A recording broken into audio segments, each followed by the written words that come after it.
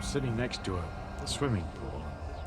Somebody dives in, and she's not too pretty, so I can think of something else. I think of the waves and things that have formed in the water, and to think that it's possible, maybe, that in those waves is a clue as to what's happening in the pool. That some sort of insect or something with sufficient cleverness could sit in the corner of the pool and just be disturbed by the waves. And by the nature of the irregularities and bumping of the waves, have figured out who jumped in, where and when, and what's happening all over the pool. And that's what we're doing when we're looking at something. The light that comes out is waves, just like in the swimming pool, except in 3 dimensions instead of the 2 dimensions of the pool. It's they're going in all directions. And we have an 1/8 of an inch black hole into which these things go. And if we want to get more information, we swivel this ball about so that the hole plays the play. So that in this space, there's not only my vision of you, but information from Moscow radio that's being broadcast at the present moment, and the seeing of somebody from Peru. Plus X-rays, cosmic rays, all these other things, which are the same kind of waves, exactly the same waves, but that all these things are going through the room at the same time, which everybody knows, but you gotta stop and think about it to really get the pleasure about the complexity, the inconceivable nature of nature.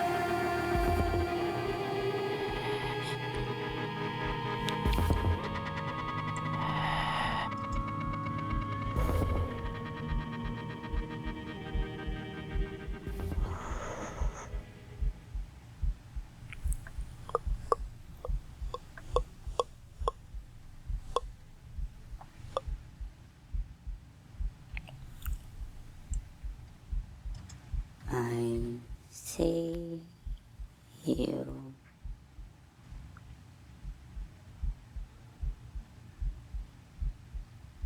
I love you.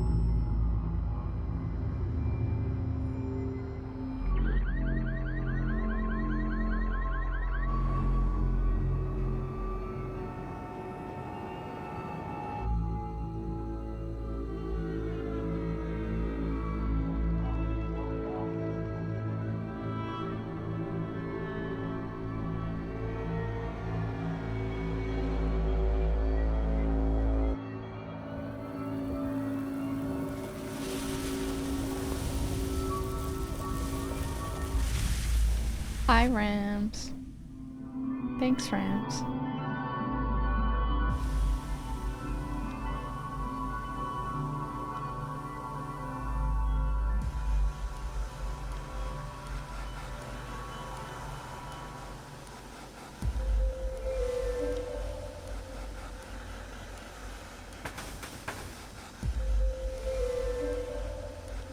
Morning. Hello. Very hot outside. It is indeed. If you love air conditioning so much, why don't you marry air conditioning? I might. I bloody might. What is this? That's really cool. What is this?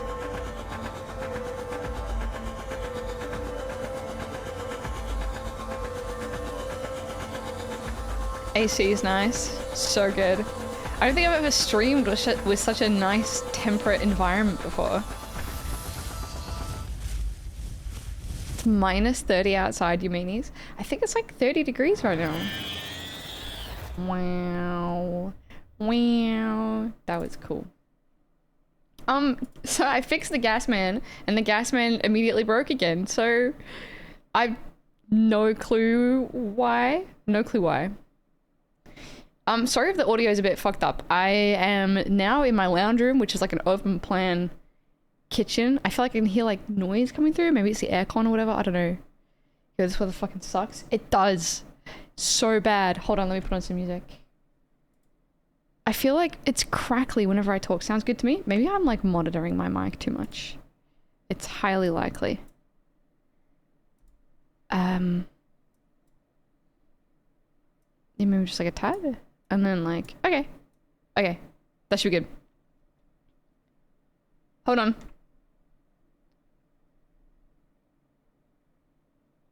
Is that good for music? Is that too loud? Oh god, I have no idea. You're gonna have to tell me like what's bad. Why did the 70% humidity hottest week of the year have to start the day I arrived? Did you arrive today? Turn music down 10%, even like now? How is it now? Tradesies who wants to trade with your Canadian friend 1-for-1. Not me.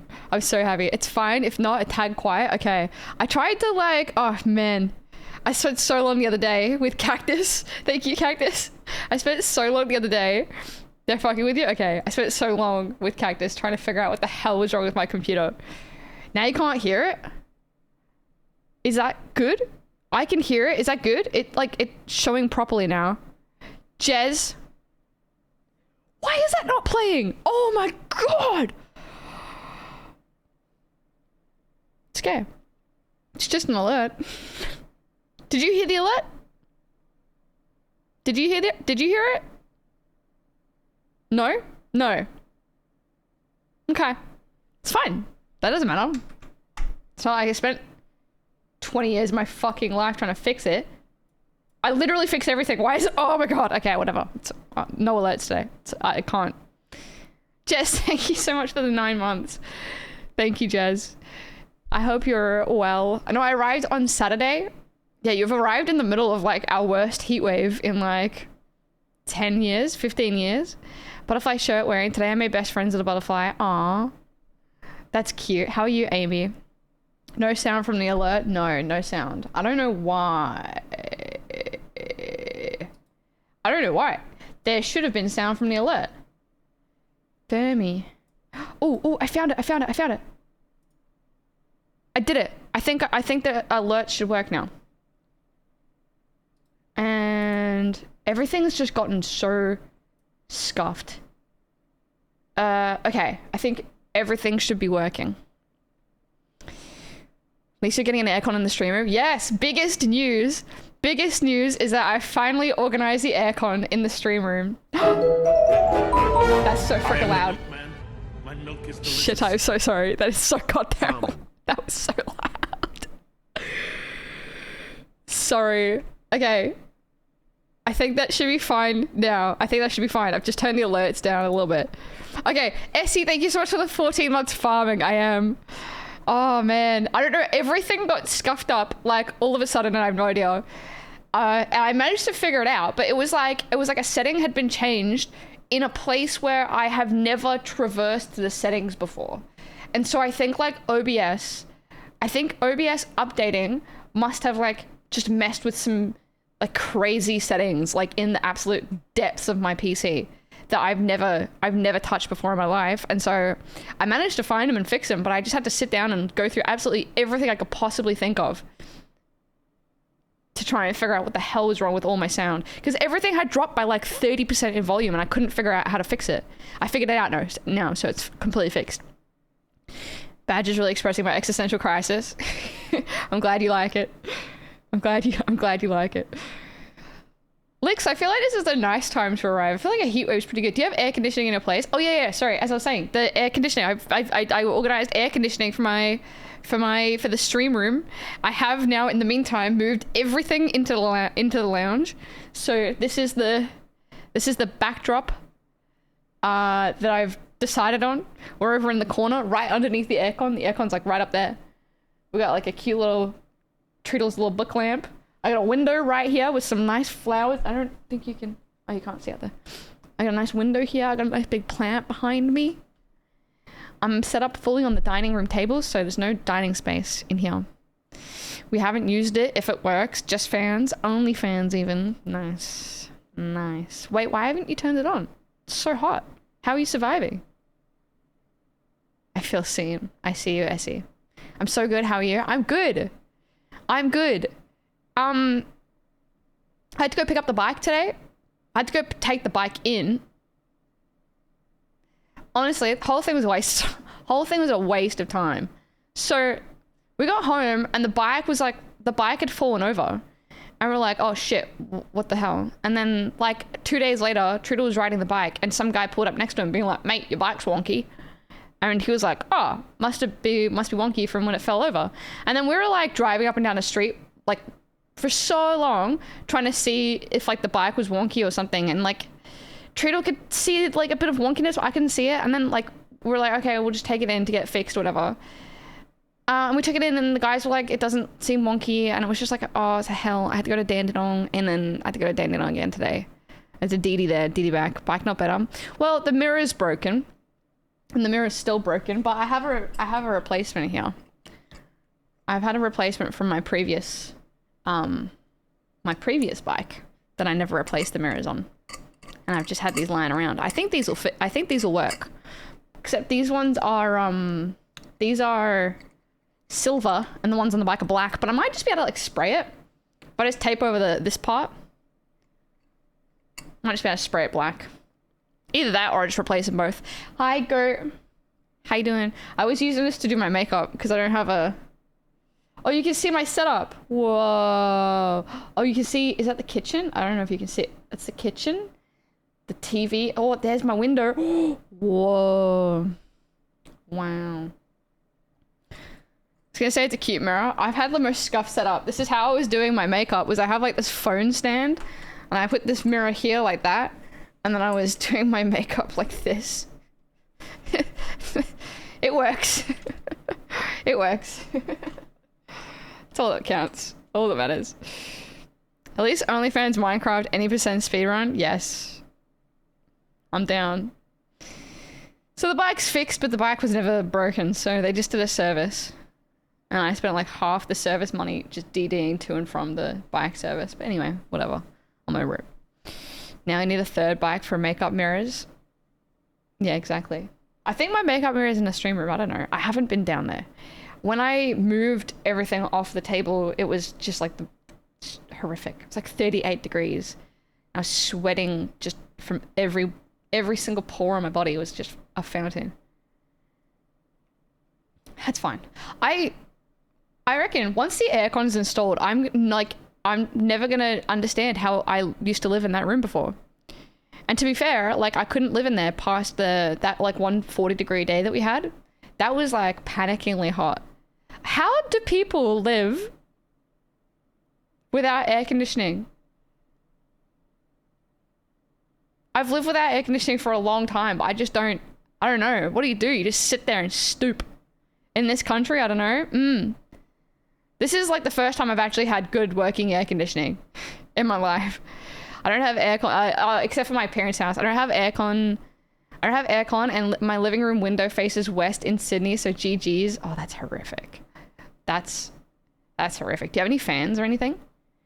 I think I recall just like laying and stooping and just having the fan blowing on my sweaty hot bod. Big fan? Yeah. Just need a couple big fans. Anyway, enough about the weather. I have ceiling fans, which helps a lot, to be fair. Yeah, so long as like something's moving around in the room, then it's okay. Got a little portable evap cooler. Run it off a power bank. Oh, that's not too bad. It's not too bad. So long as there's like moving air. If it's stagnant, then it's horrific. What if I'm the one moving around in the room? I feel like moving around would warm you up more than it would cool you down. Hello, I'm your biggest, tallest fan. Do you reckon you're the tallest of anyone in here? Evan? Is that the claim that you're making right now? I just realized that we could do a cooking stream. The kitchen's like right there. Like right, bop, touching the kitchen. I think he's like 7 feet tall. Close to it. Close to it. Who's the shortest? I'm also huge. Essie's pretty tall. Fire noodle on the street outside. Yeah, I could. I could for sure. You are soz. I'm so average height. I think I'm like technically taller than average. Being tall and lanky is how I beat the heat. Tall. Does that help? I've been frying my brain with internet drama lately. The entire like left-wing media influencer sphere is toppling. And I don't know why. I've been consuming it. H3 is back from the dead. As in like the H3 Productions channel. People are coming for Hassan Piker. T. It's like, I don't know, man. They all suck so bad.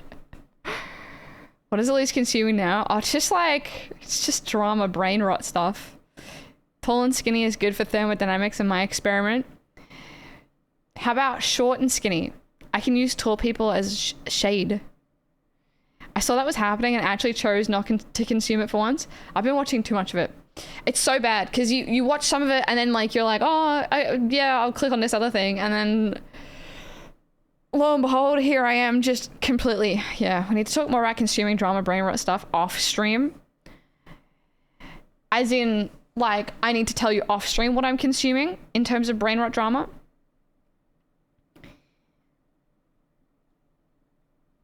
I don't even know what I don't even know. I don't know. Look, I don't even know enough about it.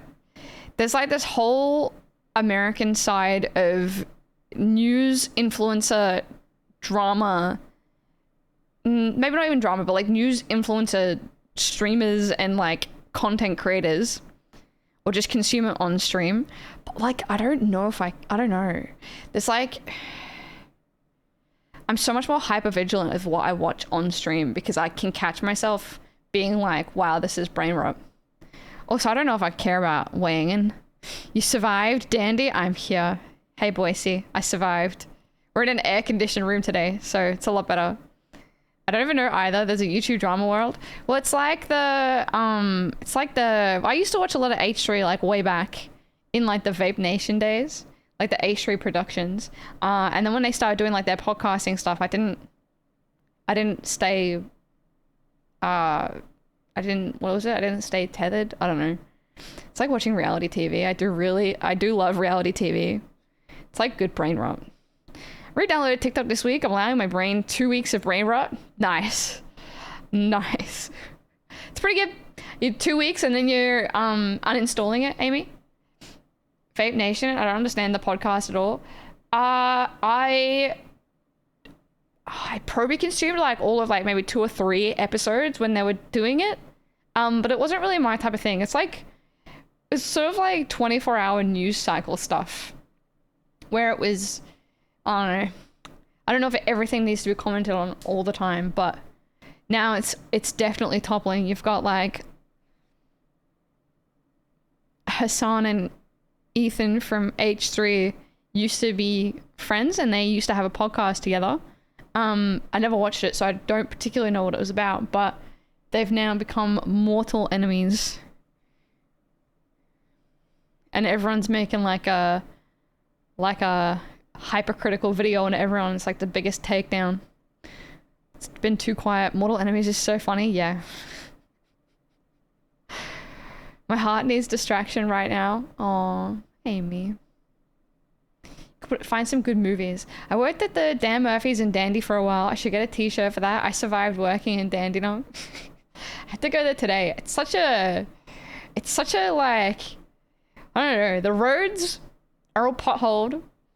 They're also massive. It's like such a through town in a way. The idea of production windows for those seems like you should be too exhausted to have a beef. Well, I think that's it as well, right? Is that you can't like actually stop and comment on. You can't stop and comment on things that are kind of like profound every single day, because there's nothing like super profound happening every single day. So you kind of have to keep people interested and to keep people coming back. You kind of have to start up some drama or whatever. And I'm not saying that like the drama recently that's been created is because people are bored. I think that there's like actual substance to a lot of it. We're running, painting, consuming all of our watch later on YouTube, so we're doing well. Nice. Very nice. Running and painting. That's pretty cool. Healthy and creative. What Elise needs is some drama and mortal enemies. I don't have any. I don't have any drama. I don't have any enemies. We had drama once upon a time. That was pretty fun. But that died off pretty quick. Maybe one day. I went to TAFE in Dandenong. Really? That's such a big drive. It's so far away. Nothing profound. Go look at the clouds right now. Are they profound? Are they nice clouds? I'll have to take your word on it. I'm not leaving this air-conditioned room all day today. I'm so excited to be here. I meant to stream yesterday as well, but then I had to take the bike in and then move all the PC stuff. By the end of it, I was like so exhausted. I just died. Same with Sunday? Why wasn't I here Sunday? I can't remember. I'll be your mortal enemy. I'll be anti-pooping in the backyard. Thanks, Cold. You're now my mortal enemy. I was reading about some micronations recently. Oh, I not volunteered, but like I signed up to work for the AEC. Whether or not they give me a job is a different thing entirely. But I've signed up to work for the AEC. So the Australian Electoral Commission. Give me a job? Yeah. Apparently it's good pay. Did AEC work during referendum? You did? AEC work during the referendum? That's pretty cool. Like the voice one? That's pretty cool. Did you do like vote counting, or were you at like the booth, or what did you do for it?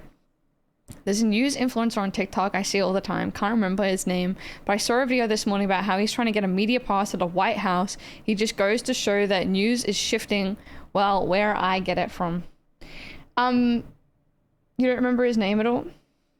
But yeah, there's did you see there's a Pew social media users and adoption influencers post about news.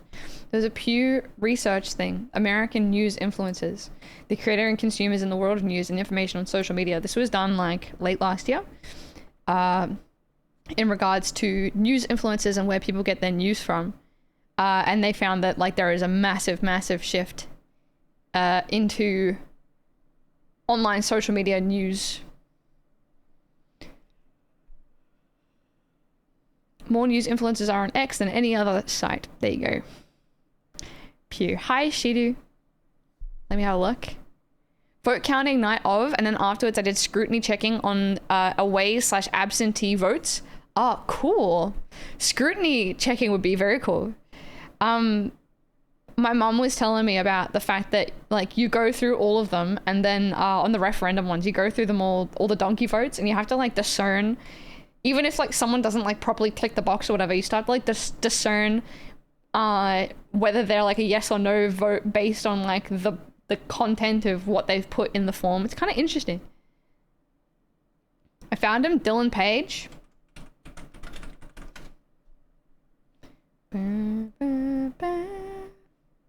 News Daddy. Who is Dylan Page? News Daddy. Wow. Let's watch some News Daddy. We had one challenged and removed since they put a heart in a box. Oh no. Challenged and removed. Instead of ticking it, they put a heart in it. I do not like that. News Daddy. News Daddy.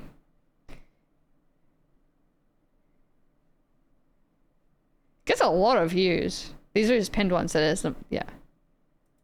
Donald Trump promised a tariff war on pretty much the entire world, and today there's already major updates. Mexico quickly reached an agreement that will see the US pause all tariffs in exchange for them sending 10,000 of their own troops to the US border to specifically prevent things like drug trafficking into the United States and illegal immigration. I'm all for They this. also agreed to begin.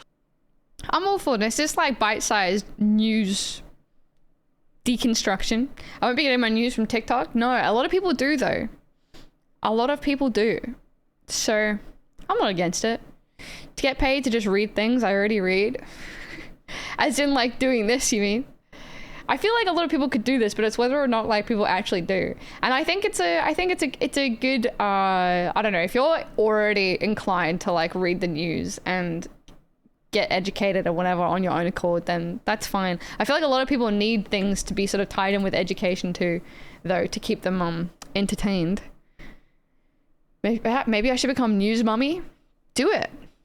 Just read news articles and upload them to TikTok with some nice sound effects. My YouTube page is spammed with US news. What does this one look like? It won't be very news related, I don't think, because I don't use it except when I'm on stream. No, it's like nothing. It's really like not political at all.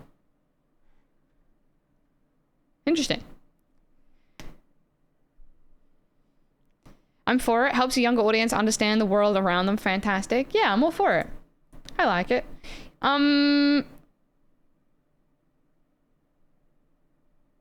Where US is in a trade war now. Was that a moist short? It was. It sure was. It sure was. That was literally the sound of the root of a tree going directly into my anus hole. Okay. All right.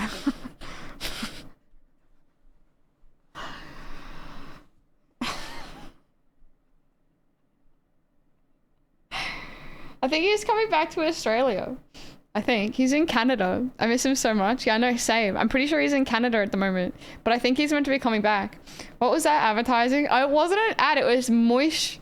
It was Papa Moish. He used to be a streamer, and then he stopped streaming to go and live in Canada for a couple years. And I think he's coming back to Australia, but I'm not sure. Funny guy, good streams. I only started watching him a week before he quit. He's got some good stuff. But yeah, he stopped streaming. But he might be back, who knows? ASMR news, put people to sleep while reading the news.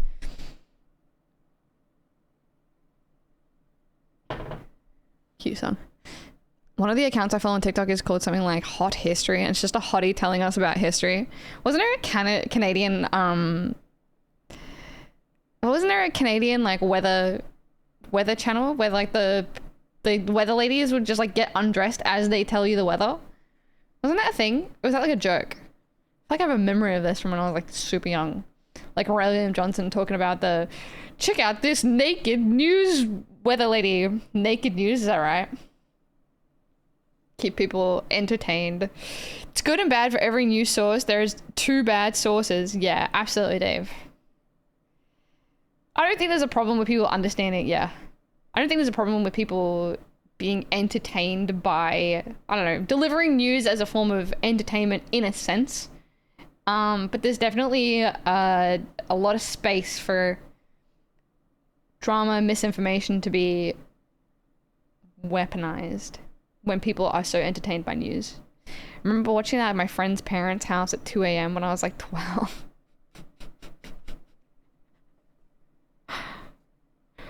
If Bonnie Blue can do what she's doing, I'm sure someone will find ASMR news a thing. What does Bonnie Blue do? Who is Bonnie Blue? There was an ABC News article about our boy. I saw it earlier. Oh. I don't know if it's here though. It's not here.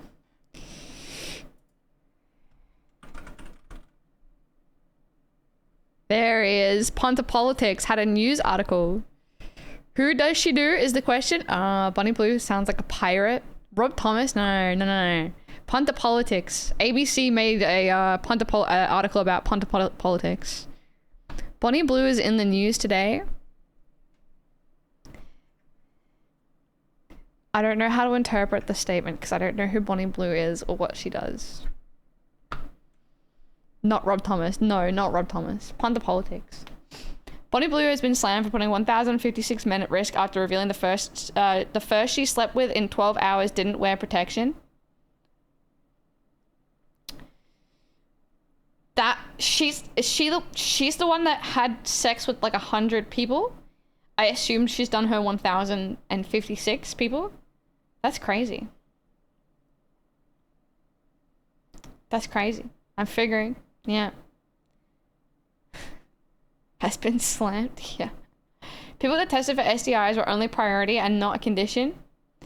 Yeah, I think I remember that in like the 100 something one was they like opened the applications and then they were saying that like they were favoring people who did have STI checks, but it wasn't like a necessary.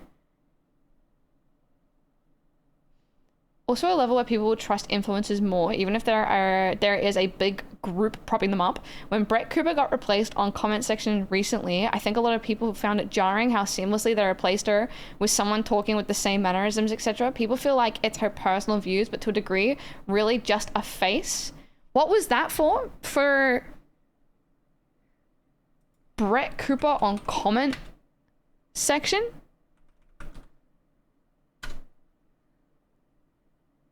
Oh,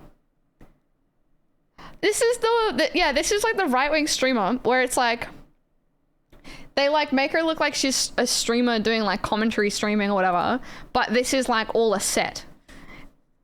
She's in the Ben Shapiro sphere. Yeah, I'm like in the exact same position right now with my knee up. Microphone. It's the exact same microphone. Hey guys. So when those Daily Wire people are just actors. Well, like the whole thing, yeah, the whole thing was like a set to make it look like a streamer, but like wasn't, right? I've never watched, I didn't know that they replaced her, but I've never watched any of her stuff. What is it? Daily Wire. Comment section. Oh, by the way, who was it that recommended this dude? Hold on. He might have gone. This guy. Someone in here said that like this guy was their friend and that he makes like good videos about Oz politics. They might not be here right now, but I ended up binging like a whole bunch of his videos and they were really good while I was working the other day. Great way to spread misinformation. Slide them in as an influencer.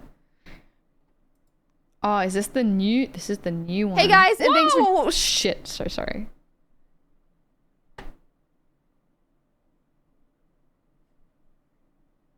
Sorry.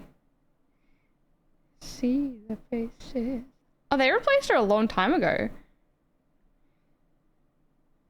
Like here. Did they just not even have like a goodbye? The beginning of the end of child mutilation. Okay. Hated girl boss. I am the milk 33 My milk months. is delicious. 33. Lilith, thanks so much for the 33 months. Hi. Wow. Hi. Thanks, Lilith. How are you doing? 3 years is in 3 months? It is. That's crazy. 3 years. That's crazy. 3 years. That's so cool. Somehow the headphones look even less organic. Like on this one. Yeah, it's the same. Is it the same room? Hey guys, thanks for joining me here on the comment section. I'm Reagan Conrad, and I want to tell you guys something that I learned about a trend going around on social media recently. One of my team members was telling me about it, and it's about this trend in which women mainly are talking about how their bodies legitimately I can't watch this. She has slept with 100 men in one day. Oh no, that's gonna be awful. Okay, hold on. Why is there vitamins?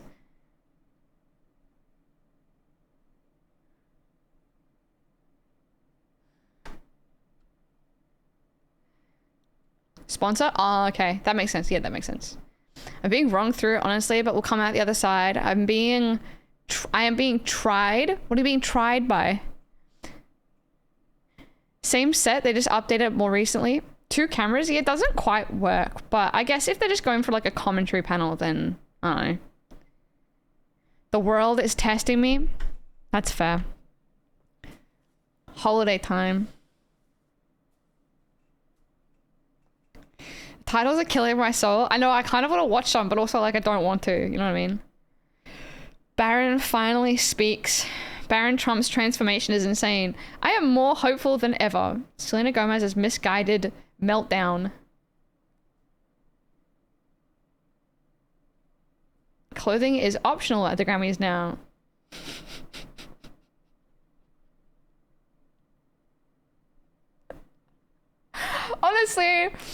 Honestly, I cannot lie. I think rocking up to the Grammys just stark fucking naked is just, it's so good. I'm so for it. Like, GG, go for it. Does he still like his suitcase? Wait, who? What holiday? I'm just saying it's holiday time. Have a holiday. I hope you're okay, Lilith. I dip back and see this. Wrong time to come back for my sanity. Sorry, we're just catching up on the comment section of the section of the Daily Wire. I'll be alright. A real power move is presenting the award nude. Wait. Did she actually do that? I didn't actually see anything other than just like pictures on the red carpet or whatever it was. Just all at once, etc. Yeah, I got you.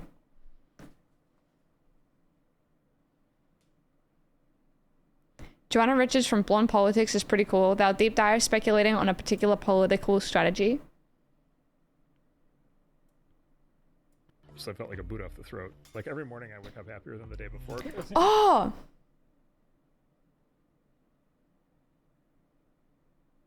I think... Hold on. I came across the Silly series very recently. I didn't realize that they had a channel where I couldn't, and this is their channel, and this is where they make videos or whatever. I came across them on like some other, this is Pix's friend.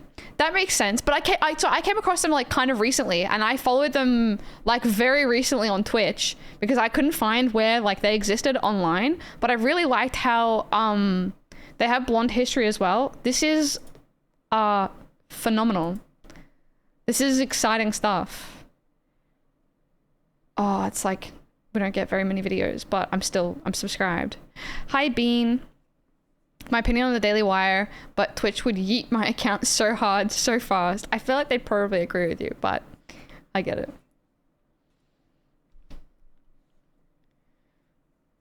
Nah, but if someone did, I guess. They probably couldn't put it on TV though. Hi Haley. The blonde philosophy video on bimboism is amazing. Does she do blonde philosophy? This is blonde does she do like, is there a different...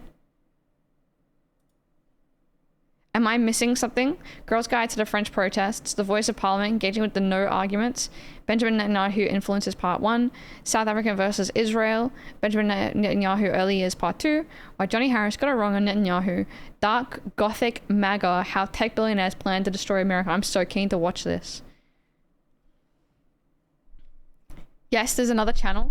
Why is it so hard to... Okay, hold on. So, Blonde Philosophy, Go Home. Here we go.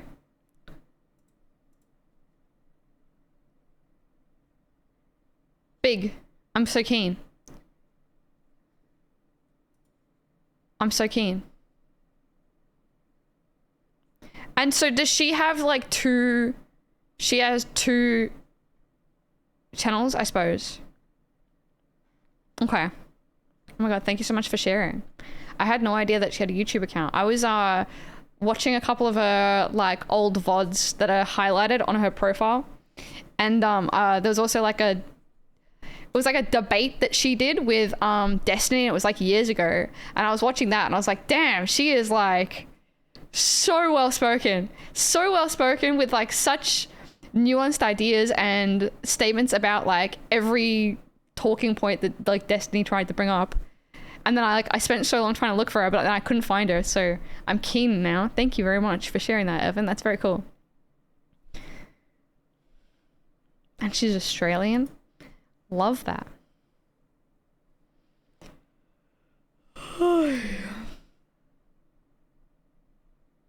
I'm going to read this Pun of Politics article. This Pun of Politics uses satire to re-engage ripped off Australians with Parliament. It's pretty big that he's got an ABC News piece about him. It's very exciting. I think he's only going to get bigger, especially leading up to the election in May. How's everyone doing? Good, thanks, Bean. I'm good, thank you. Just got a new piercing. What kind of piercing did you get? I'm on my dining room table. I don't know if you can tell. I'm on my dining room table. It's so, and dining room chairs. It's so uncomfortable. Someone else mentioned them earlier. No Lie with Brian, Tyler, and Tyler Cohen. I've watched a bunch of their stuff too. Sometimes get a little repetitive, but otherwise very active in left and has a good, a lot of good guests / scholars / lawyers, etc. for YouTube videos. By the way, the suitcase. Last time we heard Baron. This is the last time we heard Baron Trump speak. Oh really? I like my suitcase. I have to go to school now. Yeah, you will have lunch and then you go to school. Now I'm gonna go. Yeah, first you will have lunch and then you go to school. I like my suitcase. I had no idea what you were talking about before. You were talking about his suitcase. I do like Punter calls out both sides and the impact of lobbyists / big companies.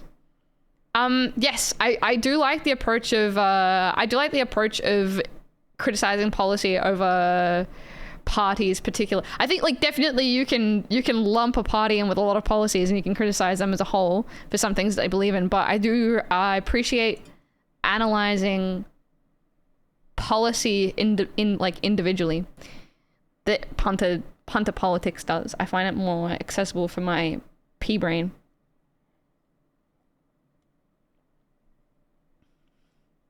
Politics is too overwhelming. And he makes it accessible. All right. How do we engage Australians in politics is the question. It's a question that arises regularly in newsrooms across the country. Hold on. Sorry. That I can see. It's just my fantasy.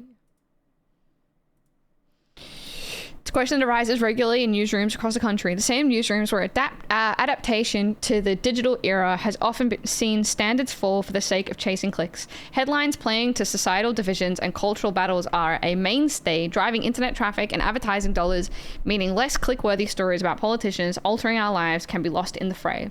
But former high school teacher Conrad Benjamin, 35, has found a different way to cut through the noise and reach everyday Australians and is attracting hundreds of thousands of followers with his approach. You get the impression, says quote, you get the impression that Aussies don't care about politics, but I think Punter Politics proves that exactly wrong, end quote, he said. In fact, we do care, and we care about the important stuff. This just isn't made as accessible, he says.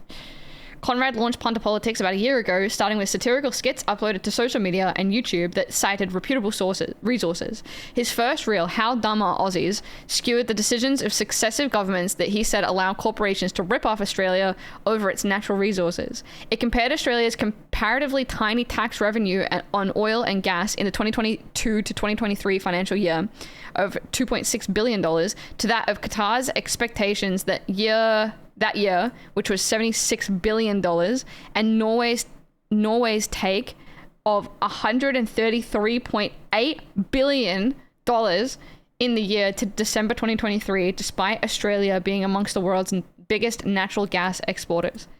God, even just that sentence alone is like a little bit mind-numbing. What politics ought to be. The reel quickly went viral and amassed 2 million views on Instagram until it was removed by the platform with little explanation. I remember this.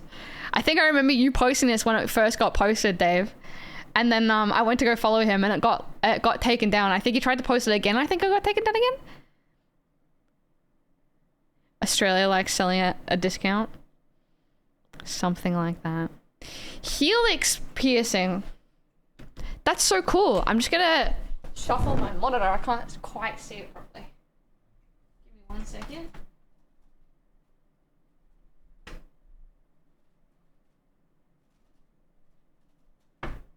Okay, I think that's good.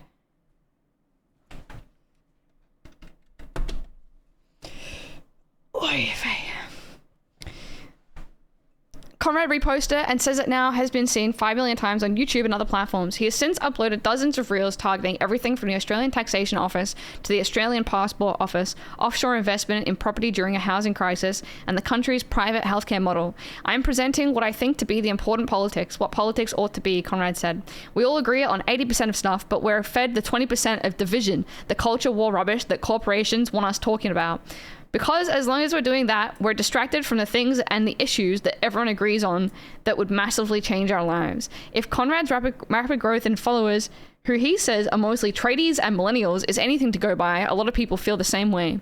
In less than 12 months, he has amassed about 330,000 followers on Instagram, set up a website and a podcast that has him joined by several politicians and has patrons backing him financially. He's also raised more than $80,000 to erect billboards across the country ahead of the federal election, a move that is sure to cause a few headaches for all sides of government as he continues to highlight Australia's comparatively small gas royalties.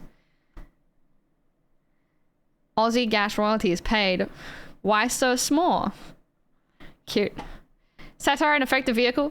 University of Adelaide media lecturer Caitlin Adams said satire was an effective vehicle for social and political commentary because humor could cut throughs to some audiences where more traditional media fell short. Yeah, but you have to have like a brand of humor that is like accessible enough. She said it had to be particularly successful on both social media where it was cheap to make and where sharing and commenting was really easily.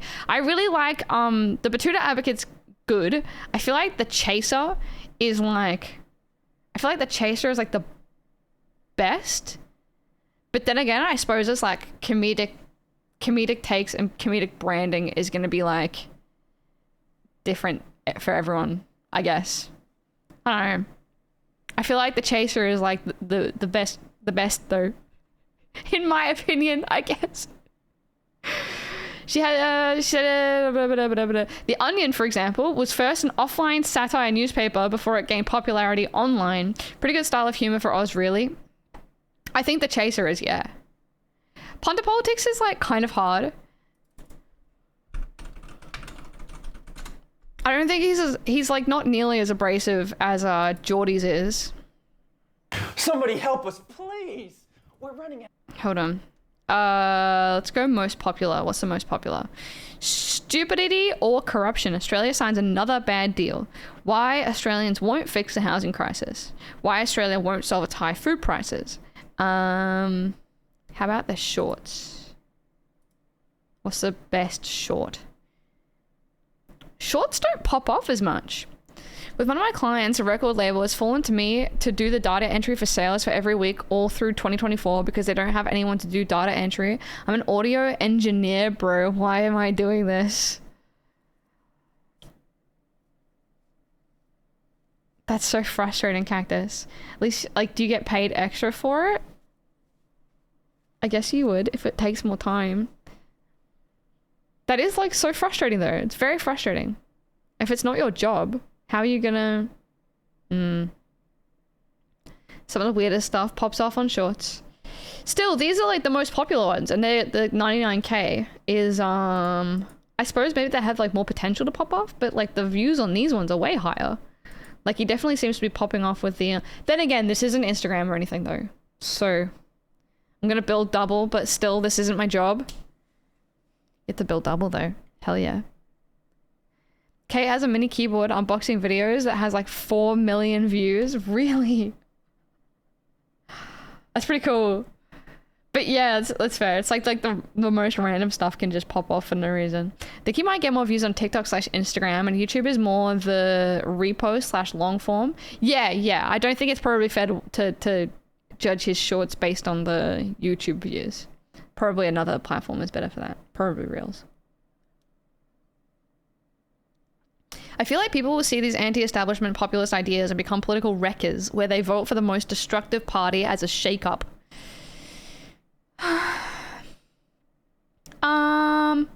I mean, that's not a bad thing. Also, I don't know if there's a party that's necessarily, like, destructive so much as it's, like, just a shake-up. You know what I mean? I haven't watched his videos, just the titles. We can watch a couple, see what they're like. I find it, I don't know, I find it very hard to engage with people's brand of comedy, but why did Brian have so many human girlfriends? What are you talking about? I think the problem is they do that anyway. Family Guy? Oh, he is talking about Family Guy. Wait, why are you talking about... What? Everyone here could probably understand difficult clients more than anyone. Yeah, he could. This captures the public sentiment and tries to explain what is actually going on rather than having them believe some bullshit about DEI and immigrants. Yes, yeah. I think what I like about punters, maybe let's watch a few. Oh, this isn't Google? Okay, dickhead. Somebody help. Let's watch a few. What do we got? Aussie's media desperate propaganda. Take a look. They think we're stupid. Aussie media's desperate propaganda. They think we're stupid. Passport scam. 5 things the government did in 2024. Australian government is forcing you to buy private health insurance. Shocking admission. Housing minister accidentally stays quiet. What about, like, the most popular? Let's try most popular, because they're all quite recent. Stupidity or corruption? Let's have a look at this most played one. Oi, punters, I hate to have to tell you this, but you just got scammed out of billions of dollars. Again. How? Well, how does it always happen, right? With corrupt, self-serving politicians. What do you mean I can't say that? Well, it was all perfectly legal. I could get sued.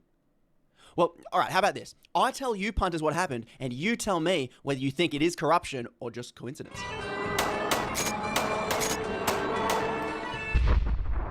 Wait, while you're there, if you like my stuff, you could give a sub to the channel. I'm trying to get to 100k before the end of the year. That would be a great help. Okay, on with it. I made this Instagram reel, and let's go through it now piece by piece, and I'll add in some bits that I couldn't fit into the 1.5-minute Instagram reel. Here we go. Here to announce a big deal that we have just signed with USA Gas Corporation Tamboran. What do you think it's going to be? Can I see that deal? It's confidential. How much did you pay them? I don't see how that's relevant. It says here $1 billion. Did you give them $1 billion? Who told you? Did any other corporations compete for this contract, or did you just give it to these bludgeons?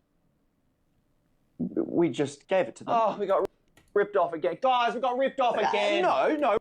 Okay, so the Northern Territory, Maybe it's like my brand of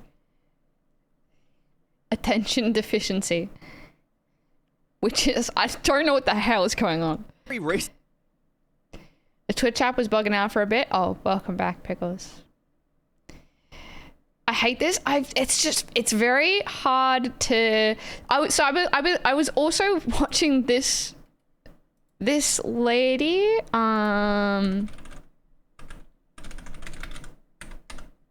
Constitutional Clarion. So I watched a bunch of this lady's videos too, because she's a constitutional lawyer. She makes videos about the Australian Constitution, and it's fascinating, like incredibly fascinating. But but I take in my head, I take in like 10% probably of the information that she's telling me, because it's so like legal language, legal whatever. Hi Fugazi, are you working today? My latency for my internet has been fucked all day. 5G is normally okay, but for some reason today it's unbearable. Towers have burnt down. Granted, I like my information in a more clear-cut and to the point presentation.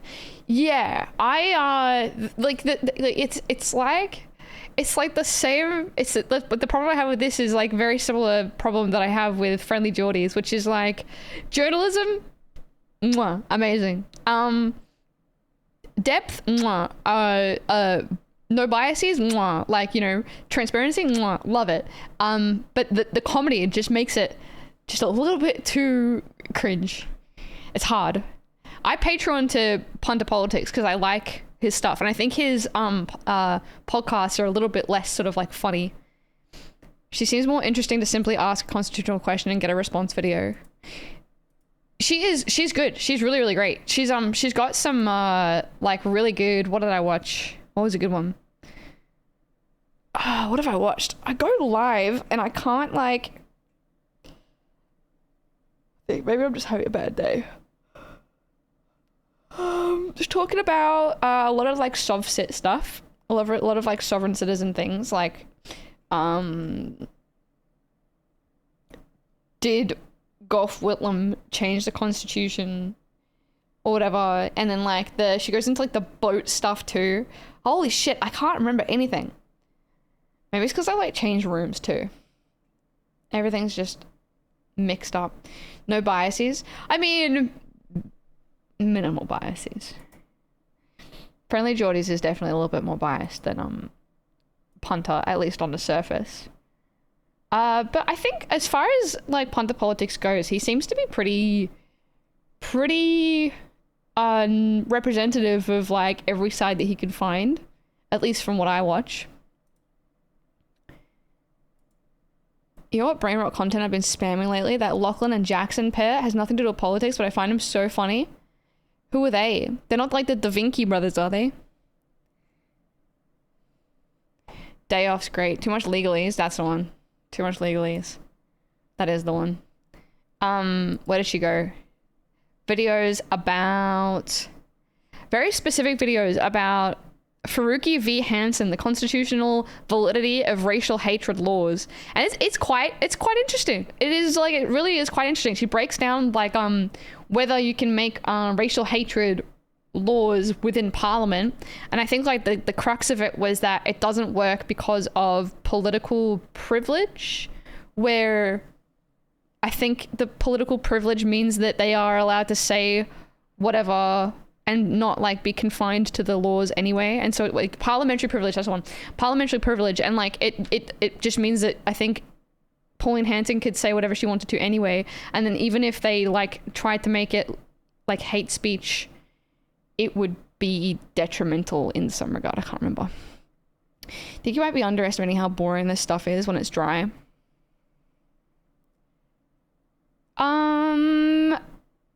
Yeah, I think I don't want to call her necessarily boring, but this one, like Constitutional Clarion, is quite boring because it is quite dry, which makes it very hard to like take in a lot of what she's talking about.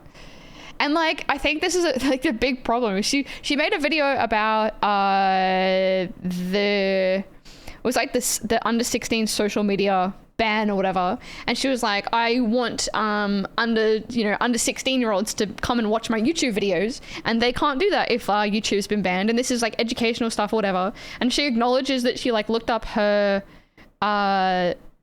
demographics that watch her videos, and she's like, turns out 0% of my viewers are under 16 years old, which is a shame because I want them to understand about politics or whatever.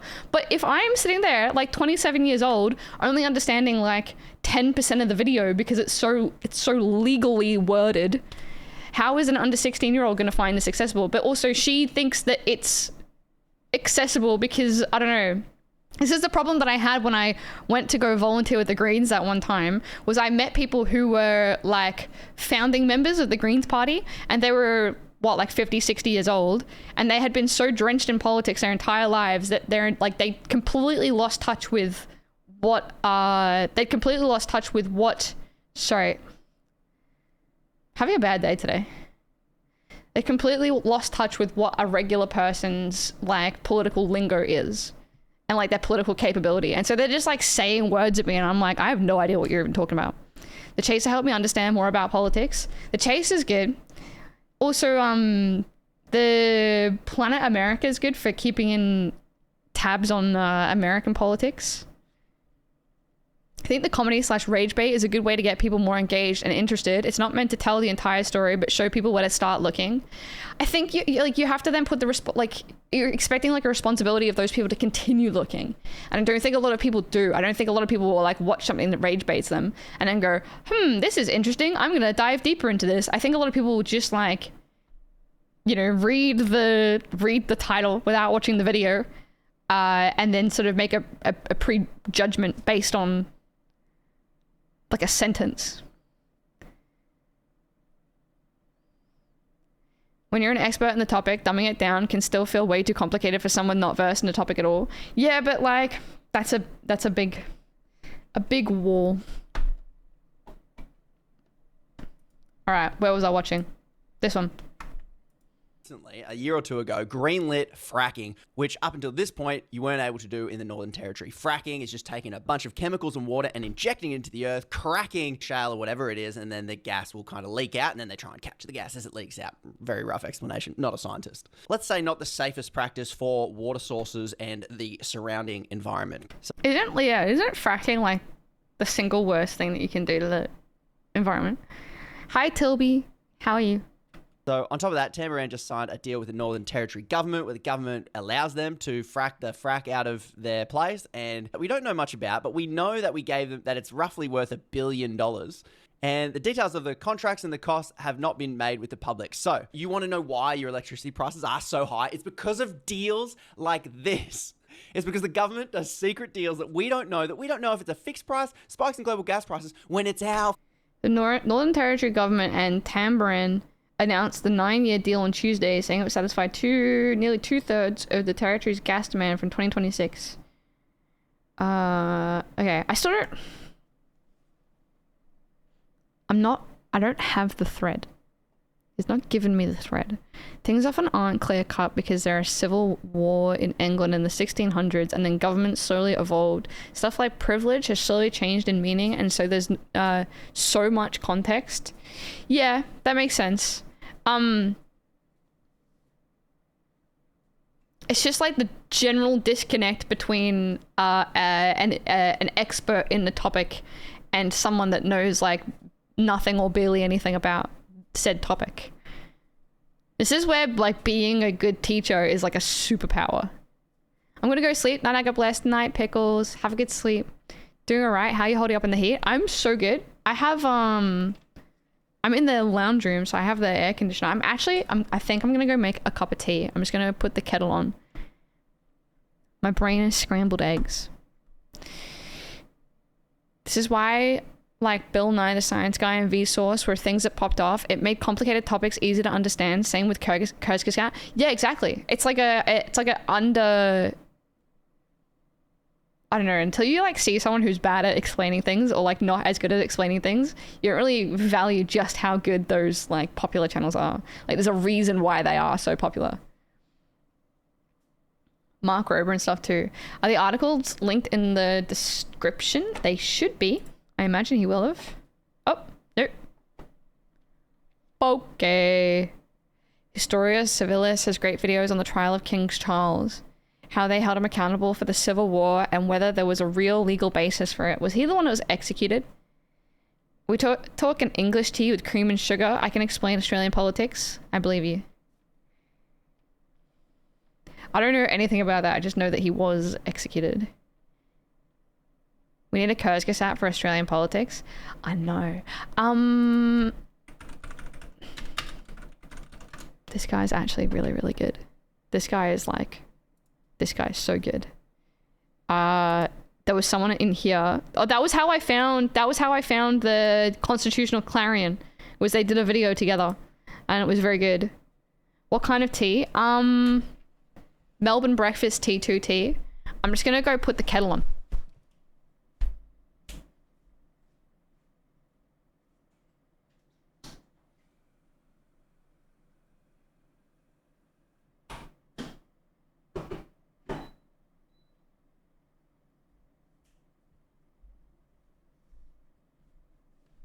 I'm back.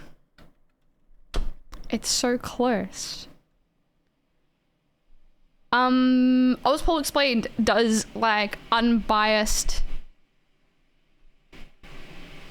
Oh my god, I think you can hear the kettle. I'm so sorry. Oh my god, I'm so sorry. That's how close I am to the kettle. I apologize.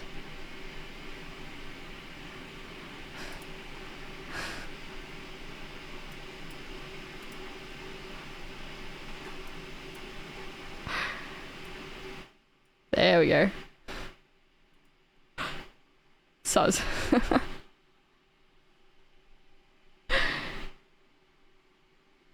Is it a kettle or are you farting? It's the kettle. Did you get the pegging t-shirt you like so much? It's coming in the mail, yep. I think your CRT TV is running. It's so fucking loud. I don't know why it's so loud. I'm so sorry. Okay.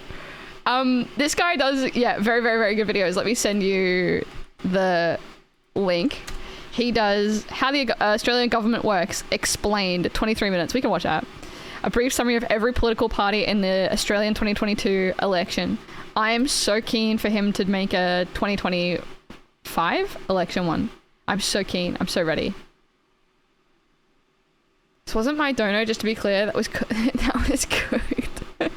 I've got it coming in the mail. I did get the I did get a black oversized one instead of the pink one because I figured I would wear a black oversized hoodie a lot more than I would wear a pink one. I feel like I have to be in a very specific like kawaii mood to wear a pink hoodie. Can we watch a kettle sound YouTube to get the kettle sounds back? I could just turn up my threshold and you can hear the real kettle. A real conversation starter, yeah, I know. I'm gonna have to wear it on stream too. So because I've volunteered to work at the AEC this election, I'm actually so excited. I hung out with my mum on Sunday and I like told her that I was like thinking about working at the AEC and she was like, oh, I did that. And I was like, no way. She did that for the referendum and she was telling me all about it and like the whole process or whatever, and it made me so pumped that like the first thing I did when I got home was signed up to work at the Australian Electoral Commission during the election. And now I'm like so keen. I can like work on weekends and I can do like the overnight count and I'm so keen. But one thing that you have to do is, one thing that you're like bound by is not being a like political activist for a specific party or against specific parties. So I can't volunteer with the Greens. Not that I was necessarily going to, but I can't like volunteer for a party. And I also, if I get picked, I probably would have to be a bit less biased about my political analysis for the time being, which is it's a pretty fun goal, I would say. Kettle's ready. If you give me a pink hoodie, I'll wear it even when I don't feel kawaii. Cute. Hi, Callie. Elise vote rigging arc begins now. Never. I like after watching all of Constitutional Carrion's videos, I didn't watch all of them, but after like listening to a whole bunch of them, I got like such a goddamn stiffy for the Australian political system. I feel like, and maybe if I understood a lot of political systems, I would feel similar. So I don't know, but I feel like the Australian like political climate has to be like, it's just so well made. It's so like democratic. It's so fair. Like not only do we have preferential voting, but we have mandatory voting, which is like, it's just like we've got all the Thanos rings for like the best the best political climate, I feel like, in the world. I don't know, maybe I'm wrong. Maybe it's like a Scandinavian, like, I wouldn't be surprised if like Scandinavian countries do it better than we do. But it's so good. It's still fucked. I'm not surprised. And like when I say political climate, I don't mean like the corruption that is allowed within it, but it's more like the political rights and like the constitutional rights that are upheld to maintain what we have in terms of mandatory voting. Mandatory voting is like the best thing that we like. It's so unbelievable that we have it. It's so good. Preferential voting, there's only like one or two. I was looking it up. There's only like one or two types of voting that are like more democratic and representative than preferential voting, but they're like quite a lot harder to wrap my head around. I think one of them is like the rank voting, which is not rank voting. Yeah, maybe rank voting, where you like, it's like star. I think it's called star, the star rank voting system or something, where you assign a certain number of stars to a candidate, and then there's a video. I'm sure there's a video. I'm like 100% certain there's a video. I think it's like star voting. Yeah, star voting. Hold on, I'm gonna make my tea. There's a lot of big girl words in these sentences. At least doesn't support the Australian cricket team. Some people hate both of those things, interestingly, the mandatory and preferential voting.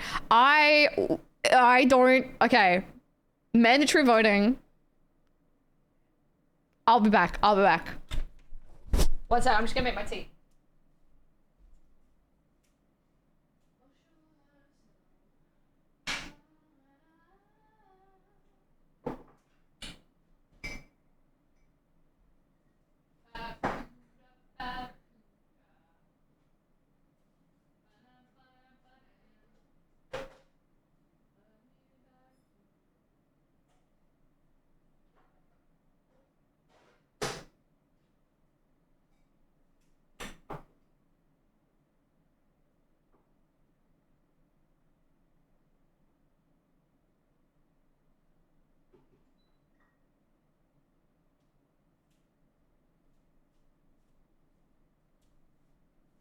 Hello?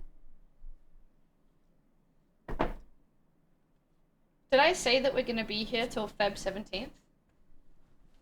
Feb 17th is when they're coming to set up the air conditioner, coming to install the aircon. 1.8 grand. 1.8 flippin' grand, and I had to pay 30% upfront as a deposit. Ew, I know. So it's like, I think it's like 700 for the install, and then it must be like 1.1 for the, sorry, 700 for like the unit, and then 1.1 for the install with like all the electrics and whatever. At least I'll have aircon and heater by the end of it. So. Copy and paste. Star voting is an innovative voting method that incorporates many of the best elements. Sorry, yeah, so we're going to be here till the 17th, until it's installed. I've decided that I'm not going to move back in until there's an aircon in there. And I'm also going to use the time away from the desk. I've taken everything off the desk, use the time away to sand it and oil it, because I never did that when I first got it, and I've just been like crossing my fingers every day, praying that I don't spill anything on it, because it's just like raw wood. Okay, star voting is an innovative voting method that incorporates many of the best elements from previous proposals to better deliver on the goals of the movement. With star voting, voters can show both their preference order and their level of support for their candidates. The two highest scoring candidates overall are finalists, and whether or not your favorite can win, your vote goes to the finalist you prefer, so you can vote your conscience and your vote makes a difference. Mandatory voting at least 2025 right before ending stream, no outro. I cannot tell you how in support of mandatory voting I am. Like, I cannot. It's like the downside is like, the downside argument is like, well, if you have mandatory voting, then you're like forcing your people to engage in something that they don't want to be engaged in. And it's like, but the upsides are so much, like, means so much more freedom for everyone. People are uninformed or actively malicious and should not be taken into consideration. I feel like, yeah, I feel like people who aren't, I don't know, Preferential voting is basically why we have independents elected. Preferential voting feels like there's like, yeah, so much more opportunity for representation. The difference between preferential voting and star stands for something. Hold on, there's this video here. It goes like, it's real short. Star voting explained in less than 1 minute. Star voting is kind of a combination of score voting and ranked choice voting. Star stands for score, then automatic runoff. You would vote in the same way you would vote for score voting, so you'd rate candidates on a numerical scale, typically between 1 and 5, with 5 representing best and 1 representing worst. However, what makes star voting different than score voting is how the votes are counted. There are 2 rounds of counting the votes. In the first round, or scoring round, all of the scores for each candidate are added up. The 2 candidates with the highest scores are selected as finalists for the second round. In the second round, or automatic runoff round, the finalists face off on every single ballot. Whoever of the 2 have a higher score on each ballot gets a vote. If both of them are tied, neither of the 2 get a vote. At the end of the second round, whichever finalist has the most ballots with a higher score than the other finalist wins. It's a little bit hard to like wrap my head around, but apparently it's better than preferential voting. I don't really understand why, but people who hate it don't know how privileged they are. Very much the most first world of first world problems. People can enter a blank ballot if they want as well, and it's so easy for us to go vote. It's like 15 minutes of the day. It's the upside of mandatory voting. The upside of mandatory voting means that the government is incentivized to make it as easy and simple as possible for us to go and vote. And so in America, where they don't have mandatory voting, there's things like voting restrictions, making it like inaccessible for certain people. They only open the polling booths for like a certain amount of hours on like a certain kind of like weekday or whatever. And people like line up in like the cold AF weather outside to go and vote. Making it hard for people to actually go and be able to vote. Whereas for Australians, we do our voting on the weekend, and it's like every single suburb has like a polling place, or like every single like area, I guess, has a polling place where you can go and vote. And like they're expecting you, they're waiting for you, they know that you're coming, you go there. We also have like a democracy sausage, which like instills it within like the culture, which is fantastic, and like everyone sees it as like their civil duty to go and vote and cast their ballot. You can always early vote as well though. We're talking about Australian Idol? Yes. Voting centers also have open places in the weeks leading up. Yeah. And like if you can't do you can also do like an absentee vote as well if you need to. I never got a sausage. I think it's bullshit. I never got one. There should be one this year for you. Weekday voting during work hours is disenfranchising as fuck. Yes, absolutely, 100%. It's fantastic. They make it like they're incentivized to make it so easy for us to go and vote. What is that more populist for rank star voting? Star voting? I actually don't know. I just looked it up. I was like looking it up, like what is a better voting system than, okay. Different types of voting systems. Definitions of voting systems. Electoral Council of Australia and New Zealand. Types of elections. Types of voting systems. electoralreformsociety.org.uk. Electoral system.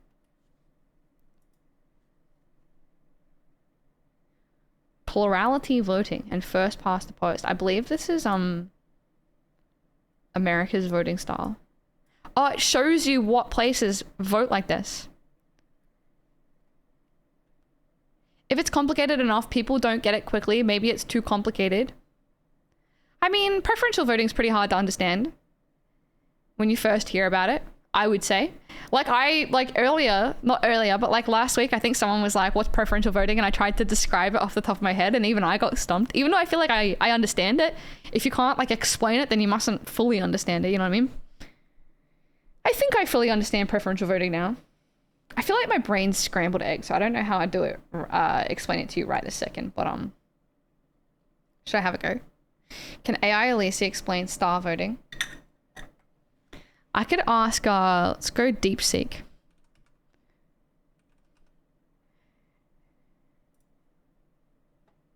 Can you explain the differences between preferential voting and star voting? Keep it simple, please. How does preferential voting work in the Senate? God. I don't know the difference for the House of Representatives and the Senate. Because don't we vote on the upper house and the lower house in the election coming up? I'm not sure, but I think the only other system we've got actually in use and in SA is first past the post. We don't have it in Australia, do we? Me asking AI to ELI 5 and TLDR. Exactly. That's me. Too hot for thinking? A little bit. A little bit. Just scrambled egghead for now. My 18-year-old sister posted on Instagram about how dumb us older people are for not understanding preferential voting. I joked.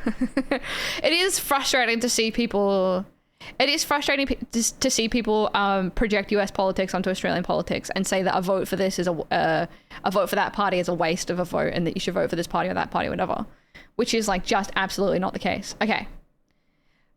Simple breakdown on the key differences between preferential voting, ranked choice, and star voting. Preferential is ranking candidates in order from first, second, third, etc. You can't rank two candidates equally. Whereas in star voting, you can score each candidate on a scale of 1 to 5. You can give the same score to multiple candidates. So you would put like your favorites, I guess, as like number 5, or maybe like one favorite is number 5, and then like the other parties that you really like but not as much, maybe like number 4, and then the parties that you like the least, you give them like a 0 or a 1 or whatever. Counting votes. Preferential for counting votes is if no candidate gets a majority, the last place candidate is eliminated.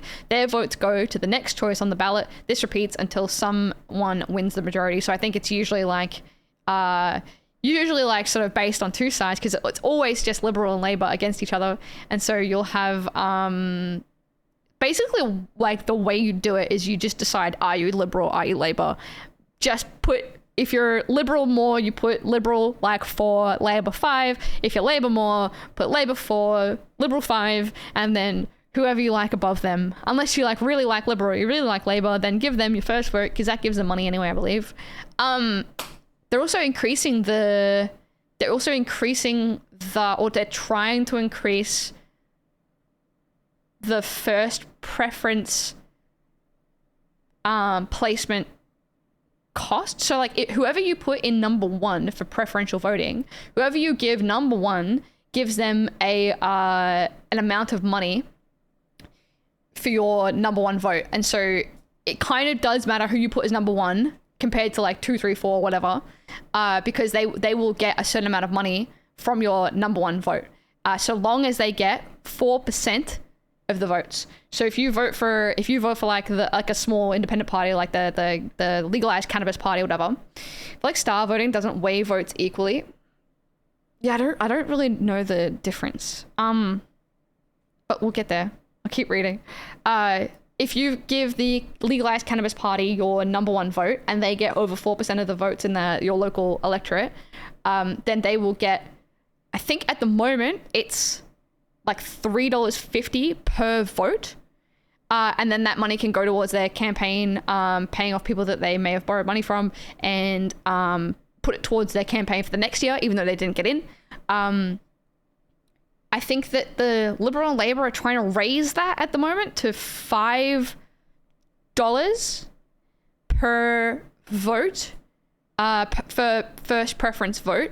But I think what they're trying to do is raise it to $5, and then they're trying to also cap independent donations they're trying to cap like donations and like money for independent parties. I think it's in a bid to try and get rid of the Teals, but also Clive Palmer too. It's like something that's like the Liberals and the Liberals and Labor like got together and decided that they needed to take down the independent parties that were rising up through the ranks. And they were like, what are we going to do? So we're going to cap their spending. Something like that. I think they capped it like $800,000 or whatever. So I think like I'm not 100% sure. But it was like something that they came together to make a bill, and they tried to pass it to cap political funding for independents. Dark money, political donations, Labour coalition, Liberal Greens. Okay. I'm doing Greens first, then Independents or Teals, depending. Then Nationals last, with Liberals right next to them so they don't get lonely at the bottom. Good on ya. My whole desk is so different. Dark money totaling $67.2 million flowed to Labour, Coalition and Greens in 23-24. Source of tens of millions of dollars of donations hidden according to analysis of AEC data, with government under pressure to reform electoral laws. Is this recent? Yeah. Almost $70 million of dark money flowed to the major parties and the Greens in the past financial year. A Guardian Australia analysis reveals as the Albanese government pushes pass laws to overhaul the opaque political donations regime. The Australian Electoral Commission published the latest annual figures on the political donations on Monday, providing a glimpse into the big money sloshing around the federal politics.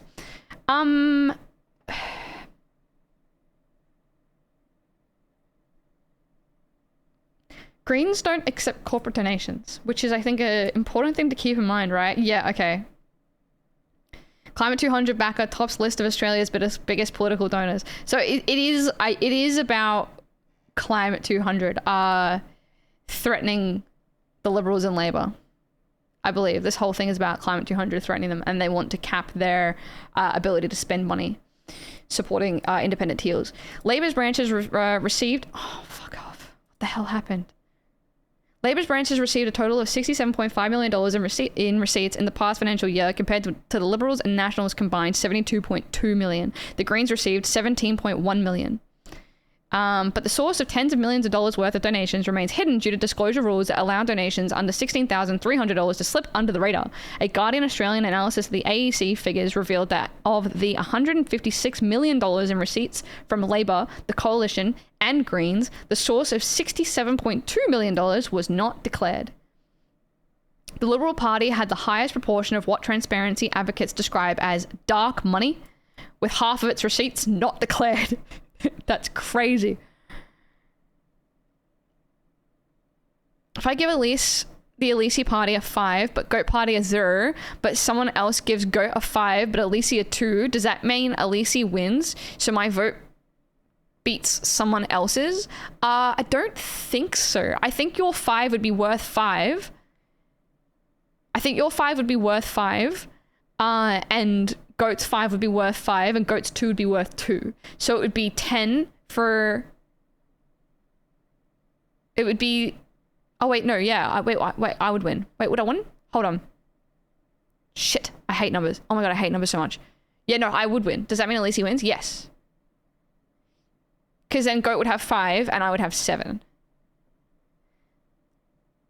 The way I interpret it is that since there are only 2 parties, Elise will win with a higher preference but equal votes.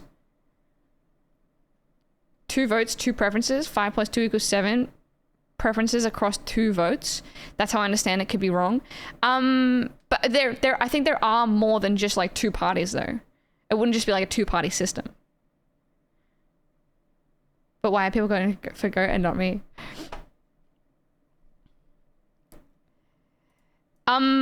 Okay.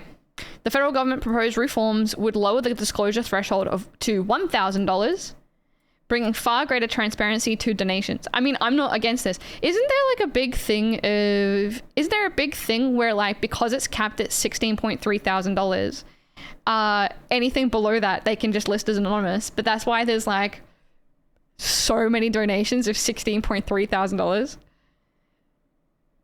Because they can just like split it up. You're telling me no one has voted WF for it? Not that I've heard of. Here's the thing, I can donate through the Mineral Council, the Mining Council, and Anti-Environmental Protesters Club, the Alien Mind Control Golf Club, etc. to obfuscate all my assorted donations to the Voldemort party. Yeah, exactly. Yeah, exactly. A Guardian Australian analysis of the AEC figures revealed that of the $156 million in receipts from Labor, the Coalition, and Greens, the source for $67.2 million was not declared. The Liberal Party had the darkest. The federal government's proposed reforms would lower the disclosure threshold to $1,000. The chief executive of Transparency International Australia, Clancy Moore, said the scale of dark money highlighted the need for change. We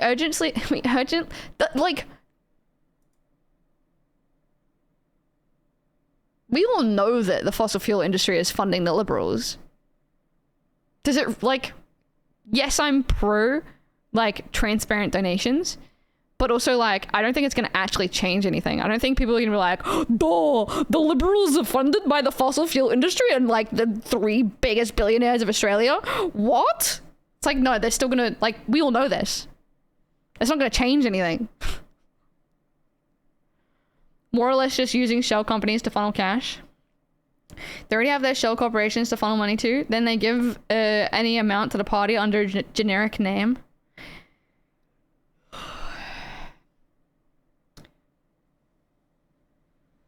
We urgently need the Parliament to pass laws to introduce real-time disclosures of donations, lower the donation disclosure threshold to $1,000, and close the MCG-size loophole to the definition of gift that allows millions in dark money to line the pockets of the major parties, he said. Labour is yet to clinch a deal to pass its electoral laws ahead of a scheduled debate on this in the Senate on Thursday. What day is it today? Tuesday? Labour, the new regime would cap individual donations at $20,000 and limit spending to $800,000 for each electorate, or $90 million nationally during a federal election.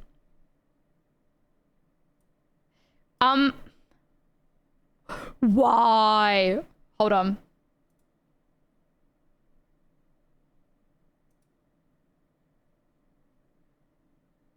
I don't know if you could hear that. I think everything's broken. Everything's so broken. Why? We also need to stop that golden parachute crap. The New South Wales Health Minister and their cronies have all invested in this huge private medical group and are just tanking whatever they can right now. God, I don't know anything of what you're talking about. But I want to. Anthony Albanese has indicated the government was open to split the legislation to get it through the Senate, with Labour sources adamant the government is willing to deal with either the Coalition or the Greens and the crossbench. But crossbench sources believe Labour wants to strike a deal with the Coalition that could disadvantage minor parties and independents. The crossbench's Kate Cheney and David Pocock held talks with the Special Minister of State Don Farrell on Monday to push the case for the legislation to be carved up. Under their proposal, the caps would be referred to an inquiry while the remainder of the bill would pass. The caps are designed to restrict billionaires such as Clive Palmer, who pumped almost $120 million into his United Party, Australia Party ahead of the 2022 election. The mining magnate was conspicuously absent from the latest AEC figures after topping the list in recent years. The share trader Rob Keldulis and his investment firm Keldulis Investments were revealed as the biggest single donor in 2023 to 2024, pumping $1.1 million into the Climate 200 fundraising vehicle that backs community independence. Who is this guy? Can I give him my bank details? I like the climate. Who is this guy? Why is there nothing about him? This dude? Oh, he looks like a cool guy. Look at his roughed up jeans. Look at his roughed up jeans and his cute little pink chair.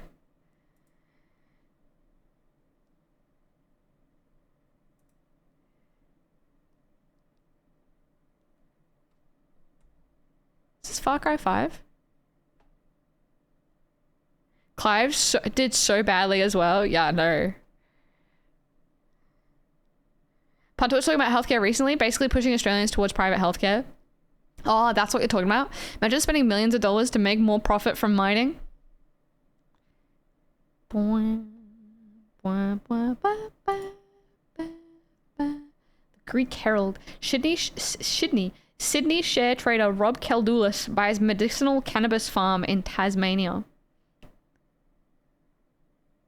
There's like nothing about this guy and he puts so much money. Okay. Anyway.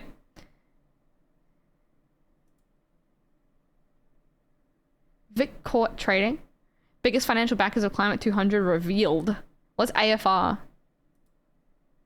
Right Centre. Financial Review. The Australian Financial Review. Okay. Anyway, this is going to tell us about it as well. Yeah. Thanks. Sorry, I gotta move my monitors again. It's like kind of obfuscating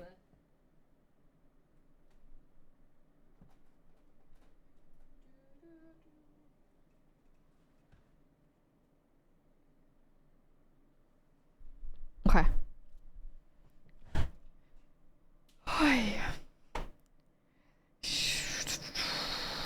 The Visi chair, Anthony Pratt, was the second biggest donor, handing $1 million to Labour.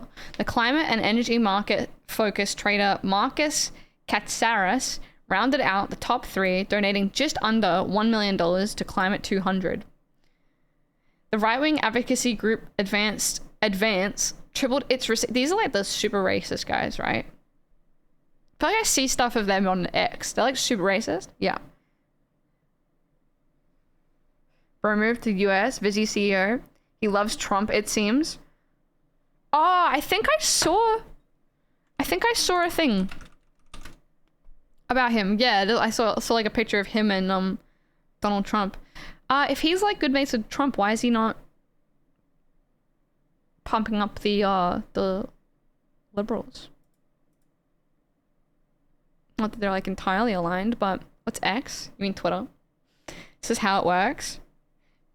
He would have been at Mar-a-Lago. Well, good for him. Right-wing advocacy group Advance tripled its receipts last financial year to $15.6 million from the $5.2 million in donations it raised the year prior. The group has pledged to expose the Greens as Australia's biggest threat to freedom, security, and prosperity. Sorry, I'm doing my evil biased voices. Their like whole thing is can't vote Greens, not this time. They really hate the Greens. Ew, did you say X?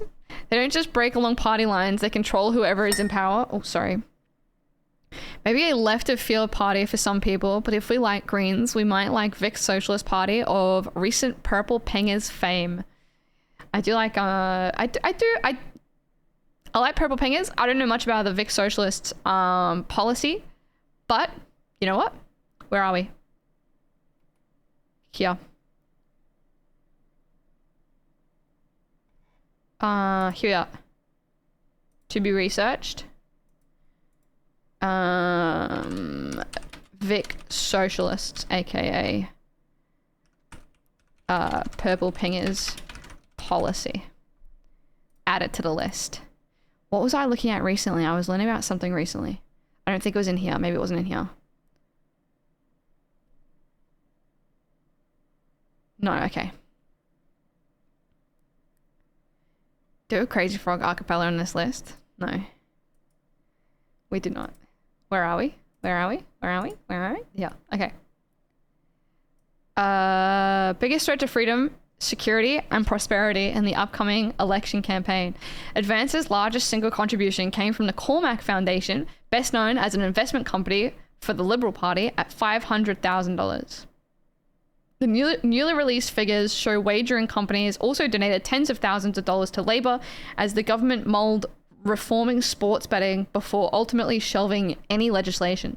Sportsbet donated $88,000, Tabcorp $60,500, and the peak body responsible Wagering Australia gave $66,000. The two major parties continue to receive donations from fossil fuel companies.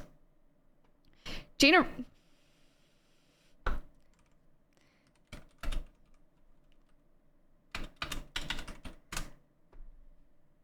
Quick recap. The Teal Party, Climate 200 backed independents below. Politics, yeah, what about Gabagoo? What about Gabagoo? Slug, thank you so much for the 20 months. How are you doing, Slug? How are you? Fucking ban sports bet ads, you can't. I'm pretty sure the Greens are currently trying to make a deal with Labour to get through some gambling restrictions. I think they're trying to work together at the moment, but I'm not 100% sure. I haven't looked into it. I'm a former shell of myself. What's the matter? What is the matter? Okay, quick TLDR, Climate 200, backing the Teal independents. They are pro-science, pro-climate, pro-women, and I was reading an article about one of their biggest, best named teals. They're like, oh, Zali Stegal is an amazing teal. I looked her up, and she got over $100,000 from coal investors. How? They should have to sign a thing being like, no, I will not accept money from fossil fuel industries. Like, okay, hold on. Zali Stegal, who is a Climate 200 independent teal, defends $100,000 donation from coal investor, saying most people have through super. Okay, I'm here to learn. Hi, Gwen. How are you, Gwen? Are you political, Gwen? That's so scummy. Dude, I learned about this and I was like, no, they fucking don't. Even if they fucking do, we're voting for you to make a change. We shouldn't be beholden to our super. Like, your morals shouldn't be beholden to what we are doing with our super because we have to. Like, this is our retirement. You are a politician. These are not the same. These are not the same, and you cannot say that I'm allowed to accept $100,000 from the coal industry, even though I'm a Climate 200 independent teal, because your super has to be tied to the fossil fuel industry. That is not a reason that she is allowed to do this. This is insane. Like they should defund her. You should be defunded and let go of Climate 200 if you do this kind of behavior. It's like, great, okay, you got passed on our $50,000 or whatever that we backed you with initially, and then you fucked off and you accept $100,000 from the coal industry. You're definitely a traitor to the cause. We're not going to fund you anymore. We're not going to back you. Take our Climate 200 sticker off your name. Bye.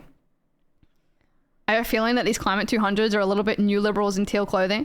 They definitely are. They definitely are.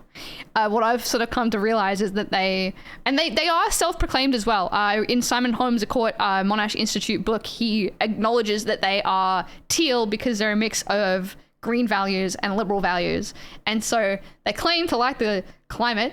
They claim to like, look, I'm Tim pooling this situation right now where I'm reading the headline to you and I'm getting mad.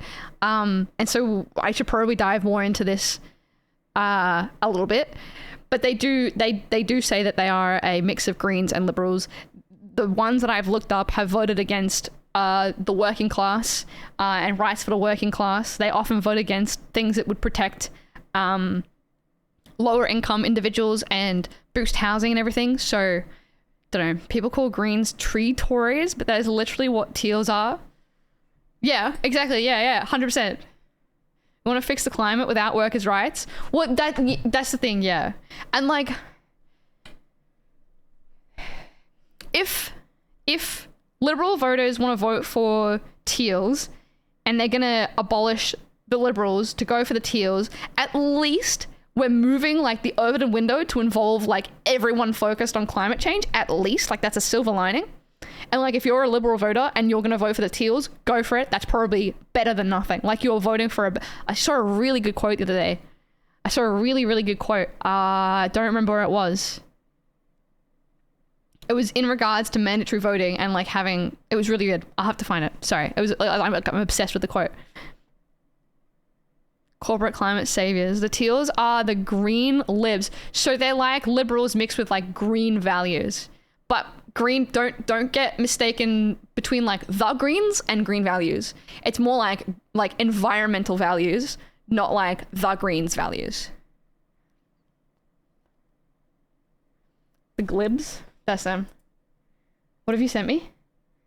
Oh my god. Is that rice?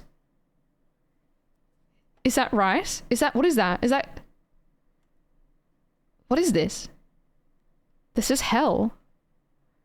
It's for the liberals who are embarrassed to call themselves liberals. It's for liberals who don't agree with climate change denial. Pretty much. Hi, Kirk. What's up? How you doing? I try to be, but I'm dumb. That's what I am too, Gwen. I'm trying a lot. I'm trying. I feel like I'm very dumb, and I feel like I get very invested in like doomery with American politics. And I'm like, well, I have no idea what the fuck's going on in my own country, so should probably make it my goal to try and get educated. All independents aren't teals though. No. Only so I believe that like the teal independents. So the teal independents are teals because they are backed by Climate 200, which is a liberal green mesh. Climate 200 being the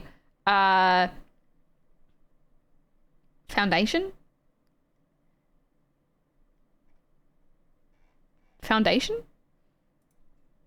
hold on. What are they called? Organization. I'm a defeated man.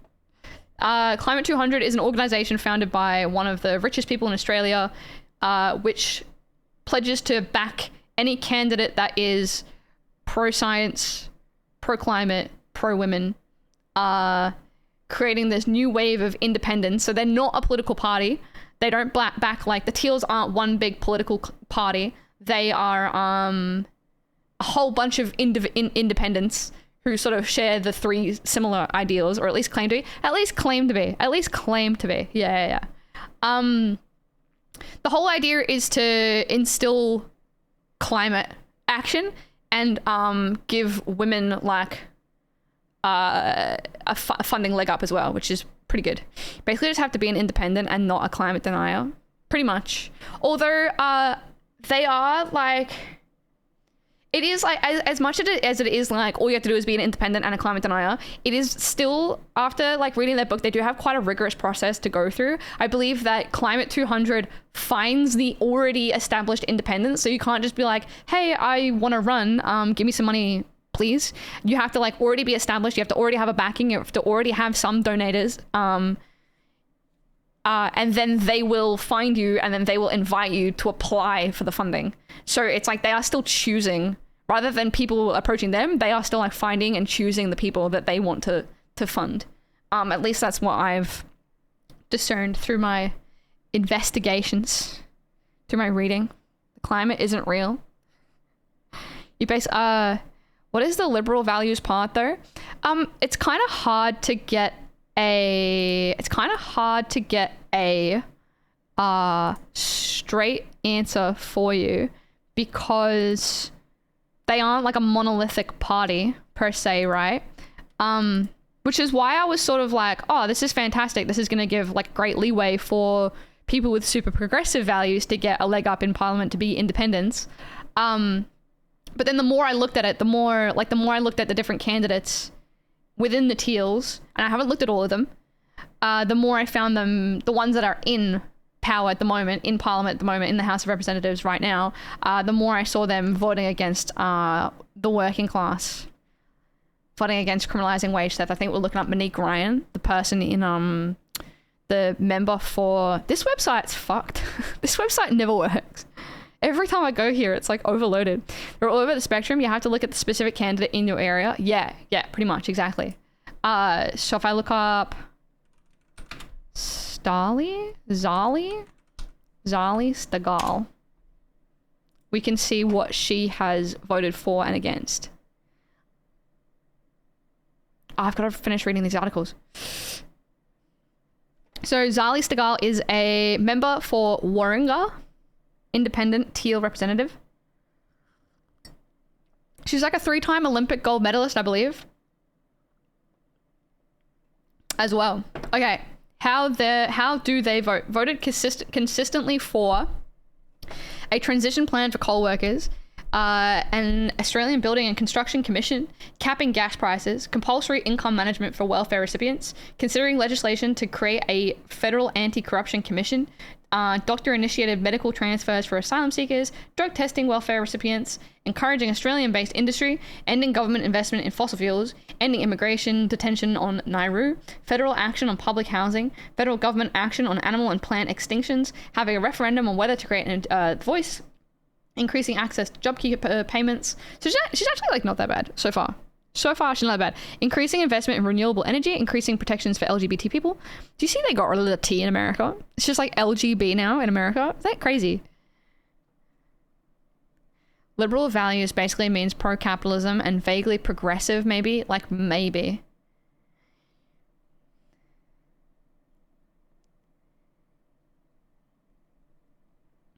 It's hard to criticize. It's hard and it's not hard. It's hard to criticize a more progressive than liberal movement, like the Liberal Party movement, a more progressive than the Australian Liberal Party movement, when they're still like fairly shit.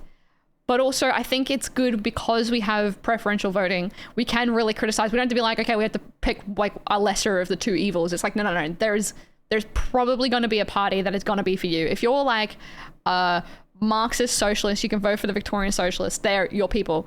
If you are a like pro-climate, like equality, massive on like just super equality, whatever, you vote Greens. If they're not your people, you can vote like someone else who's got like far more independent views than that as well. Main distinction between small liberal and something further left is how they see workers and organizing. Pretty much. They definitely seem a little bit more progressive, or like at least Zali is.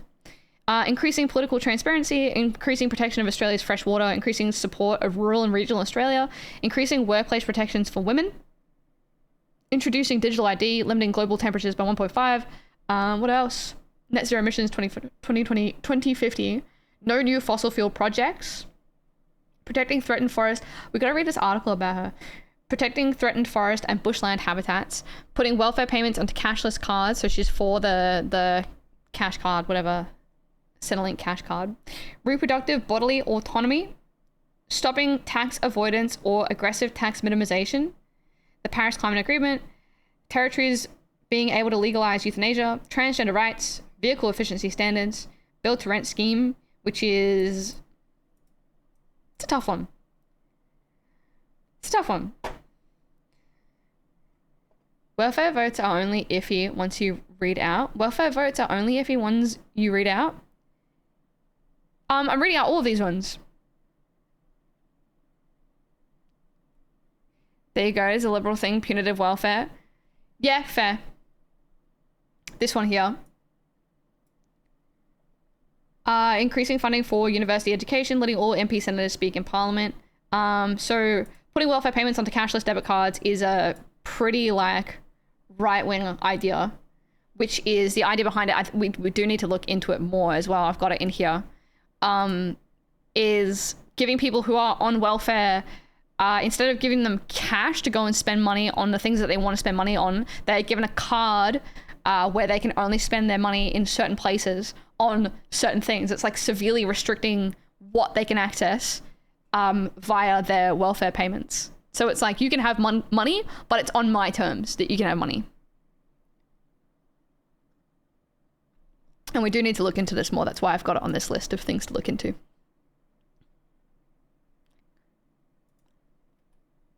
The Indu trials made the company running it a ton of money, while the people who were suffering the trial had huge problems. It's food stamps, but slightly worse. Gotta look into it. Someone did say it was like food vouchers. Yeah, last time we were looking at it. Drug testing for welfare recipients was one it said they voted for. Was that right? That was another, yeah. Drug testing welfare recipients.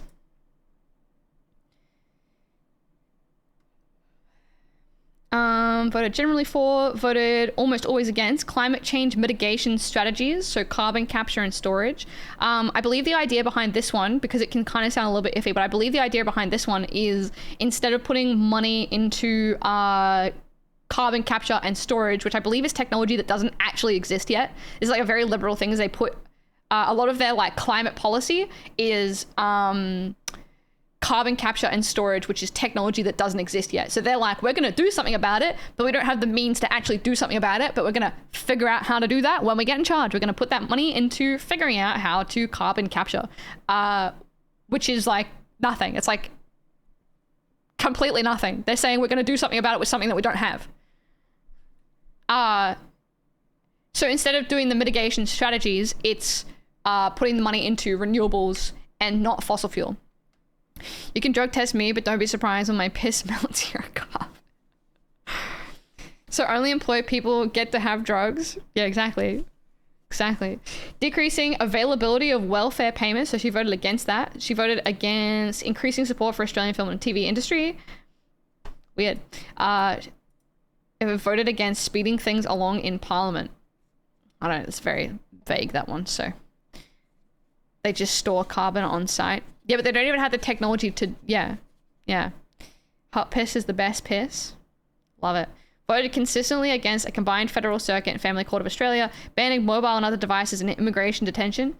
Voted against banning pay secrecy clauses, banning the sale of non-therapeutic vapes, Voted against it, sorry. Voted against building dedicated quarantine facilities. Voted against capping international student numbers at universities. Voted against criminalizing wage theft. There you are. They try to claim 100% storage, just buying land and dumping. Yeah, instead of actually like doing something about it, where they could make renewables and not, yeah, contribute to it.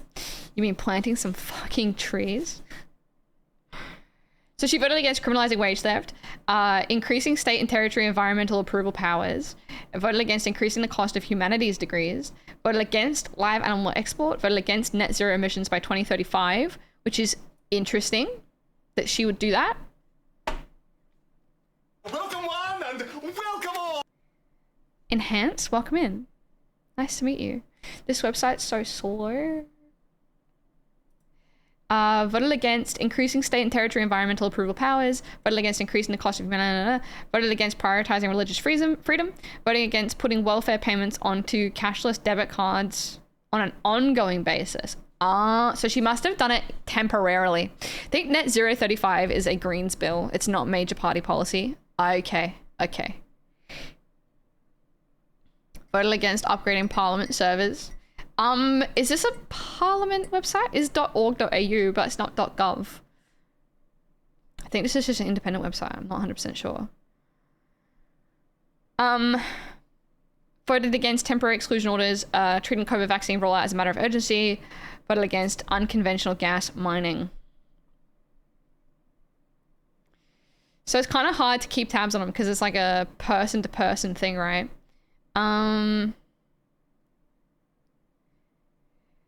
Compared to someone who agrees that the federal government should commit to achieving net zero emissions by 2035 as part of Australia's efforts to address climate change. How fast did because isn't the UK on like fully renewables now? Aren't they? Interesting graph for my federal division.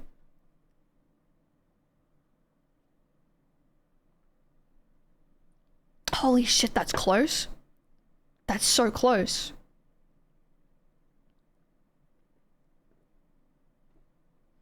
A lot of ULP voters preferenced Greens. Wait, how do you, okay, hold on.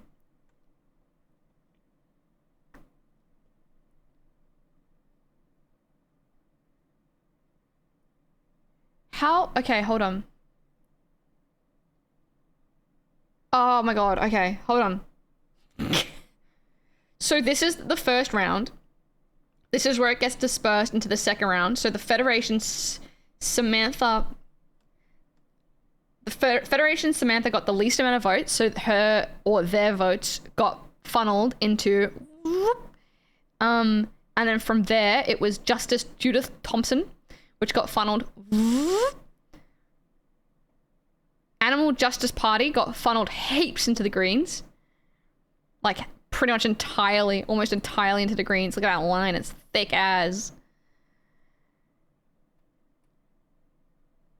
And then Liberal Democrats voted for One Nation and United Australia.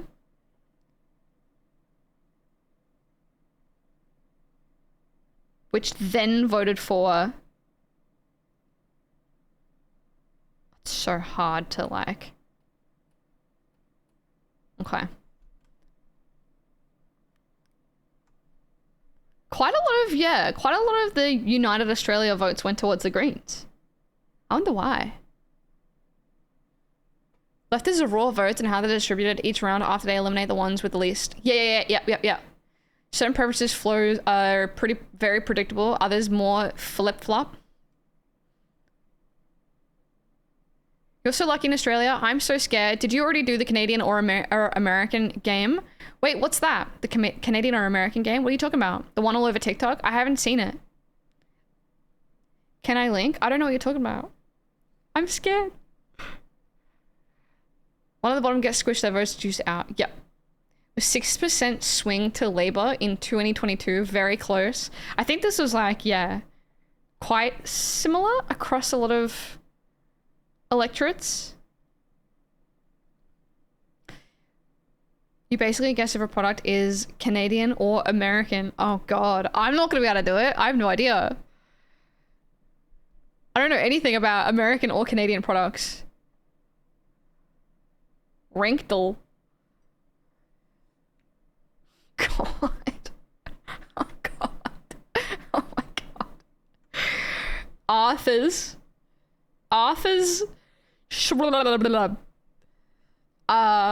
That's American? You reckon? American? Alright, submit. I had no idea. It was Canadian. Fuck. Frosted Flakes. American. Okay, based. Beatrice. Fresh Frace. Oh, Canadian. Yes. Not a bag, American? No, Canadian. You're getting distracted? I know. Well, American, right? For Coca-Cola. Yeah, big. It had French writing on it. Nestle Pure Life. I would assume this is American.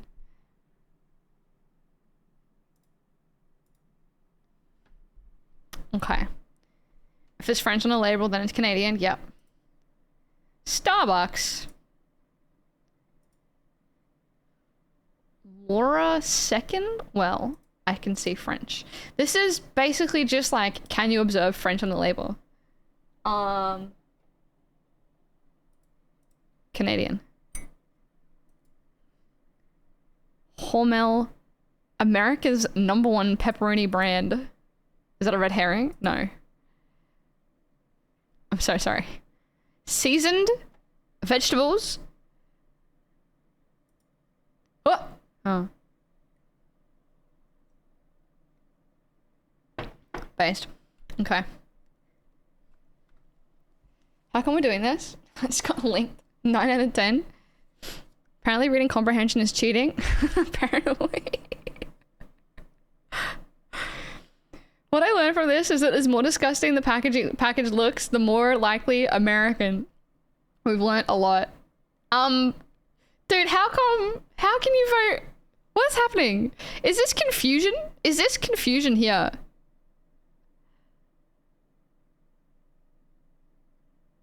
Do you reckon that's confusion?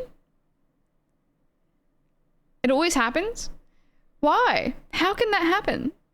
I mean, it's quite a small proportion, really, like when you look at the distribution down here, but maybe the teal's filtering though. Was there a teal in here? There's no teals in here. Independent? Doesn't say teals, just says independent. Because they're idiots. Based, we know the French. It's always a small number of Greens who preference liberal higher. Fascinating. I don't know why you do that, but fascinating. Okay, what were we up to? We were looking at Zali Steggall. She didn't want climate net zero by 2035. Defends a $100,000 donation from coal investors saying most people have through super. Sorry, I'm grumpy. You're gonna see a different side of me today, chat. Strap in or strap on.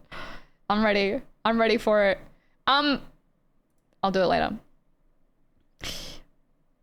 We're looking at that Deakin electoral voting trends.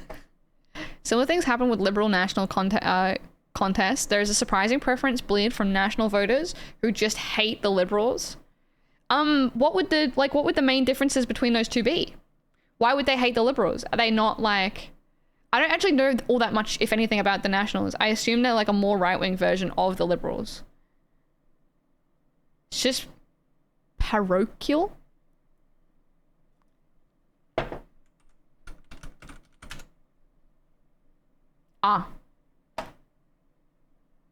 Parochial. Gotcha.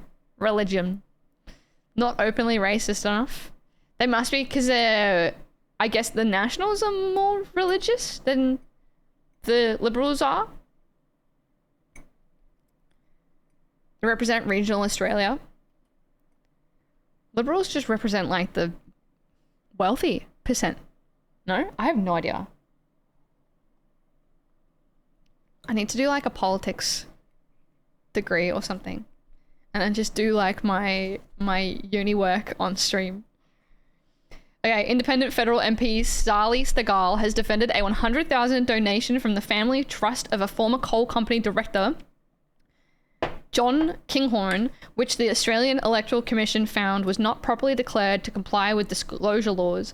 The Sydney Morning Herald reported on Monday that a compliance review undertaken by the AEC found that a $100,000 donation made to Stegall's Warringah campaign from the Kinghorn Family Trust was split into 8 separate donations that were under the disclosed threshold of $13,800. Your current federal member went to my high school. Wait, really? Aaron Violi? Wait, did he? Is that who you're talking about? I've been reading up so much about him lately. He just gave me the best idea if I end up back at uni for environmental science. Force myself to stream so I do my assignments. I'd probably do my uni work on stream if I didn't think it would be like super boring. I've been reading so much about him, Goat. I hate him so much. I hate him. I feel like I'm never gonna be happy again. That's me whenever I think about my local Liberal MP. Kinghorn is the founder of Rams Home Loans and a former director of Cascade Coal and Felix Resources. According to the compliance report, the financial controller of Warringah Independent Ltd, the entity controlling Stegall's campaign finances, advised AEC that the donation of $100,000 from the Kinghorn Family Trust consisted of 8 individual donation amounts from Kinghorn family members. So they tried to obfuscate the fact that they were donating to her by separating the $100,000 into sub-threshold where they would have to report their name, where they can't do it anonymously. So they tried to do it anonymously, but they couldn't. Well, not anonymously, but they tried to do it in a way that she didn't have to disclose the donation. All politicians are corrupt liars. What happens first? Do corrupt liars get into politics, or does politics make corrupt liars? I made an omelet, but I realized too late I only had 1 egg left, so I'm mostly just eating a pile of capsicum beans and mushrooms. Oh. That's such a shame. Do you have 1 egg at least? Both? Surely, like, you look at Bernie Sanders. Bernie Sanders doesn't... He's like a... Like, Bernie Sanders will go down in history as, like, the president that they never had. The best president they never had.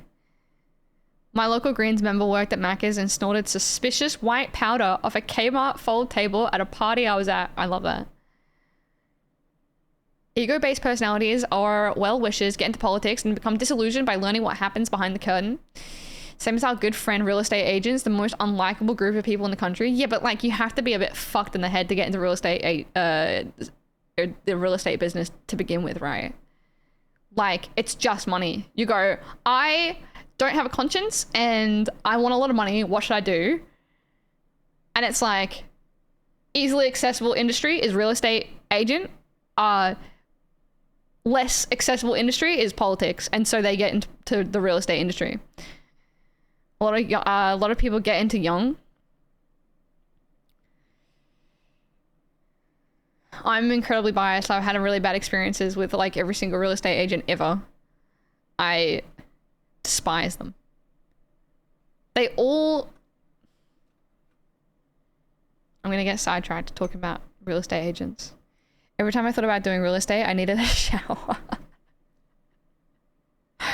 Sally did oust that guy, you know, that Tony Abbott guy, that anti-abortionist, raw onion eating normal dude. Wait, what did she do? I don't know. They start as realtors and they just follow in. They do real estate things. Comparatively, politics is lower pay than private sector unless they get promised a high-paying private job. Yeah. Well, that's like another thing is the like revolving door of politics, right? Which just gets you a cushy job. Once you've served your seat in politics, you get a, she took his seat. Wait, did she? Sally Stegall won the seat from Tony Abbott? Fuck, that's based.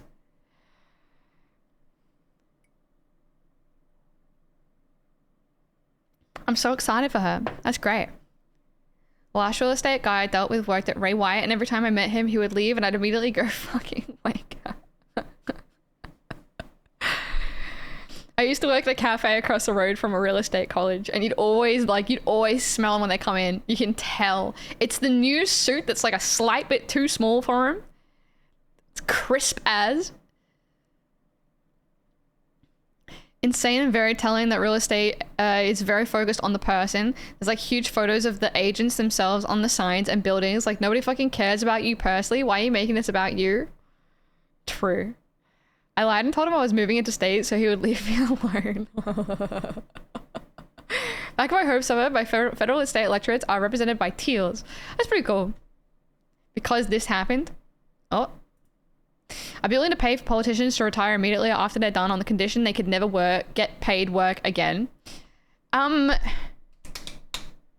you reckon that's a resolve?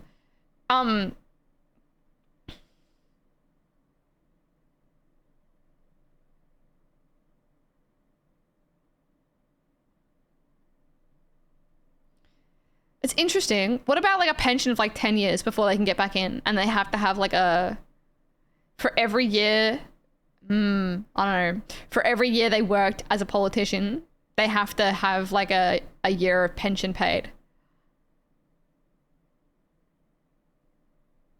And before they can like go back into the workforce. They all finance their cars, so they have the flash cars.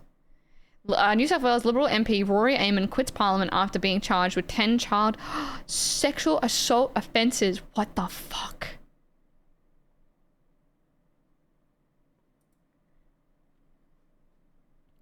Ted?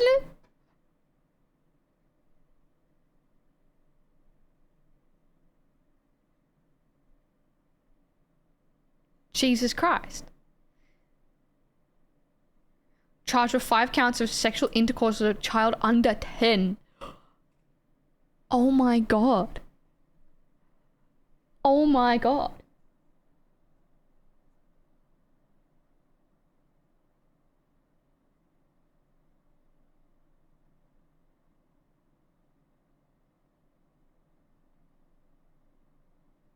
What happened to him?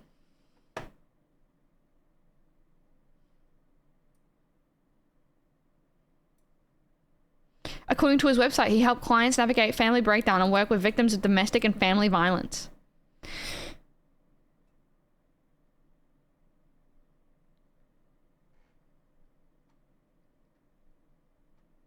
Fuck if I know, he's a lawyer.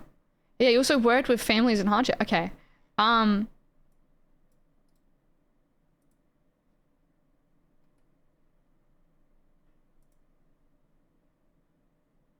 New South Wales police on sex charges spotted holidaying in Perth. Update on MP charged with child sex act. I don't think there's any, yeah, he's on holiday at the moment. Early holiday. Okay.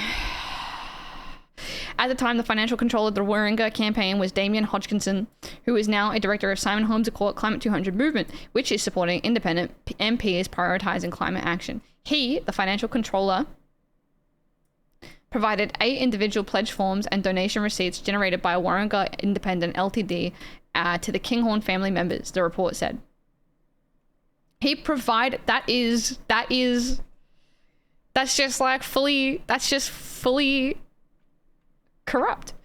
Notwithstanding, the donation consisted of 8 individual pledges. 1 check of $100,000 was given to Warringah Independent Ltd from the Kinghorn Family Trust. Under the Electoral Act, the details of individual receipts exceeding the threshold must be disclosed to the annual disclosure return.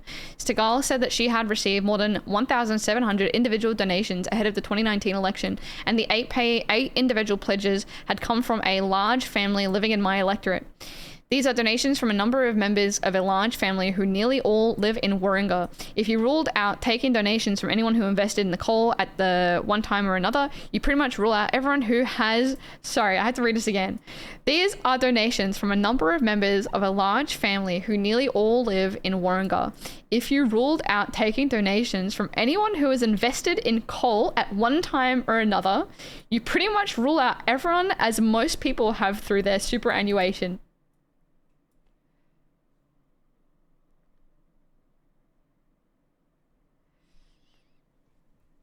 My sound bites don't work. Why don't my sound bites work? Oh, they've just cock-blocked me from being funny.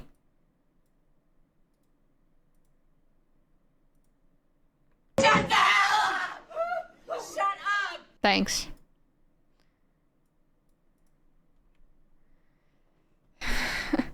Thank you. Oh, should I set up the Y one? Hold on. Where is that even coming from?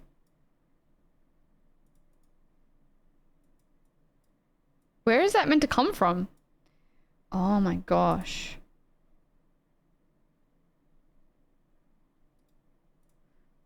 Everything's broken.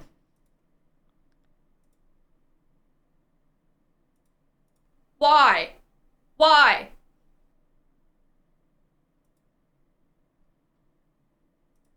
Why? Why? Did it work? I can't hear it. Did it work? Yes? I couldn't hear it.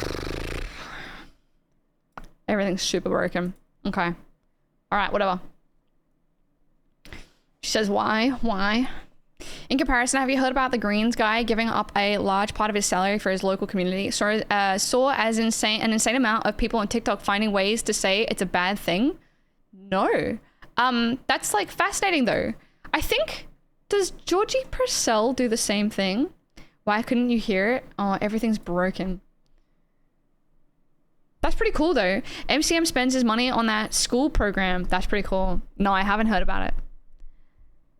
I like that a lot. I think Georgie Purcell does a similar thing. She gets like a wage increase every year, and everything above like a certain, like her base pay or whatever, every like promotion above her base pay goes towards something. I don't know. Which is pretty cool. I like that a lot. It's the same old story of like people doing, I don't know, any sort of philanthropy are hated so much more than people who don't engage in it at all. What is important is this is not comparable. This is like entirely not comparable. Saying that people being forced to invest their money, or people like unwillingly or unknowingly investing their money in the coal industry for the like the requirement of retirement, to make their retirement money, because that's the superannuation, like whatever we have set up right now, is not the same as a politician accepting money from a family directly involved in the coal industry. Is not at all the same. It's a trial version of this policy. Max Chandler Mathers donates $50,000 to food programs. That's the guy. Millennial cringe Purcell. Do you think she's millennial cringe? Free school brekkies and lunches. In a state where mining companies export billions of dollars of our resources each year, no child should be going to school hungry. But in the past year, 36% of Australian households have experienced moderate to severe food insecurity, and 22% of Queenslanders experiencing hunger are children, with many kids going to school without breakfast or lunch. At the cost of living crisis bites, families are under enormous pressure to put food on the table, and many kids are missing out. The Greens will establish a universal free school breakfast and lunch program in every state primary school and secondary school in Queensland, investing $480 million per year. Create a $1.2 billion capital grants program for school meal infrastructure. Establish a community garden at every state school in Queensland. We'll also take real action to bring down grocery costs, including capping prices on a list of 30 essential grocery items, breaking up the Coles and Woolies duopoly, and increasing competition. Read more about our plan here.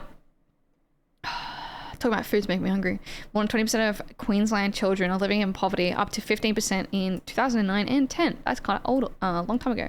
2022, Greens MP Griffith Max Chandler Mather launched a trial of free universal school breakfast programs funded out of his own salary. Since then, the Greens representatives all over Brisbane have served 50,000 free meals in schools and the broader community. But while Greens MPs continue to run free meal programs themselves and some school partners with organizations like Food Bank to provide limited free meal programs, too many kids are still missing out. It's pretty cool that they're like testing it already with their own. Like, it's very cool. I think that's like super proactive. It's a very proactive thing for a non-majority party to be engaged in. I like, that's very, very, very cool. Greens brought up the idea of including dental treatment into Medicare. Liberals are pushing the idea of paid lunches for corporates in CBDs. You're so right. Oh, you're so right. It's so fucked up. Oh, okay. Okay.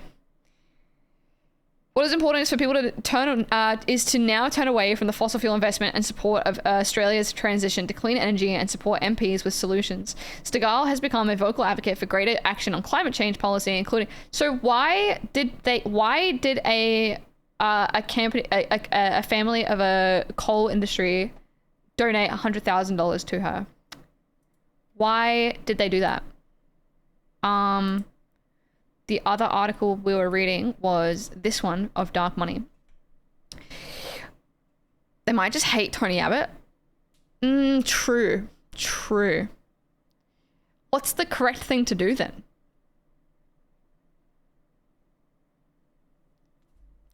Does she really deserve the flack for accepting $100,000 of coal industry money if it's to fight against Tony Abbott? Make sure to choose the green investment option for your super, everyone. That is what I have done. I am with Future Super. I'm with Future Super, and it's not entirely like financially savvy for me to have opted for like the most green investments, because I believe they are the least the least financially savvy ones. The least, they offer the least return.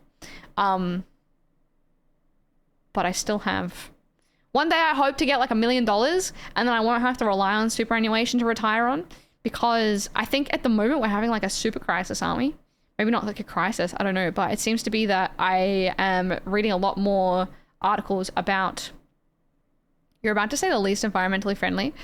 My brain is scrambled eggs today. Like, I don't know why. Why? I don't know why. I think it's because I have to go pick up the bike, and I don't do well when my, oh, sorry. I don't do well when my schedule is disrupted. Yeah, more than $1 million to retire. Hey, maybe 10 will cover it. Yeah, I don't know. But we are having, like, I feel like I'm reading more articles about how people of retirement age don't have enough super to cover their retirement. Like, even my mum was telling me that, like, my grandpa, who's like a pretty like rich dude, doesn't even have enough to retire on. We're related to people getting their super through COVID? No. Wait, what do you mean about getting the super through COVID? Their gen is fucked, the poor darlings. Late stage capitalism is now. Well, the fact that we have like this whole industry built to retire on, and it's like not enough money for people to retire on, which means that they're like scrimping and saving and investing in like. My parents are retiring next year. I suppose that means they have enough to retire on. How, like, I suppose, yeah, I guess you have to be like confident in your retirement money, don't you? I'm ready for the Logan's Run type retirement being normalized. Logan's Run, I don't know it. People took out 20k of their super. Wait, during COVID, I didn't know that. Was that a thing? I didn't know about that. As Steve Irwin says, I don't give a rip whose money it is, mate. I'll use it. I feel it is correct to hate Tony Abbott. Shouldn't have been a thing. I didn't know about it. Logan's Run, you die at 30. Oh, okay. I don't have enough money to retire right now if I die at 30. I have like $200.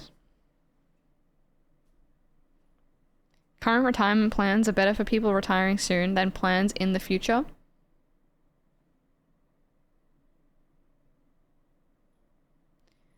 I don't know enough about super or whatever. I'm like YOLOing. I pay into my super, I contribute to my super or whatever. I have it like set to the highest, I believe. And like I have it all set up and all that, but it's a problem for future at least, you know what I mean? They spent a couple grand on a financial advisor and it's put them in a good position. That's good. They should be able to retire. It's very short-sighted liberal policy. Okay. That's a shame. I'm gonna continue reading this article. Hold on, I'm gonna do like 2 star jumps. I'm gonna run on the spot. My brain's like, I can't believe how scrambled eggs my brain is today. All right, I'm back, thanks. I was just running on the spot. I don't know what's wrong with me. I know for sure I won't have enough when I retire. Very happy. Well, I mean, like people who thought that they would have enough now are finding that they don't have enough, so probably just gonna be like a full crisis for us all. Start thinking real hard into the next year when other shit's crossed off my list. It's like, that's the frustrating thing though, right? Is that if we all were concerned and thought about our retirement now, while we're young, it'll put us in good stead to be able to retire when the age comes. Your scrambled eggs brains for a reason. What have I done?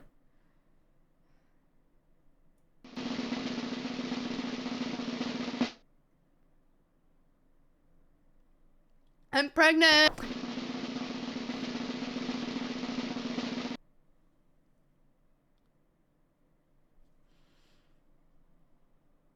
There are milestones you can compare yourself to in terms of super balance. But if people like right now who probably had those milestones have retired and aren't spending their money because they feel like they're not going to have enough money and they feel like they're going to live longer than they originally thought, are those of reliable milestones? Can they be reliable anymore? I think it's funny the amount we pay as an age pension, or all retired people who have spent decades earning money say it's not enough to live off, and this is the amount we pay to someone who we classify as permanently unable to have a full-time job forever.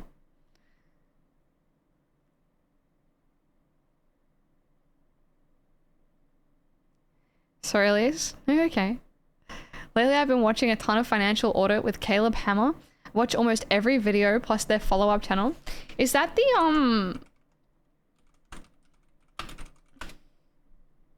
think I've watched one of their videos. If it's the one I'm thinking of. Yeah. I watched the video with a yeah. I don't like his demeanor, but that's just me. And I know that that's like the thing that he has going for his channel, is that like he's a hard ass and everyone's like a piece of shit. And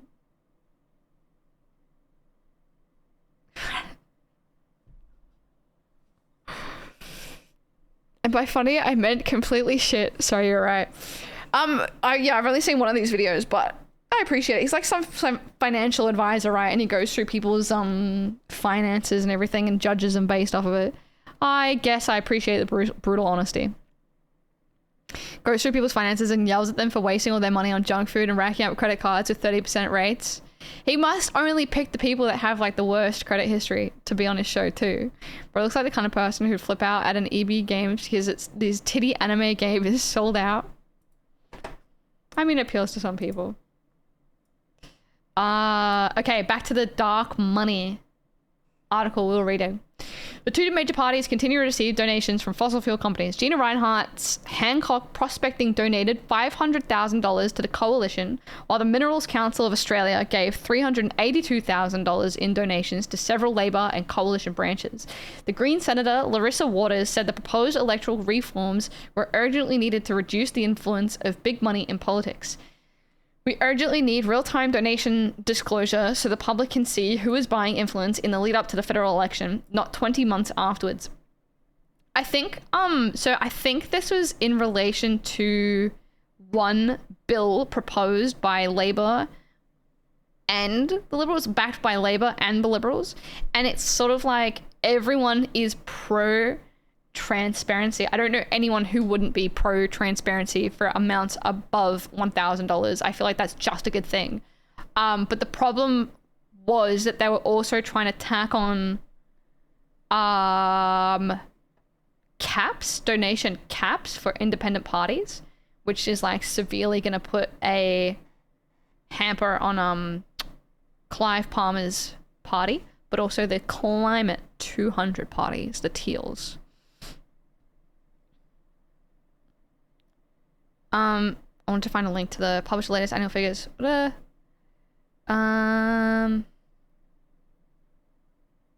Where was there a link to it?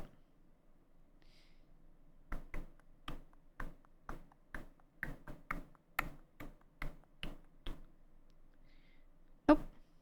Okay. Are the people against it? Are the people who benefit? I'd like to look into it. Bro looks like the kind of person who'd flip out. Sorry, I read that one. So many people are just normalized to the debt, has to break them down over time to get through to them to see how bad things actually are, I guess. Everyone feels they're doing better than most people, while big debt spending more than they... big debt spending more than they make, no savings, and no emergency fund.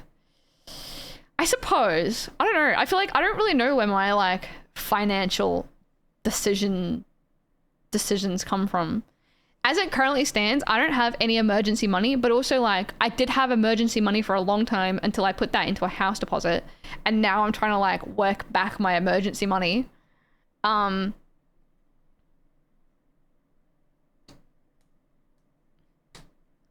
debts are, what are my debts? Bike, mortgage.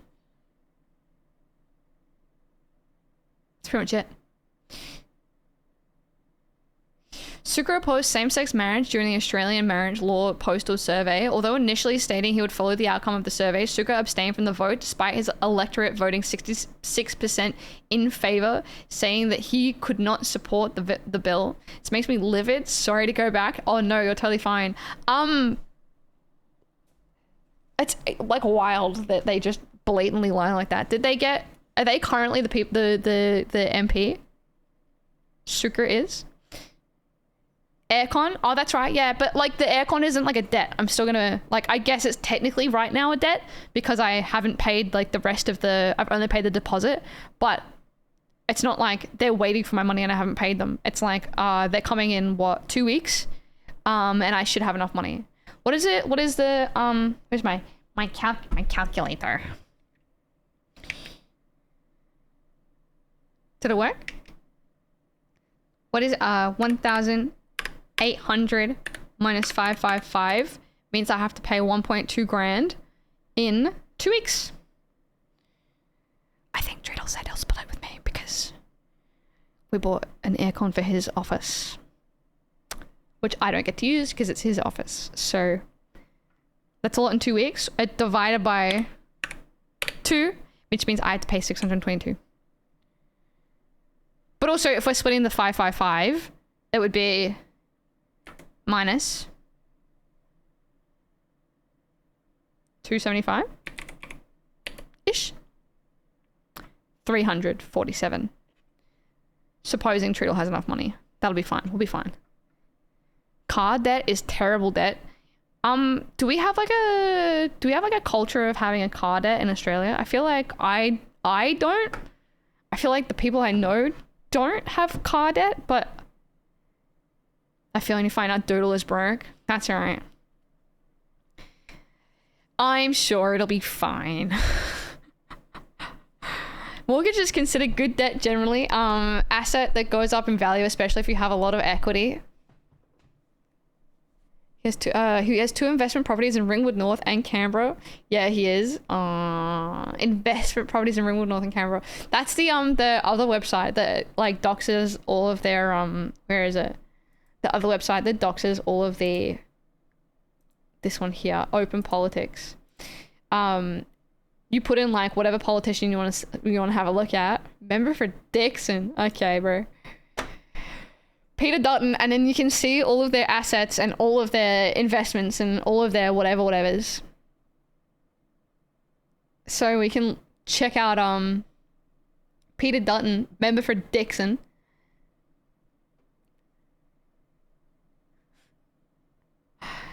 The fact that it immediately loses value. Oh, car debt? Yeah, true. True. Not as much. We love our secondhand market. Okay, that's pretty good. Car financing is a real catch for a lot of youngins. Is it really? Like a lot of people get into it? Dunn has more assets than what's listed. A lot is held by his wife too. I think you can look at his wife though. In here, yeah, you can look at his wife. You can also look at his children. That's kind of, oh my god, okay, whatever. You can even see what his, yeah. What is this site? Openpolitics.au.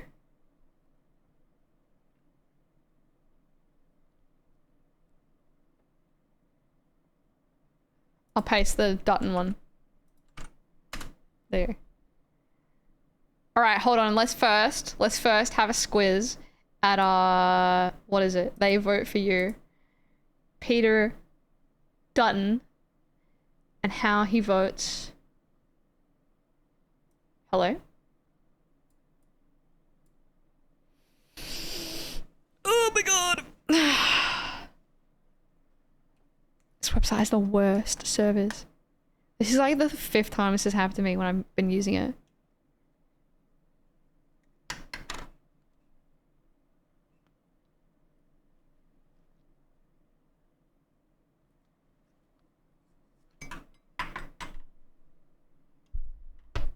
Australian internet is the envy of the world.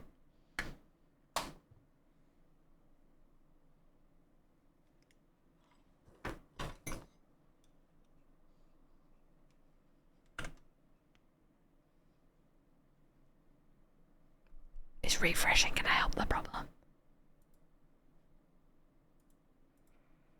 Alright. Peter Dutton has shareholdings in PK Super Dutton Holdings. Oh, it's been deregistered. Family Business Trust. He has a family business trust. Okay. Family trust. Family trust. Real estate. Brisbane CBD deleted from register in 2022. Residential investment. Residential farm. He has Dayboro in Queensland. Townsville, Queensland, owned by RHT Investment. P/L as trustee. Wait, so he is a trustee of the RHT Family Trust. Oh, he has a farm owned by his family trust. Okay. Australian, I liked it better when Elise was more shiny.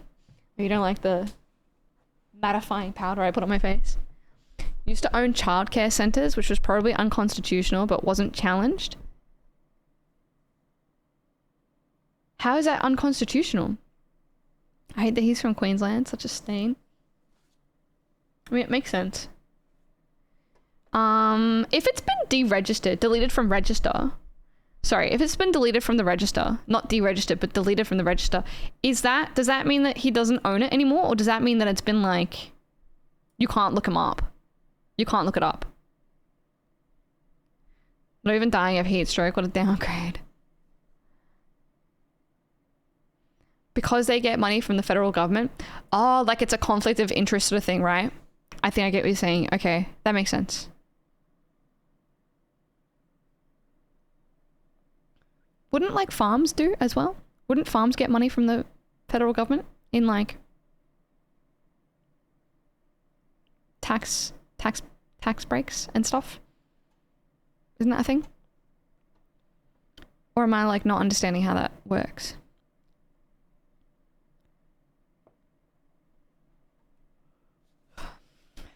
Directorship for Dutton Holdings, PK Super PL, SMSF. I don't know a freaking clue what any of this shit means. I don't even know why I'm trying. I'm a farm. Can I get money from the federal government?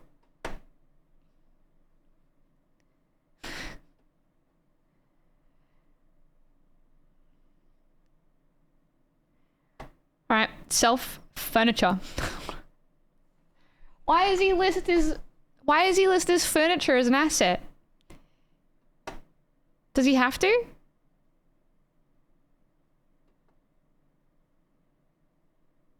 Oh, you can see their gifts that are worth more than $750. Was this about Peter Dutton's recent comments about how young people should save and buy a house at 19 like he did? Oh, did he? Did he really? I remember Malcolm Turnbull saying that kids should just reach into the bank of mom and dad. Like, okay, bro.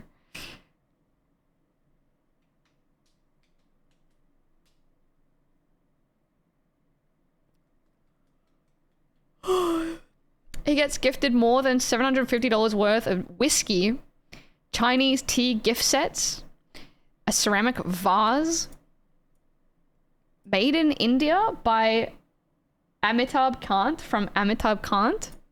He got gifted made in India. Books and pictures from a temple. A painting. Ornamental peacock. An ornamental scepter.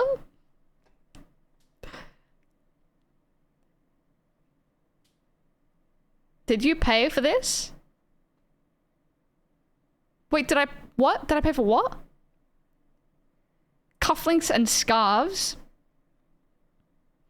Academic stole and ornamental peacock. Why are people gifting him ornamental peacocks? Why are so many people gifting him ornamental peacocks? A pen.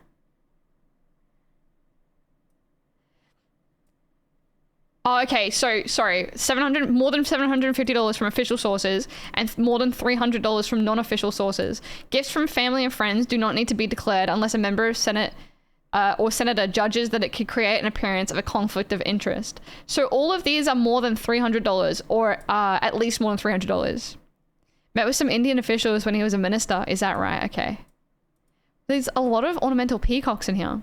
Should we give him a non-ornamental peacock? A live peacock. Sounds like he went on holiday. It does seem that way, yeah.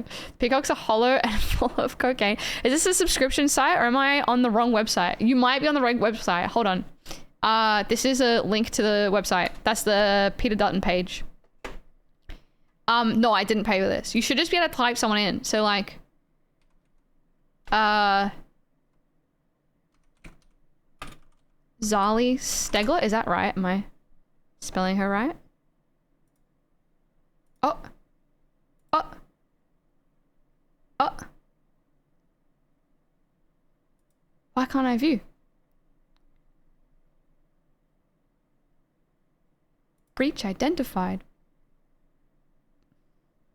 Breach 1. Peter Dutton is guilty of serious contempt of the House of Representatives by backdating his declaration of a sponsored trip to Israel 29th of July to 1st of August to avoid breaching the 28-day disclosure rule.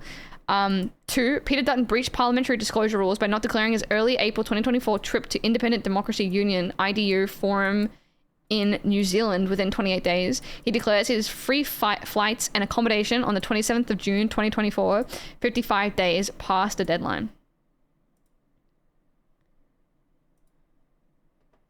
Stegel, is that right? Okay.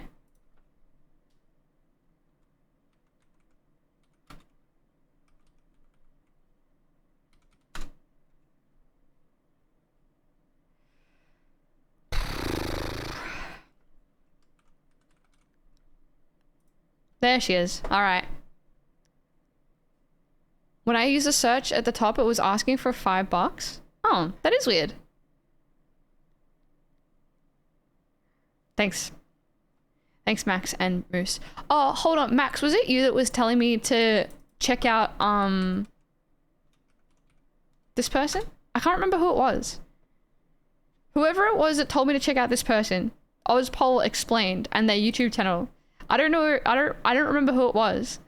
But I ended up like binging a whole bunch of their videos. That was Jube. You're right, you're totally right, it was Jube. He's not here right now, so I have to let him know that I ended up watching a whole bunch. Really good stuff. Are we just asking Goat for $5 now? Griff from Croydon Men's Shed, a refurbished garden bench estimated at $325. I think I know the Croydon Men's Shed. Is that the one that's like, is it like on the corner and it's like really big and blue? Like it doesn't look like a men's shed. It looks like a ski store or something. Is that the one?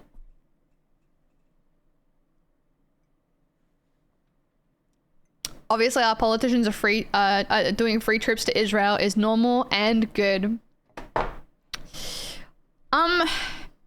Yeah.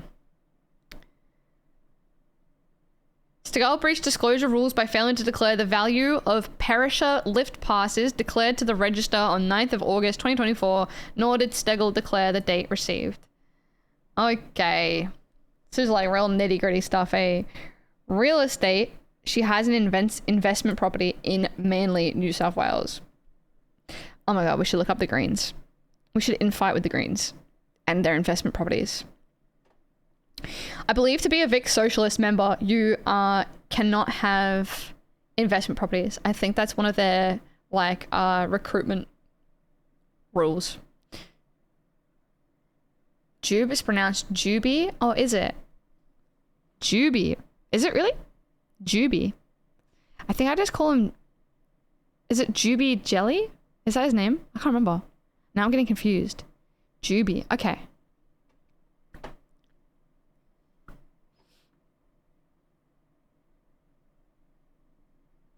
Met with some Indian officials. Actually, no, that's later. He was opposition by them. Oh, okay. Call him Jubes. Juby Jello. I think that's his name. Can't remember now. Anyway, I'll let him know. Okay. I think we finished reading this one. We did. Big. Big. We'll never know the difference between ranked voting and... We do know the difference. Different voting systems.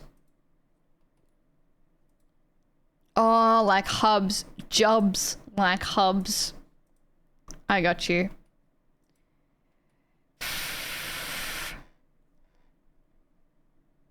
Punter Politics. Based. AEC. Based. Constitutional Clarion.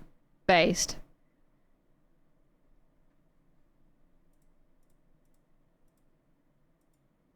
Okay. I whittle it all down. I'm gonna quickly go pee and then come back. It's not easy being green.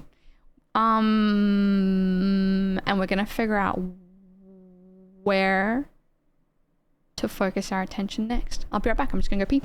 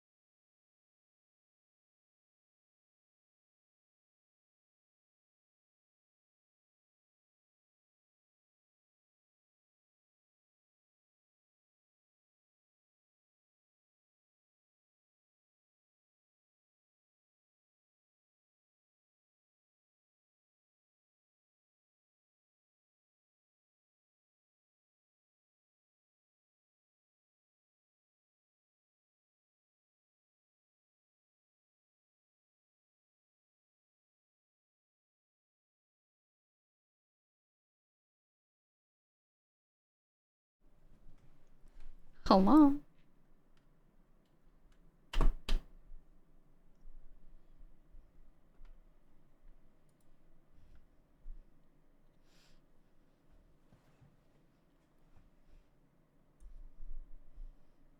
Imagine a frog. Good. Now imagine a frog wearing a party hat and playing a little tambourine. Even better. Solid. Agreed. Imagine Frogs would be a better band name and easier because they're easier than dragons to imagine. Fair. Anxiety cured by imagining a frog with tambourine. It's a little skeet for you. Cute. Thanks for that. That is nice. Thank you. Thanks, Max. Okay. What do you do today?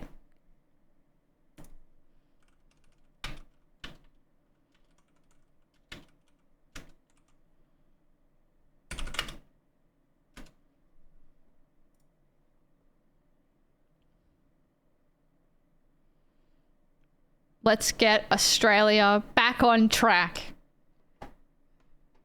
This is like the weakest equivalent of MAGA. This is not catchy at all. It says Abbott. If only they had Abbott as their leader. Please don't let him touch that child.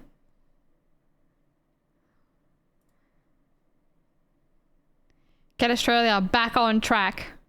He's meeting with parents in the shopping aisles. We need to tackle inflation under Labor. Australia's inflation has been consistently higher than most major advanced economies. And it has historical that the economy has like always been better under Labor instead of the Liberal Party. Oh, this is all bogus. I can't bother reading this. This is all like fluffy as.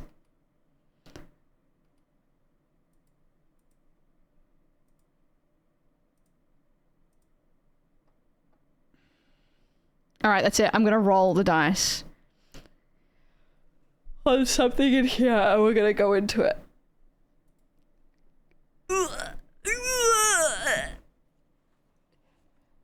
The Australian Constitution. I don't have constitutional law knowledge under my belt, so I don't know how well I'm going to go at trying to read it if we did try. He's wanting cheaper energy by building really expensive nuclear power plants. It's going to work well. Nothing wrong about that one. All these gross people are giving me the ick. Yeah, I know. I'm trying to like take a step back. We could do something incredibly dry. We could also read about some nice micro... Hold on. Actually, let me do like a quick subversion for you. I found this very cool micronation in New Zealand. Whangamamona. Whangamamona is a small township in the Stratford district and Matawatu Whanganui region of New Zealand. It lies on State Highway 43, the Forgotten World Highway, 65 kilometers northeast of Stratford and 55 kilometers southwest of Ohura. By rail, it's 61 kilometers, whatever.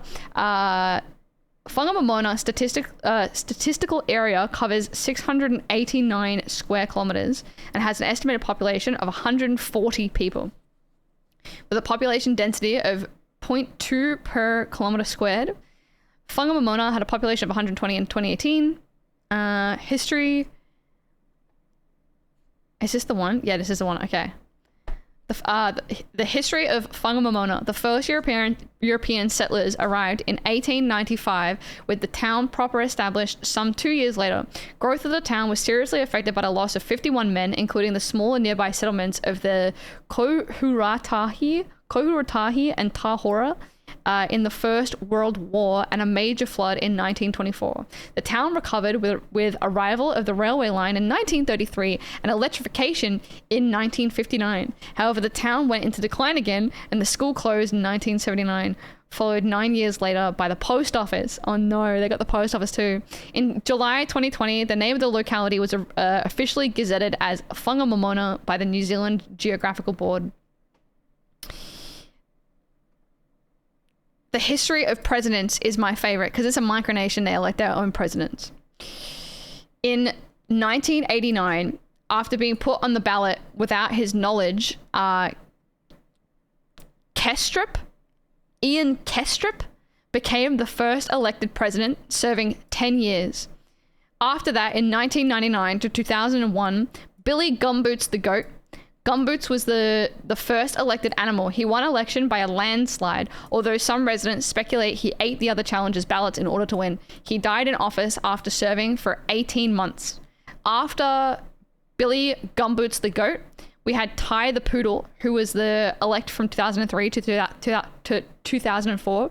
Ty retired after he was attacked by a mastiff, but some speculate it was an assassination attempt. Though he survived the attack, Ty was left unfit for service and died in 2010. And then after Ty the Poodle was Sir Myrtle the Turtle Kennard, who served for 10 years, 2005 to 2015. The local garage owner fought off strong competition from former President Kestrup to become the 4th president. He was re-elected in 2009 by 1 vote and again by a landslide in 2011.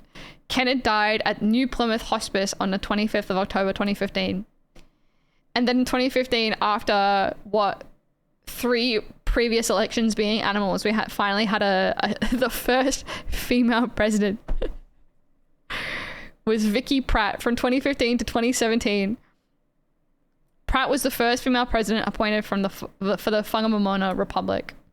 And then John Hurley was elected ahead of Jack Spiro and Lily Jiao, who wanted to be a cat, and Ted, who was already a cat, despite reported attempts by Spiro to steal ballots. On Republic Day 2019, President Hurley was re-elected for a second term, having fought off challenges from Makatoni, the teddy bear, Sherman, the cockatoo, Eunice, the sheep, Griff Robb, who proposed the landlocked nation should enter into maritime tourism, and a Mrs. Brown lookalike at the polls. Controversy surrounded the election due to the disappearance of candidate Eunice the sheep, with commentators noting that mutton sandwiches were for sale at the Republic Day barbecue. Alright, that's it for that Wikipedia entry. I hope you enjoyed. That's fucking dark. The ending of that is so dark that Eunice the sheep disappeared and then they served mutton sandwiches at the... That's so dark. That's so dark. Comedy movie storyline. It's so dark. I mean, a sheep going missing in New Zealand is like losing a glass of water in the ocean. But then they served up mutton sandwiches. Cartoon frog meme is from a short my screenwriting teacher swore is one of the best examples of how good scripts work. I gotta turn on this light.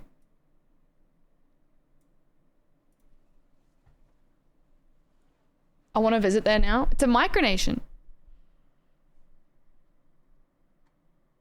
Which I believe by the very definition means that they're not actually recognized, but that's fine. I'm sorry, this is so bright. Can I turn it into dark mode?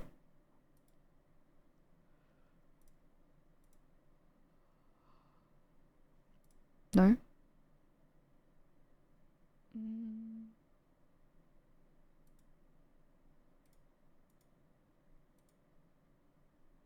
Under view?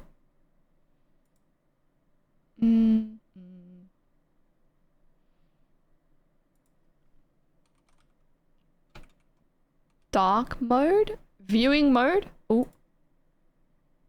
You're in oh. No. Okay. No. Alright.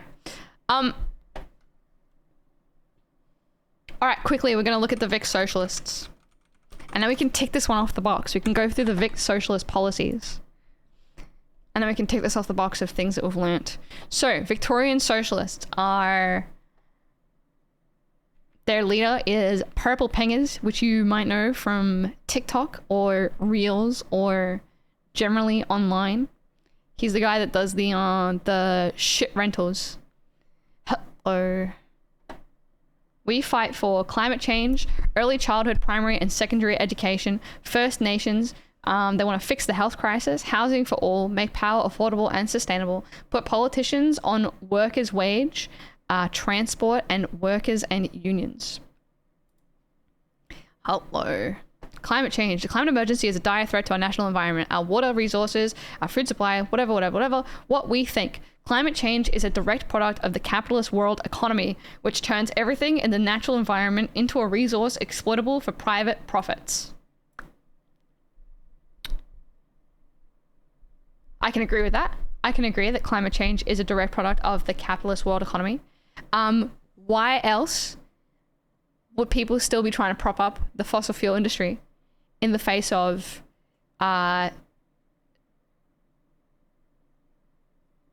scientific community agreement that climate change is an impending threat? Why else? The fact that any of these issues are controversial is frustrating. I know. Number 2, climate change cannot be addressed through market mechanisms. It requires a comprehensive restructuring of the economy. I think I disagree. Consensus, thank you. I think I disagree. Climate change cannot be addressed through market mechanisms. It requires a comprehensive restructuring of the economy. I assume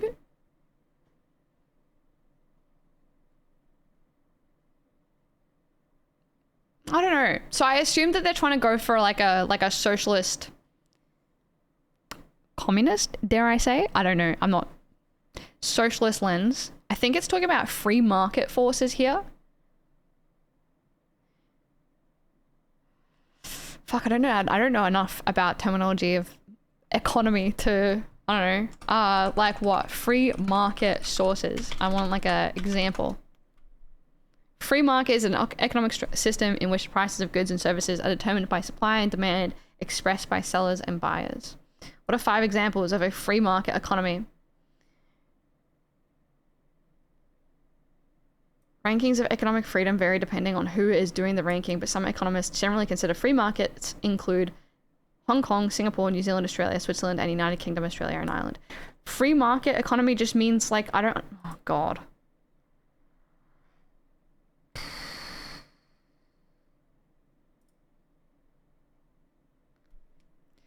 The profit motive cannot address climate disaster, which is the mother of all externalities.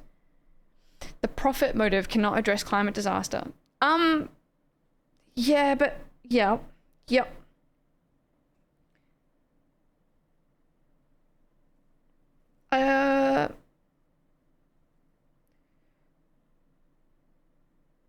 What was the second part of the sentence?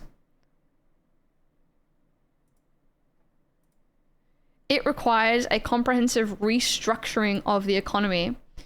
What about like policy instead of like a restructuring of the economy? What about policy that would disincentivize or almost, I guess, unallow the existence of fossil fuel industries? I guess it's not. I don't know. Before even reaching the market, we have the mining industry and all the subsidized grants / tax breaks they get.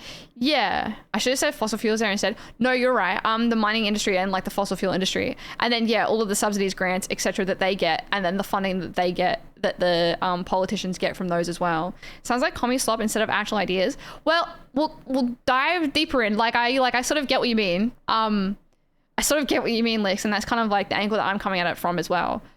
But also I'm trying to like interpret it in terms of point by point. I disagree on that one too. The only way to fix it is with science and investment in replacement technologies, EV cars, wind, solar, hydropower, and plant-based foods to get all of them better than the existing things. Like cutting subsidies to coals. Yes. So I do think that climate change can be addressed through market mechanisms. As much as I agree with this first point, like climate change is a direct product of capitalist world economy. Agreed. I wouldn't say entirely. It's entirely because of the capitalist world economy, but I would say agreed. I think it can be addressed through market mechanisms. I don't think it requires a comprehensive restructuring of the economy necessarily. I think there's, like Morbs was saying, I think there's before going for the economy, I think there's other things that can be done to address climate change. But I guess this is why they are the Victorian socialists, right? Directed economy sounds closer. Investments needs to come from consumers too, in regards to EVs at least. Yeah, that's fair. I think there's like a big sort of debate around responsibility of change and whether the responsibility should fall on like the government or the individual. And so I think that with things like EV investments on an individual level, there definitely should be some incentives given via the government to allow for people to adopt and buy into the electric vehicle industry. It's sort of like a two-person thing, right? Like it's a two-way street where it's similar to the agricultural industry. If there are food options that are better for the environment, there should be financial assistance given to the consumer to help them guide where they spend their money in terms of what choice they're making, in terms of like what they're buying and how what they're buying directly influences their climate. So if you can make like heavier taxes on, say, beef, which is like arguably the worst food for the climate, heavier taxes on beef, make those cost more. If people want to buy beef, we put heavier taxes on that so that money can be spent on climate change solving, I guess, and more tax breaks for better choices.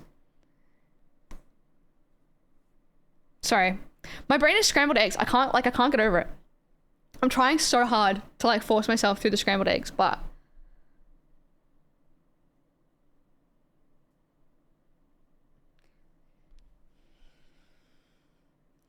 we're still the only state that doesn't subsidize EVs still. I have no idea.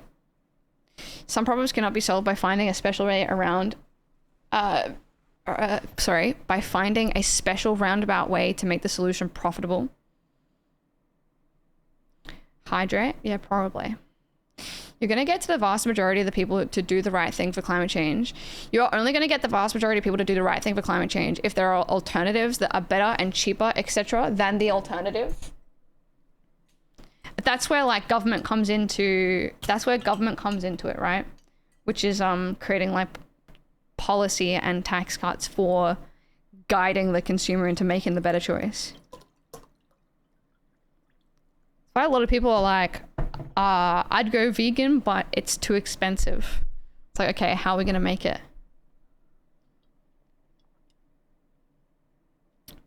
We should really be mandating seaweed feed for beef cattle. I haven't really looked into it, to be honest, the seaweed feed stuff. To shepherd consumers. That's what like pretty much what the dairy industry was during like World War II. Was propping up the milk industry with heavy tax cuts to guide people to buy it because of whatever. Can't bother. Scrambled egg brain. Cuts emissions by 40%. Yeah, there's like so many parts to it though that I genuinely don't know. I'm not like trying to be hypercritical of like seaweed, whatever, but why aren't we? If it does cut emissions by 40%, why isn't everyone feeding cattle seaweed? It's too expensive is probably said by someone who has mentally blocked out vegan options for the past 10 years.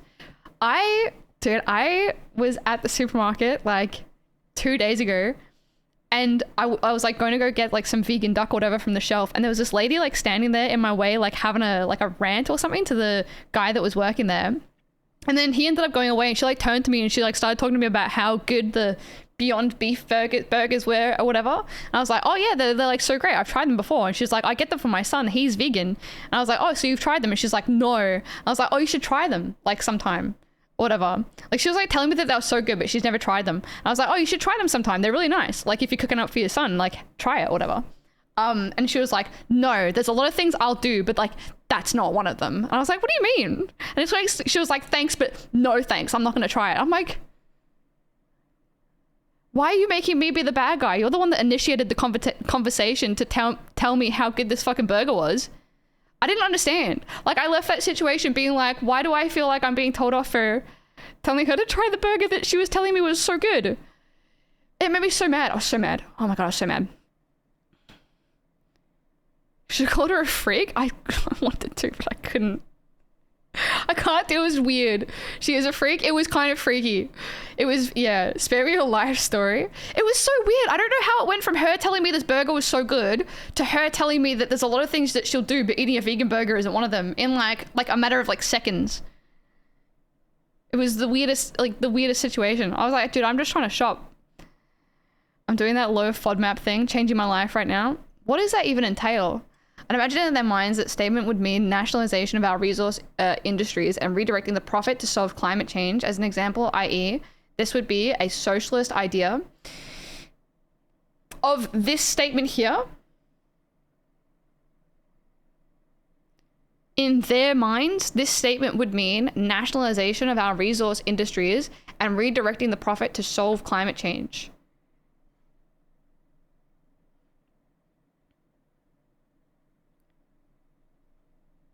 I don't know where the nationalization part comes from. I'd do anything for love, but I won't do that. Let's do the FODMAP diet another day. It's a few things. Okay, that's okay. Thank you for saving my scrambled egg brain.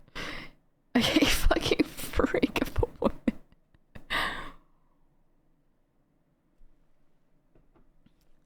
Like Norway's? Would be a step towards a restructured economy. What we'll fight for. Okay, what we think and what we'll fight for. Maybe they'll keep going. I'm going to continue on. Like mining, I guess. I'm going to continue on. The high concentration of greenhouse gases already in the atmosphere means that net zero emissions will not be enough to curtail dangerous global warming. Net negative emissions will be required to reduce greenhouse gas levels. That's good. That's ambitious. Nuclear power is neither clean nor renewable. Yep. Because it, like, produces, like, permanent waste, right? It can't be considered clean because it does litter the environment. I.e. less private industry dominance. Yeah, I understand that. Yeah, I get that. That's fair. I would have said something like, so your generation was cool with dropping atomic bombs, but a vegan burger is beyond the pale. Okay, that's normal, sure. I was just confused. I just left the conversation. I was like, oh, okay. And then I got really mad. Equinor is a Norwegian state-owned multinational energy company headquartered in Stavanger, Norway. It is primarily a petroleum company operating in 36 countries with additional investments in renewable energy.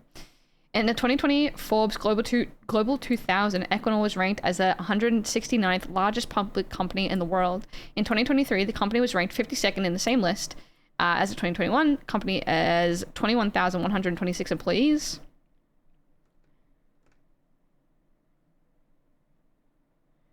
The heritage of Equinor derives from three major petroleum companies: Statoil, Norsk Hydro, and Saga Petroleum.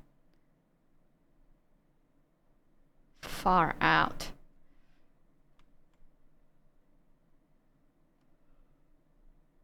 Oh shit, I lost them. Investments and developments after 2009. What is this? Operations.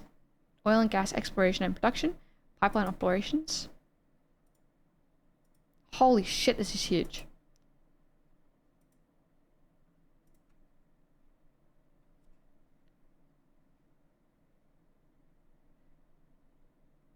Just like he just asked her if she did anal in the middle of the shopping center. I just like anti-nuclear rhetoric, but I don't think nuclear is appropriate for Australia, so whatever. Oh, I don't know enough about nuclear power to be able to make a comment on it. I know we did like a deep dive into it at one point, but I don't think I fully wrapped my head around it when we did.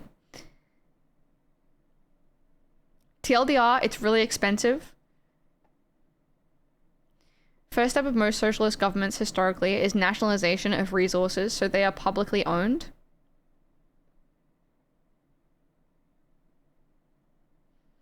That doesn't seem like a bad thing, right? That doesn't seem like a bad thing. Like if you're gonna like make and utilize your own resources, then getting money from it as a nation is a good thing, no?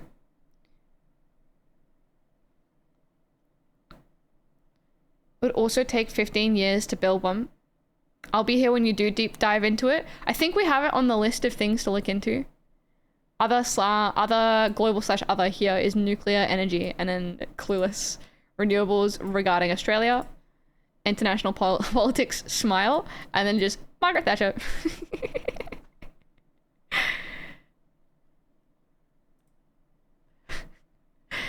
We do be more self-sufficient as a country.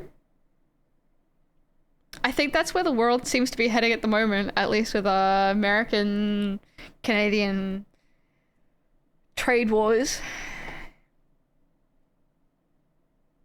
Very expensive, and we would need to build up our tech from scratch lest we pay out the arse for overseas tech. To be fair, she is a woman of all time. Yeah, I do, yeah. We will look into it. I think it's good. Normally they're kicking out British, French, and American companies when they nationalize, which makes those countries go a little wild. Oh, God. Dude, I don't even know how to begin wrapping my head around the topic. Most of the famous countries with nuclear energy, e.g. USA, China, France, Russia, UK, they did it for defense purposes as well as for energy. At least after dark vibe from here. I am the milkman. My milk is delicious. Finally took your politics so far you had to relocate to an undisclosed location to avoid the local boomer squad. SMH, you had a brand Pepe La. I did. Hi Jazz, thanks for the 9 months. Thanks for the 9 months. Yeah, I did have to move. We're in the lounge now. The lounge. I got the aircon right there above my head. It's fantastic. I'm cool. I'm calm. I'm not very collected. I have scrambled eggs brains today. I think maybe it's because I drank over the weekend. I went out on Friday night. I got a Bloody Mary at my local. And I had a couple beers. Saturday night. Did an escape room and then went out to a bar and had some more beers. I think that might be why I'm scrambled eggs today. Cool Change is in full swing now. I'm almost the Nick Cage Conair gif. I'm glad. Wait, what is the temperature? Let me have a look.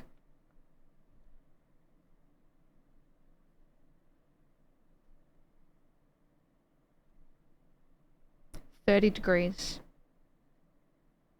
And dropping. I could probably turn off the aircon. I'll leave it for now. 26 tomorrow, not bad. So sticky outside. Yeah, it would be. Thanks again for the 9 months, Jas. Also, hi, Mitz. Your scrambled egg brain isn't vegan. I know. Germany and Japan are exceptions to this, of course, but you have to wonder if they were like, one day we'll get nukes. Is that the... Oh my god, I feel embarrassed asking such stupid questions. Hi, Rad. How you doing? Nice to see you. Thursday will be 34, then it's going to be nice for a while. It's good. I'm glad. I'm so keen. The air conditioner is going to be a split system, so it has a heater on it as well, so I'm keen. The answer is yes. Do you actually know what I'm thinking of asking? I feel like... Do you actually know what I'm thinking? Nothing is a stupid question.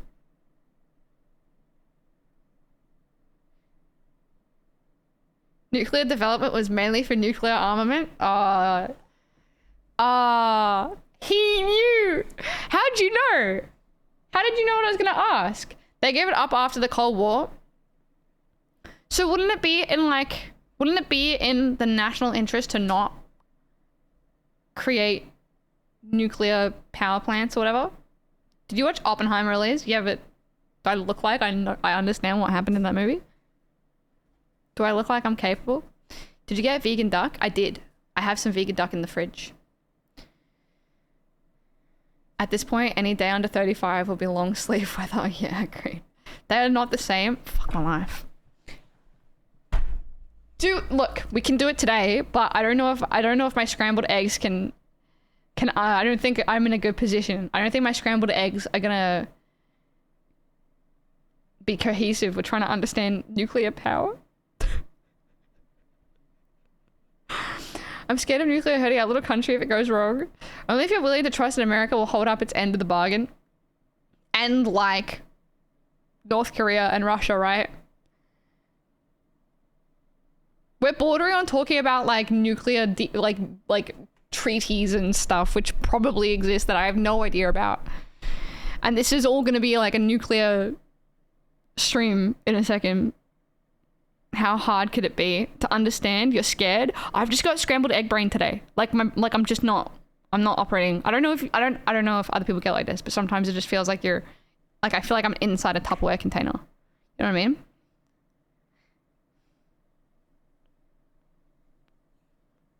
Nuclear power plants have very little to do with nuclear bombs. Trust but verify was a big phrase during the Cold War. After the Cold War. Okay, that makes sense. There's a weak argument for nuclear power for overnight heavy demand, but it's at about the same level as covering deserts with solar panels. Don't do that either. It massively changes the climate. Explain quantum. Evan. Evan. I talk about mushrooms too much, but apparently there's mushrooms that eat radiation. Interesting. As someone who works in the mineral exploration industry, there are lots of people looking for uranium deposits.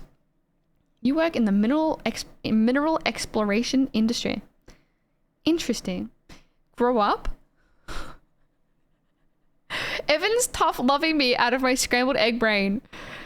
And it's gonna make me cry. I've been inside the Tupperware so long, you might as well throw it out. I'm just stuck here now, inside the Tupperware. Trust but verify is just good life advice. Yeah, fair. 6 years this year. Wow, that's fascinating. That's very interesting. That's very cool. I have a good video to visualize the science of nuclear power plants, but I don't know if you want to go into that detail. Well, can you, if you send me the link, I will put it into this thingy. And I will like keep it wherever, like, cause I have like resources here for the Constitution. And I can like collate different resources into, for whatever we want to like research. And then when we finally do have a nuclear energy stream, then we can like watch that video or whatever.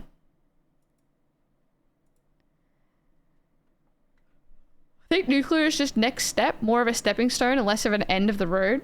Yeah, but like from what I've heard, people are saying that it would have been if we did it like 10 years ago, but now we should just do renewables because what's the point in doing an expensive stepping stone if the means of renewables is like right there? I thought we'd just put the glow sticks in the little holes in the ground and put cement or something over them. Then everything hums and we get power. May as well be renewables. Did you see Chernobyl on HBO? It's the best. No, I've not seen it. Should I put that into like required watching? Why can't I? God.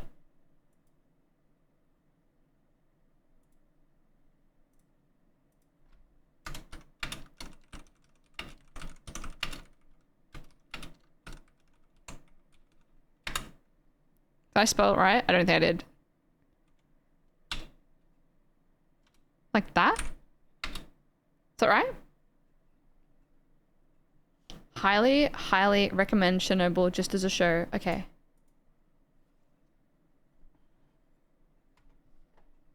Chernobyl accident visualized. Okay. Cool.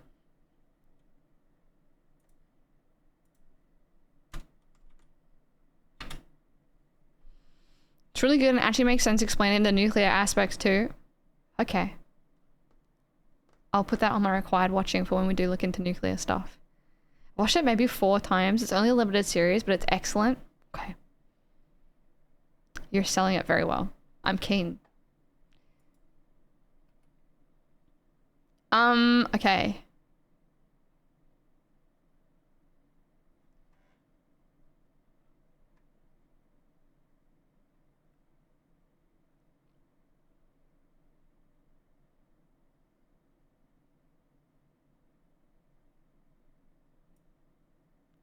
What is the point of having a giant petroleum company that invests in renewable energy? If they're going to be the problem, how come they're investing in the solution? Transition? Is that the goal?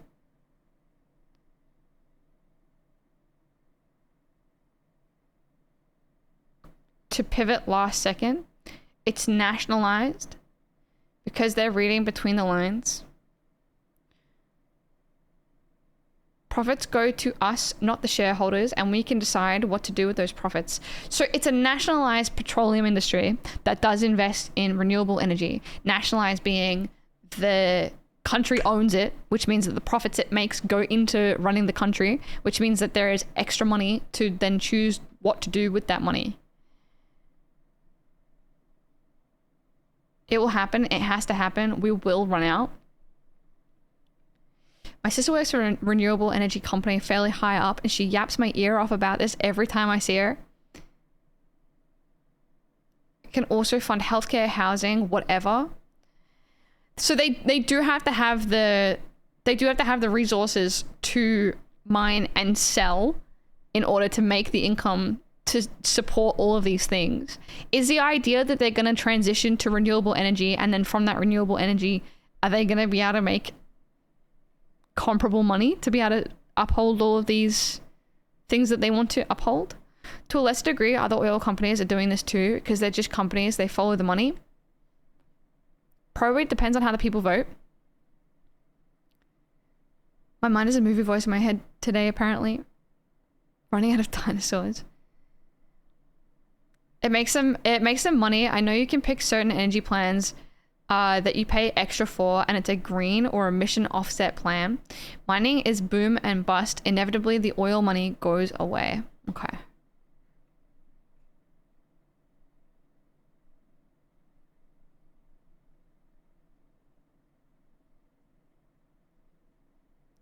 Is the idea that we should nationalize, like, is looking at this, the idea of looking at this is that we should nationalize our, like, the argument is that we should nationalize our mining industries.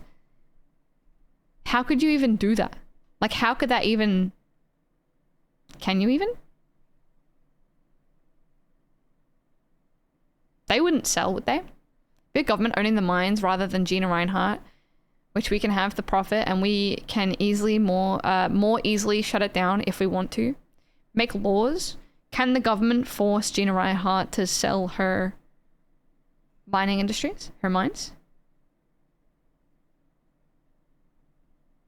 Can the government just buy it from her? Is that a thing? Fuck me. I should be looking this up. I'm so sorry.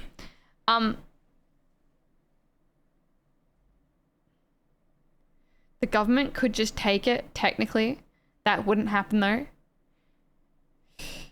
You say you're going to take it away one way or another, through sale or at gunpoint. They wouldn't make many friends if they did it through gunpoint though. Interesting. It's Norwegian. Norway has made a lot of money exporting oil to the rest of the world. They have used that money to subsidize electric cars. Last month, over 95% of new cars were fully electric. That's amazing. That is amazing. Compulsory acquisition. There's a movie about it called The Castle. I think I have seen The Castle. Then you go private and they start to get lazy and bloated, and so on it goes. Key infrastructure should be nationalized in a perfect world. It's just that people tend to get lazy and the corporate structures get bloated over time. Isn't the idea is that like the reason why we have so many privatized things is because like the government tries to sell off these things that are nationalized. But then they sell off like our trains or whatever so that they can have more money in their spending pool. Say that they didn't actually spend that much because this is, I don't know, they made money through selling off like nationalized services. I think the South Australia just got nationalized their railway for like they just re-nationalized it. Is that like the right wording? I don't know. Same thing we do when we built trains through people's houses, power lines over people's farms. We acquire stuff often. I thought there was a rule that, I thought there was like a law that protected some people for that. So like if you owned, the government can't just like buy your home, can they? I thought they could do it for like if you lived in a place that was like, previously, they sort of can, like they sort of can if your, like the area where your house is was previously zoned to be used for something. Like it was previously like dibsed by the government. And then like you can still buy your land, but then the government in the future can come and be like, hey, we've dibsed this area where you did have your house. We're now going to buy it off of you and you're going to have to go move. But they can't do it for like everywhere, can they? Or can they? I thought they previously had to dibs an area for it. They have to pay. That should be a part of Norway's sovereign wealth fund. The state of utilities and telecom was in a rubbish state when they were privatized, servicing quality aside. They tried to take the Kerrigan's house, the castle. It's the same thing we do when we... Sorry, I read that one. People who use gunpoint strats aren't trying to make friends. See the USSR. But I imagine the fallout of the government using gunpoint to buy Gina Reinhardt's mining industry would be far greater than if they just, I don't know. There's a Kurzgesagt three-part series about nuclear energy that's probably better than what I sent. Mine specifically about Chernobyl with a little bit of general nuclear knowledge at the start. Okay, so I might still watch that if I watch Chernobyl then, I guess. Or Kurzgesagt, I don't know. I thought they could. They have to compensate you though. Buying land is a big part of why certain projects are difficult to accomplish, e.g. rail lines. Can the government force you to sell your house? No. Can the government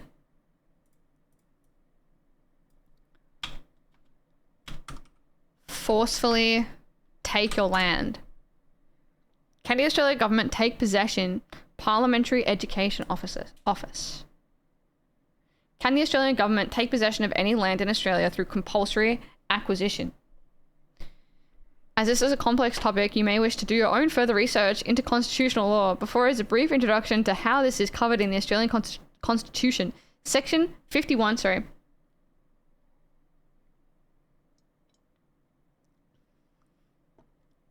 Section 51 gives the Australian government the power to compulsorily acquire privately owned land to use for projects that are within the Parliament's area of responsibility. Examples for this include the development of public works and infrastructure such as meteorological station or a seat of government. The Parliament is not able to compulsorily acquire land for reasons outside of the areas covered by the Australian Constitution. So they have to have like a... Example of this section of the Australian Constitution was the subject in the 1997 film The Castle. Watch The Castle.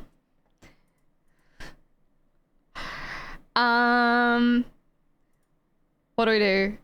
Should I just start making a page for like things to watch in regards to...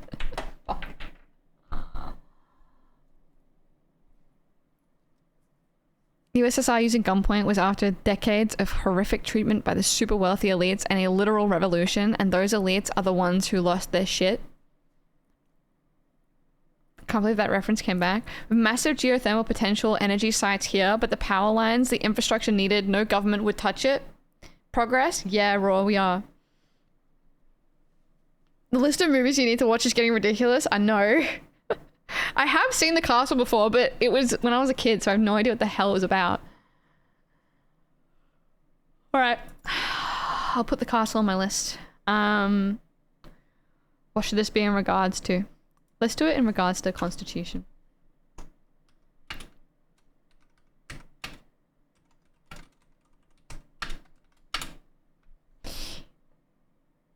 You seem really keen to enroll in homework. I'm just trying to get smarter, and I always forget what I don't know, and so I gotta like write down like a big thing.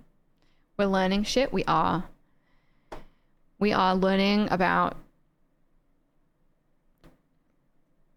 Australia and politics.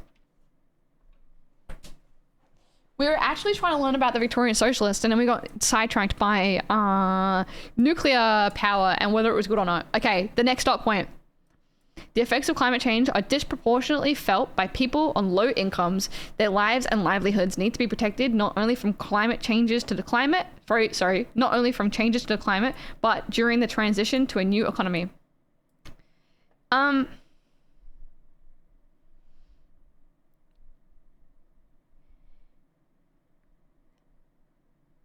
Yes, definitely harder if you're on a low income. Definitely a bigger whack to your livelihood if you lose your job and you're on low income than if you're on high income.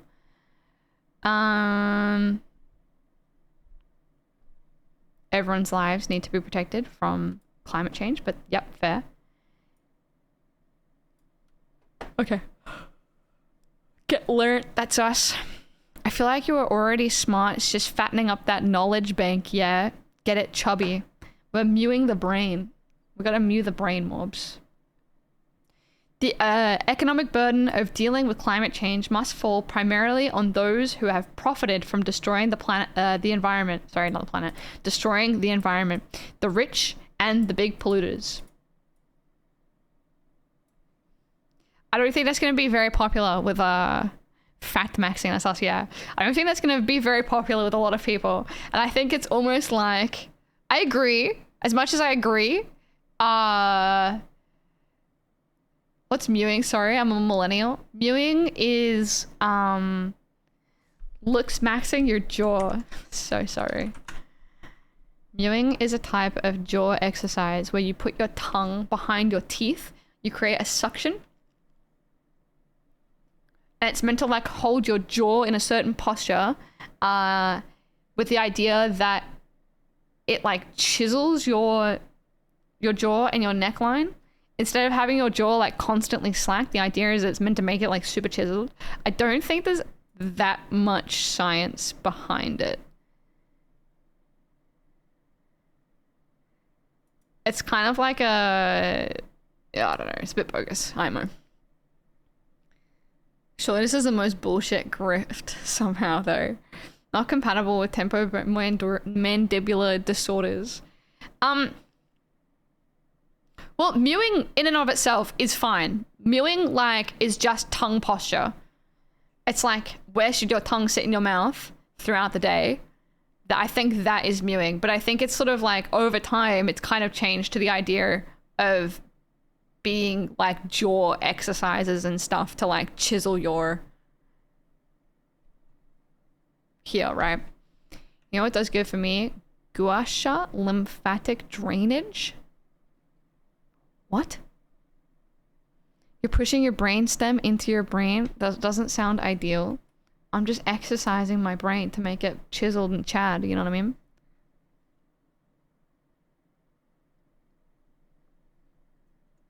Okay, what we'll fight for. Reduce emissions by 75% below, before moving on. This one here is fairly aggressive, and I don't think this is going to be very popular. I don't think it's going to win them many favors from a lot of people. As much as I agree with it, it's just, don't know. Anyway, moving on. Tool that drains lymph nodes and massages sculpts the face. Oh, I've never heard of it before. Drains lymph nodes. That sounds scary. It's talking about billionaires, not millionaires. Yeah, I get that. I get that. Like it's basically saying that the economic burden, so the cost of transitioning should be put onto the people who are responsible for climate change. I just use a brick.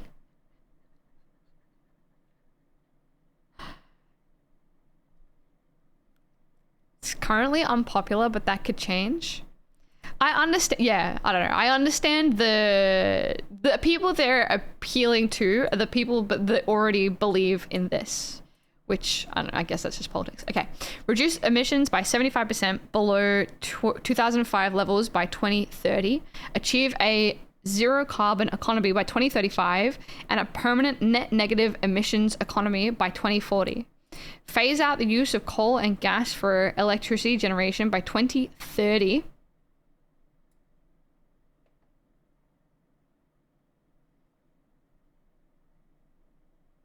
That's so soon. Sure. Use Gina Reinhardt's. Okay.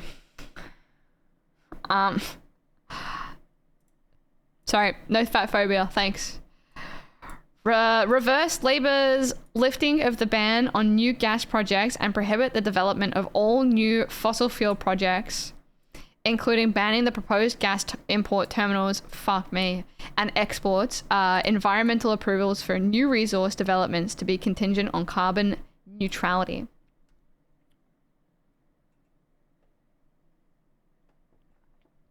And so to understand this, I'm going to have to understand Labour's lifting of the ban of new gas projects. Oh, it's just reversing the reversing the previous government is all it's referring to. Including banning the proposed gas import terminals. Okay. Stop the establishment of a nuclear power industry in the state. Sure. This is mostly same as Greens policy, this bit. Yeah, it does so far. Seems the same as Greens. Seems to be the same as the Greens.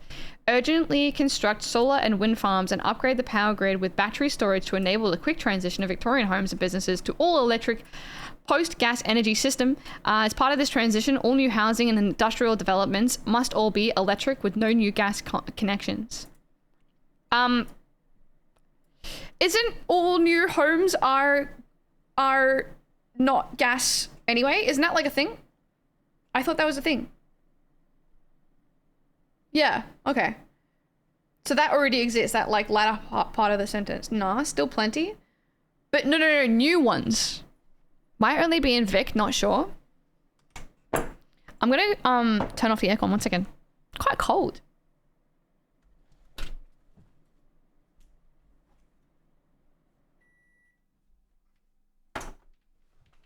What a world.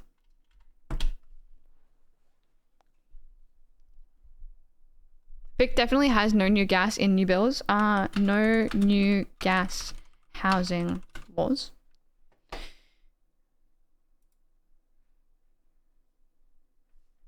Where was that sentence? There it is.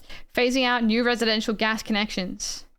Starting January 1st, 2024, new gas connections for new dwellings, apartment buildings, and residential subdivisions requiring planning permits are being phased out. This policy has been implemented through Amendment VC 250 to the Victorian planning provisions and all planning schemes of Victoria. Okay. So this is Victoria. This is just planning vic.gov. Okay.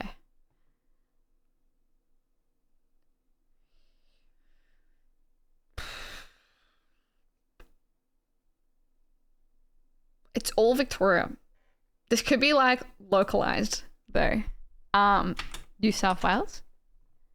New South Wales Premier Chris Minns has ruled out statewide bans on new gas connections following the announcement of Victoria's ban. Okay, it is only Victoria.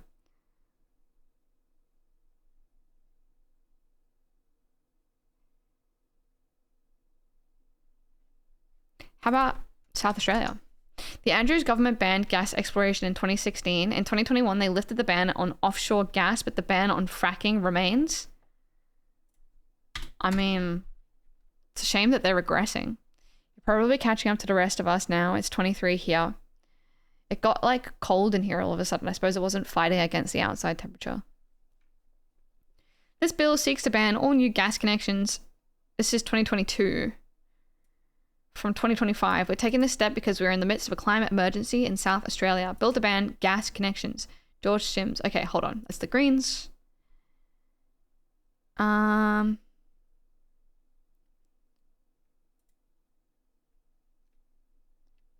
Would be banned.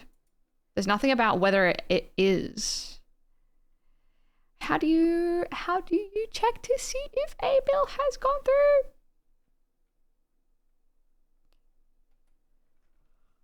Oh man.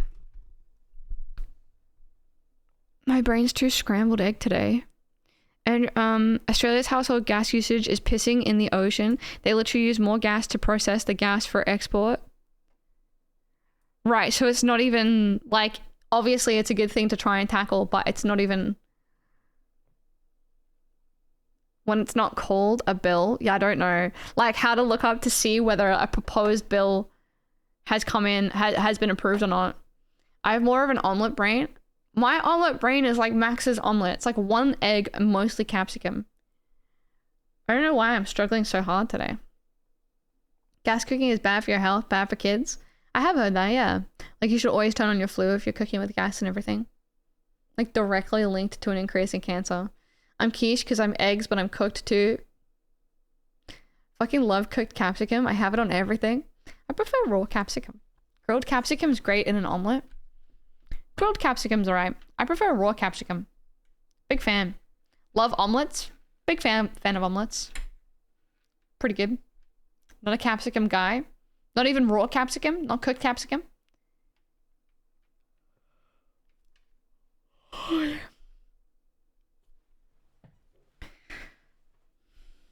Do you love green capsicum? Because not my favorite. I like red capsicum the most. Where was I up to? This one.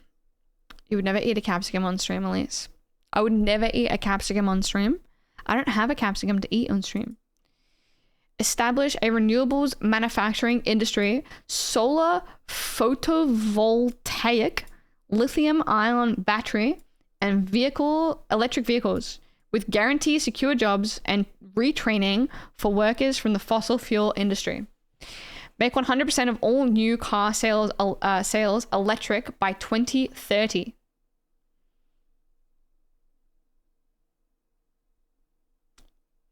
Sure. I feel like the lower class are then relying heavily on the... You said that right? Did I? Photovoltaic? Okay. Lower class don't buy new cars. I guess. Yes. No, I agree. Like, I'm aware.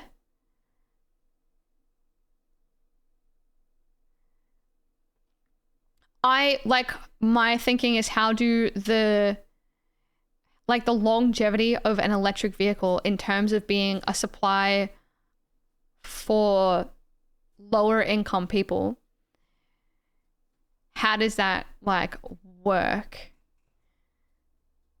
How is that different to like a petrol car or whatever, non-electric car? So I feel like cars last a long time. Like, I genuinely do not know. Like, that's just like the one, like the contingency that I would think of is, how does that transfer for secondhand vehicles for lower income people in terms of like the longevity of an electric vehicle? Because I know that the electric vehicle batteries have to get replaced after a certain amount of time. How long does a Tesla battery last?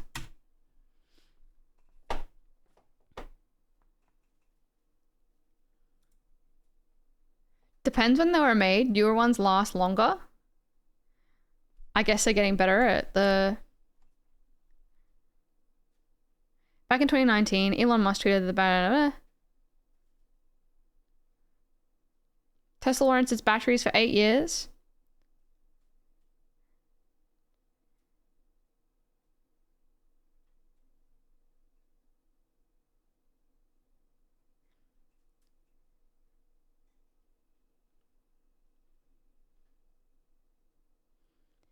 ABS data shows the average Australian driver travels 12,100 kilometers per year. This should theoretically mean you won't need to worry about a significant loss of capacity for the first 26 years of ownership. April 2024 report by British personal finance site Nimblefins gathered 9 years of real-world data from Tesla owners and found that on average, their cars lost about 1% of their range yearly. Most cars get scrapped in like 20 years. My car is 20 years old. Labor transition thing is weird because there's pushback. Some guys this way quit working at a brewery because they were shifting into kombucha because it was more profitable for them. And guys quit because they only wanted to produce beer. It's time to scrap your car. I'm sorry. I feel like that is what like I don't know, I guess I don't know. You do see like 1990 cars still around, don't you? Especially as like a resource for low income earning people. Rarely? They seem fucked. Still, for someone who can't afford a car, I see 20-year-old cars all the time. Very few in good condition. But like, even as just a means of a vehicle. Because like my car was, for a 2007 car, it was like fairly expensive, I would say. In terms of being affordable, it was like 10 grand. Maybe 9 grand. Based on this data, Tesla owners should expect their batteries to retain more than 80% of their range for at least the first 10 years of ownership.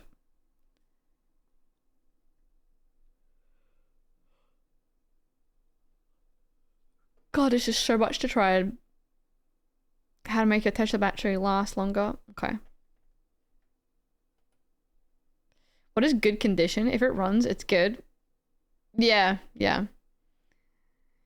Like, you wouldn't get one in mint condition. And even if it was in mint condition, it'd probably almost be like a collectible for that kind of year.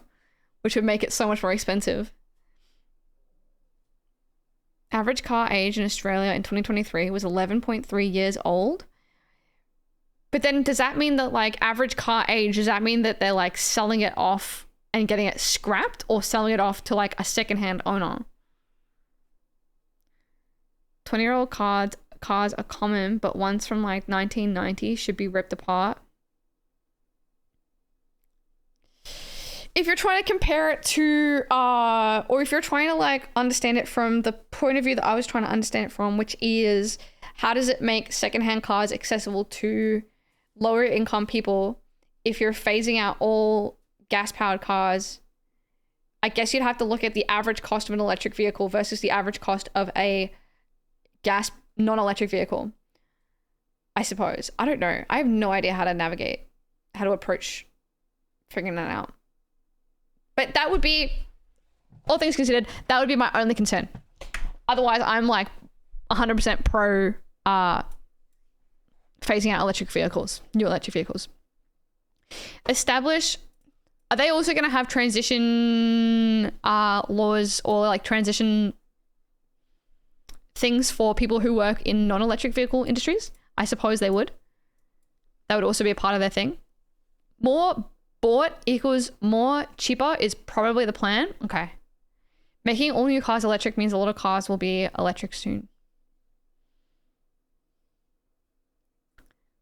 All right, I'm on board. Establish 1,500 electric vehicle charging stations across Victoria by 2028. Fair enough. Fund research into adaptation strategies to protect biodiversity, water resources, and agricultural yields. Sure. Used cars. Yeah. No, I got you. Yeah. A lot of used cars will be electric soon. Yes. That was my second thought was, can 20-year-old used electric cars, do they have the same longevity as 20-year-old petrol cars? In terms of like battery use, mileage, whatever. Like if you're buying a 20-year-old electric vehicle versus a 20-year-old petrol vehicle, on average, are you getting the same sort of deal, or are you getting a worse deal? Like, is your battery like far less, is it going to get you like far less mileage on a battery in a 20-year-old vehicle? Because it's not like your car gets worse at at using the petrol that you put into it, and like you can drive fewer and fewer kilometers every single year on a full tank of gas. You'll need a new battery no matter what at that age. And then how much does like a new battery cost as well? They don't make cars in Australia, so you don't need to retrain anyone making petrol cars. Good point. Lots of hybrid Camrys because they're fleet cars. I don't know what that means by fleet car. I'm sorry. Do they take AAAs?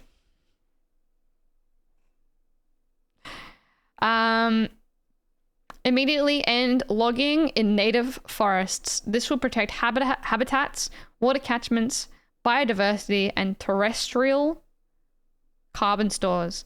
Establish programs of reforestation and restoration of native grasslands and wetlands. Adapt our cities to heat extremes by increasing urban tree canopy. Basically just plant trees. Repeal the Labor government's anti-protest laws which are being used to target opponents of environmental vandalism. Yep.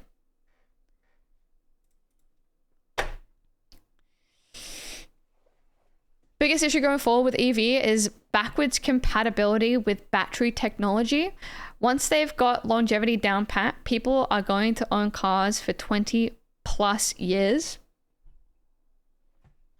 That makes sense. Like the longevity of an EV car and the replaceability of the parts, I suppose, the battery and whatever, would mean that they last a lot longer. The range of a tank of petrol in a car drops over the years, but not by all that much. Basically, an old engine doesn't run as good as it used to when it was new. Fair enough, that makes sense. I would just wonder how that would decrease when compared to a EV. Like, does it decrease at a similar rate, or, you know?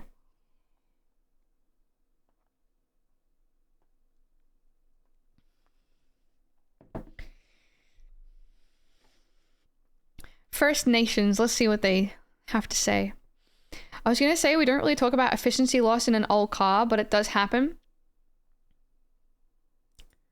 I don't even think that like the answer should be that if like, you know, one drops at the other rate, then we shouldn't be promoting only EV cars now and forever. I'm just sort of wondering how it would compare to the current situation. EV range will drop quicker than a petrol car. Okay. Our country is a crime scene. Land theft, murder, torture, enslavement, denial of liberty, wage theft, sexual assault, social destruction, cultural desecration, and the kidnapping of children are at the heart of Australia's founding. They underpin our society and underpin the ongoing destruction of the continent's environment. There has never been adequate acknowledgement, let alone redress, for these crimes, many of which are ongoing, perpetuated against First Nations people. Justice demands that the grievances of the original inhabitants be addressed, not simply with words, but with deeds. Fair. Based. Crud says soz once. He did say soz. He did say soz. How long did that go for? Sorry day, K-Rud.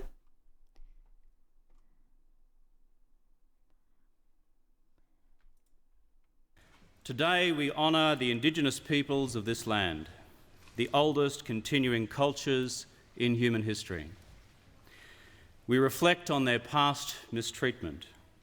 We reflect in particular on the mistreatment of... Dude, I look like Julia Gillard. My hair looks like Julia... Sorry. ...of those who were stolen generations. This blemished chapter in our national history.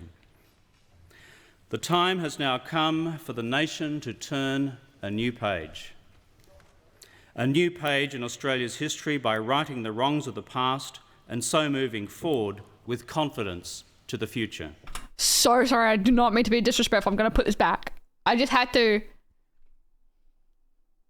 I got like the same rounded... All right, I'm over it. The time has now come for the nation to turn a new page.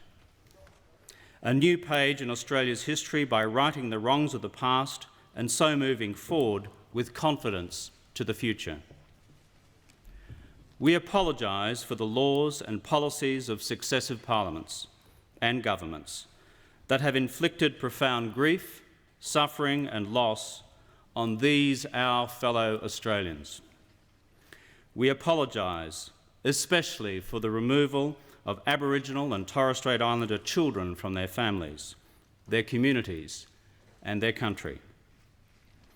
For the pain, suffering and hurt of these stolen generations, their descendants and for their families left behind, we say sorry.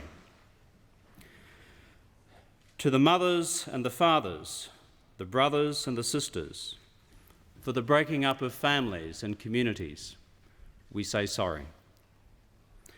And for the indignity and degradation thus inflicted on a proud people and a proud culture, we say sorry. We, the Parliament of Australia, respectfully request that this apology be received in the spirit in which it is offered, as part of the healing of the nation.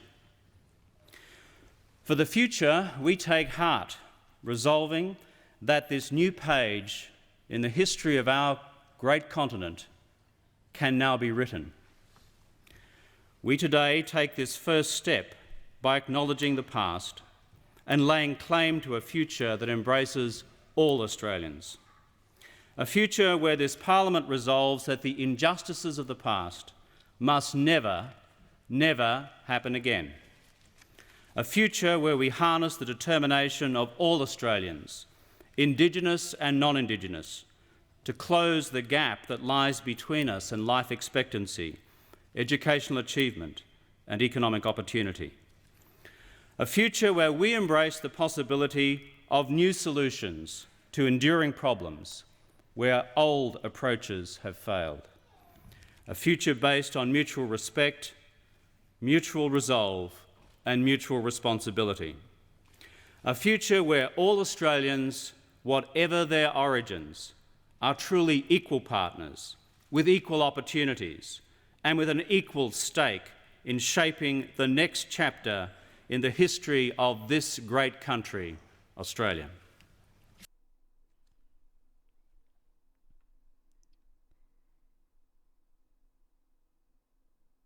For me, the introduction of reconciliation began at school around 1992, with such a long time coming, so much injustice, generational trauma, gonna take centuries to attempt to right.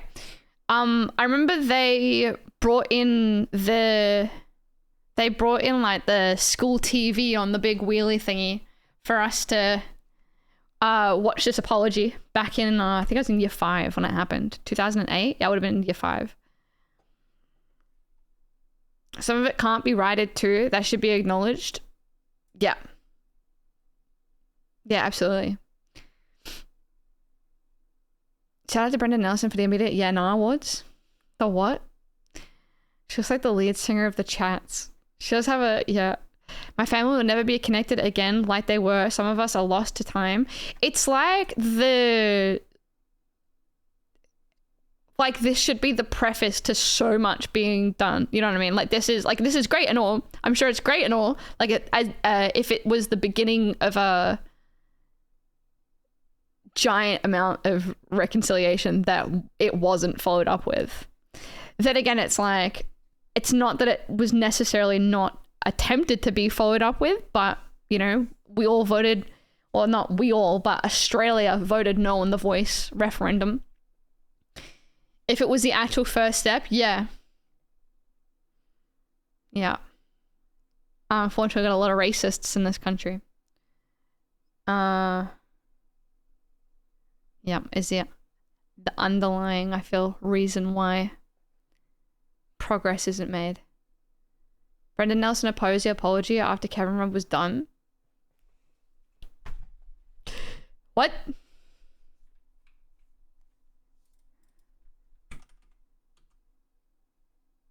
Brendan?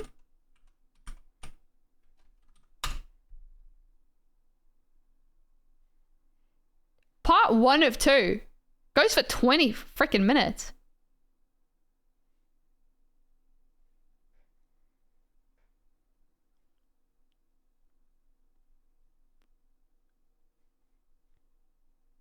The majority vote nationally, I mean, in most states, but what was it in the end? 50-45? Sorry, 60-40? And most of that was through scare tactics. Fury over Nelson's sorry response. Opposition leader Brendan Nelson has been forced to defend his response to today's Stolen Generations apology. What is this? The Age, okay. In which he spoke of Indigenous Australians living lives of existential aimlessness. Fuck now.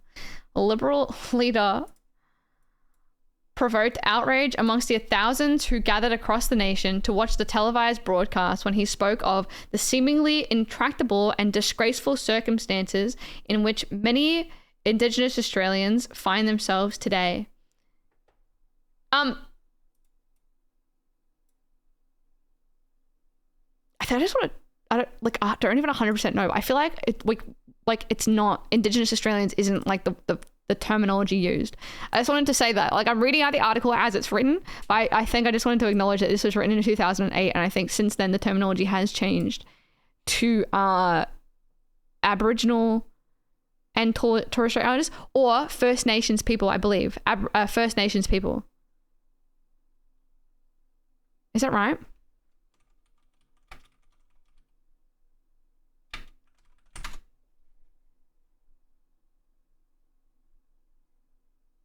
First Nations of Australia. Indigenous First Nations. Is it? Here we go. What term is best used? On aiatsis.gov.au. What term is best to use? Indigenous Australian is a very general term that covers two very distinct cultural groups, Aboriginal and Torres Strait Islander peoples. These terms of grouping are umbrella terms within which sits a large array of different nations, each with their own culture, language, beliefs, and practices. It's important to acknowledge that there is great diversity within these two broad terms.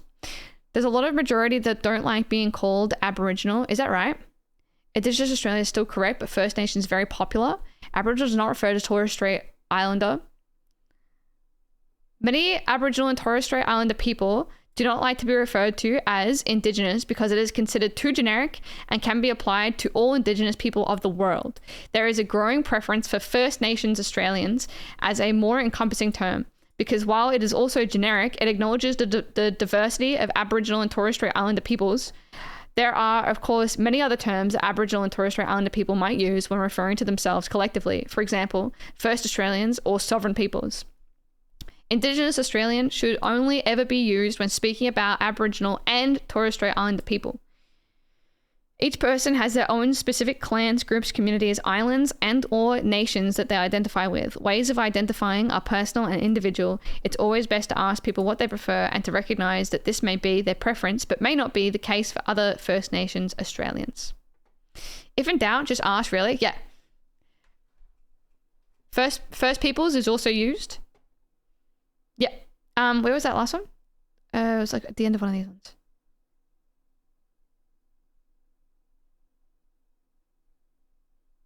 First Australians and sovereign people as well.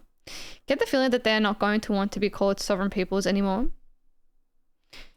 Sovereign, like the word sovereign is like sit in my head, which I was going through micronations, like the micronations Wikipedia list of micronations, and like so many of them, not only are so many of them Australian, but so many of them popped off in like the 1970s. Which is like, there's like a really weird crossover of it being like Australian and like 1970s. And like, I don't know what happened to the world in the 1970s, but for some reason, Australian like men specifically just wanted to become sovereign citizens. So, don't know, just something I noticed. Okay, all right. Good to know. I just noticed that this was from 2008 and I feel like it has been changed over time. But Indigenous Australians then, okay, works. Early 1970s drug culture took off a lot, and late 60s, you reckon they're just like drugged up cookers? From what I was looking at, it was like a lot of like farm workers or like farm owners. Hi, Flashlight.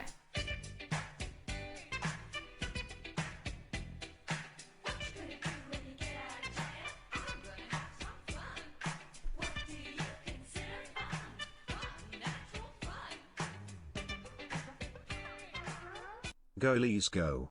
Hi pay. Flashlight, thank you so much for the 15 months. Thank you, Flashlight. How are you doing? Sexual revolution? How? I don't know if the sexual... How could you tie the sexual revolution to sovereign citizens? Could be.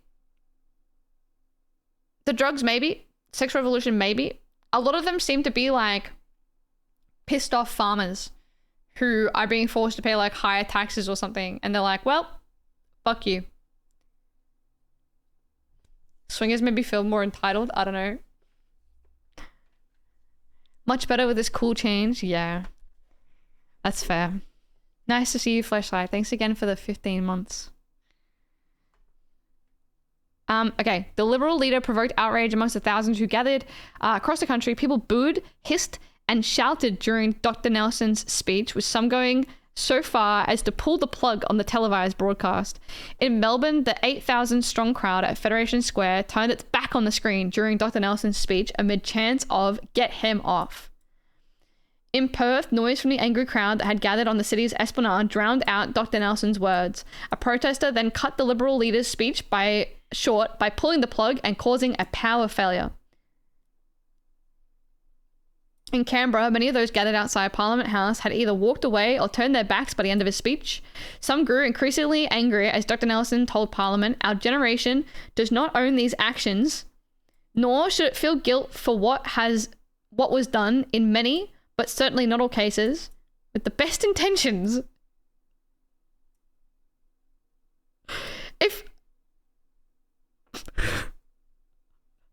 What the fuck? If he's not going to say that our generation does not own these actions, yet you're going to apply intentions, like you're going to say that it was done with the best intentions, but you're not going to own the actions, but you're still going to say that it was done with the best intentions. Hello. Toodles home. I'm just shouting in the living room. We stole your kids for the greater good. With the best only with the best intentions. We kidnapped an entire generation, but don't worry guys, we had love in our heart.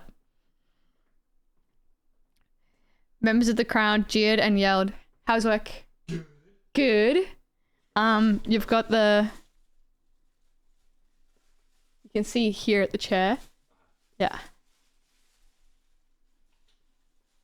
Turtle says hi. Hi. Yes, please. Thank you. They not only stole our people, they outright murdered them. I was gonna say with the good intentions, but according to this liberal dude, Brendan Nelson, with good intentions. Wait, you're in the living room? What have I missed? Oh, so it's because of the heat wave. I've moved into the living room. Wonderful intentions, yeah. I've moved into the living room, so I've got aircon booked in for the 17th of February, and so I've moved my entire room up into the living room so that I can use the air conditioner, which is right above my head. I've actually turned it off because it got cool enough. Smart, yeah. And so I booked it in. I paid for 30% deposit, and it'll be here installed February 17th, and then we'll move back into the stream room. But for now, I'm here. So we have the kitchen's like right there. Trudeau's making some toast. Surrendered the streaming room to the bug that got in. That too. Finally stopped finding new ways to hotbox. It was just way too hot. Way too hot. I just couldn't stand it. But I finally made the phone call. It's really hard. All right. Members of the crowd jeered and yelled at Dr. Nelson to get off, go and learn history, and get your hand off it, Brendan. Get your hand off what? As he continued, people began to turn their backs and chant, get him off. A young Aboriginal man, visibly angered by the speech, called out, "You're a fucking asshole, no respect." In Sydney, hundreds attending a screening of the apology at Redfern did not have a chance to hear Dr. Nelson. After the crowd cheered the message of Prime Minister Kevin Rudd, the sound was turned down on the live broadcast. Rather than see Dr. Nelson's response, the crowd heard a short speech from Sydney Lord Mayor Clover Moore, after which the sound on the broadcast from Canberra remained turned down. I thought he was discriminating against our people and he wasn't giving any sunlight into this moment of healing, and it was a degrading matter that he was going about, said Indigenous activist Catherine Kumar, base name, who stood and turned her back on Dr. Nelson. Sorry, not the time for that. Get your hand off it. It's incredibly depressing how often a government stance on their past atrocities are basically, nah, didn't happen, or yes, and. It's like, I don't know how you can advocate for the intentions of it whilst also going, but it was not our responsibility. Like, like, pick a lane. If you're going to say that it wasn't your responsibility, just go with not your responsibility and acknowledge like the atrocities, or say it's your responsibility and defend it by saying it wasn't as bad. I don't know. It's a weird angle. You know, we don't want to listen to that crap, but I think Mr. Rudd, I thank Mr. Rudd for this day, this sorry day. It has fulfilled a lot of our people's oh, thank you. Thank you very much. It has fulfilled a lot of our people's grieving, but it will never mend the wounds. The wounds are so deep within ourselves and others. After his speech, Dr. Nelson said the backbenchers and Aborigines who turned their backs during his parliamentary response had a right to express their views. Every Australian has a different perspective and a different point of view on all issues, he told the reporters. Important thing for us is to respect the difference of opinion. Dr. Nelson was also forced to defend Liberal MP Wilson Tuckey, who walked out of Parliament before today's apology to Indigenous Australians. That's some Texas toast. It's fruit toast. Yeah, I know, Amy, I like hesitated before I read it, but then I was like, I guess it's written in the article, but like, yeah, it's not it's like a real age word. I didn't know, but like, yeah. Just to acknowledge, not a good word. Used to be used quite often. Yeah, it's like for 2008. So, yeah. Wasn't an opinion, sadly. It happened. Yeah, I know. Difference of opinion is insane. Like, that is insane. The important thing... I think I, like, glossed over this sentence. The important thing for us is to respect the difference of opinion. This, like, fucks me off so bad. this kind of thinking around something that is like not, no, this is not like an opinion. History isn't an opinion. This is like someone who's like a Holocaust denier being like, well, it's my opinion that the Holocaust didn't happen. It's like, what the fuck do you mean? Like, what do you mean? Like, in what world are you living in? I hate hearing it in any circumstance. I won't read it if I come across it again then, Amy. I'm sorry about that. It's just your opinion, man. Yeah, it's just your opinion. 6 million is just too big a number. God damn. Such a cop-out. Oh, it's just like, it's the, you have to, like, I'm respecting your opinion, therefore you have to respect mine. And it's like, no. Your opinion is that history didn't happen, which is like, literally just insane. Like, that's not even an opinion. You're just like an idiot, I guess. Genocide was first used to describe what happened in Australia. Yeah, there was like unanimous, like an unanimous agreement that there was like the genocide committed in Tasmania. And then it's like in recent years, there's been people denying that it was like a genocide. Nazis learned about concentration camps from us. Fucking hell. On what constituents would think of Mr. Tucky's behavior, Dr. Nelson said, every member, quote, every member of the parliament, whatever side of the house that he or she is from, is ultimately answerable to the people of Australia. During his speech, Dr. Nelson spoke of the real, immediate, seemingly intractable and disgraceful circumstances in which many Indigenous Australians find themselves today. Quote, all combined to see too many Aboriginal and Torres Strait Islander people living lives of existential aimlessness, he said. Christ, man. At a broadcast in a Sydney hotel, Aboriginal leader Richard Wilkes was delighted by the apology. Well, that was wonderful. I commend the Prime Minister. An emotional Mr. Wilkes, a member of the Stolen Generations, said after Mr. Rudd's speech. I am very proud of the fact that he has said sorry. I hope the opposition leader takes a leaf out of his book and joins in the role of healing the nation and becoming one nation. I would like to see that happen. I truly do. Dr. Nelson's speech was not broadcasted at that function. All right. Interesting read.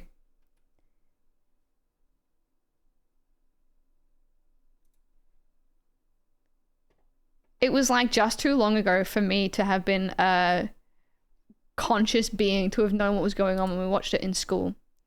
But that was a good watch. He became one nation, all right. If you're not making some rich bastard richer, then your whole life is aimless, hey. Yeah, according to him, yeah, exactly. Did mean a lot to me personally to have one prime minister to step up and say it. Yeah, I think that's in the history of Australia, like pretty profound. It's pretty cool. I got some toast cooling down that I wanted to eat. But I got more to talk about. Okay, hold on. I'm gonna eat it.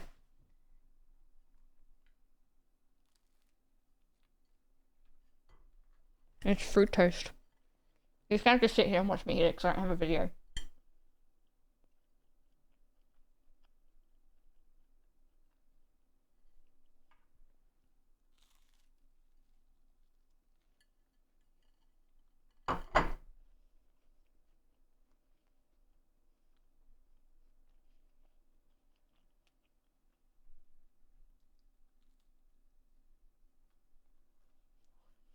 No worries, mobs. Enjoy your food.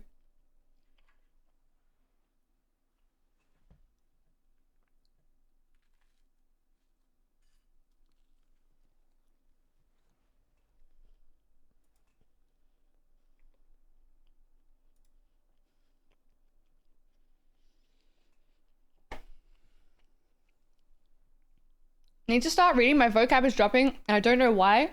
Spelling is my strong point. I do so many typos all the time, and it's so embarrassing. Like, I proofread, and I still don't catch my own typos, and it's like the most embarrassing thing ever. 20-minute vid on preferential voting.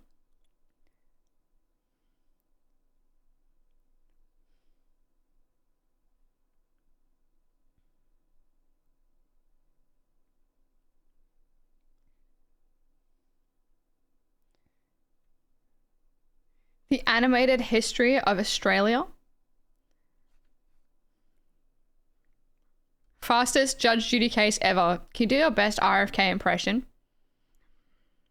How does this work? If I talk like this, does this work at all? Or does this just sound like super fucked up?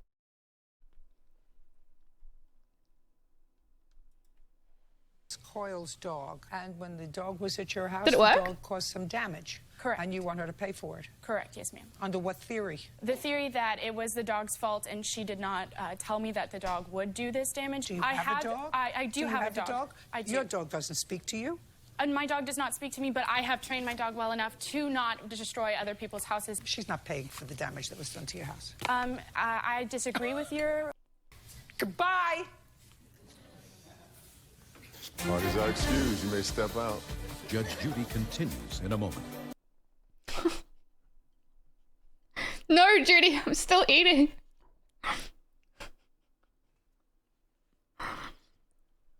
Goodbye.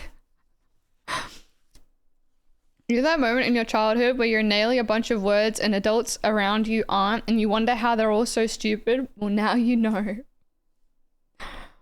Toast with an E? What am I, French? I'm also the worst at that. For like typos and stuff. It's so embarrassing. It's like the most embarrassing.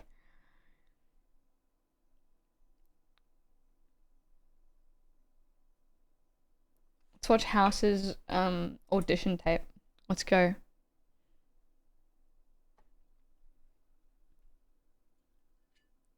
Hello? My appearance, but things are not going too well lately. Anyway.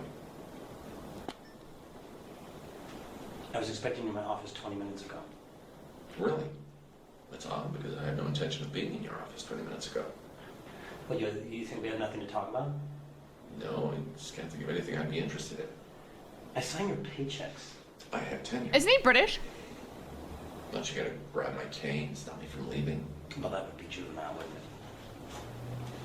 I can still fire you if you're not doing your job. I'm here from 9 to 5. Your billings are virtually non-existent. Rough year. You ignore requests for your consults. I call back. Sometimes I miss Donald. You're 6 years behind in your obligations to the clinic. You see, I was right. This does not interest me. 6 years times 3 weeks, you owe me better than 4 months. It's 5 o'clock. I'm going home. You know, the only reason I don't fire you is your reputation is still worth something at this hospital. Excellent. We have a point of agreement. You won't fire me. Your reputation won't last long if you don't do your job. All I want is for you to do your job. But as the philosopher Jagger once said, you can't always get what you want.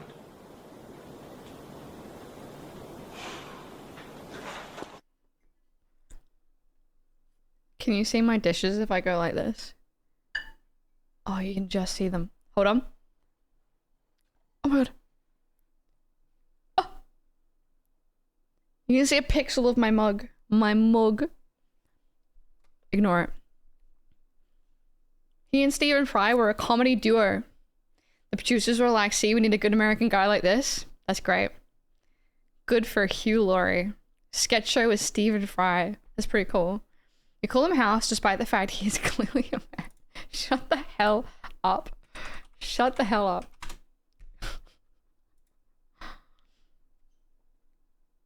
What am I doing?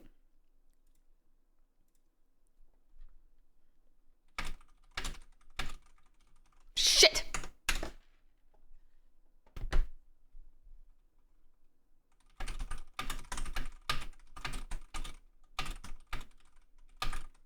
Shit!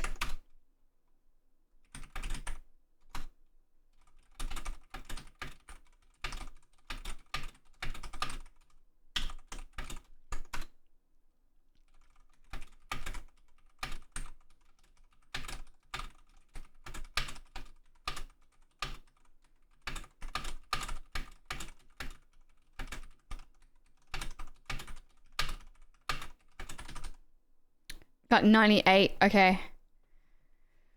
I'm like 18 seconds behind. How did that happen? I said to my mum, if you hear swearing and sounds of pain coming from my room, I'm speed typing. It's like me. Shit. All right, I can do better. I can do better. Believe me. I tell you what I need is like, I need like a wrist rest. My keyboard's so raised that it's so much harder.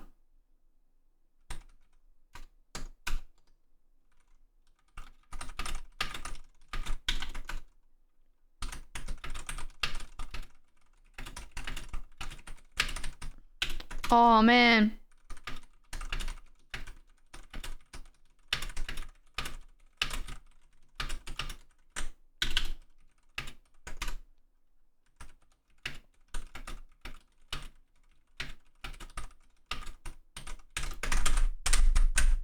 Oh my god, where'd everything go? What did I do? Oh my god.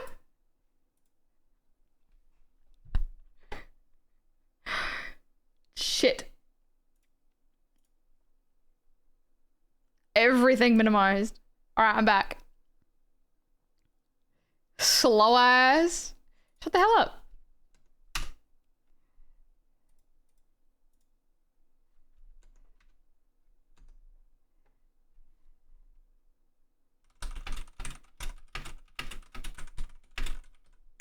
Hi Hassan, how are you doing? Shit. I have to get over 100.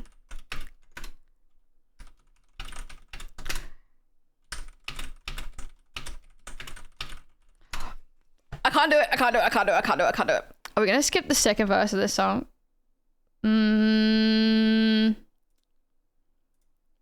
We have to when you... Alright.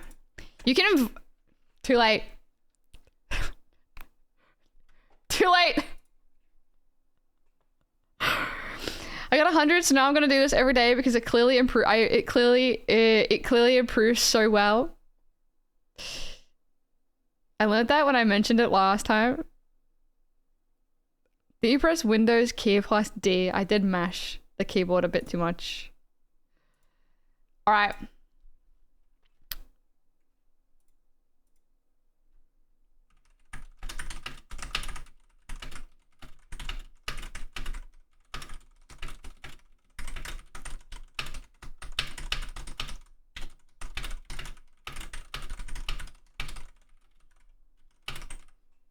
$103. I'll take it. I'll take it. I'll take it. I'll take it. Nom, nom, nom, nom, nom, nom, nom.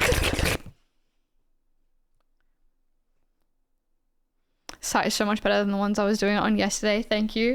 You're welcome. Monkey type is good. I got 125, 100%. Join me or die. My problem is I don't have like a wrist rest. I need like a wrist rest because my keyboard is like so elevated. It is not low profile. Okay, hold on. What if I use this as a wrist rest? Okay. Okay, this will work.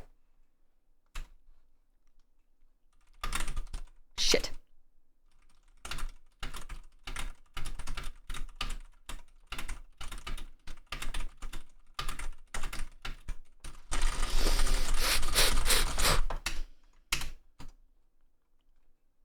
It moves. I can't. I'm gonna cry. I'm gonna have a big cry.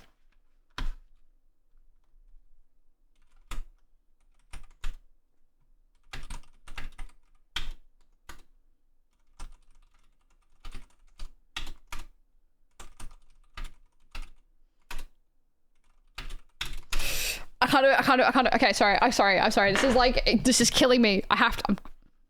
It's killing me. Back to it. You made me laugh so hard with the breathing. 11 minutes 68. Got up to 98 words per minute, 95%. I think I'm worse on like these high profile keyboards. I swear, guys, I swear I'm better on my uncle's keyboard. Nah, my work keyboard, I do it. I test myself at work because I feel like the keyboard, like the low profile keyboards at work, I'm like so good at typing on. But this one I have is, I'm so bad. I get so in my head about typing games, I don't bother. I could, if I don't force close that right this second, I will be sitting here for like hours boring the hell out of you trying to get a perfect score. You guys are making me feel bad with your high scores. What did you get? I'm going back to the website. You can't even like physically stop me because no one's here to physically stop me. I'm just here. I'm back at the website. How'd that happen?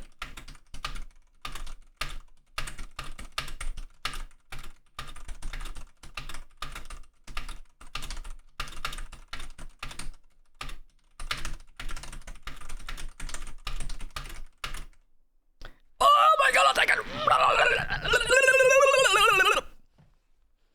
I'll take it. I'll take it. I'll take it. I'm not reading this chat anymore. I learned an old-fashioned mechanical keyboard and the low-profile ones just make me mash garbled nod words out. 109, 99%. Okay, I'm done. Okay, I'm calling this one in. It's my best. I can see Elise's vein in her forehead. Stop. Okay. I do look sweaty. I got 155. It's the one thing I'm good at. Goat is definitely, without a doubt, like the fastest and best typer in here. Thing about learning to type fast is that it takes time, and you're meant to aim for 100%. So if you start by getting below 100%, you're rushing. I'm trying to do the best I possibly can. Now, if you're own sanity, you have to stop here. Yeah, I will. Okay, done. Okay, back to Vic Socialists. You can't trust the mistakes. They cock you up. Yeah, you just have to restart. 155 is proper professional typing. Oh, 100%. I remember getting pissed off during that music quiz game because Goat's a better typer. Yeah, true. I put forward my name as worst typer. Did you try monkey type? What did you get? Haley Licks has taken the fall for you for being worst typer amongst us. I got my administration certificate and business certificate. My teacher would make me do typing tests to see if I hit below 98%. She'd just yell again, and I loved her. Give me a sec. Go on. monkeytype.com, I think. Yeah, but can you do this? Can Goat do this? Send a pancake emoji? Thing is, today we're at the point where dictation engines are lightning fast, yet here we are all stuck fucking around fingers and wrists.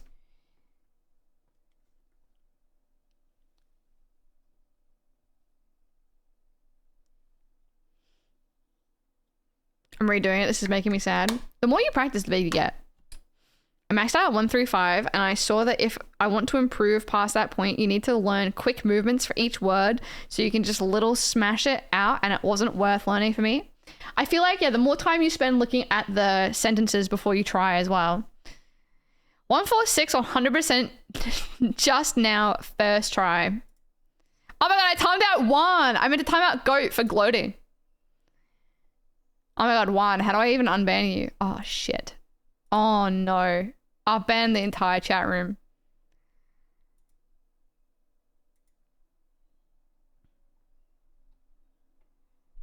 Alright. Sorry guys, tall poppy. Juan, come back! I unbanned you! Too Australian, guys. Tall poppy, that's what you get. Alright, what we think, what the Victorian Socialists think. Australia was founded as a colonial settler state through invasive and dispossession of First Nations people, and Australian capitalism developed through further dispossession and genocide of First Nations people. Sovereignty over land and water was never ceded. There has never been adequate redress for the systemic crimes committed against First Nations people. First Nations people continue to endure profound oppression, discrimination, and racism. The criminal justice system, in particular, is racist and brutalizes First Nations people. First Nations people have the right to self-determination in the economic, political, cultural, and spiritual spheres. Their claims to self-determination, sovereignty, and land rights supersede the property ownership claims of private businesses. A treaty, this will be in regards to like mining and everything, right? I type with my mind and, oh yeah, and good intentions. Yeah, don't forget, and good intentions. Oh god, that one's not leaving anytime, is it?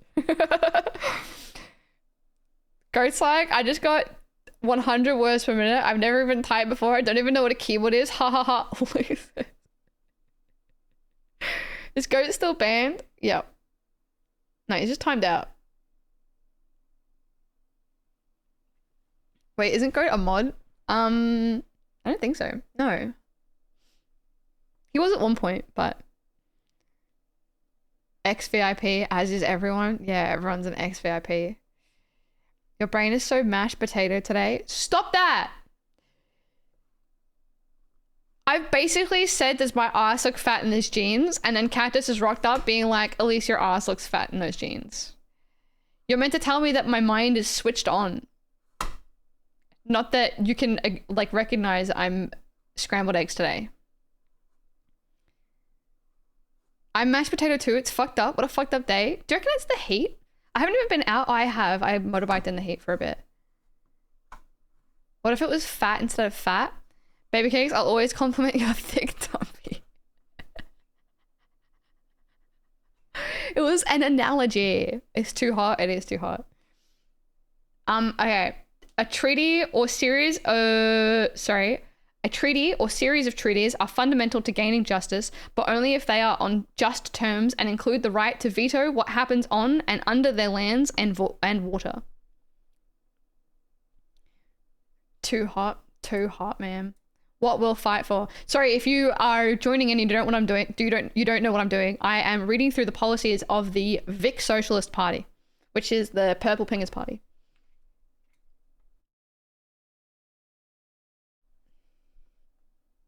I love the word veto. My friends and I used to all have one annual veto.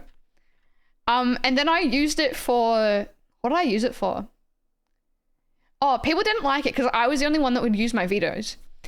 And no one else would ever veto anything. But we got rid of it after Treatle was like tying a piece of string around his finger and his finger started to go purple. Veto of what? Anything? Yeah, you can just like veto like anything that's like, you know, anything's happening. You get one free annual veto per year. And like, if you don't like whatever is happening, you can just veto, right? And so I used my veto because Treatle was tying a piece of string around his finger and then his finger started to go purple. And I was like, stop that, stop that, stop that. And he was like, no, I don't want to. It's like, whatever. And I was like, I veto. And then he didn't like the vetoes anymore because I veto him tying a piece of string around his finger. I probably was a bit dramatic about it, but I don't like it. Don't do that. Don't do that.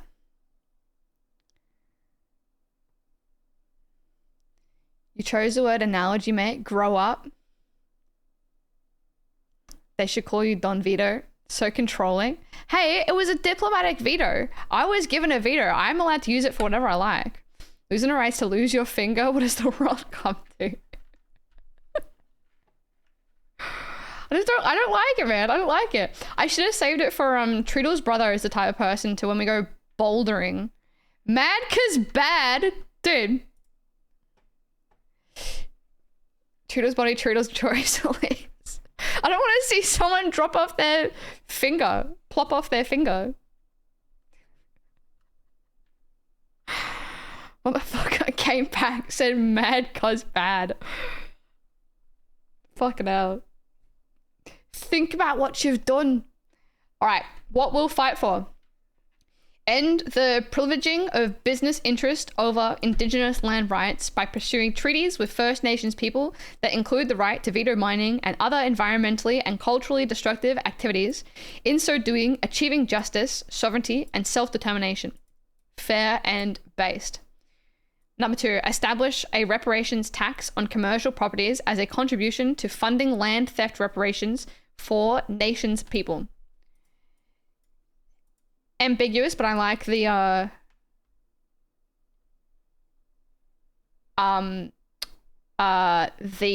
intention of it. It's a bit ambiguous, but reparations tax on commercial properties as a contribution to funding land theft reparations. Commercial properties as in like all businesses? Like all businesses pay a tax? Extra tax? Reparations tax? Expand the Victorian Stolen Generations reparations package to include people removed from their families after 1976 and compensate families of deceased people who would have been eligible for compensation under the scheme. This is where my knowledge starts to go away. It wouldn't be the business, it would be the developer who owns the real estate. Okay. But if they own the building. But yeah, like, yeah, gotcha. Surely that would then get passed on to the business in like rent payments though, right? It would probably get passed on to the business, yeah.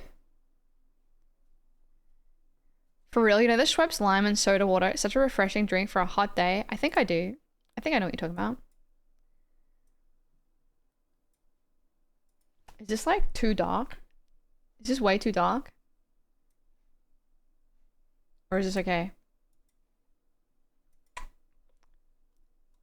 Bit dark, eh? Give me a sec. This is a bit dark, yeah.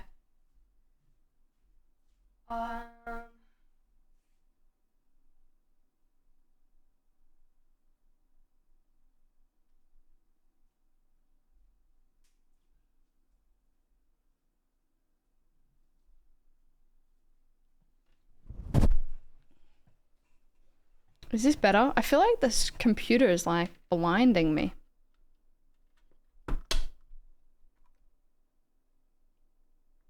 Okay.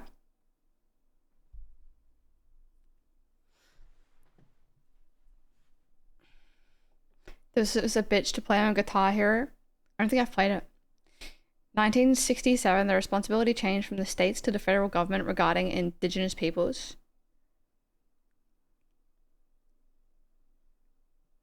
Okay, that's interesting. There's probably like so much. There's probably so much that, yeah, so much learning in regards to like constitutional history and changes and First Nations people that would be relevant to this whole thing. I just kind of wanted to read through it, but yeah, I don't really have the knowledge to comment too much on it, to be honest. Acknowledge the Indigenous stolen wages preliminary investigation and establish a scheme to make payments to workers and the families of deceased workers who had wages stolen or withheld. Further develop the curriculum so that Victorian students are taught about the systemic injustices perpetuated against First Nations people. Fund schools to teach Aboriginal languages. Provide targeted spending to rapidly equalize the health, education, and economic outcomes of Aboriginal and non-Aboriginal people. Increase access to legal health and social support services. Protect cultural rights and provide greater support to retain and restore culture and languages lost due to colonization and genocide, including by supporting First Nations people to live or spend time on country. Recognize January 26th as Invasion Day. Implement all recommendations of the Royal Commission into Aboriginal deaths in custody. Implement all recommendations of the Bringing Them Home report. All right. Cool and based. What else we got? Fixing the health crisis. Housing for all. I suppose this is like one of their biggest ones, isn't it? Housing crisis is getting worse and almost everyone is affected, from those living in or waiting for public housing to working renters and people on average wages trying to buy a home of their own. Developers are building apartments for investors that will stay empty for years. The government is throwing people out of public housing, selling public land to private speculators, and letting big developers land bank to drive up prices. The problem is not a housing shortage in Victoria. 11.8% of homes are vacant, while more than 24,000 people are homeless. But the crisis is made worse by our declining and deteriorating public housing stock. Under Daniel Andrews, the public housing waiting list has grown by more than 50%. Andrews' big housing build will actually result in a net loss of public housing. Victorian Socialists stand for renters, for households struggling to pay off mortgages, and for people suffering homelessness and housing insecurity. Secure quality housing should be a right, not a money-making opportunity for landlords, speculators, and developers. Access to secure quality housing is a fundamental social right. Homelessness is a result of a competitive market-driven society organized around private ownership of a residential property. Housing should not be a means by which some people can accrue a profit at the expense of others. Agreed. New housing must be designed and built to be environmentally sustainable, and existing dwellings must be retrofitted to make them sustainable.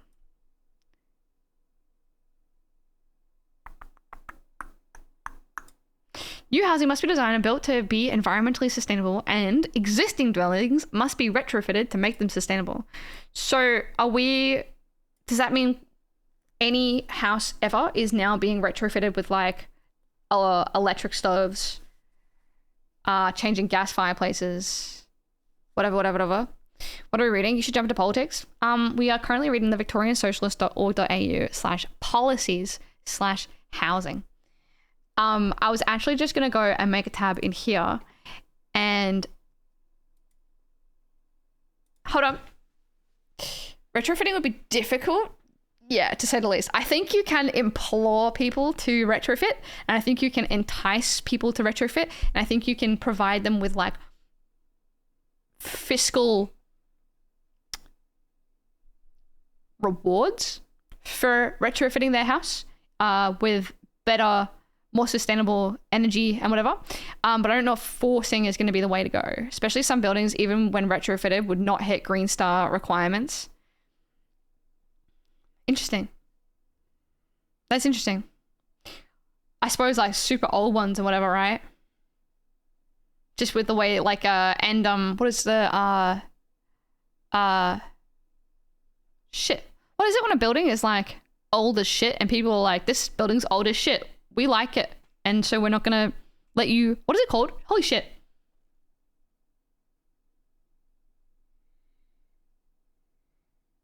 Heritage, thank you. Oh my god, heritage, thank you. Oh my god. I'm having such a bad day today. It's so bad. If you ran for governor or whatever they call it in Oz, what would be the top 3 things you'd push for?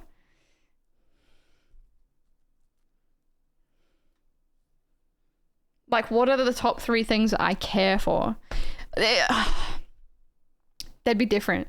The top 3 things that I care for would be different to the top 3 things that I would run for, I believe. I don't know. State premier, I guess? Yeah, state premier, I suppose. There's no way I'd get in as state premier because my beliefs are like far too left of center for the average Australian. I don't think you have a mashed potato brain, Elise. I think you're super quick-witted. Thanks, Cactus. Would it be things like heritage listed buildings or whatever, just like super old buildings that they can't demolish and rebuild? I suppose just wouldn't be constructed in a way that would be very economical.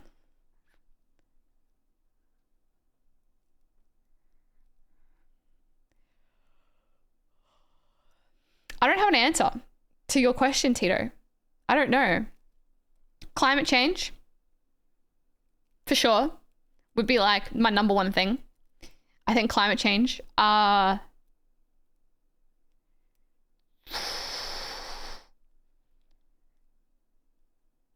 It's such a big question. It's such a big question. Climate change is like one of the biggest. I believe Australia is having a domestic violence crisis. What else do we have? Political corruption's pretty bad. General political corruption's pretty fucked up. But also housing. Cost of living crisis is like super fucked. State premiers have so much less power than governors do. Probably be able to do fuck all about climate change as a premier? No. Yeah, probably. So I don't even like, even if I wanted to, I don't know why I'd want to. Kill all cats? No. All cats have to be indoors though. Okay, I was going to do some math, some quick math.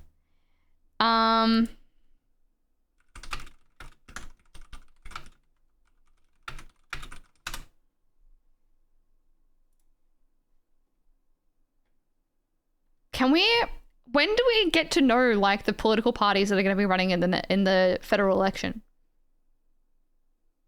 You gonna do some math? Just council and the PM. States set most of their renewable targets. Oh, do they? Interesting. Housing and cost of living crisis should be the front argument for every politician, and the fact that it isn't shows you how corrupt shit is. Sooner after the election is announced, I suspect. Wasn't it? And isn't it? Hasn't it been? I thought it was announced for May 17th. I thought it was being held on May 17th.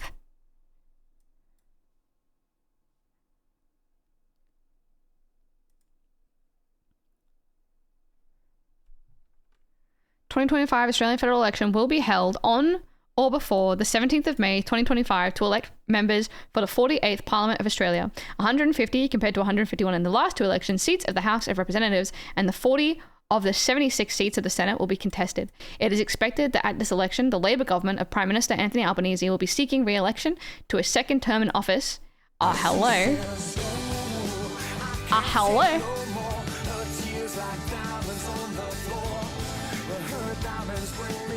Got the new hat. Foreign day hat. Got that given to me.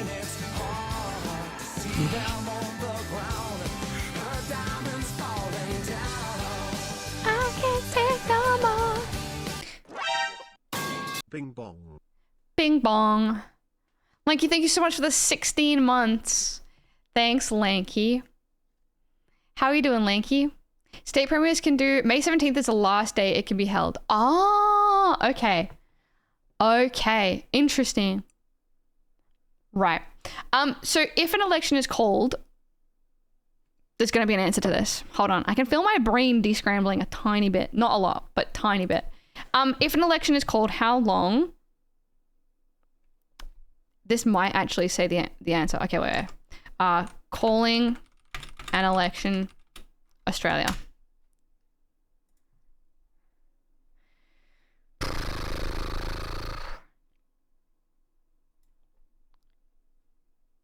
Okay. Fuck no. Oh my god, dude. Hello. Timetable for a general election.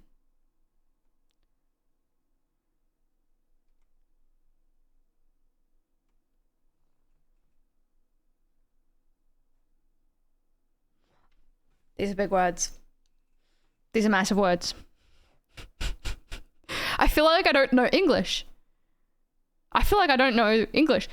Dissolution, issue of writs, close of electoral rolls, nominations close, date of polling, return of writs, meeting of new parliament, timetable for a general election. What is... Okay. Oh man, we are working from the ground up with me.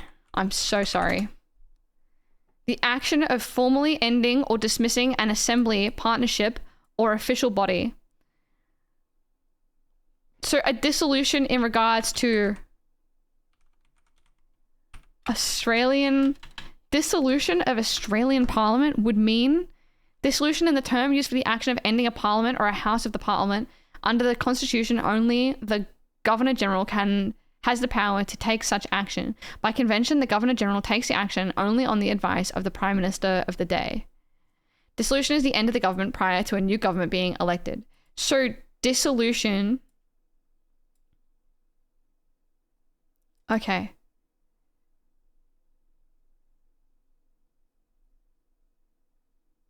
Issue of... Okay. I'm just going to read this. The authority for holding an election is in the form of a writ issued by the Governor-General, or in the case of a by-election by the Speaker, directed to the Electoral Commissioner, commanding the Commissioner to conduct an election in accordance with the prescribed procedures. The writs for general election to the House of Representatives are issued by the Governor-General, acting with the advice of the Executive Council, and specify the date by which nominations must be lodged, the date for the close of the electoral rolls, the date on which the poll is to be taken, and the date for the return of the writ. The writ is deemed to have been issued at 6 p.m. on the day of the issue. 8 writs are issued for a general election. Fuck me. Nah, I haven't got it. I'm going to go run 4 kilometers. If I'm super cool, I'll run 6 kilometers. I'm telling you this. So if I don't run 4 kilometers, I'll feel like a fucking loser ass bitch, baby. Got my first. Do you want to send this warning at least this channel for that? Enjoy your run. Okay, just woke up from a nap. How are you today? I'm okay. I'm doing okay, Lanky.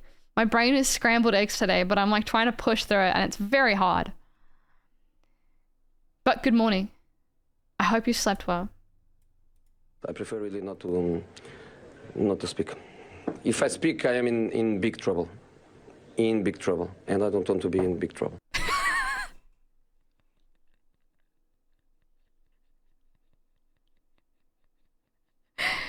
Come back, goat. Come back. You may speak. Dissolution means the government can't pass any new bills after which an election is announced, the writ, then the other steps happen. Okay, so the writ is the election getting announced. Dissolution means the government can't pass any new bills. So does a dissolution happens before an election is announced? Dissolution happens before the writ, or... All right, hold on. This is the timeline. Timetable for general election. Dissolution. Then the issue of writs at 6 p.m. within 10 days of dissolution. These are boring technicalities, IMO. I'm trying to figure out like how long between when the federal election is held and a call for an election will happen. Like how long once it's called, can they call it for whenever, or is there like a constitutional time frame on when they have to hold the election after? Government can't pass anything while everyone is campaigning. Yeah, I'm just trying to figure out like what is like the approximate time frame. Like if they're calling an election, does that mean that that's going to be in like 2 months? Or like, does that mean that's going to be like constitutionally within like a certain time frame? You know what I mean? I could probably ask ChatGPT, what if I feed it the Constitution?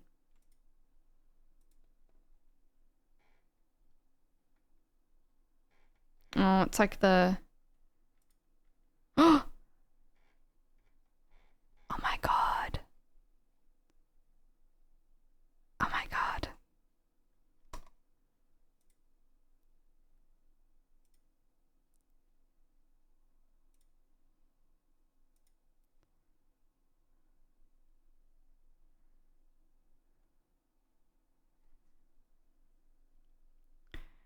Definitely something I hear people talking about. The writs, not so much.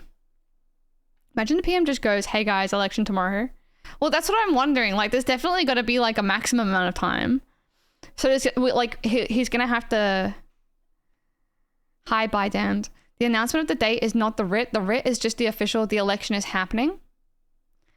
They have to have 30 days, I think, minimum. So it has to be called by April 17th-ish, 18th.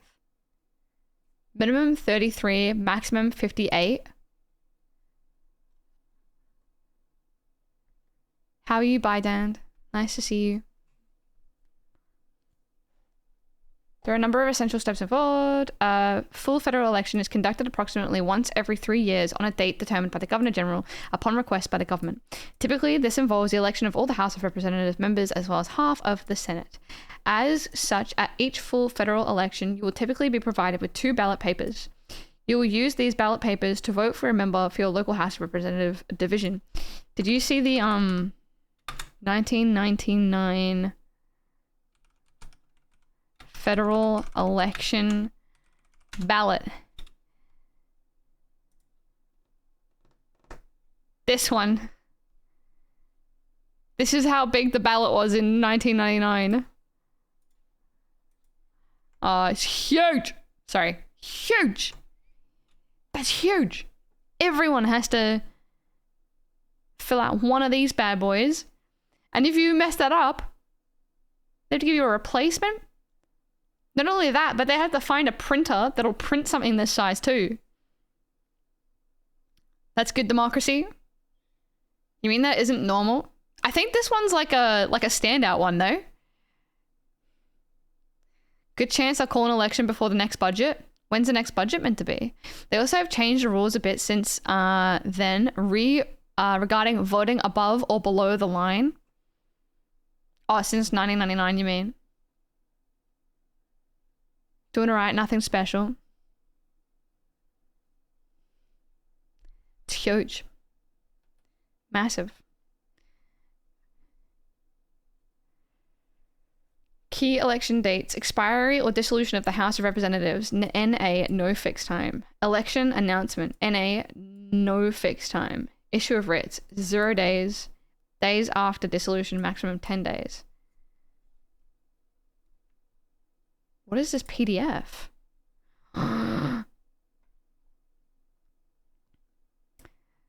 Australian Constitution sets out some of the rules governing federal elections. Most are contained in the Commonwealth Electoral Code. My brain is begging me not to read this. Voting above the line of... I don't think parties get to choose preferences anymore. Only personal voter. Wait, what do you mean? I don't think parties get to choose preferences anymore. Only personal voter? What do you mean by that? What do you mean, like, by a party choosing preferences?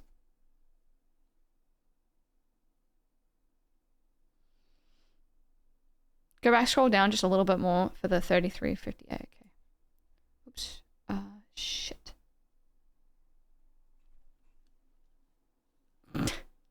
Above the line, the party chooses. Below the line, you choose. Yeah, like, above the line, you're just choosing a party. And then below the line, yeah, you're choosing, like, all the individual members that you want to elect. And your whatever. One of them is, like, 1 to 9 or whatever. Like, 1 to 12. And the other one is, like, 1 to, like, fucking 100 something. If you vote above the line, the preferences go to the party's preferences. And if you vote all the boxes, it goes to your preferences. Yeah. Gotcha. They say they don't think parties get preferences anymore. They would do, right? Don't know if fact or not. They would do if there's like above the line, below the line. Although I guess if you're saying that it's changed since the last election, then it would be different. I said that the other day and I thought I was wrong.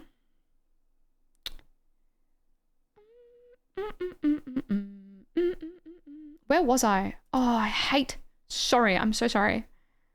Why am I so bad at tabs? Okay, close. Australian Constitution, close.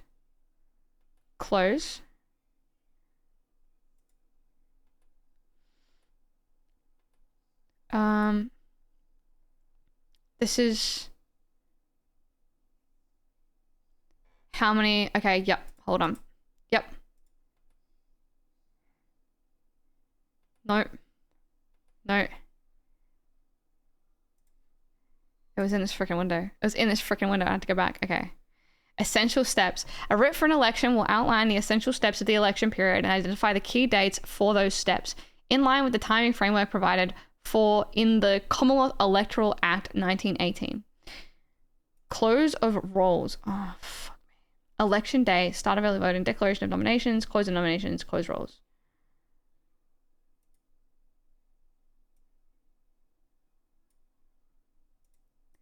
Why is nothing is working? Why is this prompting me to drop down a menu, but it's not, nothing's happening?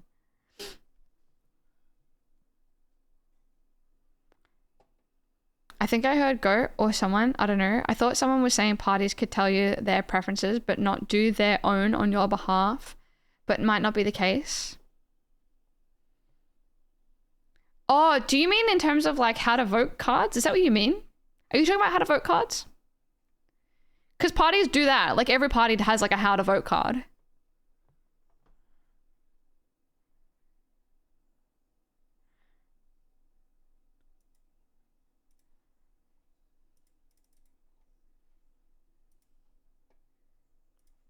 I'm too confused.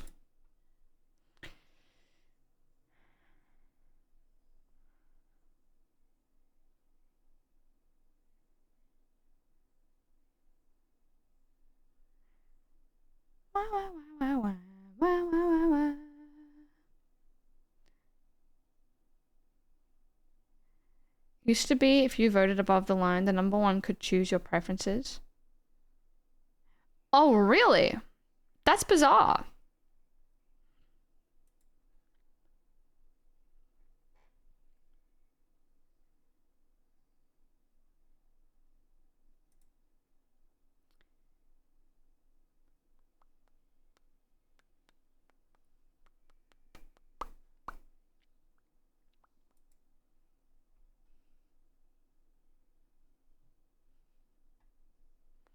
How can they have this out if there's no, I guess because they're anticipating an election happening. It did used to do that if you just voted one, yeah, but not anymore. Oh, like if you only voted for one person. Did that used to be a thing? That sounds very familiar. If you don't choose, they just submit it from the top to bottom for that party. That's so fascinating. Like you can just vote for one person and then they'll vote for the rest of them. If you don't feel like the others, you're just voting to give number one your preferences. So Animal Party might send it to Skibbity Gap Party. Okay. Yeah, I get what you're saying. That's fascinating. So like you don't actually have to vote for anyone other than like the one party that you want to vote for. That's very interesting. How interesting. Okay.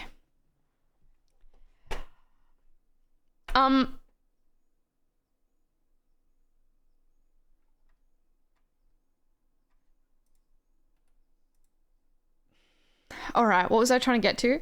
I was wanting to see, I was wanting to have a list of all the political parties. These are them in 2022, I believe. Is this right? No. Government periods in office, political parties, no.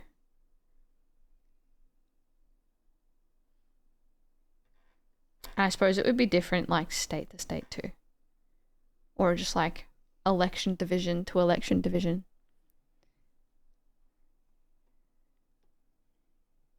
Preferences is a great voting system and we should all take advantage of it. Vote for the party that aligns with your values. Agreed. Skibbity Gap Federation going international. Hi before. How you doing? That webpage is saying from when the writs are issued, you have to have elections between 33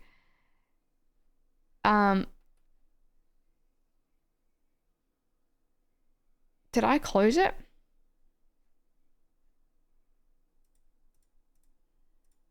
I did close it. Yeah, I closed it. Webpage is saying that from when the writs are issued, you have to have an election between 33 to 58. Okay, between 58 days. Okay. It's not the case anymore because of a character called Glenn Drury or the Preference Whisperer. Oh, that's fascinating. I was trying to find somewhere which was going to explain like how it works this election, but maybe it's because we're not like close enough to the election that they're not putting stuff out. Like I thought that now, like by now we'd probably know what parties are going to be running and everything. And I thought I'd be able to find like a list of the 2025 candidates or whatever. But I suppose they're like currently doing their campaigning and deciding whether they should, I don't know.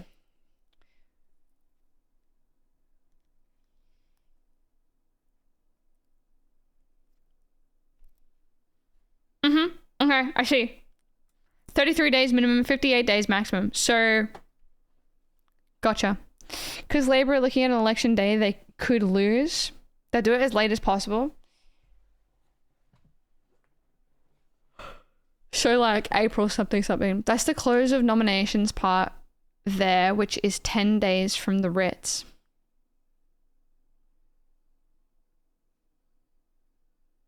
So we'll know by 10 days. Oh my god, okay. We'll know by 10 days to possibly 27 days.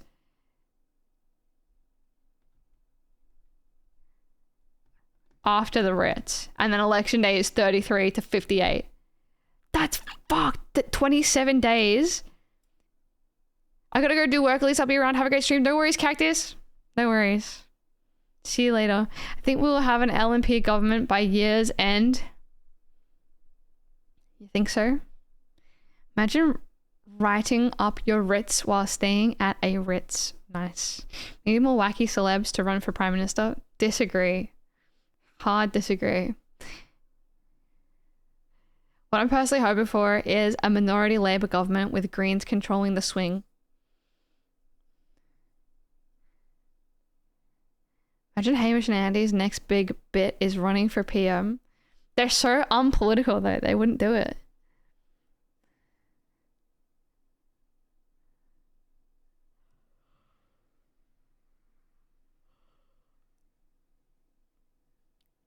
Glenn Drury, interesting.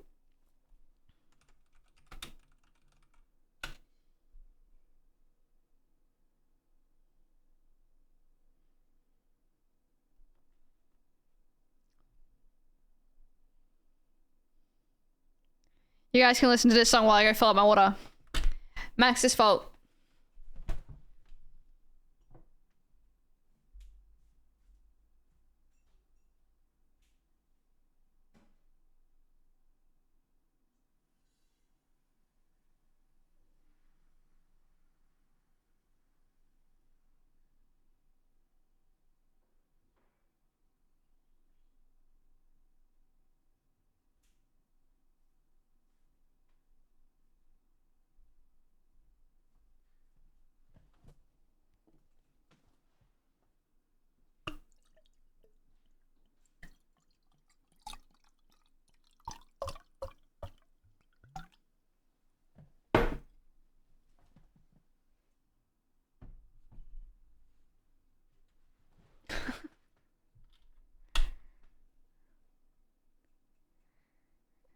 ban Max for putting my pal's name as Foot. My pal Foot on.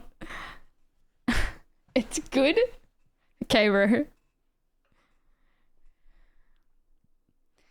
Greens lost a lot of ground in the ACT election, ACT election. Still Labour, Greens, but more Labour now than last time. I ever see this treaty looking bloke getting taken a ride by a grifting piece of shit, convinced this poor guy that Dan Andrews' election had no legal standing since the writs weren't available to him. It's like sovereign citizen type shit, right? It objectively is shit. Max disagrees. Isn't it meant to be like prime outsider art, the My Power Foot?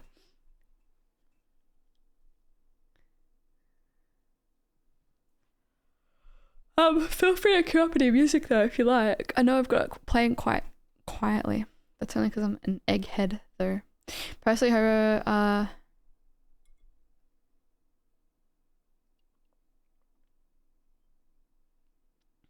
ultra distance cycling for this guy.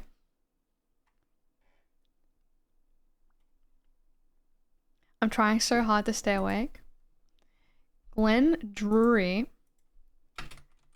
Preference whisperer. Sorry, before I read this, what I wanted to try and do was figure out when/where we can gather a list of the major parties that are running in the election this year. And I guess we don't have to start with it. We don't have to start with like all of them. But I would be interested in trying to go through them all and discerning which ones mean what and what ones like what, to get like a baseline understanding of Australian political parties. Check DMs might help. What's that? Where is my... What is this? Wait, what is this?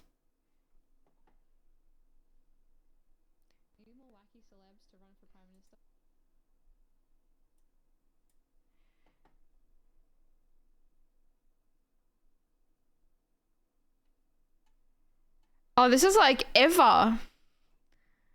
Ever. Disagree. Hard disagree. That's me in the background. What I'm personally hoping for is a minority Labour government with Greens controlling the swing. Where is it's the parties? There's a lot that like don't exist in here, right? I want the ones that currently do. That's me in the corner. Okay. Not the... I don't want to get like tied up in the weeds of the ones that don't exist anymore. I suppose it would kind of be relevant though. Spot? What? You can't tell who is running until they announce that they are running, but you could look at parties that ran at the last election. Yeah, that's what I was trying to figure out, was like whether I could look at current or I guess 2022 parties.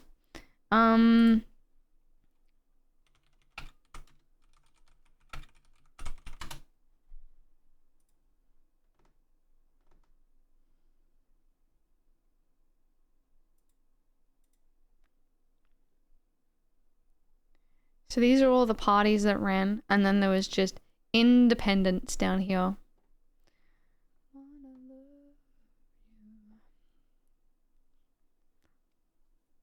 Wikipedia lists all the parties currently with seats. Yeah. And then all the ones that have run as well. I guess we just start with like the big ones to begin with. You guys know that Elise's favorite band is REM. It's true, actually. Okay, give me a sec and I'll... Sorry, it's a lovely flashbang.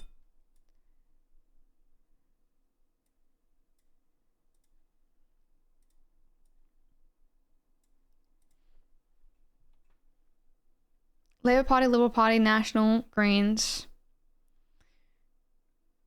I think that's pretty much similar to this one, right? Yeah. Shut up, Gary. Okay, we've got Liberal Party, and below them we'll do the National Party. Labour Party. Greens. Pauline Hanson's One Nation. Centre Alliance. Katter's Australian Party. United Australia Party.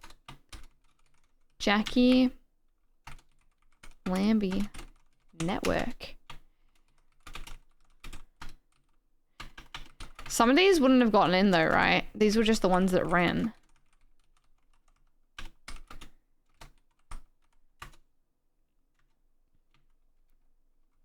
Yeah, not to mention the ones that are currently, yeah, okay, not to mention the ones that are currently in as well. Candidates, election timeline, results.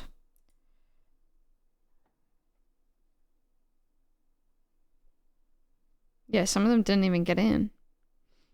And then independence is just mysterious independence. Animal Justice Party as well is one.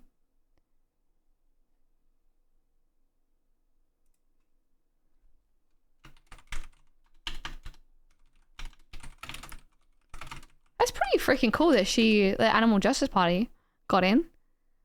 Well, that's super niche. Do you have the Weed Party? Legalize cannabis. Who else? High Speed Rail Party. Real? Where? The Animal Justice Party just have some less than stellar policies. I may be misremembering. We can look into them. We can 1000% look into them. I'm going to put Victorian Socialists in here, right? We're currently looking at them as well. Then there's gonna be like independence. Maybe we can look at the ones that currently exist, but I don't know. I guess it would be like relevant to area, maybe. I mean, we'll look like Victorian independence, and then maybe like some other like standout independence, maybe. I may be misremembering. We can have a look. Animal Justice Party. Fair warning, because it's probably going to be like littered with pics of dying animals. It wasn't! The one thing I absolutely hate about like vegan websites is the amount of pictures of like just dying and dead animals that you get when you try and navigate them. About our party policies. All right, we'll have a look at that in a second. How many are in here? 1, 2, 3, 4, 5, 6, 7, 8, 9, 10, 11, 12, 13, 14, 15-ish. 15-ish plus. Do like a stream to read through different policies every stream and tick them off the list to try and understand what they're about. Today is the day of the Victorian Socialists. How does that sound? Does that sound good? In terms of like trying to understand politics and stuff. And so we do like a bit from up here in this part of the to be researched, and then we can do like a bit in the here as well, understanding like the policies of a party. I don't know. I'm trying to figure out how to structure my stream so they're not just like hodgepodge, doing this, doing that, clicking around, getting distracted. Because I feel like I need some kind of structure if I'm trying to learn about things. But then I don't know how to do that because I'm very undisciplined.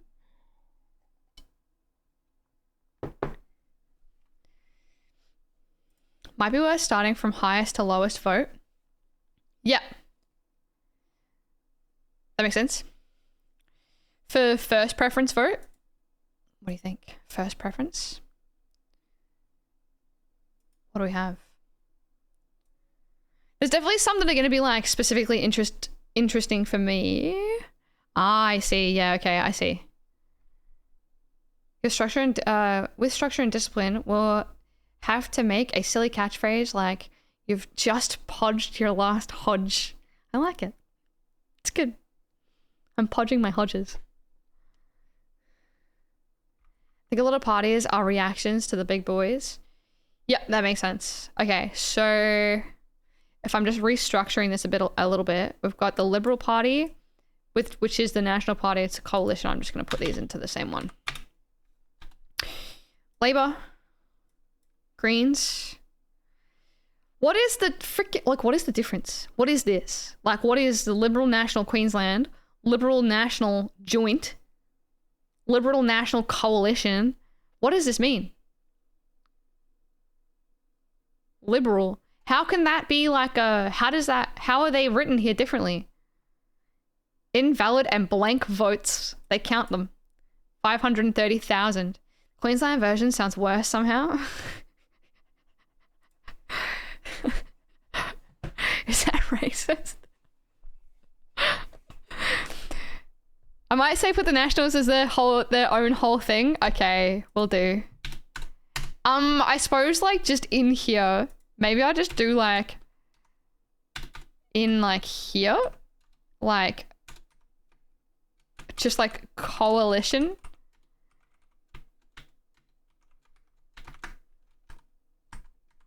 Just to tie everything together between the two of them, I suppose. But we'll figure that out while we're reading the Liberal Party stuff and the National Party stuff. We'll figure out how they tie in together. I think the National Party runs separate from the Liberals in Queensland, maybe. Oh. In Queensland, Liberals, Nationals is one party, not a coalition. We're just gonna have to figure that out, aren't we? That's spicy. Okay. Can I do like some notes in here? And I'll add this one as a note as well. Shit.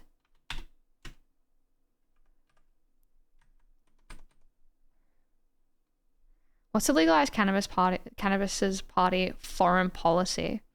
You're just gonna have to stick around and find out. Because it will be good to know that. That is exactly what we're going to try and figure out too. Okay, so we've got Liberal National Queensland, Liberal One Nation. I'm just going to have to write down Liberal National to try and remind myself what the hell is going on. Queensland / joint. There we go. Okay. Sorry. Labour Party, Greens, One Nation, United Australia goes here. Legalize cannabis, whack them up. They get quite a lot, actually.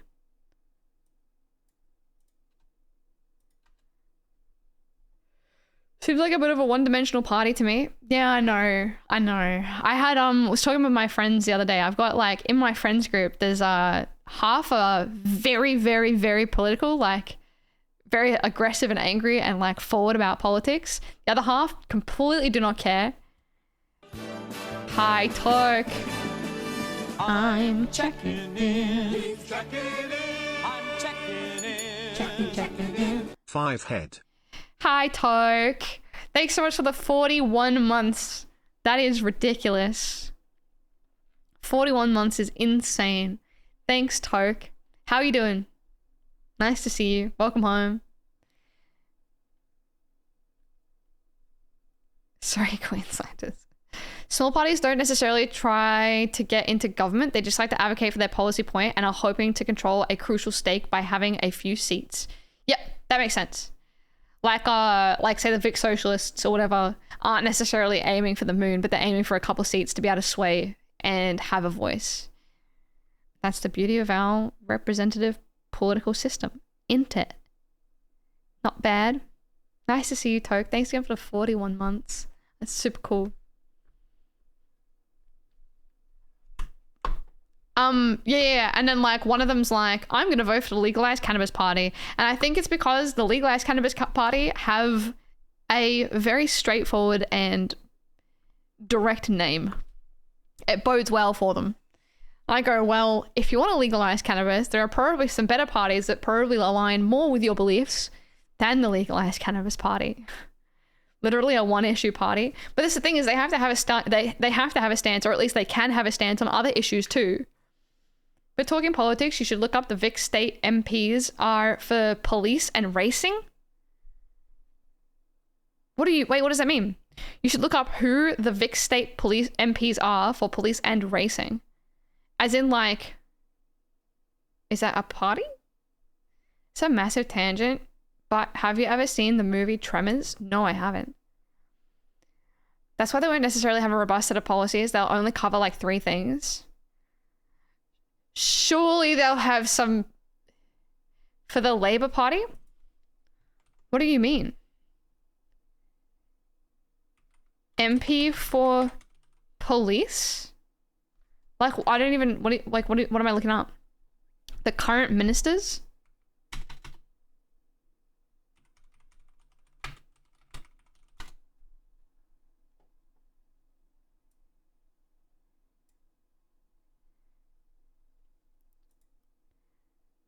Like this guy, Anthony Carbines. Honorable Anthony Carbines. And you want me to have a squiz at this guy? Do you want me to put him on my list? The current ministers? Like the current national... Okay, current ministers. Okay, hold on. Where am I? Shit, the gaff. Okay, parties.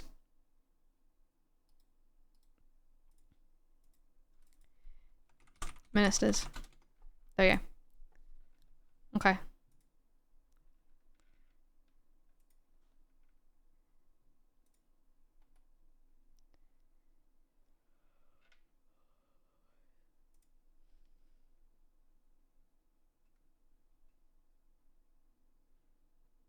Do you think being a minister in charge of police and racing is a conflict of interest? Racing as in, I know you wanted me to get into it, but I'm trying to get into my structure first. Racing as in racing horses? Dogs? The coalition is horse racing.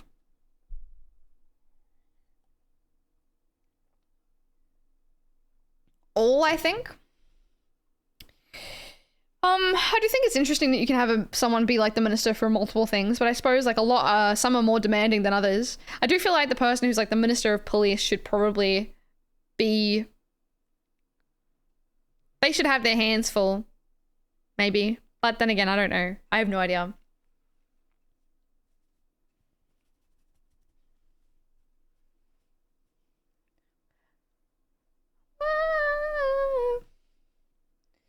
I get around.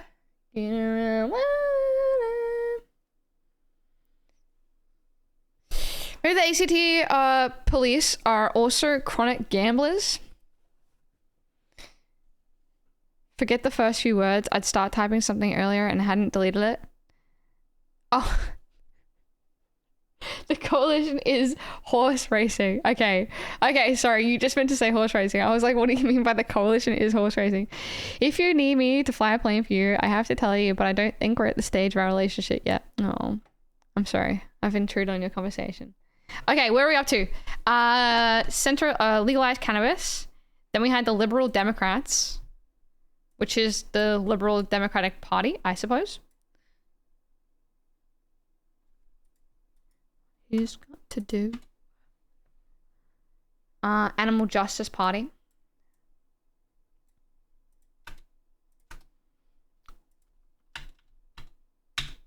I suppose David Pocock's like pretty... Okay.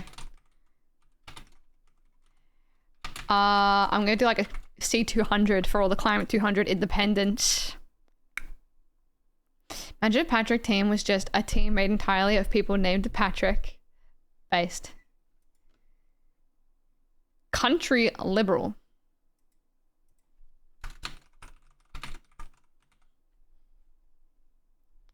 Lambie Network. Oops.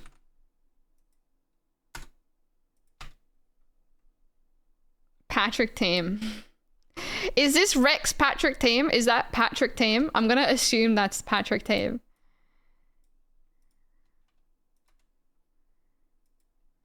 Okay, and then we've got some other like fun guys down the bottom. I'm hoping they're wanting Patrick from SpongeBob to be PM. Liberal Democrats are the Australian equivalent of the Tea Party, and they constantly get seats because people don't realize they're not the coalition. It's quite funny. To be fair, man, it's pretty hard to know what's going on.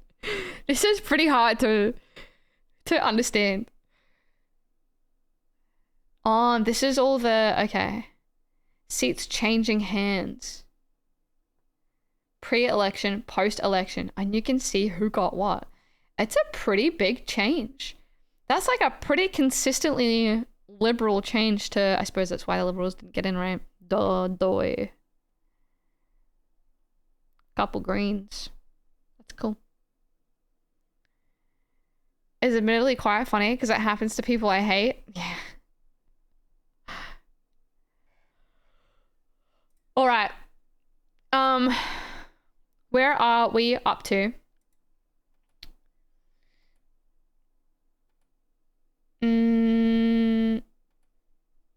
And bop and all right, we're going through the Victorian Socialists still. Unfortunately, you could legally change your name to Donald Trump and you would get thousands of votes. It's quite funny. The Donald Trump party. Donald Trump party, and it's just not at all aligned with the Republicans in America. Kind of want to start the Liberal Party now with that spelling, liberal.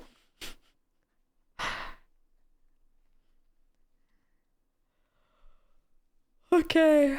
Oh, my glasses are so smudged. All right. Urban planning must be democratic and planning decisions guided by social equity and ecological sustainability. Urban planning must be democratic. How is it undemocratic? The Nazis did that. True, they did. You're not wrong. You're not wrong. All right, I take it back. I'm surprised more parties don't try and get seats by having names similar to other parties. Urban planning must be democratic and planning decisions guided by social equity and ecological sustainability. They'll probably tell us what they mean by that. All new urban developments must be integrated with social and community infrastructure, including public transport, education, health services, parks, playgrounds, other open spaces, and recreational and cultural facilities. All new urban developments. I mean, yeah, based. Was looking at a VOD the other day and the word Nazi was said 70 times in one of my ones. Were we talking about the literal Nazis? Surely. Did you say they're not wrong? No, Evan. Yes, yours. There was one time where we were like actually looking up like Goebbels and Himmler and like the actual Nazi party stuff. Goebbels, yeah. I don't know how to say his name. Goebbels and... What we'll fight for? Impose a 5-year freeze on rent increases, and this is heavy already from number one. This is heavy. This is like what they're trying to... This is what they're built on though. Important information to be aware of. It is. Hope his first name is Dick. Am I right, guys? There are rules around around it. The AC can deregister a party. Curious how the Liberal Democrats made it happen. I suppose liberal is like a very political word, and like one party probably can't have dibs on it. But then again, they probably should. Like there probably should be rules to differentiate party names so that people can't be like sneaky about it. I think the Nazis were wrong. Thanks, Evan. Thanks for... I was wondering your opinion on that situation, actually, and I'm really glad that you decided to come out and tell me straight, so I didn't have to wonder anymore. It was actually stressing me out for quite a while, wondering what you thought about the Nazis. The Liberal Democrats were very close to being delisted. I'm surprised they haven't campaigned to get them delisted more. I guess unless they're like right-wing too, and so they don't really care, but... Okay. They will impose a 5-year freeze on rent increases and cap subsequent increases to CPI. CPI being... Tangent alert. Consumer Price Index. Is this general inflation?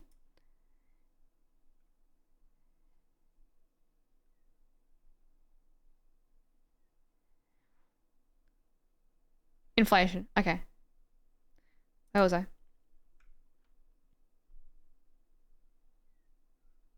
That's fair. Yep. I'm pro this. I'm absolutely pro this. I'm 100% pro cap subsequent increases to CPI. Imposing a 5-year freeze on rent. 5 years is a long time.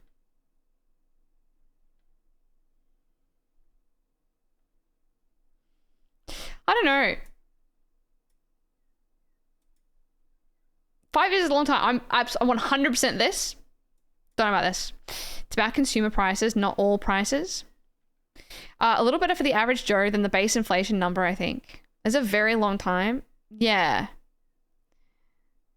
I understand the point of it. I think is to let CPI catch up, and then resume normal, whatever. Might make landlords more likely to sell. It's the least invasive way to force a sale of investment properties. Is the angle, I'd guess. Yeah. Well, I think to be a Victorian Socialist member, you cannot have investment properties. So they're very anti-investment property. And so I think a lot of their stuff would be angled at trying to get people to sell their investment properties to lower housing prices. Even rates increase in that time, but there needs to be an adjustment to housing prices. They could, like, what about like a... Yeah, I don't know. 5 years is a long time. I just like, yeah, I don't know. I need more reasoning, I think, before I agree or disagree fully. Victorian socialists are ruining the Australian dream of all being landlord millionaires. Exactly, Nandro. Oh my god, hi! That was so loud, I'm so sorry. Hi, Aragon. I'd be happy with a permanent freeze for 5 years. Aragon, how are you?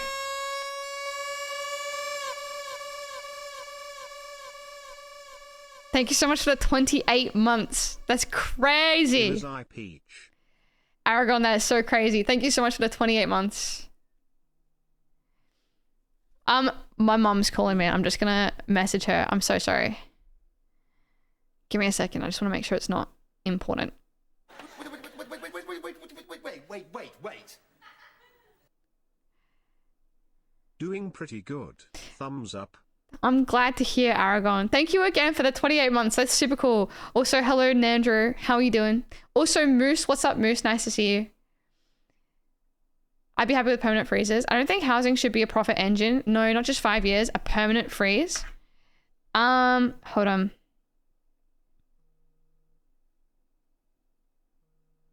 All right, mom's calling me again. Give me a second.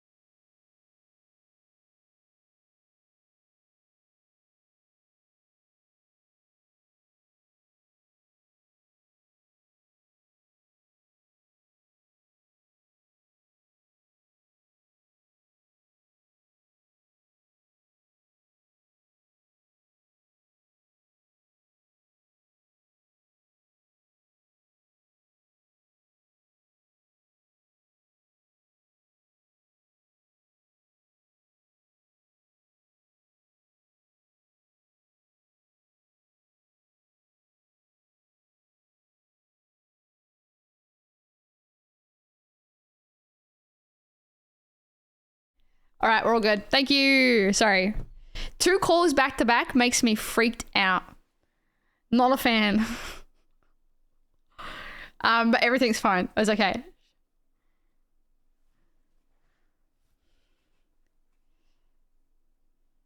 I'm cooking in my room. But you don't have an aircon? Is it Germany that has like a state body that handles rentals?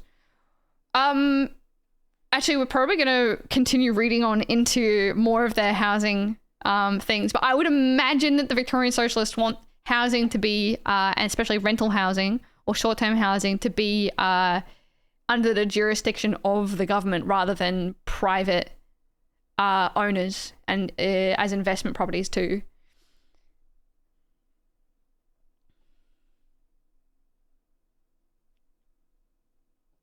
Five-year freeze and then capped increases, I reckon. No, not just 5 years. A permanent freeze, as in like it never goes up.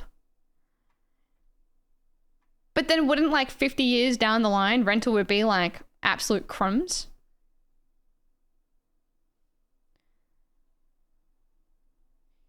You shouldn't be immune to inflation. Calling twice is for emergencies. Yeah, absolutely. I agree. 100%. I agree.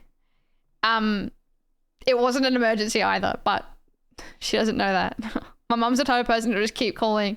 And then when you answer, you'd be like, oh my God, is everything okay? She'll be like, yeah, I just want to say hi. How you doing? Okay, mum. I'm fine with rents being absolute crumbs.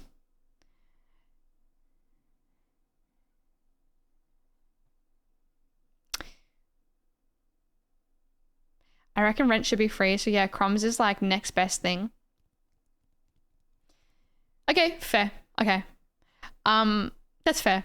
I have 2 ways of thinking about it. One is like idealistic, like ideals, like what I think should be the baseline existence or whatever. And then the other is like how I work with policy in regards to the current structure that we have. But I guess there's nothing against like running with complete socialist, communist policies, is there? I just like, no, there's nothing against it. I'm for it. In 50 years, we haven't made housing a human right. I don't know, Elise. We don't pay for water yet. Elise is singing. Hello. The most landlords make money on the property valuation. Most landlords make money on the property valuation rather than the rent anyway, hence negative gearing. True.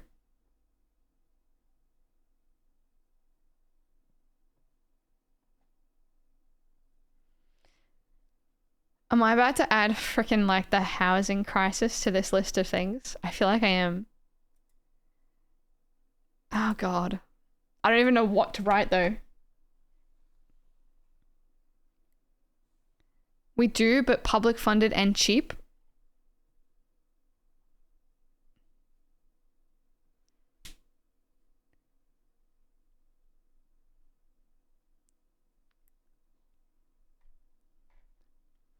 Left my work Christmas party early when the 60-year-old Italian woman started talking about Labour being too harsh on mum and pop landlords.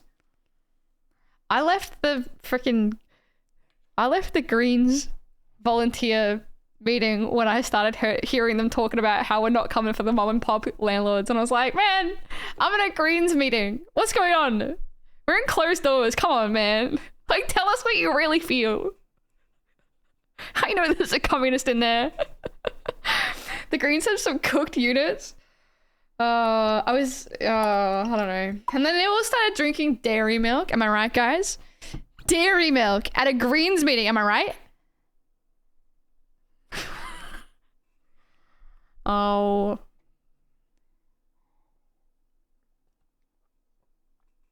My local Greens council was a transphobe. Told her to get fucked. That is fucked. That's kind of fucked up, dude, right? Was it unpasteurized? No, but it was dairy milk. Can you imagine? Sorry, I'm being facetious. All right, next one. Strengthen laws to protect tenants by, and we've got so many policy changes. Okay, how dare they Nice. Greens are the climate change party, and so sometimes you get people who are there for that one policy and don't give a shit about other leftist causes. Yeah, but then they're drinking dairy milk as a pro climate activist. All right. Banning all no reason evictions, including the end of a fixed term lease. Sure. Yep. Introducing minimum 12-month notice periods for all change of use evictions, e.g. renovation, sale, family member moving in, and a doubling the notice period for all others.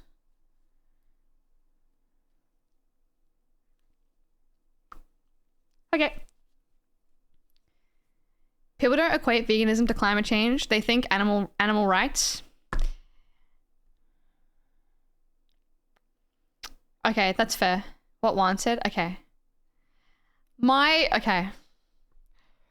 approach to... Okay. I don't want to get into a vegan thing, but my approach is... Okay, whatever. I'm over it. Bye. Requiring VCAT to refuse to issue an eviction order when the tenant has been unable to secure new housing. Requiring VCAT to refuse to issue an eviction order when the tenant has been unable to secure new housing. How would this look? I suppose I'm projecting the current industry. That's awesome. Yeah. I'm projecting the current climate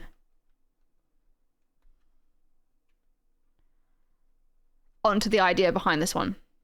Always equated it to climate change more than animal rights though. Same, Haley. Same. I think a lot of people mustn't though. And I'm like, you and I are probably, I don't know. I think I've lost touch with non-vegans and I don't know what veganism looks like to non-vegans. It's been a long time since I've met anyone new that has like tried the whole, oh, you're vegan? Let me try my debate tactics on you. And so I've even lost touch with those sort of people as well. But I feel like, yeah, I don't know. Plant-based diet is my way of, I'm non-vegan. Yeah, but then I have like a hard and fast, like no vegan debates in here. Sorry. It's like my literal only rule that I try and just abide by myself. Seems a bit strange. Couldn't you just say you can't find a new house and you can't be evicted? You would have to probably show that you are looking for new housing. So there would be something within here that would work on like the push and pull of it. Most people don't like associating their eating habits with climate change, so they pick and choose their info. That's fair. I think the reality is though is that particular foods are directly tied to climate change, like scientifically. It's like indisputable. And so like whether people do or don't want to believe that their like direct choices are contributing to climate change doesn't really change the fact that they are.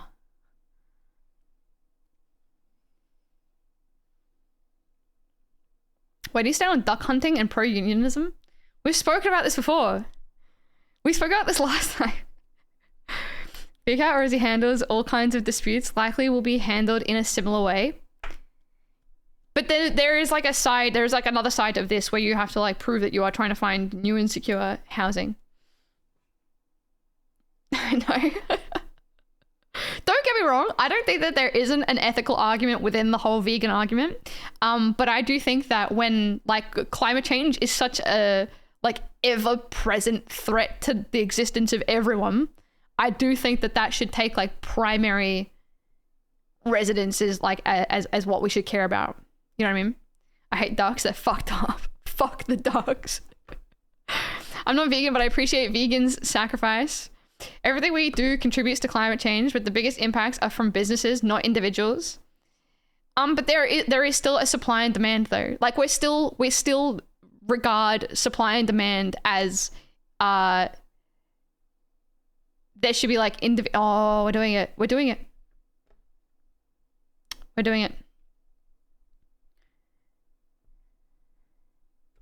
Meat businesses. The only reason meat is produced is because people are demanding the supply financially. And so if we take away the demand for the supply, the supply cannot continue creating if they have no one to buy. It would no longer be financially substantial to continue running their business, and will reduce. It would be fairly easy to not find a new place if you don't want to. Turn up at the open house looking really dodgy, etc.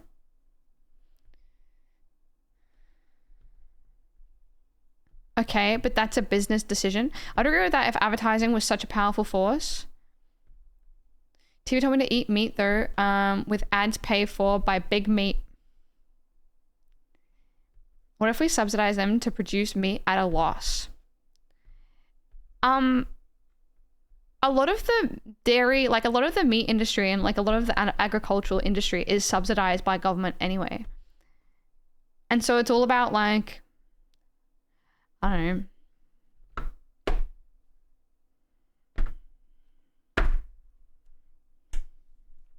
I don't like, I'm gonna stop posting bait. I don't like having vegan arguments here. Because this is like something that I feel like fundamentally I disagree with a lot with other people, and I don't want to be like alienating people. I don't want to be standing up here and being like, like trying to debate with everyone in the chat. And I'm not very good at debating in a non-passionate way, especially when it's something that I'm very passionate about. And I get like a lot of people say that I don't know. Okay, I'm over it. Anyway, moving on. 2D. You told me back into being vegan.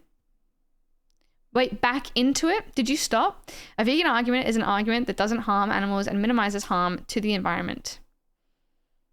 Landlords constantly lying about whether they're moving home, repairs that require eviction, etc., etc.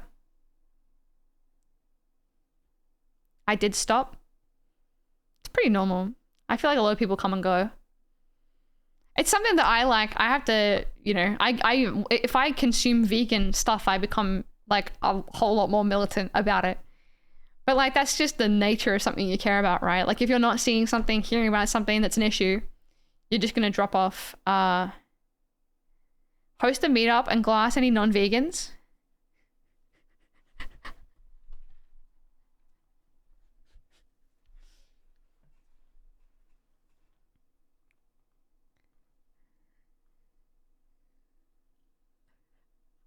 Dude, that's basically me when I did like the gaff meetup.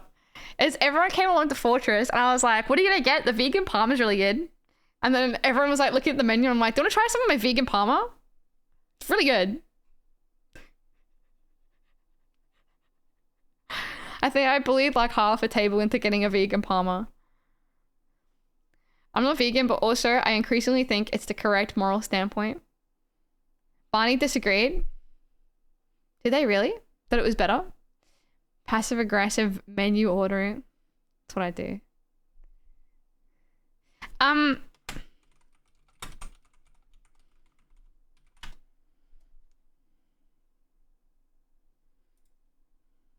Article written by David Mitchell.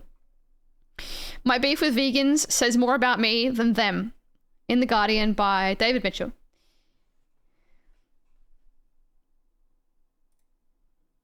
Speaking as a meat eater, I find it annoying how many vegans there suddenly are. I suspect a few other meat eaters feel the same. Do you, some meat eaters, if you're really honest, do you, some meat eaters, if you're really honest with yourselves? What? Do you, some meat eaters, if you're really honest with yourselves? What? What? Do you, some meat eaters, if you're really honest with yourselves? Do you, some meat eaters? Do you, some meat eaters? What? Do you feel the same? But do you? If you're really honest with it. Do you fellow meat eaters agree with my previous sentence? Oh, okay. No, he worded that really bad. Who am I and in the what are am you? I do not agree with it. Do you feel the same, meat eaters, if you're really honest? Okay. It's not a good look, I realize, to appear annoyed with a group of people living their lives in the way they choose without harming others, and in the case of vegans, taking the not harming others to considerable lengths. Nevertheless, I'm going to stick my neck out. Also not a good look, because it's true. I'm not asking you, other meat eaters, to do the same. You never have to seem annoyed, just to privately ask yourselves whether you find all these vegans slightly annoying. If you do, then the obvious next question is why? Well, there are lots of reasons. For example, some vegans seem so radical and preachy and angry. They're actually, again, being honest, I don't really mind that. I quite like it. It makes it easy to discount them as weird, which was my view about veganism in general before I started finding the number of vegans annoying. I think what I find annoying deep down, and again, some meat eaters, you don't have to own up to this, but it might interest you to discover whether you feel it, is the very fact that I can't discount vegans anymore. Sorry, I'm really struggling to read this. The thing that's annoying about there suddenly being lots of them is the nagging suspicion that they might be right. When there were hardly any vegans, I hardly ever have to think about it. After all, it's not as if eating meat is an incontrovertibly lovely thing to do. I mean, it's lovely to eat, it's delicious, but I'm talking about actually killing an animal, you know, an organism that can feel stuff and likes some things and doesn't like other things. That can pretty clearly experience fear. Either that or it can act, which would be an even greater sign of sentience. It doesn't necessarily feel particularly great to put an end to the creature's life, I imagine. So, speaking personally, I'm thrilled it all gets handled by other people because I don't reckon that if I just, say, strangled a goat, I'd be feeling brilliant about myself. Look, I can defend meat eating. It's perfectly possible to farm meat in such a way that the animals have decent lives and don't die in pain and fear. I don't know how often that happens, but it's possible. Still, it's hard to frame an argument that it's actually wrong not to kill them. Not killing them feels, ethically speaking, to be playing on the safe side. Now, I'm definitely going to continue eating meat. That's decided. I don't like change and I do like sausages. So as you can imagine, having my mind force down the contemplative avenues above is somewhat vexing. And as a result, it becomes emotionally tempting to blame all vegans for that vexation. So that's where I am with all this. End of column. Except, I suppose, I ought to explain why I'm talking about this now. There's a vegan in the news. His name is Jordi Casamitjana, who is campaigning to get ethical veganism protected as a philosophical belief under the Equality Act. He's calling it ethical veganism to distinguish it from veganism for purely dietary reasons. Some people only eat a vegan diet, but they don't care about the environment or the animals. They only care about their health, he told the BBC. I suppose to him, they're like Blairites to a Corbynista. Worse than cannibals. I have no idea what this means. Casamitjana's veganism is full on. It's not just about food, it's his whole life. He has no truck, his leather silk wool, zoos, aquariums, anything that's been developed using animal testing, anything that uses captive animals in its advertising or dating non-vegans. All right, we're going off a bit of I like the beginning of the article. I think it's interesting. People like David Mitchell, I struggle the most to try and understand. It's someone that understands the philosophy around veganism, yet still decides to not be vegan, which is, for me, in my position, frustrating to see. Blairites, Tony Blair supporters, or Corbynistas is Jeremy Corbyn supporters. Okay. This is very British coded. Those are UK politicians, or rather the people that support him. He used to work for the League Against Cruel Sports, but it wasn't vegan enough for him. He says he discovered that the League's pension fund invested in companies that carried out animal testing and was sacked for telling people, which he characterizes as being discriminated against for veganism. The League disagrees, saying he was sacked because of gross misconduct. To link his dismissal with issues pertaining to veganism is factually wrong. End quote. Veganism, I get it, but why should I? An article. The employment tribunal that's going to decide this will also rule on whether veganism meets the Equality Act's definition of a belief. According to the Act, it has to be a belief as to a weighty and substantial aspect of human life and behavior. It must attain a certain level of cogency, seriousness, cohesion, and importance, and be worthy of respect in a democratic society, compatible with human dignity, and not conflict with the fundamental rights of others. I'm loath to admit it, but it totally qualifies, doesn't it? Nick Spencer of the theology think tank Theos is more skeptical, warning that if we're all turned into rights bearers, my rights clashing with your rights, we end up having to appeal to the courts to sort out our differences, and that can become oppressive for everybody. Maybe so, but that's an argument for changing the Equality Act. You can't just hope for no more groups assert themselves under it. Whatever. This is more about the rights within the UK, but I wanted to read out the beginning of that article. because I feel like David Mitchell words it quite well. People take this approach to anything difficult in life, to be honest. Quitting smoking, I know stronger physical addiction, sun tanning, recycling, not taking their privacy seriously, etc., etc. As in, like, their approach is, I know I should, but I am not going to. I know I should, but I enjoy it too much. This has encouraged me to have a vegetarian oh no, Hassan, you ripped that away from me. Oh my god.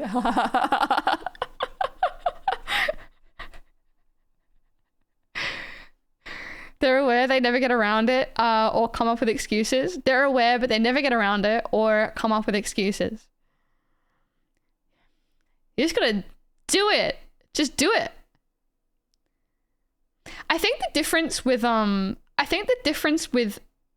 veganism, as compared with those other things, quitting smoking, suntanning, recycling, not taking privacy seriously, whatever. I think the one difference is that we all have to eat food. Like, that never will go away. We all have to eat food. And so it's just a matter of substituting one food for another type of food.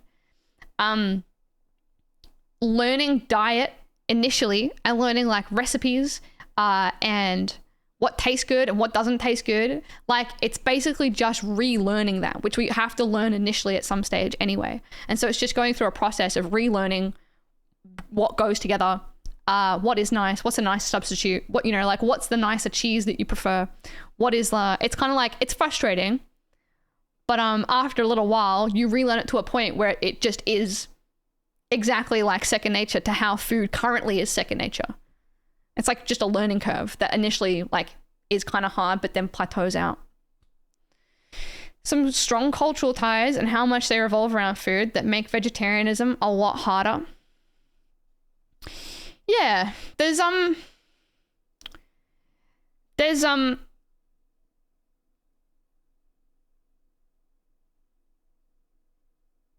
arguments against I don't know, there's like an argument for everything. I don't have my book with me, but I have a book, and like at this point I'm like, if you like this topic, you should let me buy you a book. And it goes over the same, for me to be clear, not necessarily as a whole. Yeah, no, I understand. There's like an argument for everything, and I don't want to sit here and, because we're going to start getting into a debate about veganism and morality and culture and stuff, and we could, but I don't like to on stream, unfortunately. If you'd like to talk about it off stream, like, I'm more than happy to have a conversation if you find it interesting, but I'll leave that up to you to initiate if you do want to. I just had a vision sent from future me. They're laughing with the rest of the post-apocalyptic survivors who have resorted to cannibalism real early. Currently eating a former real estate agent. I want to get on board, and I already enjoy vegan food, but I struggle to keep it and not fold in any social setting better than I used to be. I think it like only gets easier as time goes on.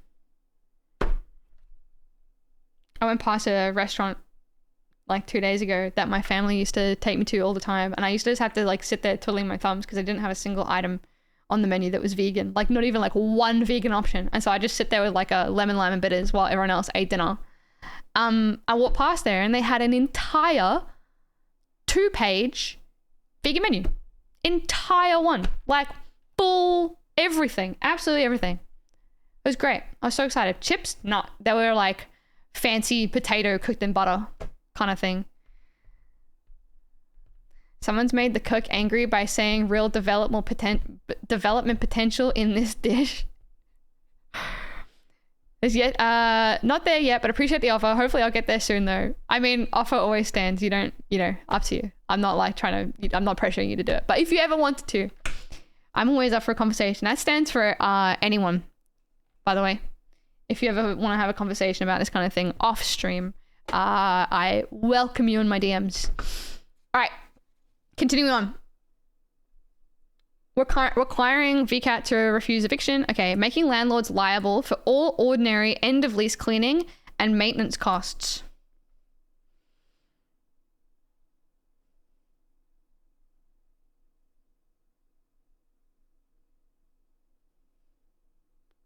It doesn't list repairs, so nah. I don't agree with all. I can agree with a mix.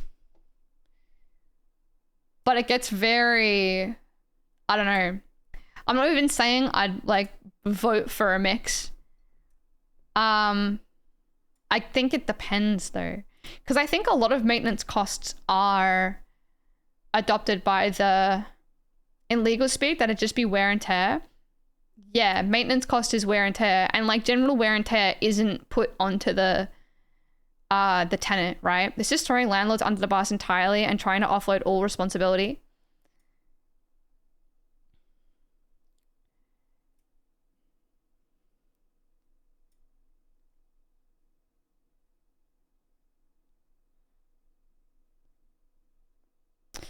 It is frustrating that there's like no, because so when I went to go and rent a house, during COVID, they had to drop the prices like significantly because no one wanted to live there.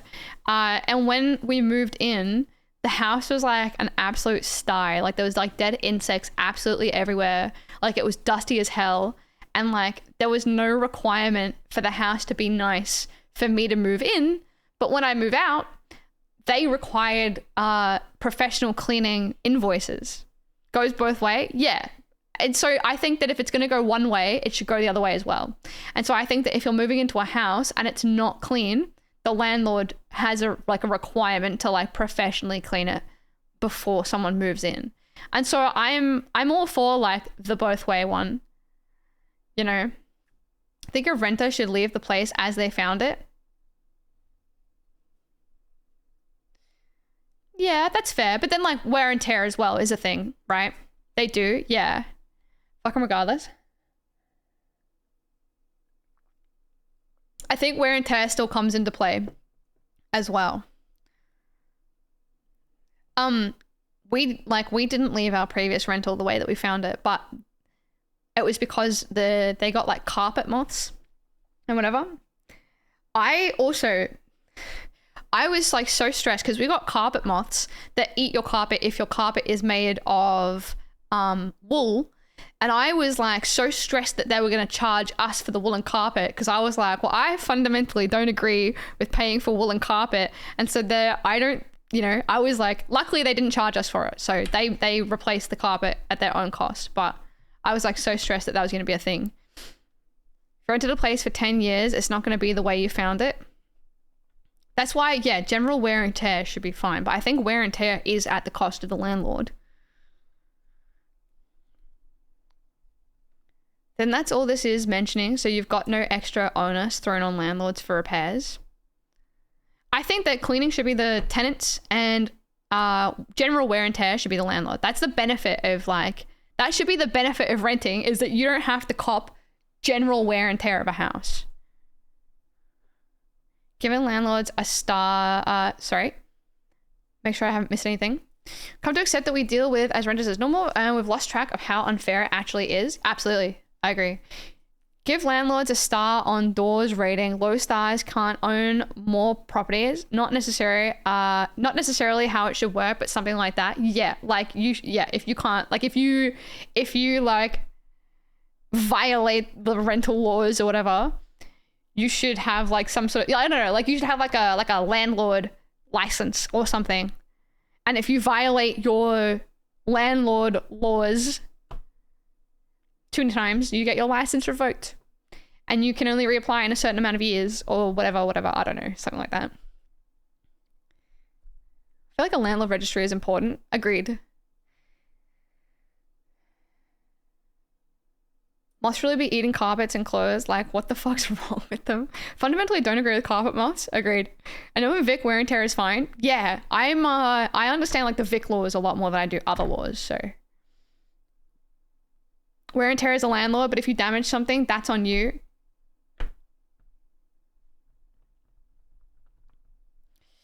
Yes and no. I don't know. I think it depends. Because accidents happen, right? Accidents happen. I don't know if you should be a landlord has insurance for a reason, don't they? They have insurance for the outside or whatever. And if an accident happens, then I think they can claim something through their insurance.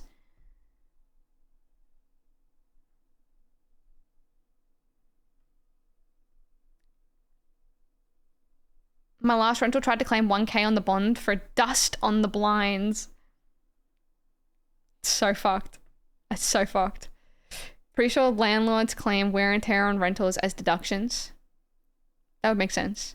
I hate landlords, but Futures is a couple companies holding the renting market hostage already is in some places. Preventing this should be the priority. Absolutely. Absolutely. I do think that the Vic Socialists are against the businesses and corporations owning the rental market. Like 100% they are. If I put a hole in a wall accidentally, that is still my responsibility to fix my accident. Yeah, I think like it just depends though. Like it depends, I think, on... I don't know. Like there's like some sort of law, I don't know, around like insurance and... Corporations shouldn't be able to own residential property. Agreed. 100%. My last rental, someone whippersnapped a rock into my glass door and I had to pay for it. That's fucked up. You shouldn't have to pay for that at all.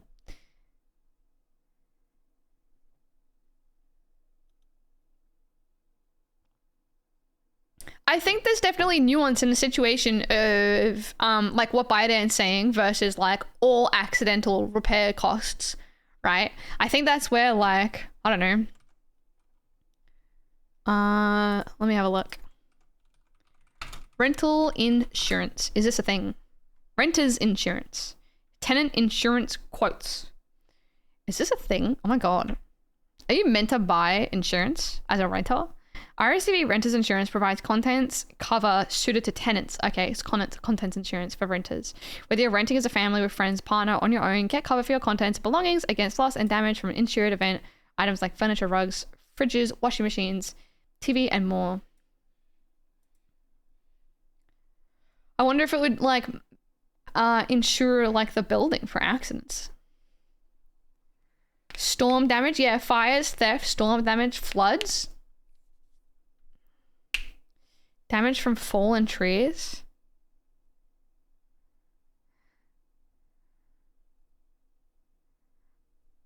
It's just contents insurance? Yeah. Personal damage, take them to court like you do with any property damages. Genuine accidents covered by insurance. If you're like renting, right? If you're renting, this is like a whole thing. Okay, hold on.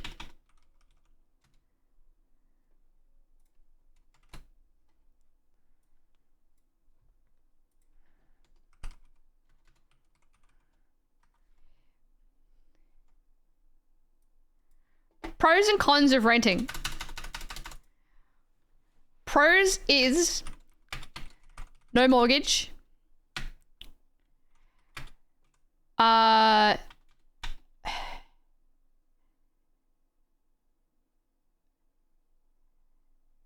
Lower cost, lower weekly cost, no rates. Some people do have to play like I think some people do have to pay like what is it? Sorry, what is like the apartment? It's like apartment rates. What is it called? Mobility? Yeah, mobility. Lower bills on water. Body corporate. Yeah. Body corporate. It's like body. I said. Oh, sorry. Thank you. Corporate fees. Strata. How is no mortgage a benefit? It means you don't have like a insane debt. No mortgage / debt. You don't go into like debt fee or whatever. You're paying someone else's mortgage. Yes and no. Cause like they don't necessarily, they may not necessarily have a mortgage, but I know what you mean. You're just giving like owners pay strata fees, not renters.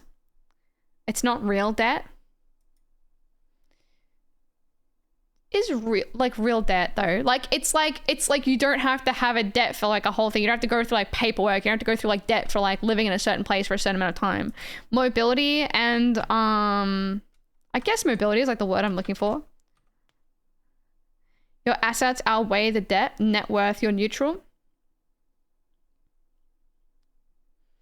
It's cheaper / get more money for get more money for your get more for your money renting. Cheaper, Get more for your money. This is arguably changing, I think. There is definitely some circumstances where I think people don't get very contextual. Yeah, where it is not necessarily cheaper. I'll add like a little asterisk there. I do think that you can live closer, right? That's just like mobility, I suppose. If you're alone, it isn't. Yeah, that too. Whatever you pay is interest and you're buying equity. Pros and cons of renting your local water source versus owning it.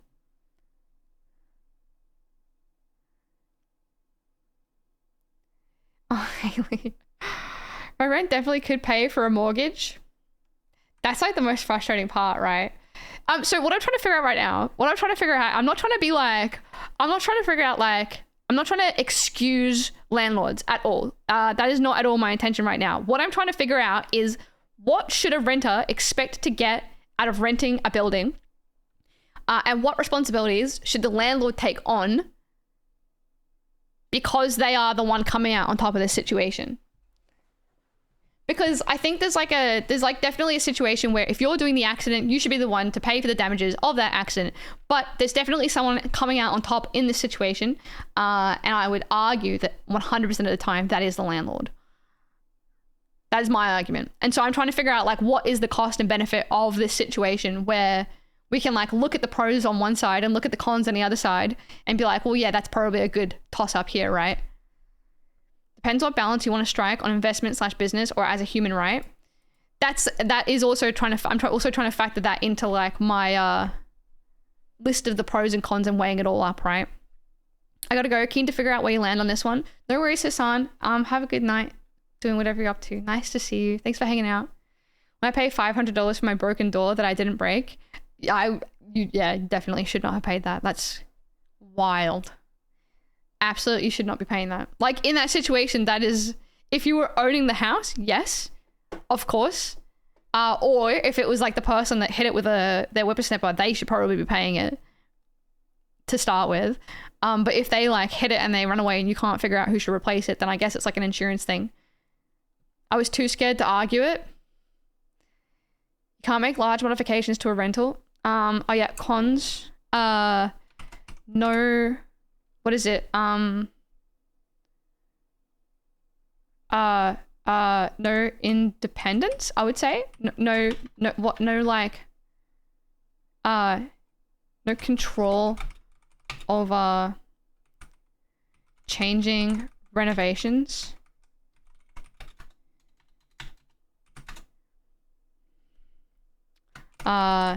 Evictions.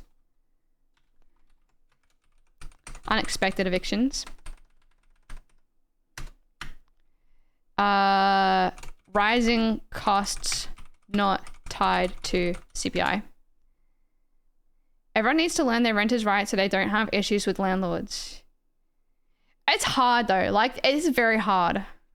Lease terms like that? Lease terms, you mean?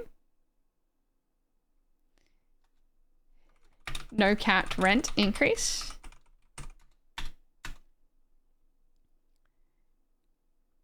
Yep, repairs at the leisure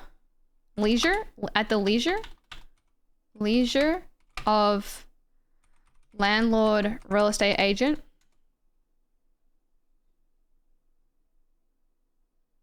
Like only locking in for 2 years, whatever that's called. Yeah, like stability. Housing stability for 1-2 years, etc. You know what I mean? Like you only have stable housing for like a year or two. There's no guarantee for stable housing beyond like a year or two. Big tenants' rights are pretty strong. I think Dan improved them. Major percentage of your income is lost and benefits another person. There are like there are that's almost like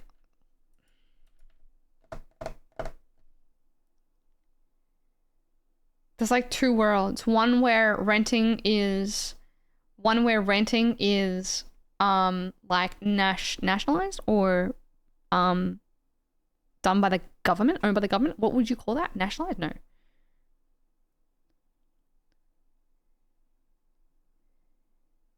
You are significantly less able to retire.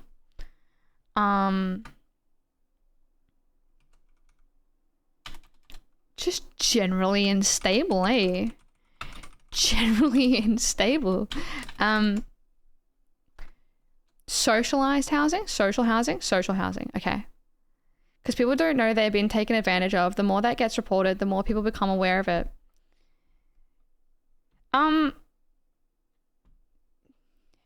Yeah. Like, I agree. And then, like, the reality is as well, like, I think with Haley's situation, right? Like, I can sit here and be like, Haley, that was not your fault. You didn't have to buy that door. It's like proper to read up on your rights and all that. And then you can advocate for your rights. Once you know your rights, you can advocate your rights and you don't have to be paying for a door that you shouldn't be paying for.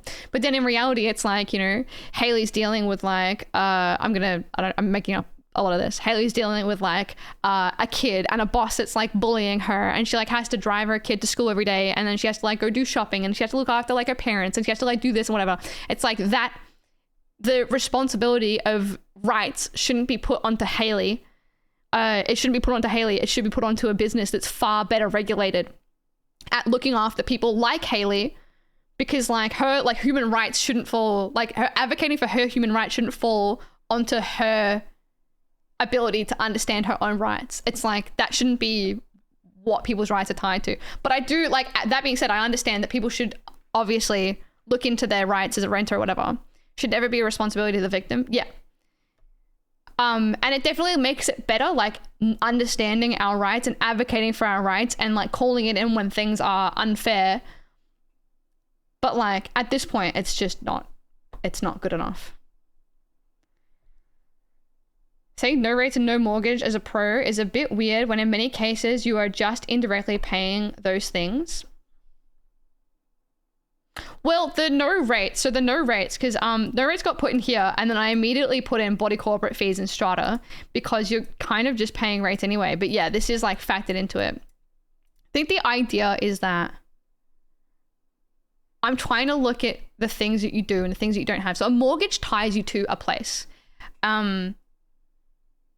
You definitely have like greater mobility if you're renting. And if that's something that you want to do, you want to be able to like move around a lot, renting's probably going to be better for you.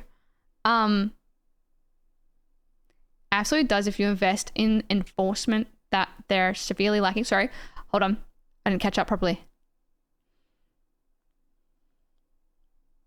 Case in point, us finding out right now that, oh, you didn't need to pay for that. Oh, you paid for that. You didn't need to. That's important. Yeah, absolutely. But it's like, it's frustrating that, I don't know. It's frustrating that the responsibility falls on the victim getting taken advantage of by a landlord. And it's like time and time and time again. Even in situations where it's like, know your rights, and engage in the process within your rights or whatever. It's like real estate agents are infamous for just committing a crime every single day. Like they underquote in like the housing industry or whatever, in the auctions when they're selling homes. They underquote like, I think it was like over like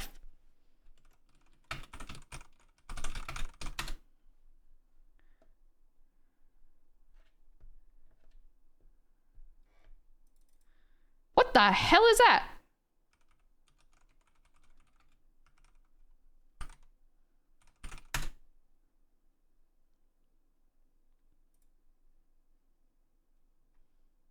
Sorry for the flashbang.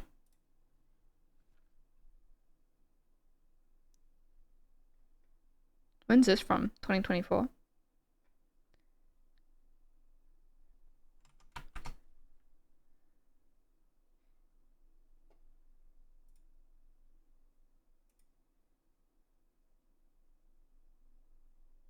Guardian Australia and analysis of property sales data provided by Spatchus, a real estate price tracking website, shows underquoting, here defined by The Guardian as any sale where the final sale price exceeds 10% of the highest pre-sale price guide, is more prevalent in Sydney, 20% of sales, and Perth, 18% of sales, and least prevalent in Canberra, Hobart, and Darwin. 20% of sales in Sydney and 18% of sales in Perth are showing that they're being underquoted, which is like fully just a crime. And you can report people and like in Sydney, almost 2/3, 65% of the houses sold at auction would be classified as underquoted based on our definition. And this rate is even higher for specific suburbs. Literally 65% of the houses sold are being underquoted, which is a crime. A crime. And these are the ones that we know about. Before we managed to get this house, 100% of the properties that we bid on were underquoted. 100% of them. 100% of the properties that we got engaged with were underquoted. And I didn't report a single one of them because I didn't have proof. And you have to have proof. How do you do it if you don't have proof? You can't. It's just like hearsay at that point. At auction I was going to 12 months ago, everyone was underquoted for 50 to 100K minimum. It's insane. And like they say that like the real estate agents are guilty of doing this, whatever, but no one is holding them to account. That's why they still do it, because they can get away with it. In New South Wales though, is that actually a crime? Is underquoting a crime? This is Vic.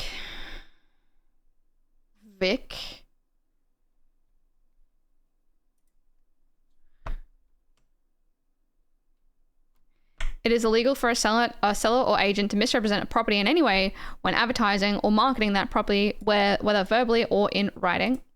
This is Consumer Vic still, so I'll do.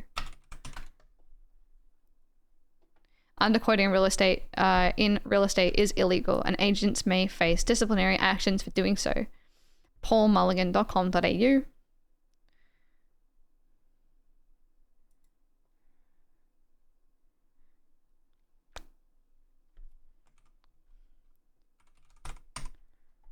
Underquoting guidance for property, whatever.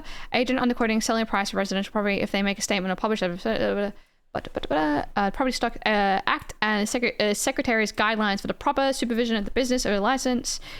Set out the legal requirements on license holders when they're making representations about the thing. Underquoting laws are designed to ensure that buyers don't waste money and time on property inspections, getting reports, and attending auctions for properties that will likely be out of their price range. New South Wales Fair Trading has also developed guidelines. I think, I'm pretty certain. I know they enacted it in Vic, but I'm not sure about New South Wales. 1st of January 2016, the underquoting requirements apply to all residential properties for sale from 1st of January 2016. It does say you'll be heavily fined, so if the estimate is expressed as a price range, ensure the highest price in a price range does not exceed the lower price by more than 10%. For example, if the lowest price is 500,000, maximum cannot exceed 550. You must not. Underquoting is an offense under the Act. Agents can face fines of up to $22,000 for failing to comply. So yes, it is a crime. Underquoting real estate agents, housing, property, New South Wales. Yes, it is a crime. Sorry, that was so hard to discern. New South Wales government to establish task force to look into real estate agents underquoting of properties. It's a plague. It is a plague. As far as I'm aware, I'm pretty sure it's illegal all around Australia. And it's fucked up. It's like, it's so fucked. I like you had said it was only a crime in Vic and one other state. Oh, really? Underquoting laws by state. Australia?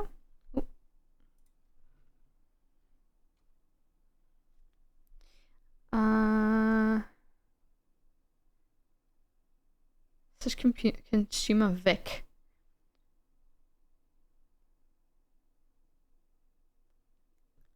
I'm so close to just reading the AI.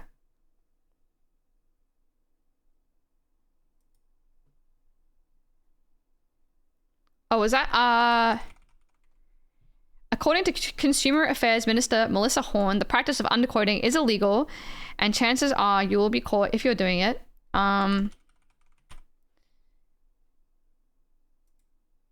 Underquoting is illegal everywhere in Australia by virtue of Australian consumer laws and specific laws enacted in the different states and territories. There you go. On ohnolegal.com.au. It's one of the issues with these laws is that they are state-by-state basis and no nationalized laws. This one's saying that underquoting is illegal everywhere in Australia by virtue of Australian consumer laws. And that'll be that you can't misrepresent the price of a product. And then, yeah.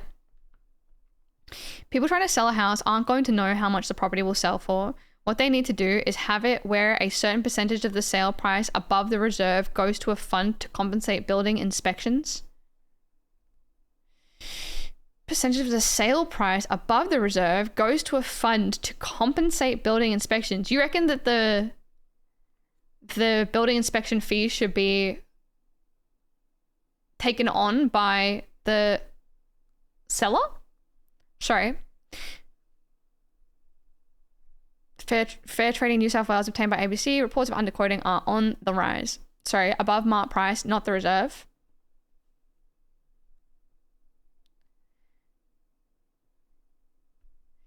You can have an estimate though. Like, you're not necessarily going to know. But underquoting happens when they say that, like, a real estate agent says that a house, or like a property is listed for like 600,000 to 640,000. That's our expected selling range, our ESR.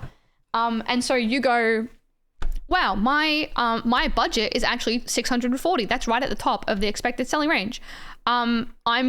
I can buy this house. I can afford this house based on what they're thinking. I'm going to go along and I'm going to hire a contractor. What is it? A conveyancer? I'm going to hire a conveyancer to check through the Section 32. I'm going to pay them to do that. It's like $100 and something. I'm going to go pay a building inspection person to go and inspect the building to make sure that there's like nothing funny going on, to see if it's great for me to move in. Great. I'm going to pay all this. Costs like, it can cost up to like hundreds, maybe thousands of dollars to do this. And then you go, great, this building is perfect. Pass the building inspection, pass the Section 32, looks fantastic. I'm going to go to the auction and I'm going to put in a bid. And then you go to the auction, you bid $600,000 and they go, what? Someone puts it up to 620. You go, 640. Someone else goes 650. They go, selling once, selling twice, passed in at $650,000. Passed in is not sold. Passed in means the owners are not happy with the price that's been offered, and they want to negotiate for a better price. And so they usually go inside and they have a discussion, and maybe they get like, they ask for like an extra $5,000 or something. And so then we'll sell for $655,000. But that is illegal. That is what underquoting is. That is 100% illegal. If they are listing that they are willing to sell for $600,000 to $640,000, it is illegal for them to pass that in at $650,000. It's $10,000 over the expected selling range. They should have going once, going twice, sold at $650,000. It is 100% illegal every single time they do it. Every single time we went to an auction and we put in a bid, it always got like passed in and underquoted or whatever. We ended up like bringing it up with some people that we ended up like going along and asking them to like publicly say what the expected selling range was. And we ended up like filming. I think I even got on video some guy underquoting at one point, but I never like did anything about it. But that is what like underquoting is. And so when a property sells above the expected selling range, there's not that much you can do about it. You can be a bit suspicious. Especially when it goes like well beyond the expected selling range. When it goes like 100,000, 200,000, 300,000 beyond the ESR, you can be a bit suspicious that they were underquoting, but there's not much you can do about it. But when it gets passed in, that's fucked up. Usually passed in is reserved for if the ESR is 600 to 640 and it reaches like 580, they might go, we're going to pass it in. We're not too happy with that. We didn't reach the expected selling range. We're just going to pass it in. And so we can negotiate, or they might hold another auction later down the line.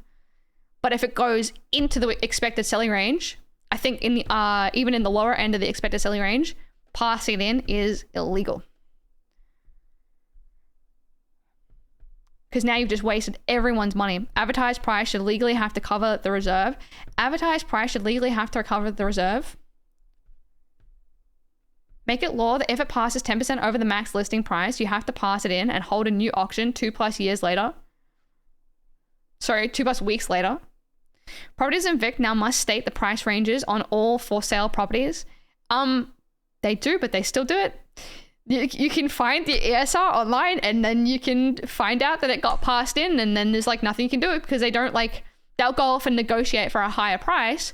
And so it won't be recorded anywhere that it got passed in. They'll just go off and negotiate for a higher price after underquoting. Like, it just happens everywhere. It's just so fucked up and so corrupt. Most countries don't even do auctions.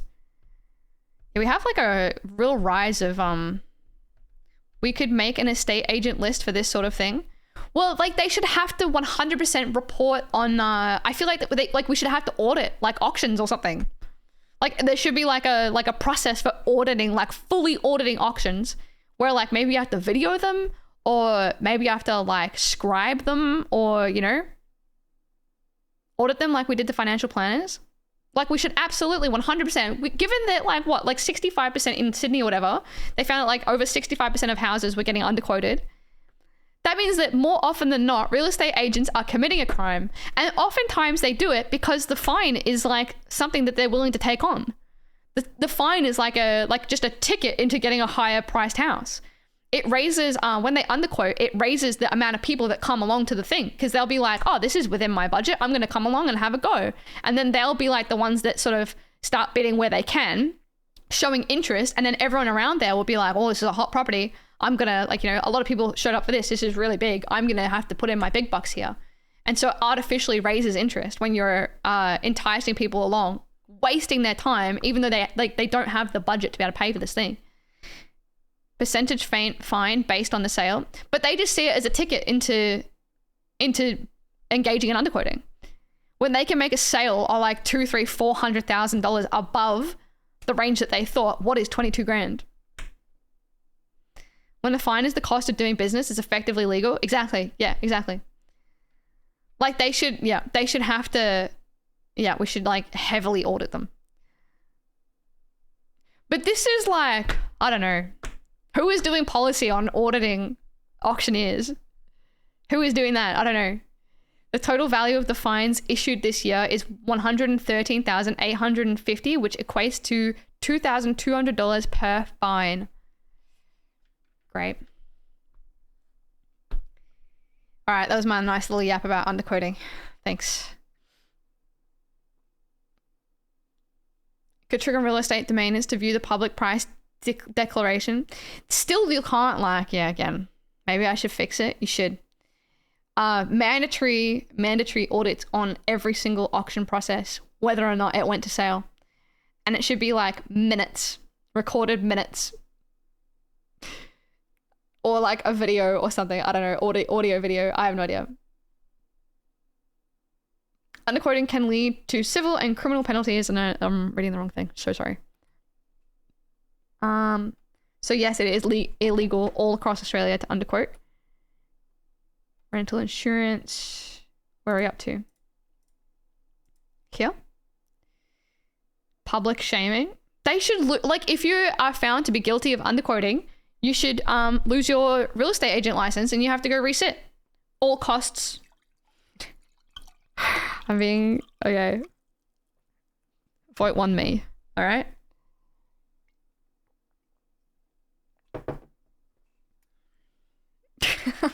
Yeah. Okay.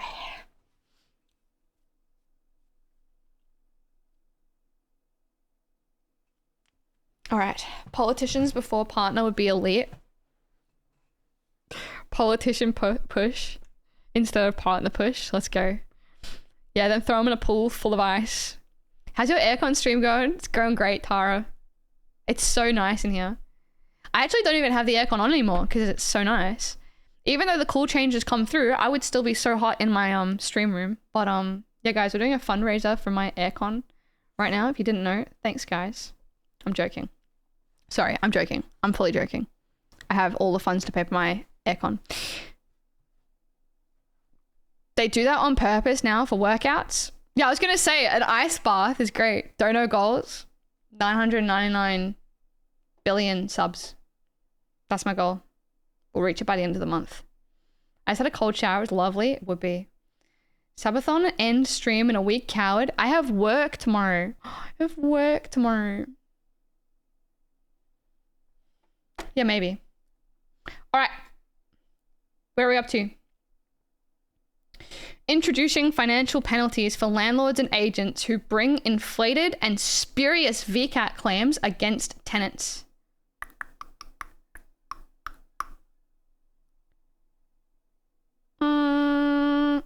Is that just like introducing financial penalties for frivolous VCAT claims?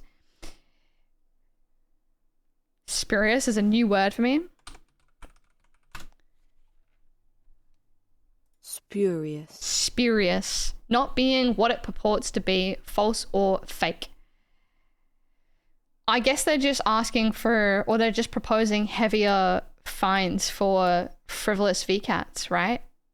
They already are. It's called costs.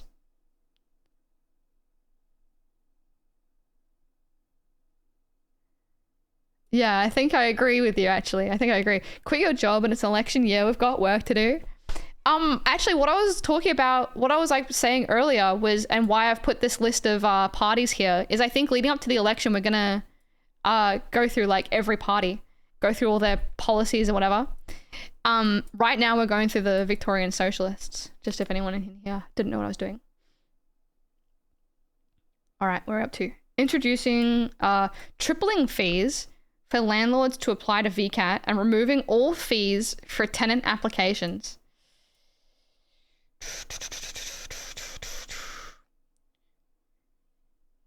All right, boys, we're getting heavy-handed. We're getting real heavy-handed with these ones. I don't think the costs are a big deterrent at the moment. Are you holding a bar of soap? Oh, sorry, did you ask that before? No, it's a wrist rest. It's just really like enticing to squeeze and stuff. All of this to me seems written in a way that doesn't understand most of this protection exists. It's just either inaccessible or unknown.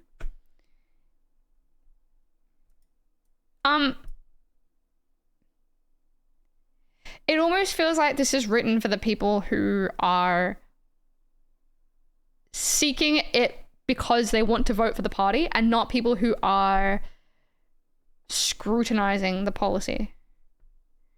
This one is, I don't agree with this. Tripling fees for landlords to apply to VCAT and removing all fees for tenant applications. I don't think so. I don't think so. I don't think we should be, this implies that every landlord is rich, and I don't necessarily agree with that. I think that you definitely have to be in a wealthy position to afford an investment property, but I don't think it means that all investment property owners are rich and can actually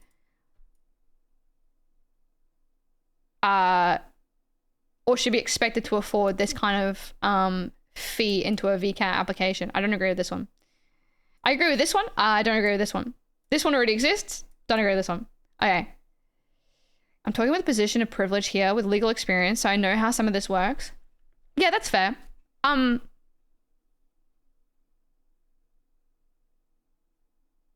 you know what the fee is?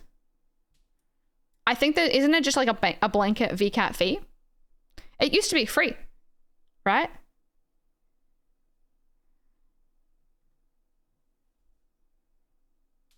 $60, I think. And so they want to triple it, make it 180, 72. What is that? $216. Might be a little different. $216. I don't know. I don't know if I agree with increasing the fee.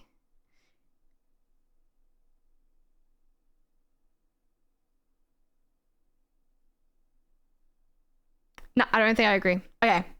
Permitting tenants to withhold rent payments when VCAT has ordered repairs and these have not occurred.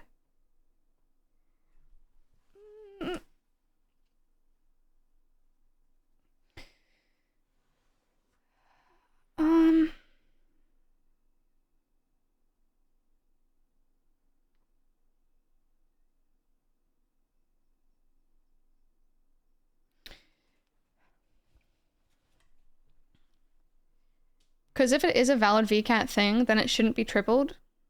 Yeah, exactly. And so if it's not valid, then I think that the fine should exist.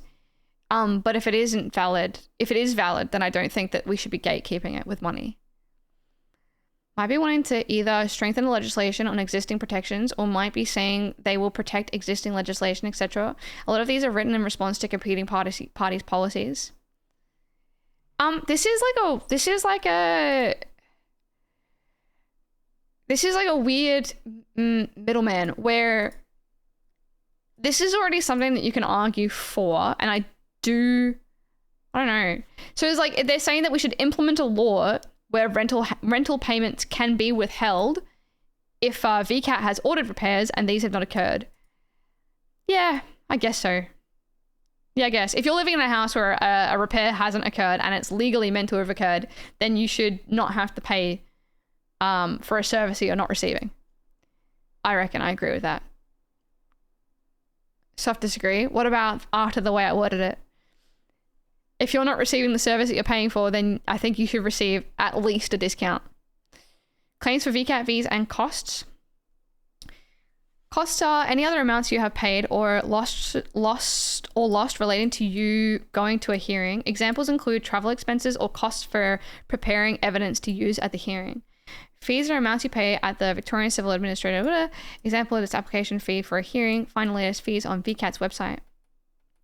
Baby.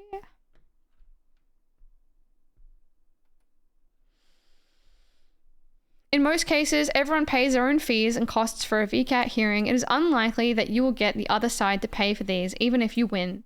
In rare cases, VCAT may order that one side pays the fees and costs of the other side, but it will only do this if one side has made the hearing unfair for the other. For example, taking someone to VCAT without a good cause or causing a hearing to be delayed, adjourned, without having a proper reason. In cases where VCAT has ordered one side to pay, I really need like dark reader on right now. This is blinding. In cases where VCAT has ordered one side to pay the other side costs, these have included the cost of travel expense, public transport, fares, petrol and parking, preparing evidence such as photo processing charges and photocopying, lost income for the time spent attending a hearing, and lawyers' fees. So if you're like engaging in a frivolous VCAT suit, then there's like they can. Paper icon on the right of the URL bar is dark reader.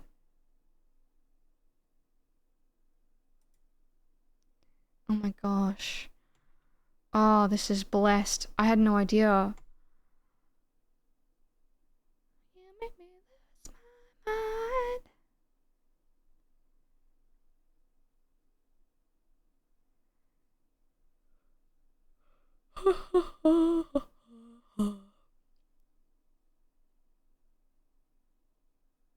If the rental provider asks VCAT to order you to pay their fees and costs, and you do not think this is fair, you can explain where relevant why you think it is unfair for you to pay the rental provider's fees and costs, why you think the amount asked for is unreasonable amount, how the rental provider has caused unreasonable delay to the hearing, how the rental provider has disadvantaged you, how the rental provider has tried to deceive you or VCAT. 3 hearings on the same issue, no resolution. I have been to VCAT before. The extent of my rental disputes are the first house we lived in, the door lock broke at like no fault of anyone. We called them for like emergency repairs because we don't want to be like without like a lock on our front door, and they didn't send anyone for like 24 hours. And so one of the people in, like one of the housemates ended up trying to open up the lock to get it to work again. They couldn't figure it out, so they put it back together. And then the landlord tried to tell us that because someone tried to mess with the lock, it was our fault for, we were the ones that had to pay or whatever. And we were like, well, no, because this was like a emergency lock situation where it required someone to come out at that moment that we messaged you about it to fix it because we didn't want our house to be unlocked for 24 hours. And then they were like, oh no, they kept trying to say that like legally we were in charge or whatever. And then we ended up just bluffing. And at 1, We ended up bluffing by saying we have sought legal advice on the matter and we believe that we are not at fault and so we will not be paying for the fees, and if you would like to escalate it further, please do. And then they replied being like, we want to know where you got your legal advice from, and then we just didn't reply, hoping that they would believe the bluff, and then they ended up paying for the whole thing themselves, so we won. But that's the extent of our thing. Estate agents always bluff. Yeah. This is like a hard thing to know. Is a lot of people don't know this. A lot of people don't know that. I think a lot of people have like a lot of respect in the business, and they believe that a real estate agent would know, you know, the laws and whatever. But you have to remember that the real estate agent is acting in the best interest of the landlord and not you. And so they very often will lie and deceit. They do not follow the law very often. Yeah. And so there should be harder rules. There should be harder punishments, and there should be more enforcement of the rules when they are found guilty of breaking this, I do believe. Tell them you come from a family of enthusiastic lawyers. Yeah, exactly. Yeah. Yeah, estate agents act in the best interest of themselves and their clients, which is the real estate agents, because they want them to stay with them. Mine filmed inside our house without consent, caught on our home surveillance, being told not to. Is that what you took them to VCAT for? That's so dramatic. That's so juicy. I love it. Lied about written communication, said she'd never heard of our maintenance request. We exposed the email trails, showed the videos, etc. Never ruled in our favor.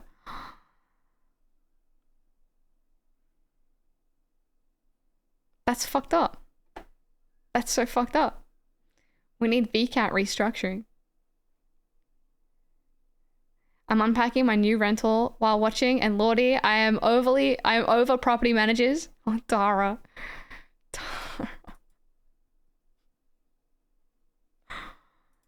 All right, hold on. Oh, I love this. Oh my God, I love this structure. You've saved my life, Nandro. Okay. What are we up to? Limiting the personal and financial information that landlords and real estate agents can ask tenants to provide. Limiting the personal and financial information that landlords and real estate agents can ask tenants to provide. I would want to know what they mean. I'd want to know what they mean. Oh, it's just so hard. I'm like in a battle in my head. So I'm working from the point of view of where we currently exist in like a capitalist society. And then I'm also like trying to figure out what angle they're coming at it from, which is very much like a socialist angle. And if I like do it within capitalism, then I'm like trying to uphold like the rights of someone owning a investment or whatever. But then the real the more ethical and like the better angle to look at it from is from a social housing as a structure of housing angle. You know what I mean? I'm gonna turn the aircon back on.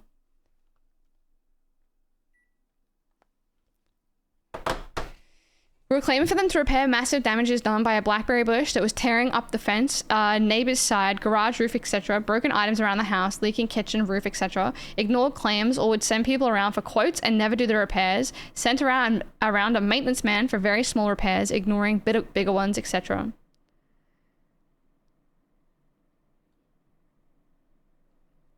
That's so fucked.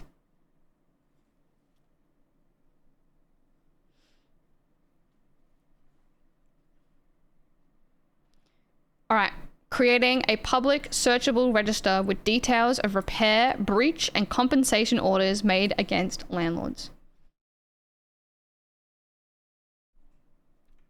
Yep. Name and shame. 100% name and shame. I agree.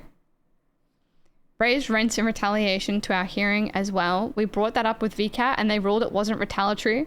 Told the landlord they were to do repairs. Landlord did tiny repairs and ignored the big ones again, which led to further hearings. Never any actual punishment. That's so fucked. Oh, that's so frustrating. That's so frustrating. Create rental inspectorate Victoria, which will be empowered to investigate complaints against landlords and agents. enforce minimum standards, safety qualities, and thermal comfort, including by conducting spot inspections of advertised rental properties and issuing enforceable improvements notices to landlords. Inspect rooming housing and set rooming house rents. Hi. My milk is delicious. Hi, Dan. Squeaks in 7 months. Thanks for the 7 months, Dan. Thanks. How are you doing? Thanks so much for the 7 months. Thank you very much. It's nice to see you. What's up? How you doing? Inspect rooming houses and set rooming house rents. Increase funding for this is the meat of it. Set rooming house rents. Create rental inspector at Victoria, which sets the rent prices. I don't know what set rooming house rents means, but that's kind of big. That's meaty. Increase funding for VCAT to facilitate rapid resolution or disputes with landlords and ban landlords from sitting as VCAT members. Fair. That should be a conflict of interest. 100%. Just found a bobby pin on my floor. Going to Dandenong. Can you believe it? Can you believe it? I had to go get my bike back. Increase funding to tenancy legal support service to guarantee that low and moderate income tenants have legal representation at VCAT. Reintroduce funding for drop-in tenancy advice services and expand the capacity of Tenants Victoria phone helpline in accordance with demand. Mandate sustainability and thermal quality retrofitting of rental properties. It's going to be hard, but based. Underfloor and roof insulation by 2025. Solar panels by 2027. Yep. Not all buildings can have solar panels. That's fine. Okay, whatever. Great. Based. Homeowners, abolish stamp duty except on properties valued within the top 20% of the market. Based. Establish a state bank of Victoria that will offer to take over existing mortgages owing on residential properties at below market rate. Establish a state bank of Victoria that will offer to take over existing mortgages owing on residential properties at below market rates. What does this mean? When I come back, assume I've been murdered. I just locked myself out and broke back in, so I know it's possible. Oh no.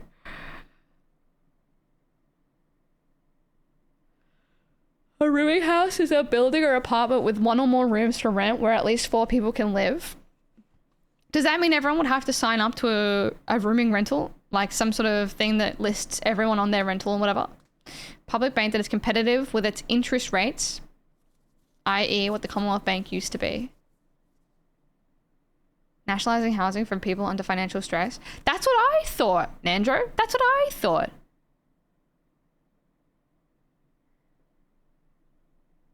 I thought it was like they were going to buy out the mortgages. Or like take over the mortgages. And then they would become like the owner of that home. Which would be like a nationalised house. Socialised. Whatever, I'm over it. Take over the mortgages, but they just become the bank leasing to you. Makes a lot more sense, but way less based. Oh, okay. Okay. Establish a Victorian real estate exchange that will offer to advertise and manage the sale of houses for a fixed fee to undercut private real estate agents. Sorry, I have to read that again. Establish a Victorian real estate exchange that will offer to advertise and manage the sale of houses for a fixed fee to undercut private real estate agents. Yep. Sure. Yep. I agree. You should be able to sell your house without having to deal with private real estate agents. That's a business thing. These are homeowning things. Yep. These are for the homeowners. These are for the rentals, renters/rentals, and these are for homeowners. Crackdown on property speculators and hoarders. Double the vacant residential land tax owing on all properties that remain vacant for more than 6 months of the year.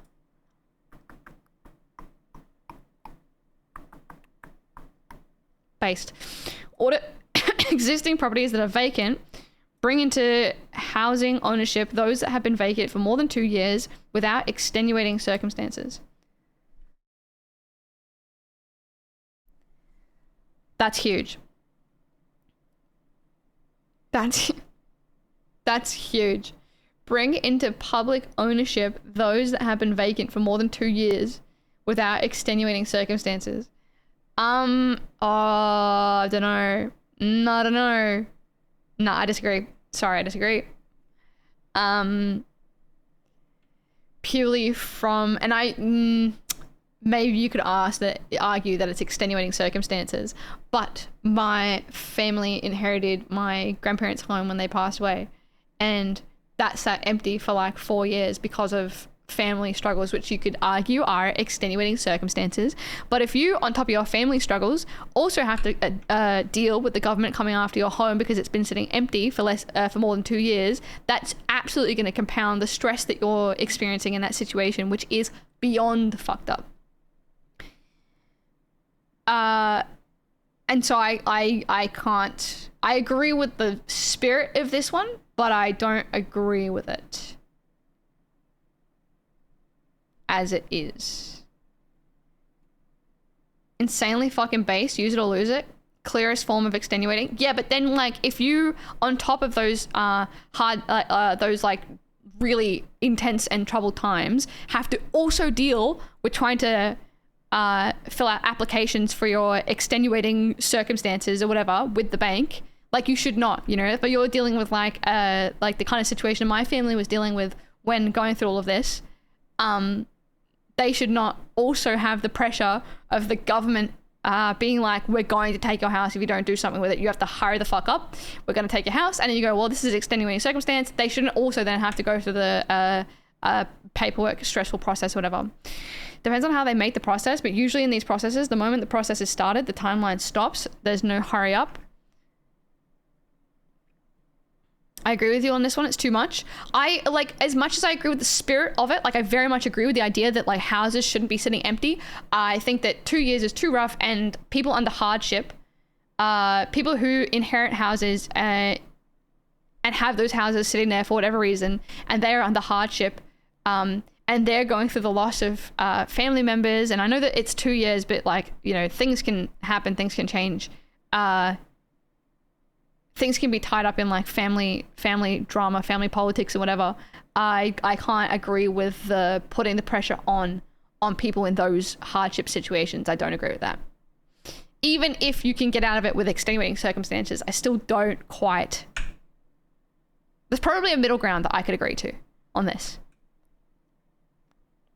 I don't have enough faith in government to be able to correctly determine if extenuating circumstances are valid. Yeah, because then someone's going to have to go through all these extenuating circumstances things. And then if you're in like a ridiculously stressful situation and the government's deemed that your circumstance is not extenuating, then you're just going to be fucked up and fuck you, you know. Banging up to 5 years. I could do 5 years. Yeah, I could do 5 years. That would be a bit better.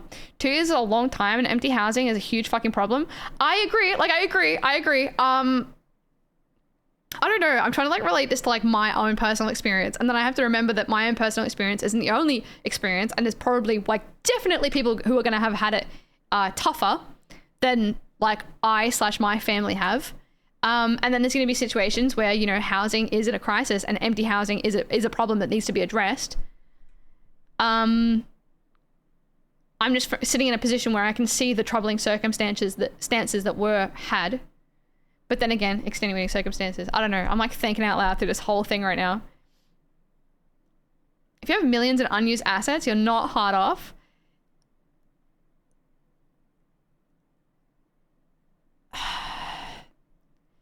I get it. Like on paper, like I get it. But also like in your scenario, a single home isn't millions.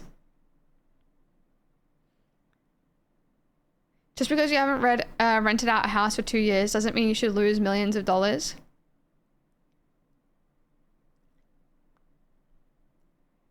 It's the extenuating circumstances is like, it's so hard. It's so hard because having to prove anything to the government and like having to prove anything is like already an absolute fucking headache that I can't see that being done properly. It's more red tape. I'm sure you could carve caveats for inheritance. Would expect this would happen as part of the general fuckery that is dealing with inheritance.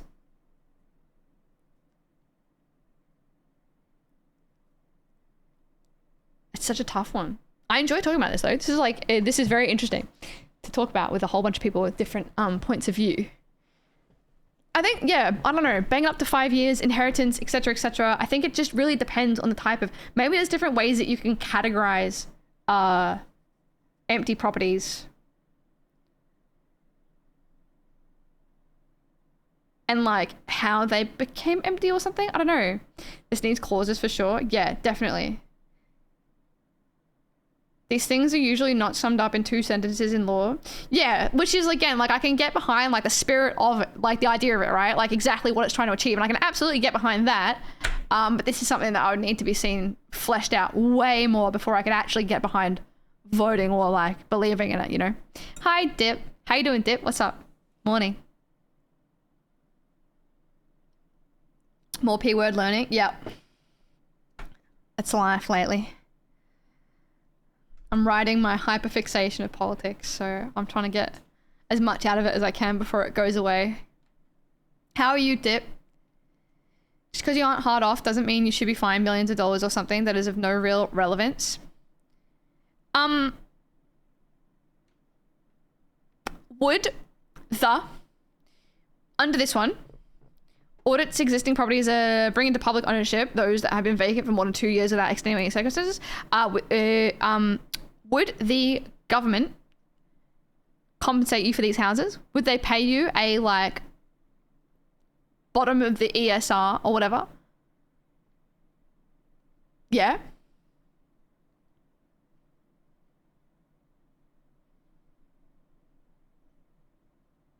No.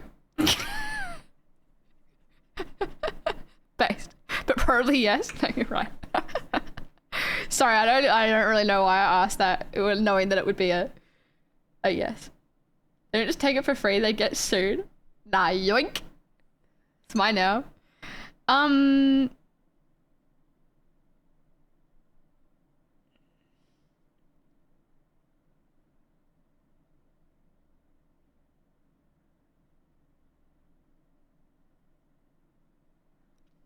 Okay, I'm like a tentative yes on this, but I'm also like a no. Like if they just went bop, I'd be like no.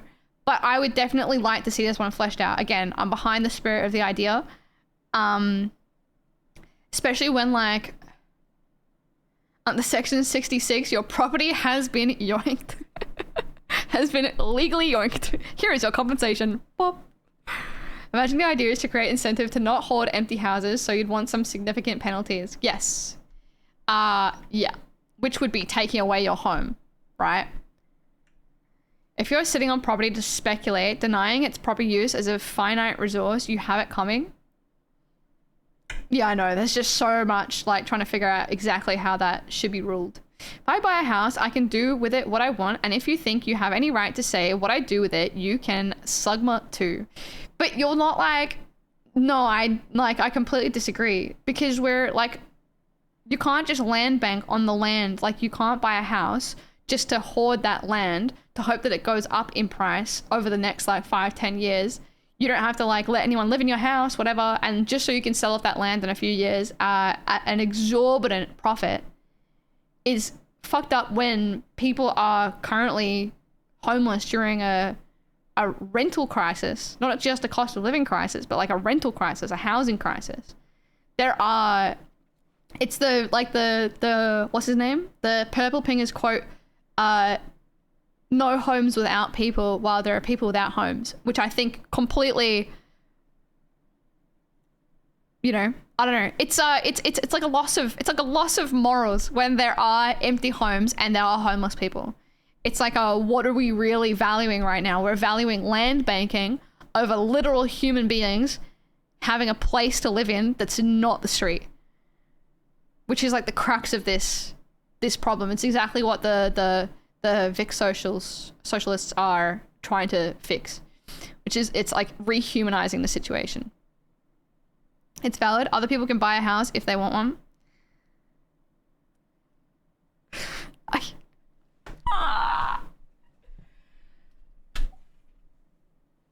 I'm gonna go pee. Be right back.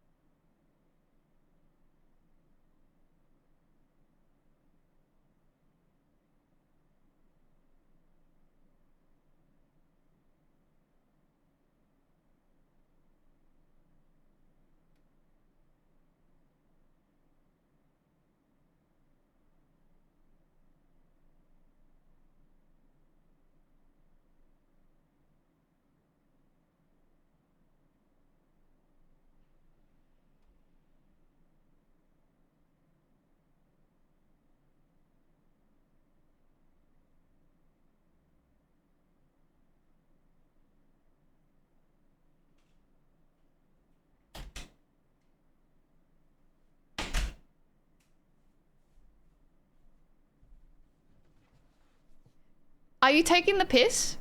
Was he taking the piss?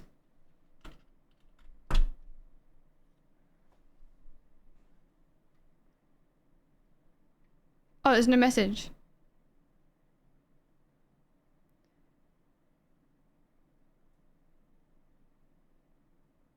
Can someone buy me a house? Oh, guys, calm down. We can have a conversation. With peace and love. Civility.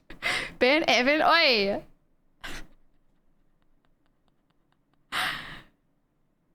I encourage you to exercise your property rights and pollute your land. See how much government respects your ownership. You can do anything with the property you own after all. Ben Evan, stop! Slowly start to connect that to not being able to hoard and deny land. I thought you were joking, sorry.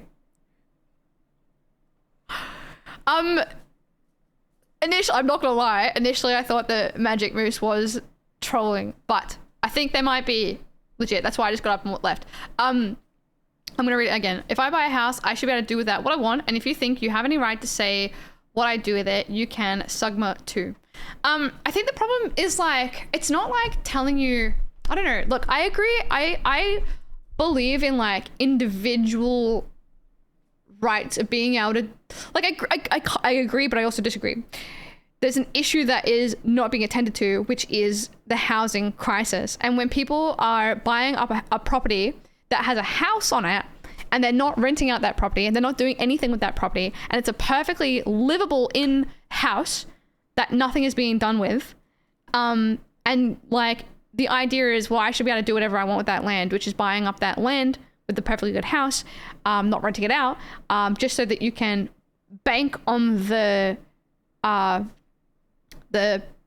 sell value, the value of that land going up over time, and you don't want to have to worry about dealing with rental agents and tenants and you know, having to organize whatever comes along with that sort of thing. You're just fuck the renters, fuck the tenants, I'm just gonna bank on this land, whatever. I feel like you have to even have more money to be able to bank on land. Sorry, I've lost my thread. I've just gotten annoyed at the idea. You have to have more money to be able to land bank than rent out a property, no?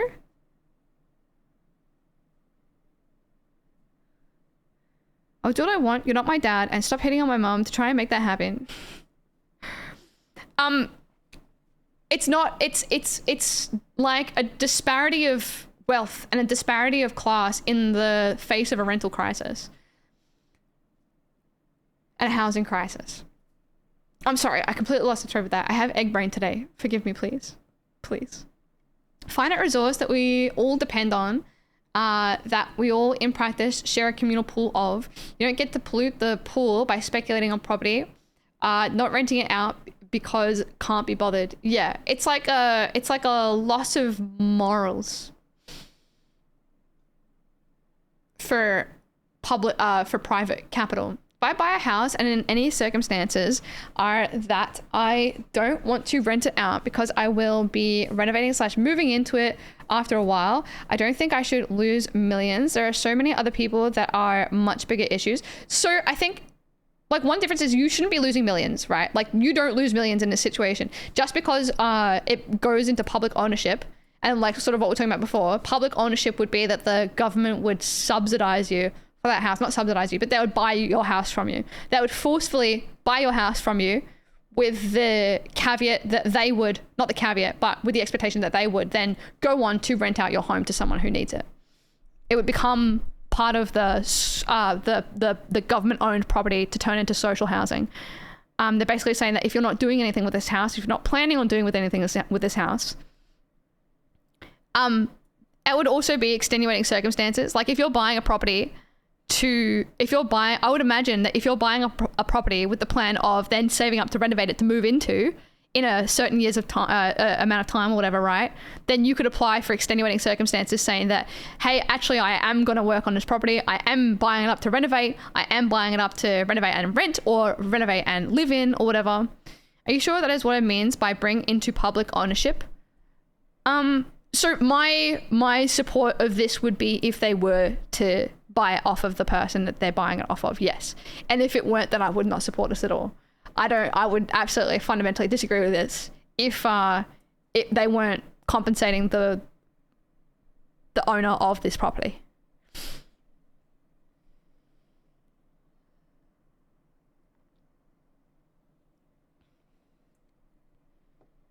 If the house is just sitting empty, you should rent it out. Agreed. If the house is being renovated, that would be extenuating circumstances. Agreed. It is focused on people that literally buy it for value and appreciation, especially land grabbing. Agreed. Yeah. I still don't trust the government to not say after 2 years, no, this isn't extenuating circumstances.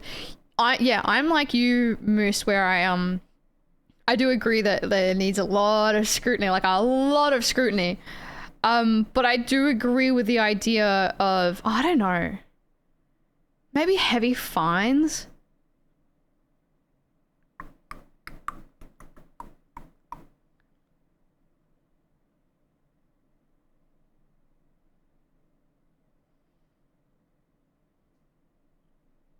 What this is trying to like target is people land banking though.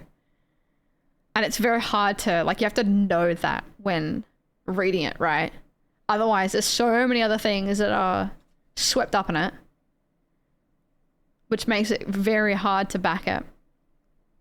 When someone dies without next of kin, if they own land, it does go into public ownership for sale into private again. It's just basic vacant land tax, which we already have.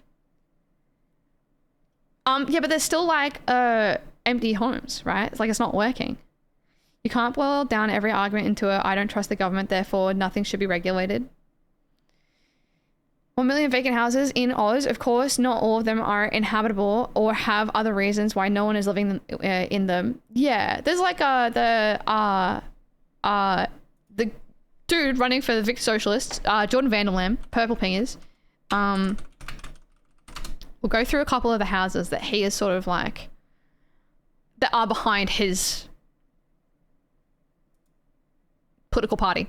He goes, these houses are empty, no empty houses, while there are people with no homes.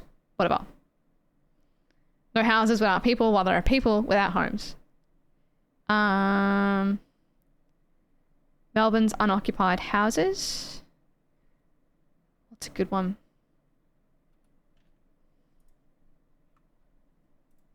Hello, this is what to look for if you're scoping out an empty house. Number one, does it look a bit overgrown? Not all of them do. This one does. Check for letter in the mailbox. Have a look for a gas meter. It's usually visible from the front. This particular house's gas meter has been removed, which is a good sign that no one is in here. Also, if it does have a gas meter, look for this red handle, red or yellow handle, sticking out from the side. That means it's been turned off. If it's in line with the pipe, it means that the gas is running and flowing through the pipe. So this one's off. And then, final thing to do, obviously before you do anything silly, give it a knock, see if anyone's home, wait a bit, give it a few knocks. If you're convinced that no one's home, like look through the window, see if you can see any furniture and stuff like that. Most of these empty homes have either an open window or an unlocked door or something like that. If you're convinced no one's there, just fucking open the door and go in. He's got like walkthroughs for people to, where they just don't use gas. In this situation, there's very clearly no one living here. There have been circumstances where, well, this is like what they do, right? Is they find empty houses and they figure out like what is going on with that house, and then they put it up for grabs for people who need a house, who can't find housing. And then they go and live there, and then when they get, usually what happens is they get trespassed. But for, you know, at least a month or two, they have a place to live. And then someone else can come in and they can do the same thing. Because it's an empty house that is livable, that the owner is not doing anything in terms of supplying it to someone who might need it. They're just letting it sit there empty, which is not fair. It's not fair. If that owner wants to come in and do something and change it up and live in there or rent it out or do whatever they like, then great. But if it's just going to sit there empty and dying and going decrepit because, you know, water comes in and repairs aren't being made, the fundamental idea is that, not the fundamental idea, but one of the ideas of this whole movement is that if your house is sitting there with no one in it, there's no repairs being made. But if you have someone in there squatting, they're going to do repairs and they're going to keep your house in better shape than it's going to be in if there's no one there at all. We see the law proposed, and you can talk about whether the extenuating circumstances are properly defined. We're talking about it as a principle now. Yeah, good way to put that. Yeah, it's good. Funny thing is that our government does that quite a bit here in the US, often to people who are still living in their homes. Eminent domain allows land to be forcibly bought, but it's deemed necessary for development. Happened in my town about 20 years ago. There's a massive commercial center there now. They'd never do it to create affordable housing though. Yeah, that is a thing here. We were looking at that up recently, which is what is it? There was a phrase for it, but remember this guy's applying for Senate, so you can vote for others, but just vote for him for Senate if you feel good about it. I didn't know he was applying for Senate. I thought he was doing for the House of Representatives. Fascinating. Fascinating. That's why we're looking at them though. You wouldn't think that there would be many actual properties left empty for long periods of time. If you're wanting to make money on increasing property value, you would want to make even more money renting it out too. You'd think so, but a lot of people don't. They just let these houses rot. This is like exactly what the like I totally agree until seeing what Purple Penguins was doing in regards to like the whole housing crisis and whatever. I probably would have thought the exact same as you. It's like, why would you leave a house empty if you're just going to land bank? Why would you not rent it out in the meantime whilst also land banking? You know what I mean? Like waiting for the property prices to go up far enough for you to sell it off and make a profit. Why would you do that? But unfortunately, like people are. Like they absolutely are. That's why he's tackling the issue of people land banking with empty houses.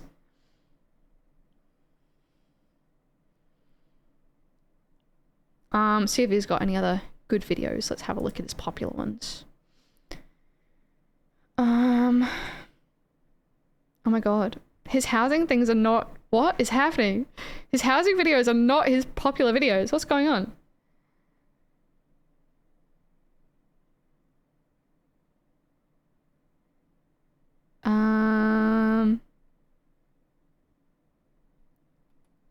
Let's have a look. Calls to impose more taxes on vacant homes in a bid to help solve Victoria's housing crisis. It comes after the surprise results of water use analysis, uncovering 100,000 empty properties across the city. Mark Santomartino explains.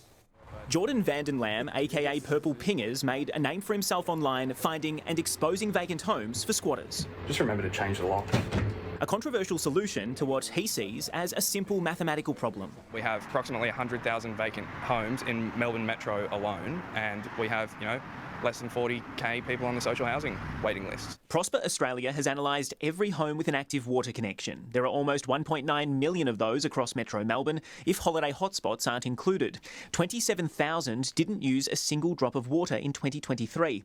Another 70,000 use less than a fraction of what the average single-person household requires. Both are considered vacant, meaning 1 in 20 homes are sitting empty. Over the COVID period, vacancy rates rose across really every LGA that's part of metropolitan Melbourne. No, but that's just how they deemed it, right? That's just how you can get, like, because how else are you going to get an estimate? That's just how they do their estimate of what is a vacant home. Easiest way to measure it, yeah. Like, it's not necessarily guaranteed, but if we're going to try and work on how to estimate how homes are empty, I think this is the best way that they can, or at least this is how they've deemed it the best way to estimate, right? So this is quite a dispersed phenomenon. Brunswick East is the city's greatest offender, with almost 13% of the postcode's housing stock sitting vacant.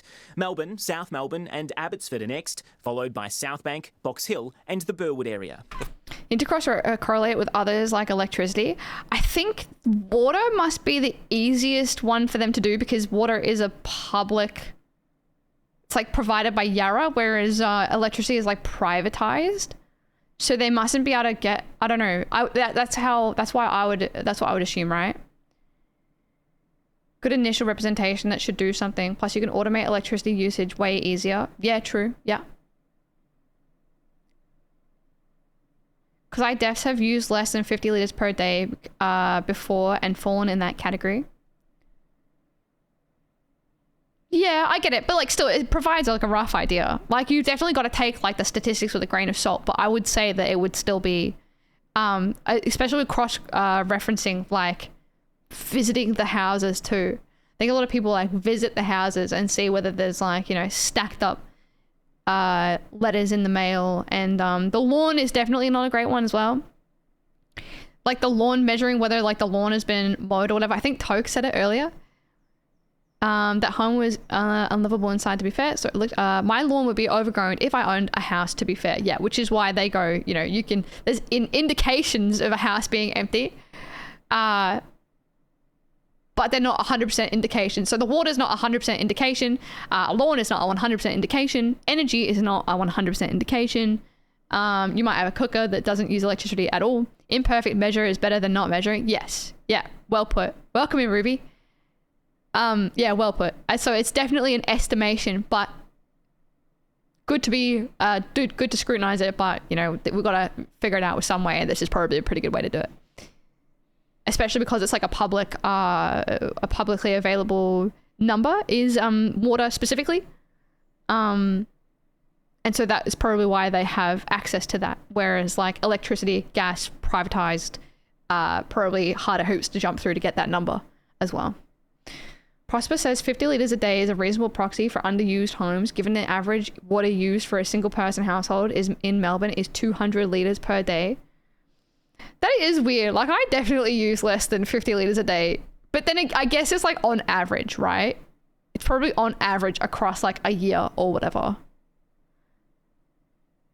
But then again, even still, I probably use, I don't know. Actually, I don't know how much water. I don't know. I would also get the gas connection removed at some point.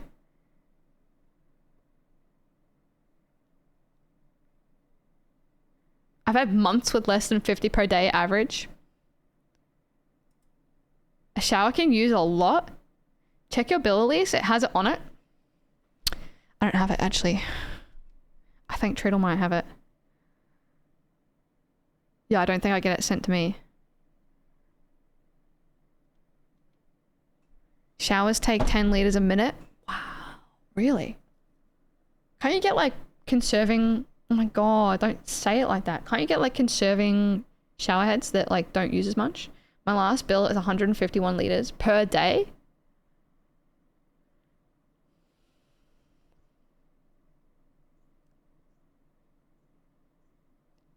The house to my left has been vacant for the entire time I've lived here, 2.5 years, and the guy who owns it comes around every 6 weeks or so to mow the lawn, and the water is death's running, but yeah, never see him go in the house or anything like that. Just hard to tell for real.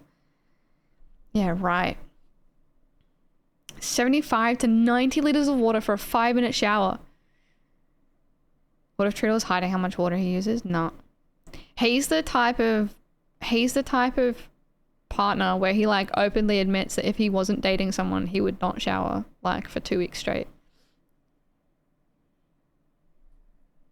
So he literally only showers because I exist.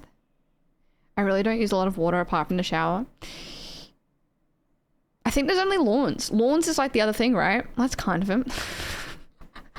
One of the worst things about the apartment we're moving out of is how much water wastage there is waiting for the water to heat up for dishes and showers. I forever trying to bucket it to use it on plants. True. Yeah, you are right, actually. Yeah, true. It is good to put, yeah, buckets in the shower and stuff. Water saving shower heads go down to 7 to 8 litres a minute. Interesting, okay. Spain charges 50 to 150% property value on vacant homes. Wow. That is interesting. Yeah, it is like, I think the other thing to keep in mind is also, I didn't even really think of it, is how do other countries, especially with like socialized housing, how do they deal with things like this as well? All right, sorry, I'm just going to go back a couple and continue playing this. Quite a dispersed phenomenon. Brunswick East is the city's greatest offender, with almost 13% of the postcode's housing stock sitting vacant. Melbourne, South Melbourne and Abbotsford are next, followed by Southbank, Box Hill and the Burwood area. The fact that people are literally closing the doors and locking up these properties show that something isn't working, something's not right. The state has started charging a vacant land tax to try and encourage landlords to either sell or rent their properties. But researchers say that isn't moving the dial just yet, and they want the government to start keeping track of why these properties are vacant in the first place and how many meet Victoria's high rental standards. This is really where we want the Victorian government to step up. The government says they want to build a bunch of homes in 10 years. Like, we've got a bunch of homes at the moment. I feel like they should be used. Mark Santomartino, 9 News. Okay, so I think the idea behind Vic Socialists is that with this one here, audit existing properties that are vacant, bring into public ownership those that have been vacant for more than 2 years without extenuating circumstances. I am pro this if they change it to something bigger, like 5 or 10 years. Something like that. Something like, you know, like a house that's sitting there and it's been just completely abandoned for, like, you know, not even in the minds of the people that own it. Yes, you have to go through a process still to figure out whether extenuating circumstances exist or whatever. But I am pro this because it's about bringing ownership of housing and land that isn't being used for things into the hands of the government. Adverse possession is 15 years at a start. As a dilapidated house a few doors down from me, but I guess that's different because it's definitely not livable.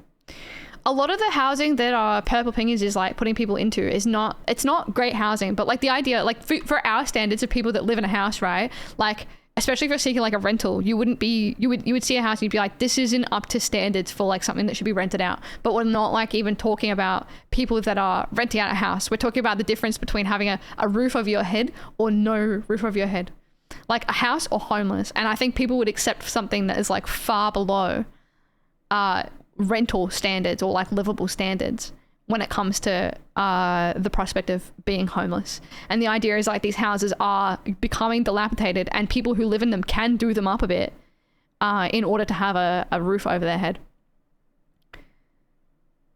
Standards of living in terms of health and the livability that comes with that. Yeah, but even still, like I think some people would still accept taking on the repairs themselves or, you know, putting up with certain things. The home becoming government property solves that. Checkmate atheists. One of mine is 42 liters a day. Like one of your days? Definitely empty units in my lot. Multiple mailboxes never get emptied.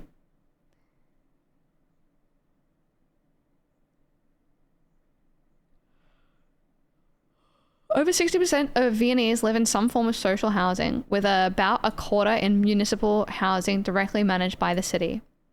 Wow. That's like another part of it as well, right? Is that we are so shaped by just the conventions of like the society that we live in, aren't we as well? And like I wonder how much that plays into how I understand housing. And like, I don't know.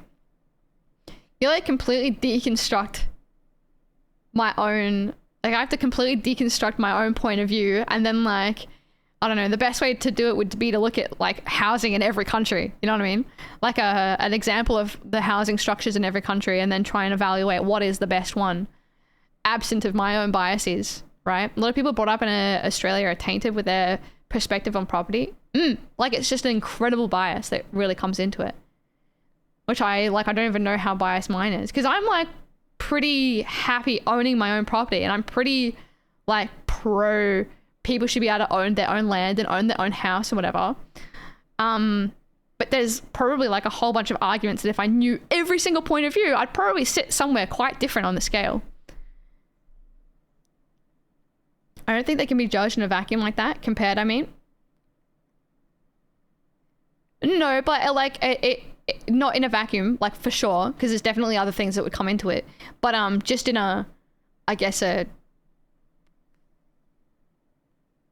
socialist, democratic society. I don't know the words, but you know what I mean. How many of these properties were bought as an investment and not as a home?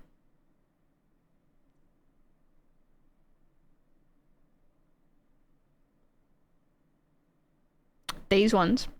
Probably most of them. Wikipedia's list of countries by home ownership rate page is a fun read. Do you have the link? Oh wait, I can probably copy that, can't I?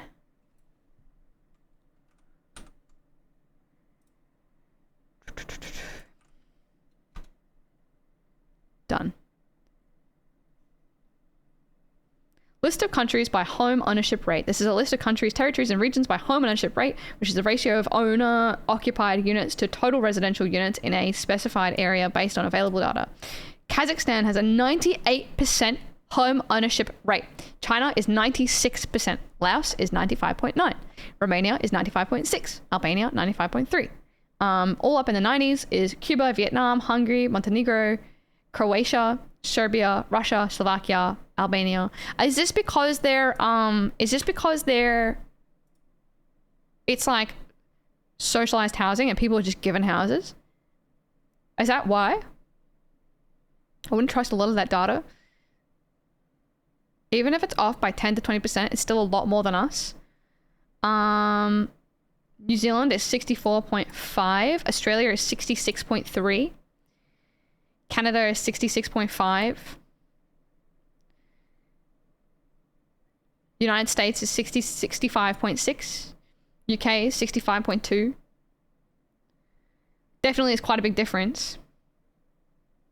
Nigeria is at the bottom with 25. What's the alternative then? Rentals, or they don't have, I don't know. Switzerland's 42.3. Austria, 54.3. What is the difference here? It's like the numbers like say something, but how to own a house now? Inherit it? Yeah, exactly.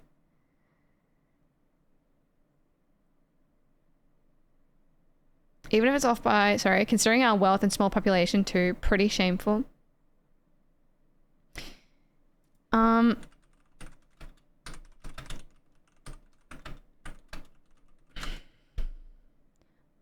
boom, boom. Find it hard to write the next line. You've changed my life. In 2021, there were nearly 9.8 million households in Australia where household tenure was known. 67% were home owners. How does this work? 67% of households or individuals? Households? Yes, 6.2 million households were home owners. Banger bopper bimmer, it is. Hi Jack, hope you had a good day. It was way too hot. I was inside in the air-conditioned room. It was so good. I hope you had a good day. Nice to see you, Jack. No one in my immediate / close family owns a house. That is another, yeah, that's another disparity trying to be addressed, I believe, by the Vic Socialists, is the home ownership disparity. Or at least I imagine it would be. Yes, it was, because they addressed, they actually didn't address quite a lot in terms of home owners. They had 3 dot points for homeowners, which is abolishing stamp duty except for the top 20% of the market. But there's nothing about like negative gearing or capital gains tax, or not much here. Where was I? Yeah. No. 31% of the market is renters. 26 are renting from private landlords. 3% from state or territory housing authorities. So 3% is social housing. 2.4% from other landlords. 2.1% were other tenure, including households which are not an owner or without a mortgage or a renter. What? It's because negative gearing is not a state law. All right, okay. It is federal tax law. Okay. Fair enough. Squatters / homeless for that last 2.1% maybe.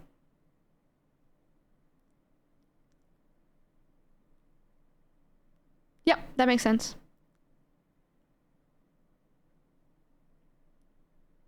Okay.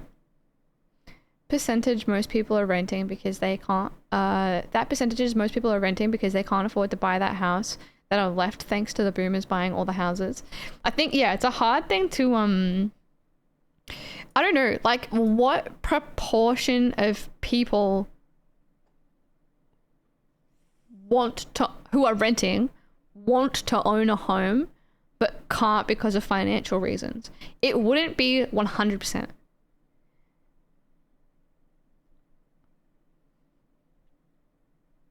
I'd love to know that. We could probably look it up. Maybe. Maybe not. How could you even figure that out? I know it's me. Like, I imagine it would be quite high. But you've got to have, like, I don't know, there's got to be, like, transitional periods for people to be able to live out of their parents' house. Like, renting still has to exist. We can't just get rid of renting. It's me for sure. With census questions, I guess, but I don't think they do. Nearly blew up my car yesterday. Not really, but I kind of neglected checking the coolant. It's been super hot the last week, so there was none left at a certain point, and an instant amount of hot pressure built up in the coolant tank. I had to get a towel to unscrew the cap. Uh-oh. Have you fixed it now? Hi, Studley. Hiya, Studley. What's up? How you doing? When the boomer generation dies, it would be the biggest generational wealth shift in history. I think it was like 2 or 3 years ago. More boomers were dead than have ever existed. No? That's wrong. I'm so sorry. More boomers were dead than alive. Yeah, is that right? Did I say that right? I think so. More boomers are dead than alive. Yeah. So out of all the boomers that have ever been born, majority are dead. Majority are now dead. Yeah, sorry, Evan. Scrambled egg brain. I told you I have scrambled eggs for my brain. Halfway there then. I think this was like 2 or 3 years ago, just so you know. The numbers say that people in Oz don't own the home they live in, and most never will.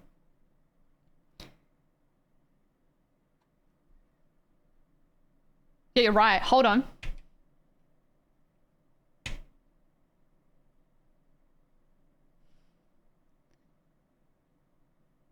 $35 plus 26 plus 3 plus 2.4 plus 2.1 68.5% don't fully own a house. So only, what is that? 31.5% of people fully own their home in Australia. I think that's right. Sorry, it says it there. 32% own a home, and then 68.5% do not. Is that right? I think so. Sorry, I get freaked out when numbers are involved. More boomers were dead than have been alive. A comment, classic. How many boomers have ever existed? Were there boomers when the dinosaurs were around? Can't wait for the wealthy kids of my generation to all own homes instead of their parents. No one look at the wealth levels of Gen X currently. Rising because they're inheriting the wealth and had access to much more affordable housing. 31 equals 26 plus 3 plus 2.4 rounded off.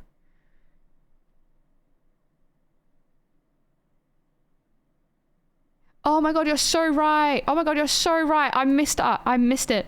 I wrote 31 here and I meant to do 35. Oh fuck. Whatever, I'm over it. I did that wrong. Ignore my number. Ignore my number. Ignore my number. Ignore it. Forget it. Empty your brain. 100% of Trader would do this if they had the chance. It's all ruined. He would, actually. He would.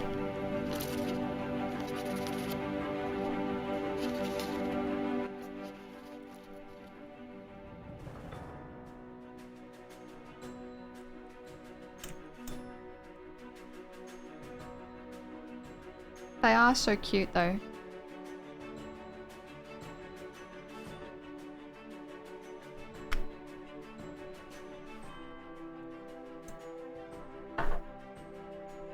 The rat It goes like this.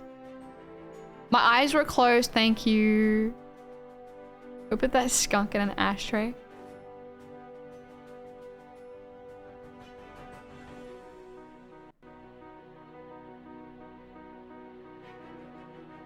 They're so weird for this, to be honest. Have you looked at Google Images for dog nose? It's real good. I have not. Bathing in the ashes of boomers. Who cares about the housing crisis? Let's just watch this to chill out. Okay, back to... Where are we? Here. Oh, here. Okay.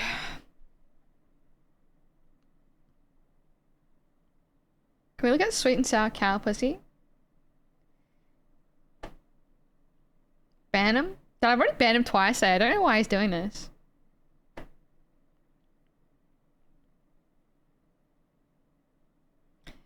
Okay. Apply a luxury property tax on the 1% of most valuable properties at 5% of sale price per year. Yep. Sure. This is just tax the rich.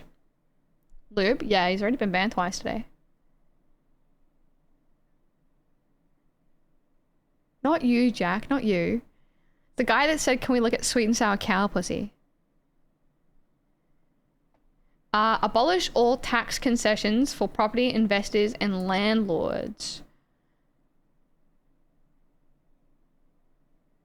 Yep. Tax rental income on first investment property at ordinary rates. If an individual owns more than one rental property, income received on all but the first investment property is to be taxed at the highest marginal rate. I don't know tax laws to know exactly what this would mean. So it's very easy to look at that and go, yep. But I don't really know what this would actually mean in terms of what this would do. It's just disincentivizing owning more than one investment property.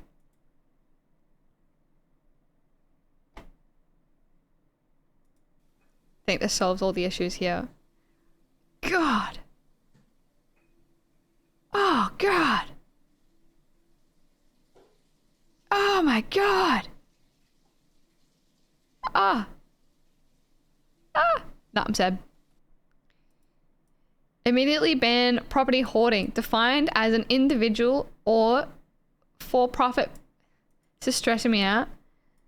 Immediately ban property hoarding, defined as an individual or for-profit business owning more than 10 properties. Real estate in excess of 10 residential properties owned by property hoarders should be seized and converted into public housing. So, it's just not gonna happen. This is like, it's great. Like, why doesn't Treater want to shower? He just doesn't care to. This is where, like, this is the argument that we had the other day, which is like, all well and good, okay? But this is just not gonna happen. And like, I appreciate that they're going for it, and I think it's good. And I guess like having one person in is fantastic, but like, it's just never gonna happen. Like, they can say that they want this, but you put this to Parliament and you'll get like strung up to dry by every investment property owner that is a politician.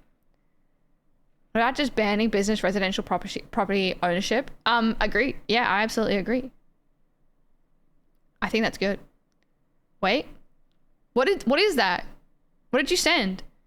That better not be sweet and sour cow pussy. Hi, Fox. Sorry. I saw you enter the chat and I was like, I don't want to finish this sentence. How are you, Fox? Nice to see you. Homes are like helpings at dinner. No one gets seconds till everyone's had one. I like that. It's good. That's very good. I take it you're a like a Purple Pingers fan, Ruby. Also, to anyone that's like in here that's not usually in here, because I know there's like a couple of new faces or like people that don't usually pop up. What I'm currently doing is going through the Vic Socialists Policies on their website with the idea of going through all the sort of top parties in the, we've gone through like the top 2022 federal election parties and listed them all out here. And I'm going to work my way through understanding each one, with today starting with the Victorian Socialists. We have previously sort of gone through like the MO of the Climate 200, which was pretty interesting. We did that over a few streams. Hi, new, I'm new. Hi, I'm new. I'm new. Hi, hi. How are you doing? Hi, I'm new. Me too. I showered 5 times today. You're lying. Why are you lying? I wouldn't do that. That's boring. Am I clicking on your links then?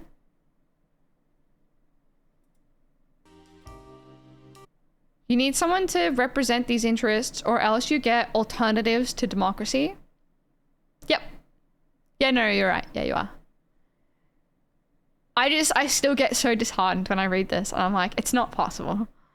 And like, that doesn't mean, just because it's not possible, it doesn't mean we shouldn't try. But I don't know. I get disheartened.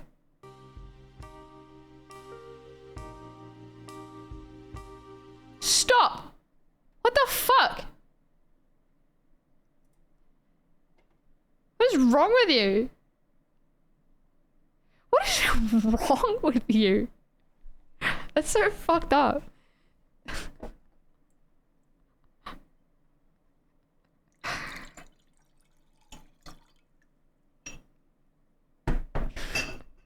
A lot. What's wrong with Coke? At least it's reversed. I know. If you're a vegan, I would have let you get away with that one. Just so you know. That would mean people would be unable to invest in a REIT, real estate, which can be a good way for someone who can't afford a house to invest in real estate. A what?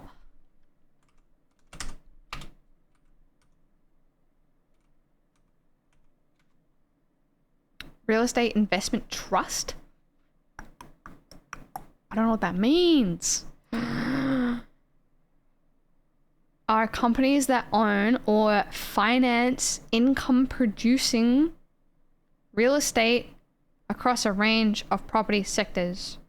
Yeah, companies that own or finance, yeah. I don't think abolishing this is a bad idea.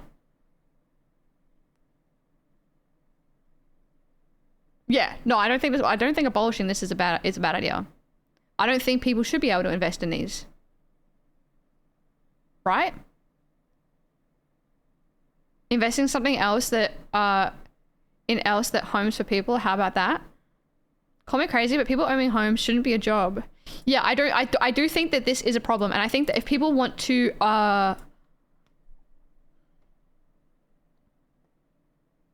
someone who can't afford a house to invest in real estate, I don't think that it would be like an alternative. Like, this isn't seen as investing in, I don't know, this is like facetiously wording investing in housing, you know what I mean? This isn't investing in housing, this is investing in like a stock, right? And that stock is housing. Whereas like investing in housing is like owning a home and renting out a home. Even that's kind of like a stock, right? But unless you can afford to buy an entire house, then you can't get into the market. But if you can invest in like a real estate investment trust, you can put your money elsewhere to invest. That's not related to housing.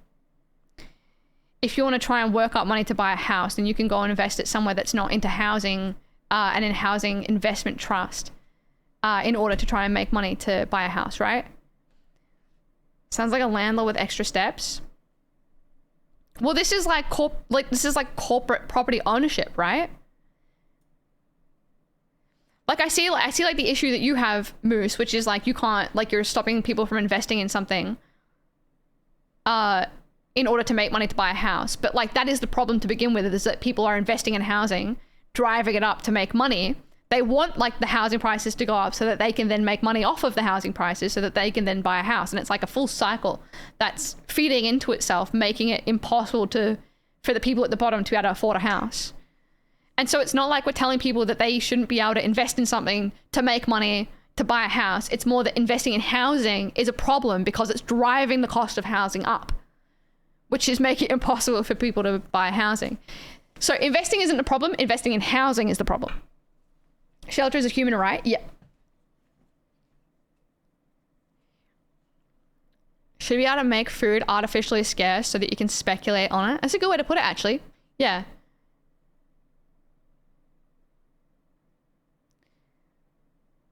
Liquidize your assets and buy lottery tickets, you idiots. Invest in commercial property and leave homes for people. You can leech off companies if you really must. The problem is that if you get rid of all the landlords, then there won't be any houses to rent.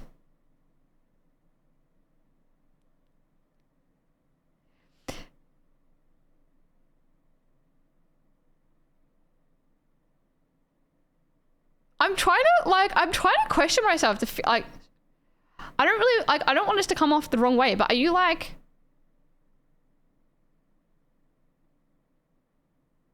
making up things for me to, like, are you trying to steel man the opposition?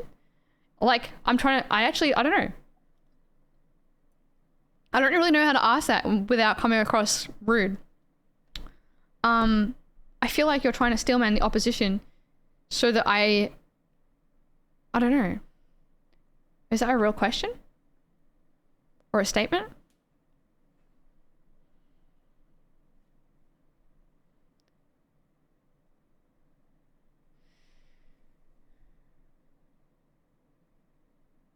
Something you'd say to confuse a bot by dividing by 0. Okay, sorry. The problem is that if you get rid of all the landlords, then there won't be any housing to rent. I'm not a landlord, but I don't think they are evil like what everyone here seems to think.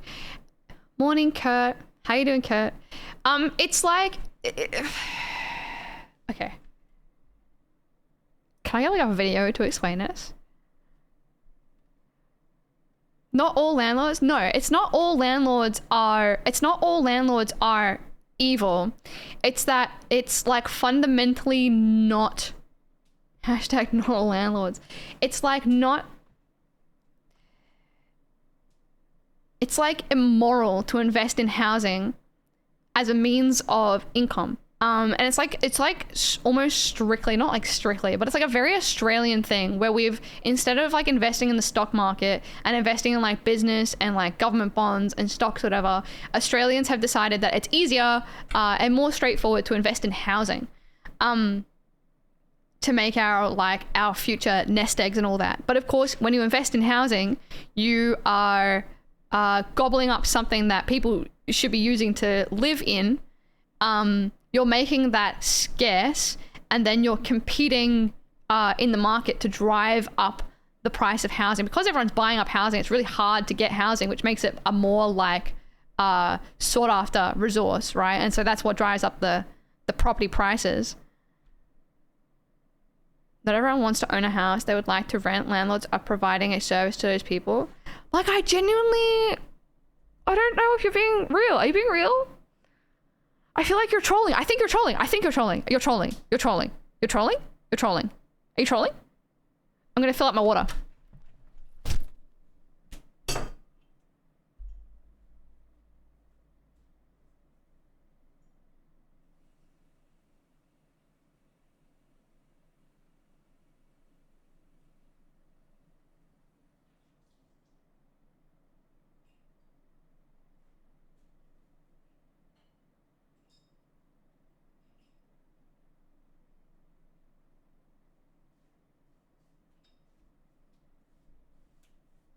Are you trolling?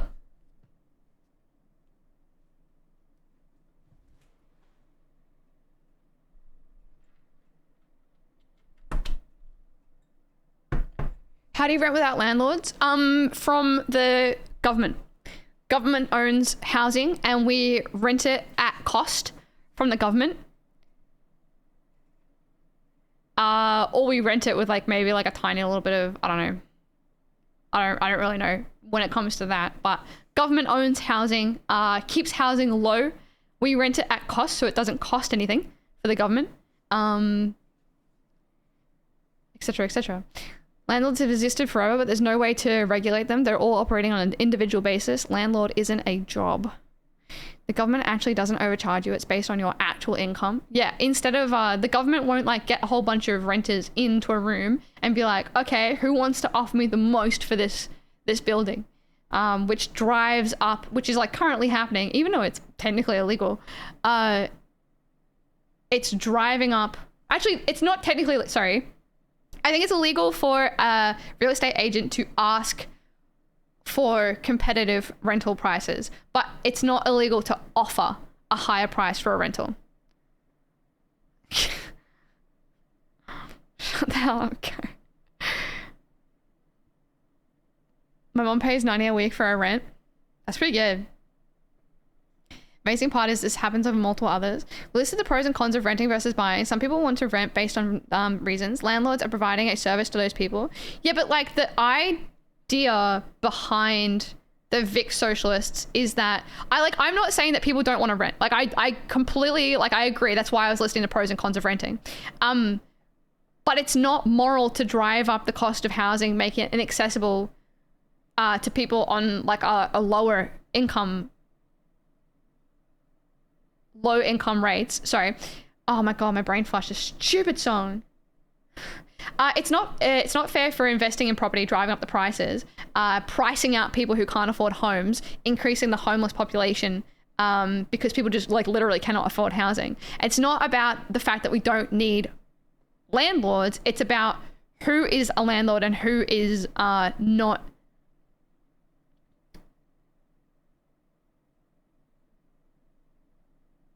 Who is responsible for driving up the cost of housing? If it's the government is the landlord, then the government will set it at we need to build more houses. Agreed. I agree. Absolutely need to build more houses. But housing also needs to be more accessible. When there's houses that are sitting empty and there are people that are sitting without a house, I think like the article put it, it's like a mathematical equation, right? Where empty house, person without a house, put them together. Why not? Houses exist without landlords, artificially creating scarcity. People will have an easier time building homes. Rental properties will be created and operated by the government and non-profits. We have more empty houses than homeless people in some cities, but you're against those being used to home people because you care more about investments than human rights. With housing being the human right here. Renting is so expensive and you can't even paint your walls a different color. Yeah. If you're a renter and your landlord wanted to kick you out and there's a contract in place that they can't break, they can't put up the price to a stupid amount, but only like 2 weeks to pay more. It's like I think on the other side, like with Moose, you're definitely like I don't know. I don't want it to be like a dog pile because there's like an answer to every question that you have, which is why I feel like you're trolling. Because it's like the perfect question for a perfect answer.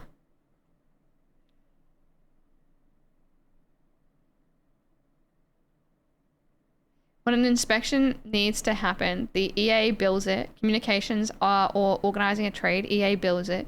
Terminating a tenant and advertising the property, EA bills it. Signing a new tenant, EA bills it. Giving a rent increase, estate agent bills it. It is 100% in the estate agent's interest to churn tenants. Well put. Yeah, very well put. Hate that I pay $1,800 a month and I can't even hang a picture. I think you can now in Victoria, Haley. Just so you know. You answered why landlords don't need to exist, and Moose just said the same thing again. Landlords provide a service. That's why I feel like he's trolling. I don't know. Like, I'm not 100% sure that he's not trolling.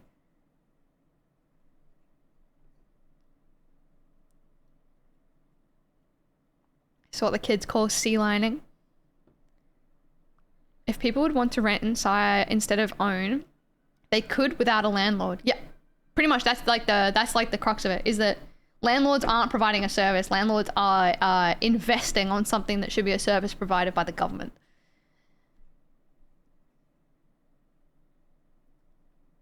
Wanting to buy a house and being forced to rent because of the artificial scarcity is morally wrong. Agreed. But you wouldn't become a landlord if you had morals, so it's a moot point. Agreed. I think that there needs to be a recognition of I don't know, this is something I grapple with, right? Like, I ended up having an argument with my mom and I called her like evil for having an investment property and whatever. But it's like people are buying investment properties because retirement funds aren't good. Investment properties are accessible because our culture enables investment properties to be a thing that is accepted. And so I don't think that necessarily like it's an evil thing to buy an investment property. But I think it's been made way too easy and way too socially accepted that people like don't even, I don't know. Look, I don't know. I don't know. I'm trying to reckon with the fact that people I know engage in an immoral behavior, which is buying up an investment property. And I know that they're doing that because they're trying to give themselves and their family a nest egg to fall onto when retirement happens or something happens. And like the sentiment there is to provide for themselves, but what they're doing is at the cost of other people's homes. Are you just mad because your oven's dirty? My oven's clean, actually. Just jam my fingies in the door. Oh, Haley. I think this guy wanted to become a landlord when he grew up, when he was 3. It's just greed. If every wealthy person had the mindset of being just a decent person, we wouldn't have these issues. But alas, more exuberant wealth is probably gained by being a smelly, sticky fingers anyway. Yeah, there's like I don't think the government could afford to buy the 31% houses that are being rented out in order to rent them out. No, but there's like policy to be put. It's not really about like trying to do everything all at once right now. Like, we're not buying 31% of all the houses being rented out. It's about implementing different policy that can be implemented, like that can take effect over time to slowly build that structure back into government housing, bring the prices of housing down by reducing rental and whatever, making it more affordable for people. We still politically yapping? We are, Tilby. Welcome back.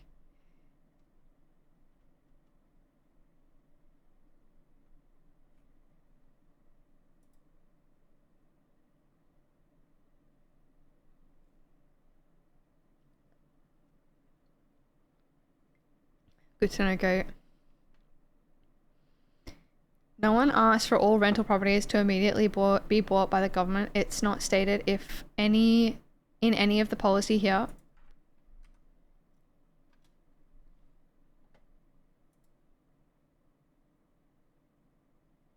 Oh, your water usage info rather, data. Interesting.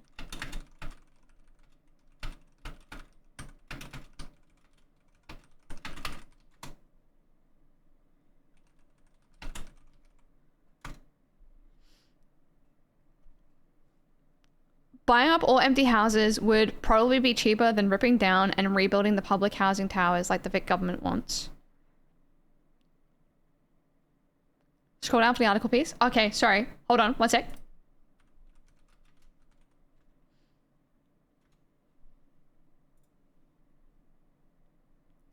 Magic's taking an extreme perspective, avoiding arguing on topics they've already had disproven. That's why I feel like he's trolling. I don't know. Look, I'm not even 100%. Like, I keep saying, is he trolling? And he hasn't, like, said that he's not. So I don't know. Maybe it's kind of gone beyond trolling now, though, because I feel like we're putting a lot of energy into echo chambering ourselves. More than 2.5 million Australians now live in an apartment. Over the next decade, that number is set to soar. While governments are... Am I meant to watch this video? Sorry. You want me to read the piece? Okay.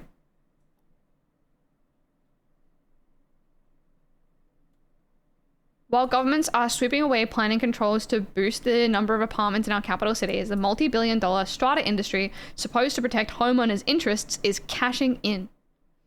This week, investigative reporter Linton Besser exposes the graft and greed of the industry and reveals that most states have turned a blind eye to the problems. Ruby, welcome in. Welcome in. Nice to have you here.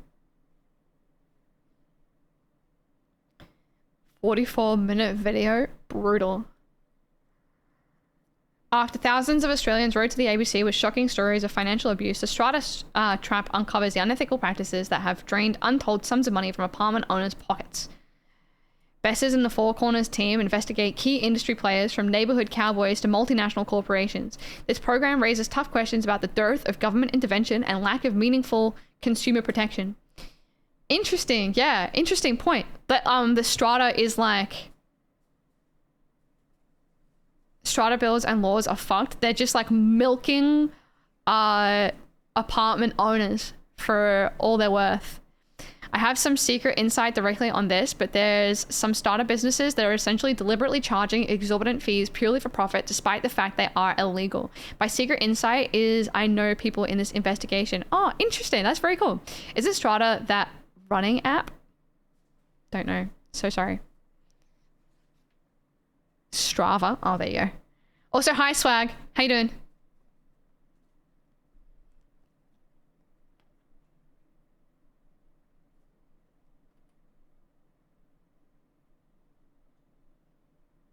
I've also witnessed this sort of thing firsthand. That's it. Yeah, that is interesting. There's like so much going on.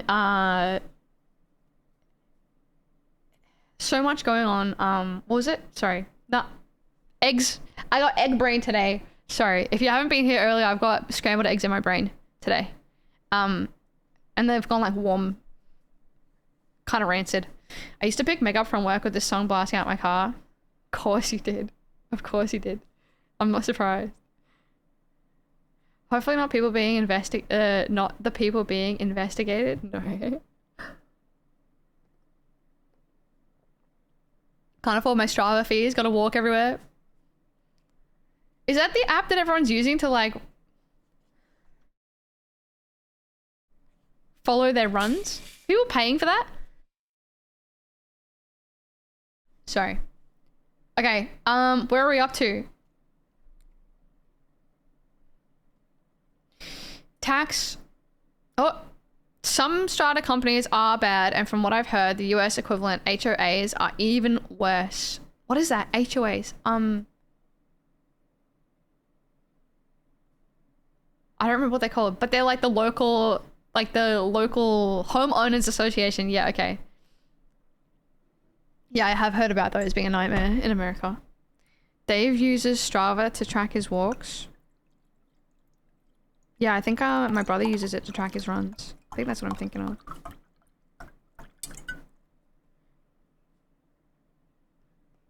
Tinge of brown to this one, eh? That's fucked. I'll drink it. Your dog uses Strava to track his walks to the pub? Nice, okay. Your bro tracks when he has the runs? That's crazy. I knew homeowners corporations that would charge $150 to replace a door security tag when they were legally only allowed to charge $15. This is the thing, right? Is that like the responsibility shouldn't be on the people to figure out what other people are doing illegal. It should be on these places to be like so heavily regulated and audited that they can't get away with it, and so that they don't do these things. It's fucked. Or just put it in the hands of the government. Let the government run it. Pay someone a lovely cushy fee to be in charge of that position.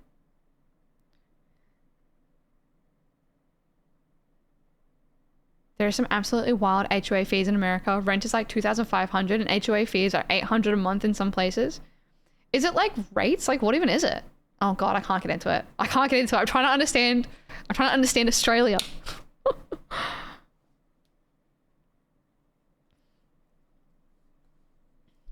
Alright. Tax. Rental income on first investment property. Did we get this one? At ordinary rates, if an individual owns more than one rental property, it is to be taxed at a higher marginal rate. Immediately ban property hoarding. Okay. Over time, end for-profit housing. By. Okay, this has got to be a meaty one. Restricting home ownership to individuals. Why are you queuing up Bruno Mars, Haley? Base. We need a based sound alert.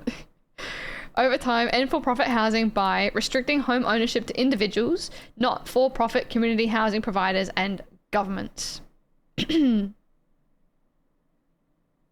Based. Based.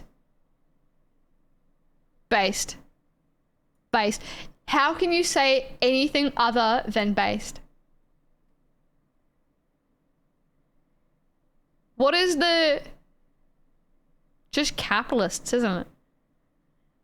I was gonna say, what is like the steel man from the other side, but it's just like pro-capitalism. Which is like, I get making some money. I get it. People want to make some money. People want to work hard to make some money.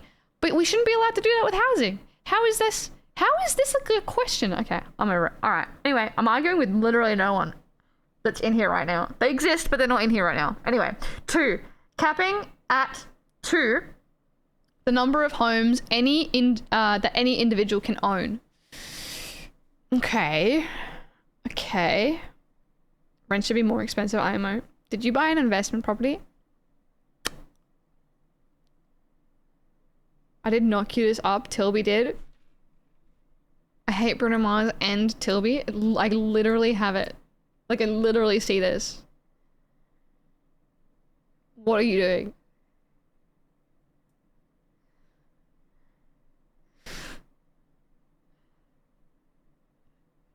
Sorry, Tilby. I fear you missed the joke. No, I got the joke, but she doesn't. It doesn't work when I have it right there. I'm just sitting here. Tilby blackmailed me. Oh no. Incoming, owning 400 residences is free speech actually. Actually. Okay. Okay, capping at 2 the number of homes that any individual can own.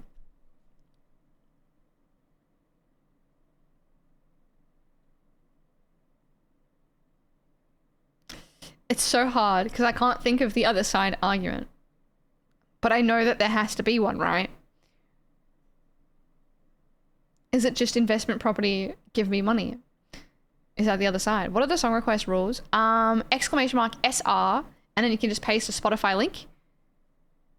Stop. Haley. No, ignore Haley. She's lying to you. She's like fully lying to you. Exclamation mark SR, paste the song link, or exclamation mark SR and just like type the name and the artist.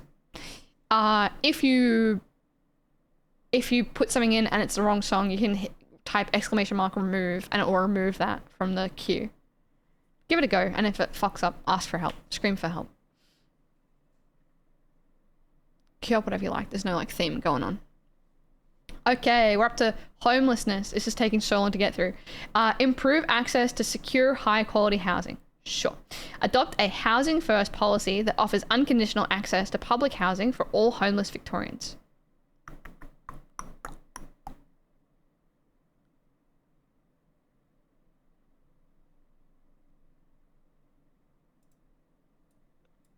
Unconditional is a scary word, but that's fine. Yes. Unconditional is a very scary word, but yes, I agree with this.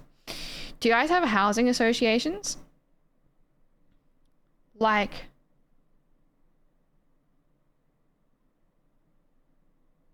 oh, HOAs? I don't know. Sorts and gated communities, yeah. Actually, there was this one house. Oh, I'm so sorry. It's not YouTube links, only Spotify links. Oh my God, I'm so sorry. I didn't specify that. I'm so sorry, Vox. Spotify link. I'm so sorry. I'm so sorry. I'm so sorry, Vox. Spotify link, or you can just like type in the song name and the artist and it might work. I'm so sorry. Oh. One time when I was trying to make a HOAs are kind of the opposite of free housing. I don't know anything. Okay, housing association. UK. Community housing? What are housing associations in Australia? Housing associations are not-for-profit community housing providers whose principal business is managing and developing long-term housing for low and moderate income housing. Does that sound about right? Housing associations are not-for-profit companies that develop and provide housing for low-income people. Okay. We do, apparently. Submission on the consultation paper, a definition of charity. I suppose we do.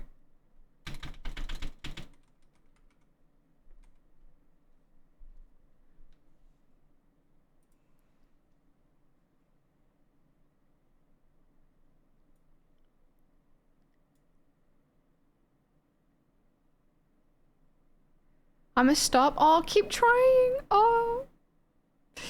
Welcome in, Marky. Nice to meet you. I work for one, which is why I'm a terrible person. My karma is offset. Oh, as in like you provide a good service, which is why you're a dick? Is that what you mean? Is that what you're saying?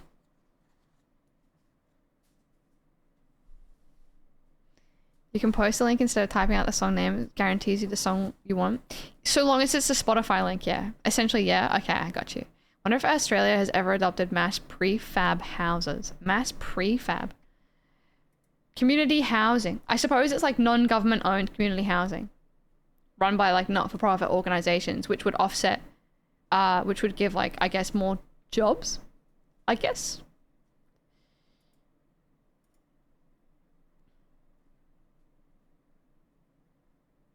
I imagine I would say so. I think we would, because it could be like just like charities could run.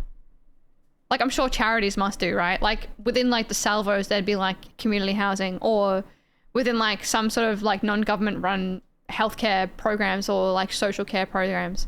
I'm in one of these at the moment. Yeah. And so I imagine we would. It would be like, it could be classed as like anything, right? It could be like I don't know, at-risk reoffenders in non-government housing, but run through like some sort of charity social program that's like a not-for-profit. I imagine like anyone could make that. But then are you okay?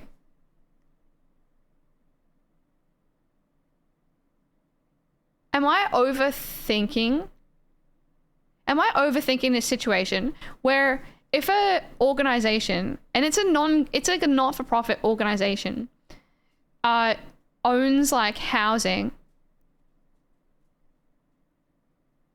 to provide housing at like low cost to people in like at-risk programs or whatever, would they be subject to surrendering / selling their housing under the Victorian Socialists Policy? Sorry if that was like a really tough question, but if anyone is like keen to try and answer that, let me know what you think. Or is this way too hypothetical?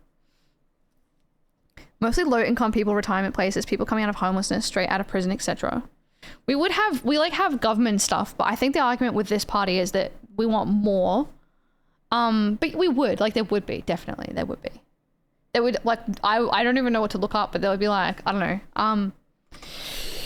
know, charity housing, maybe?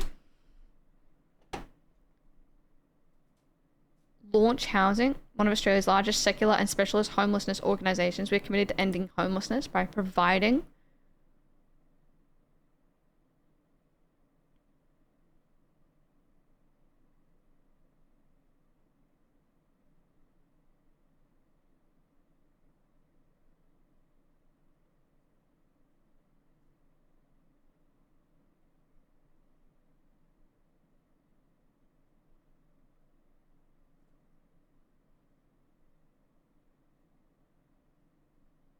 I would suppose so. Dial back the question again.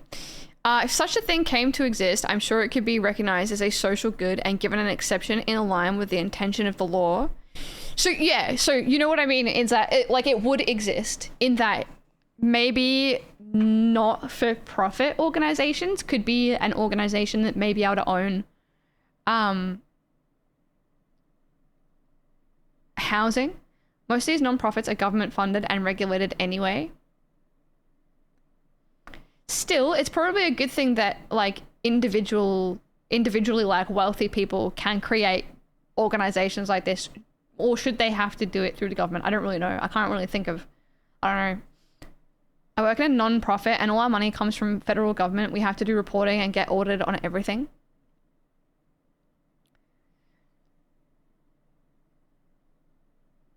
Dial back the question again. My question was, well, so in the framing of the Vic Socialists is, do you have that import-export site bookmark still? I forgot what it's called. Import-export site, as in like the one we're looking at earlier. Which one? Global trade. Oh, yep.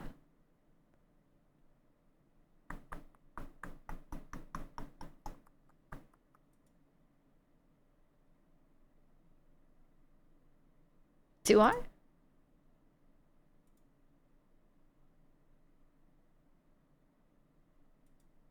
Oh my god, I don't think I do. Maybe it's on my other thing.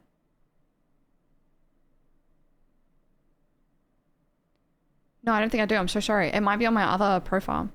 I'm fine with billionaires doing this shit, but we have to ask, why do they get to hoard wealth and make these decisions with a fraction of it rather than our elected officials? They banned the ownership / transfer of public housing. I assume those charity organizations could only run its own housing privately. They banned the ownership / transfer of public housing. I assume these charity organizations could only run this housing privately. But then they could if they ban it, then they could no longer run it privately, right? If they ban ownership of up 10 plus houses, especially like corporate ownership of housing too. Argument could be made that it should be allowed and managed by the government for a greater level of control and accountability compared to a private non-profit.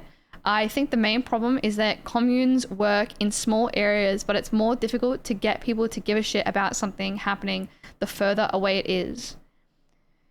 I also don't think that we should be expecting the government to do 100, like maybe we should, but in reality, like they aren't.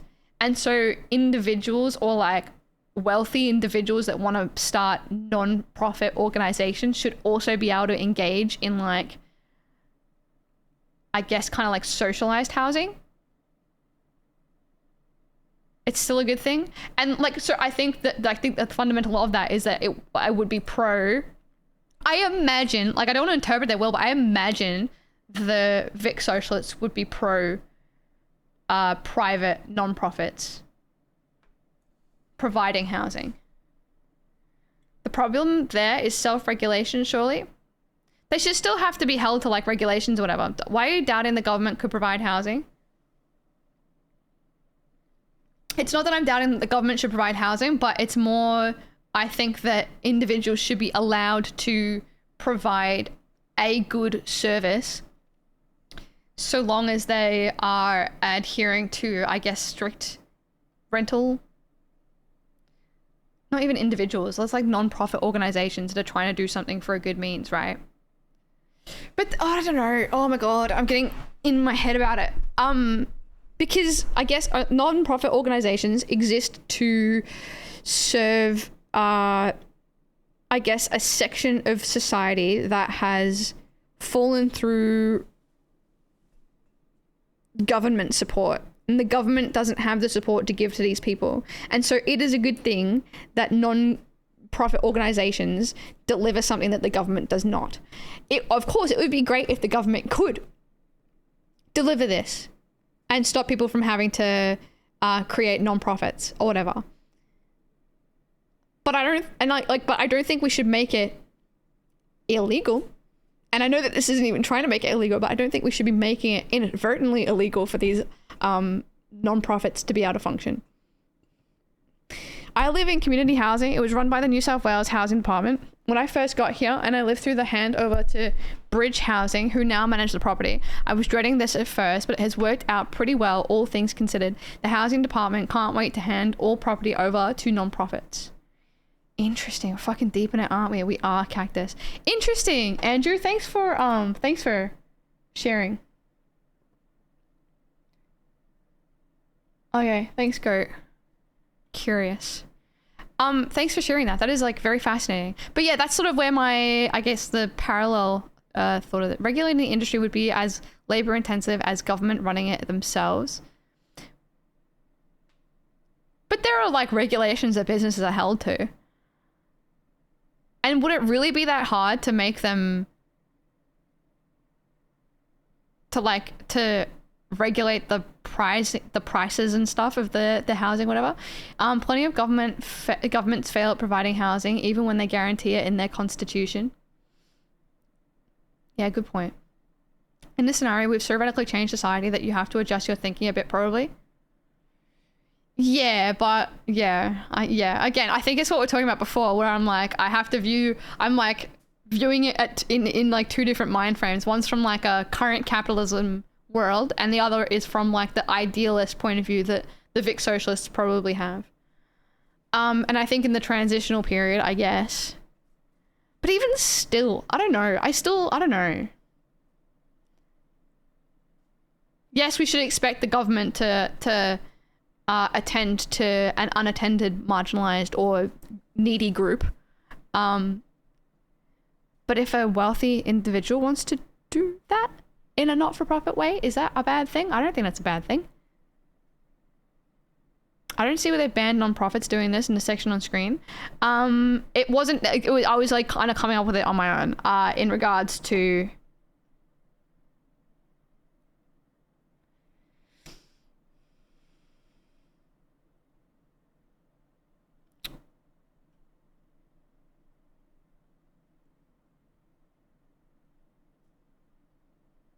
oh my god. It does. For profit. Okay, never mind. Ignore me.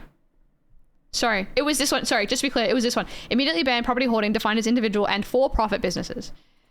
And in my head, I was like, what about not-for-profit? No. I'm just stupid. I'm so sorry. That's elite. Based. All right. Moving on.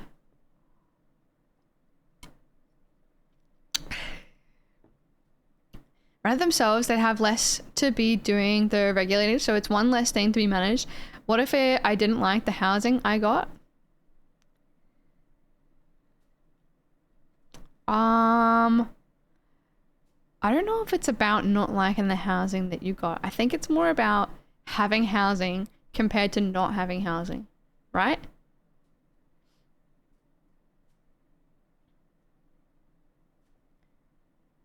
Beggars can't be choosers. Yeah, I mean, we should definitely have expectations of like good conditioned housing. Like, it's not like beggars can't be choosers, therefore you have to live in squalor. But I think it's more about addressing people like the homeless crisis, which is putting people into houses to allow them the, like, you know, the bottom of the Maslow's hierarchy to be fulfilled so that they can then look into pursuing furthering, right? Whole Maslow's guy thing is on to something. He is. When I say not liking, I don't just mean the room was blue. I mean that the place has mold and shit in it. I think that's kind of all addressed in here, but yes, absolutely. Like, that should be dealt with. There should be ways to get that fixed. They do definitely. Oh my god, you scare me.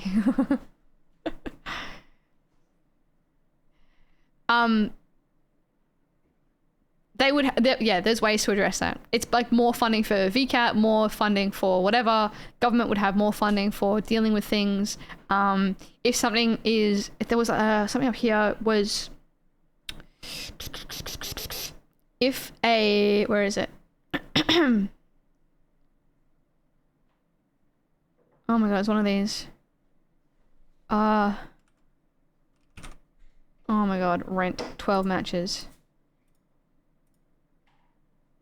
Permitting tenants to withhold rent payments when VCAT has ordered repairs and these have not occurred. If VCAT has officially, VCAT being like the ruling legal body, that you go to them with like a claim. It's like a little, like a court procession or whatever. You go, these are my I know I've got black mold, and they haven't fixed it. And then VCAT go, landlord, you have to fix the black mold. And then the landlord's like, oh, okay. And then you go away and the landlord does nothing to fix the black mold. Then they are saying that tenants should be permitted to withhold their rental payments. And I pretty much agree with this in that if you frame it in like you're paying for a service that's not being met, if that service is not being met, you shouldn't be paying for the service.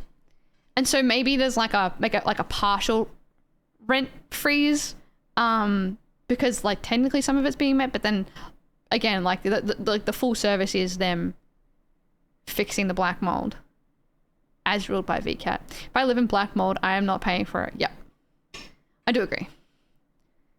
If VCAT has ruled that they do something and they're not doing something, they should absolutely lose their income. Yeah. Use the rent to pay for repairs instead of in the landlord's pocket, etc. Yeah, surrendering, like, what if there was something that was like surrendering that rent? I don't know. Oh, there's so much oversight. I was gonna say surrendering that rent to then be paid, be used to fix the black mold. But then you're just like getting the government to do your job. And you don't have to worry about like all of the, like actually doing your job. The government just does it. You give them the money and they just do the job, which is cut out the middleman and just give the government the property to begin with. Hi Pickles, how'd you sleep? Hello, good morning. We had a law introduced here recently that made it a big crime not to stick to 24-hour SLA fixes, like serious, like emergency ones, on high hazard or high risk hazards like black mold and damp, etc. That is pretty good. That's pretty big. We have like emergency fixes here that the real estate agents are required to fix. Whether or not they actually do that is like a whole other thing. If you want to disappear in the system and be left alone, you are better off with the Department of Housing. That suited me 15 years ago. But now I am 15 years older. I prefer the attention and support offered by the community housing mob I am with. They care more because their business is on the line. They have good support programs for tenants. And now I prefer the consideration I receive. Although it is not great, it's more than the department offered. Yeah, fair. That is like, yeah, fair. I think that's where like the government stuff can really fall off, is when they don't deliver. But yeah, that's a really good personal experience as well from the benefits of non-profit organizations. But yes, I think what we found earlier was that the non-profit organizations are allowed to exist within the Vic Socialists Policy. In some countries, it's illegal to provide a non-livable space, including renting, punishable by fines or even jail time. Illegal to provide a non-livable space, including renting. Even jail time. See, that's good. I'm pro that. Really interesting. Yeah, thanks for sharing, Andrew. That is really interesting. Thanks. I think that's a very big benefit of non-government socialized housing, which I haven't I kind of just thought up the hypothetical of it existing, but of course it does exist. I just never really looked into it enough before. The sad part was that it only got introduced because a 3-year-old called AWAB died from black mold that wasn't fixed. It's called AWAB's Law. That is dark. That's horrific that it took that. Oh yeah. I think I was watching someone recently, like a YouTuber or something, that had like permanent damage to their lungs because they grew up in a black mold rental when they were a baby. And now they just have like a pension for the rest of their life because of something that happened when they were a baby, like a rental had black mold when they were a baby, which is fucked. Think about how common it must be. Only applies to social housing though, not private landlords. Not sure what the legislation is on that.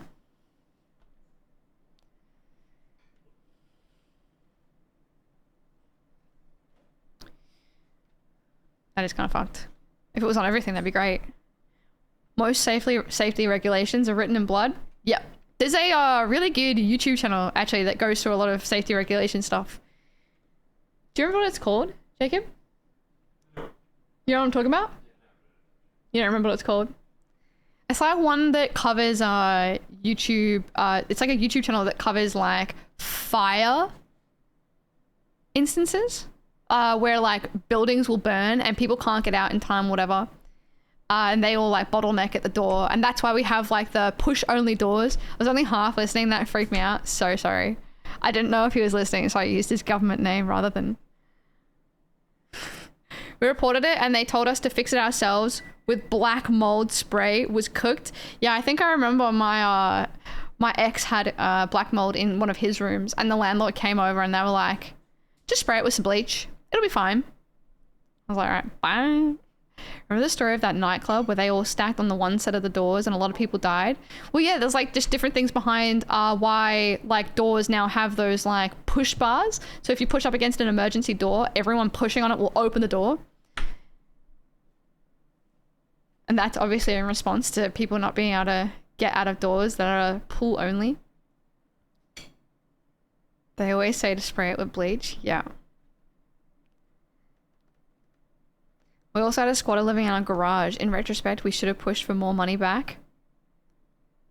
That's always the case. It's always in hindsight you realize like what you should have asked for. There was I remember one time it was like I think one of the houses that we moved into had right before we moved in there was a storm that like broke through one of the back bedrooms and completely saturated one of the floors, and we had to live with these giant like industrial floor fans in the house for a long time. And then after a while, this is like the first rental that I ever lived in. And after a while, we were like, this isn't living. This isn't like conducive to what we're paying for. We're not getting a room to live in because it has to be like blown out with this massive exhaust fan. I think we ended up asking for like a partial decrease of the rent for like a week or whatever. Definitely could have asked for more. Like definitely could have asked for more. We're all fucked up from shitty rentals. Yep.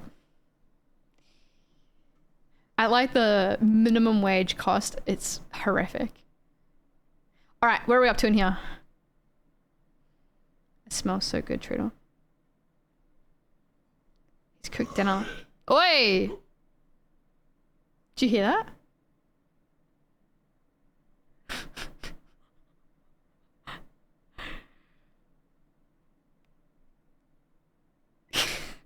They rely on people's ignorance of what they could be asking for. It's infuriating. Yeah.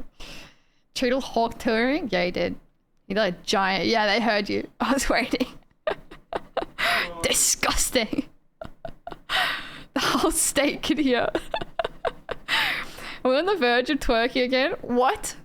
What are you talking about? They're like, yes, they do. Yeah, exactly, Vox. Again, it comes back to like the responsibility and the standards of like the organization should not be the responsibility. Sorry, it should not be the responsibility of like the consumer, like the renter. Like it should not be the responsibility of the renter to hold the real estate agent to account and to the standards that like the law requires of them. It's so fucked up. We have more than our names in common. Yeah, you're both gaseous AF. Doodle on that thing. Doodle gave you a fucking lap dance on stream? Oh, true. He did do that, actually. Nah. No repeat jokes. Unfortunately. We won't be expecting what happens next. Alright, what are we up to? Oh man, I got so lost. Public housing. End punitive tenancy management practices. Okay. Ban the sale. Did I get to this one? Ensure that tenants in former public housing, now managed by community housing organizations, pay the same rent and receive the same protections as public tenants. If community housing organizations fail to achieve this within 6 months, all the dwellings they manage will revert to public housing. Far out. Okay. This is like the meaty stuff. This is exactly what the Vic Socialists are about. I'm a repeat joker. Yeah, I know.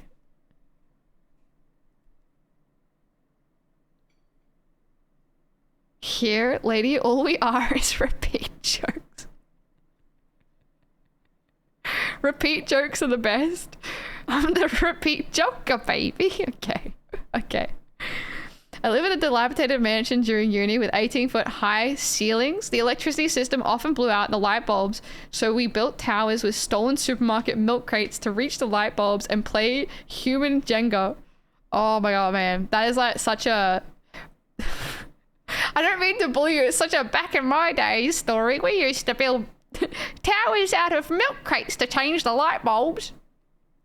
This youth don't know how good they've got it. That was a very cute story though. That's a very good story. I like that. It's cursed. Classic uni housing.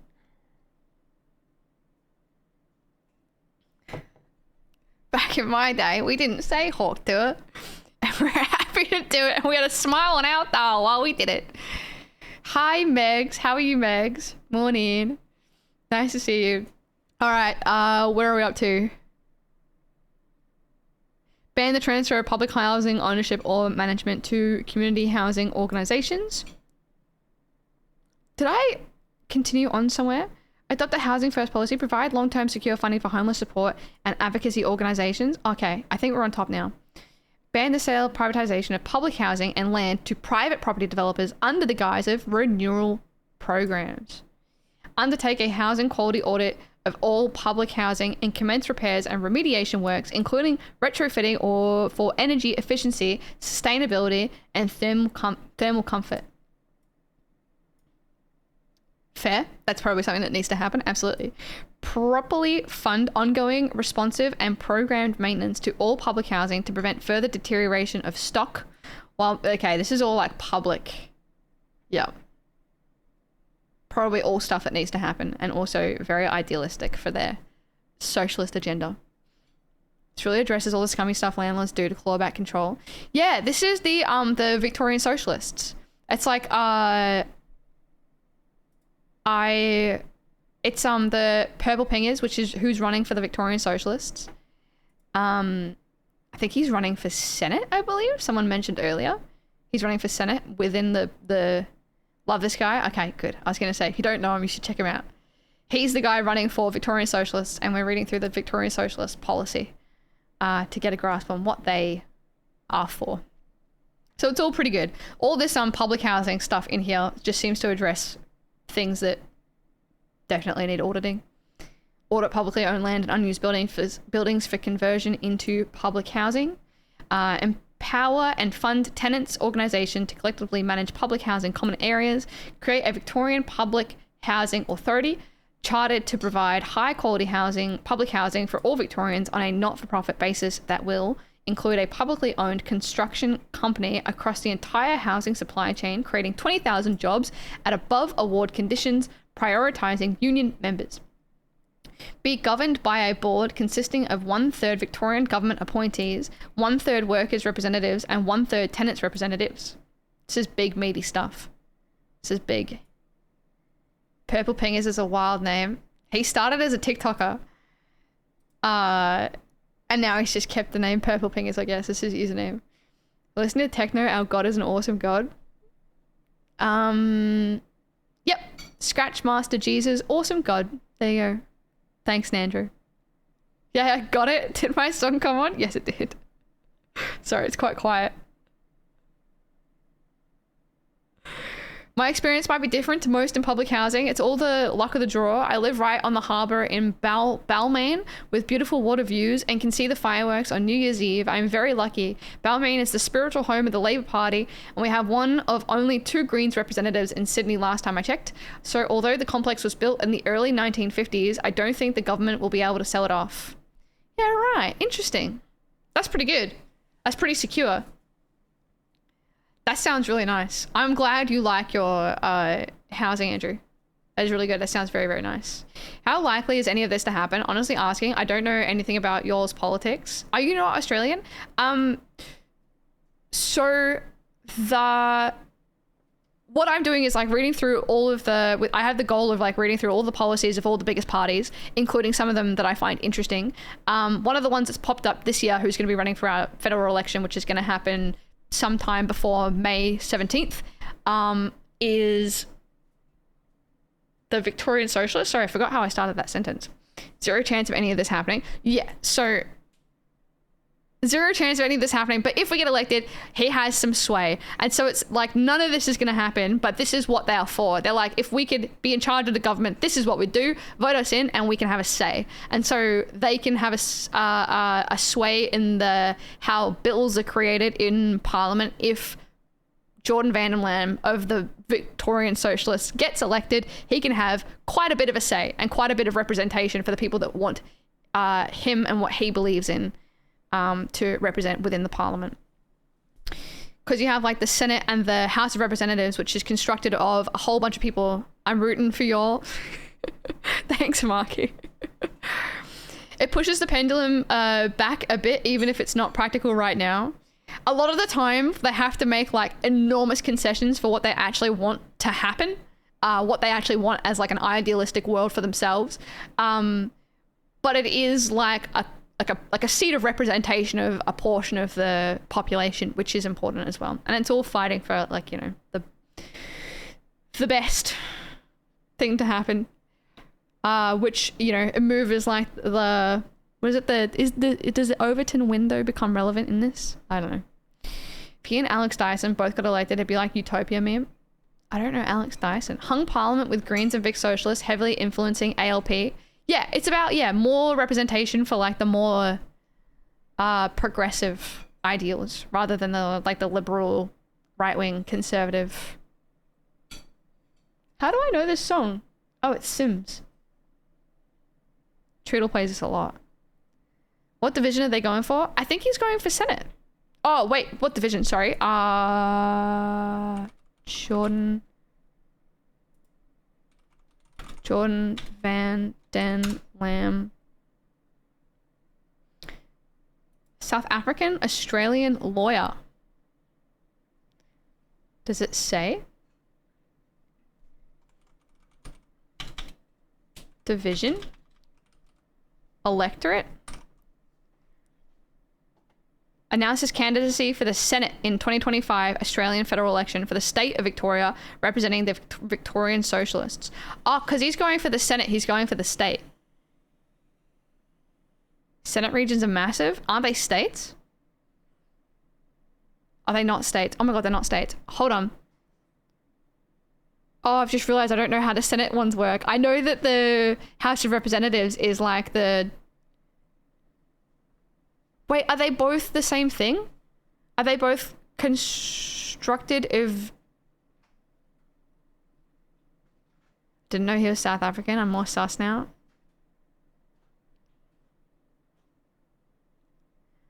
I'm chatting to mark my entry into the stream. How are you? Hi, Teal. Welcome. State region is the Senate. I've realized I don't know how the Senate is constructed in terms of... Isn't it like 2 from each state?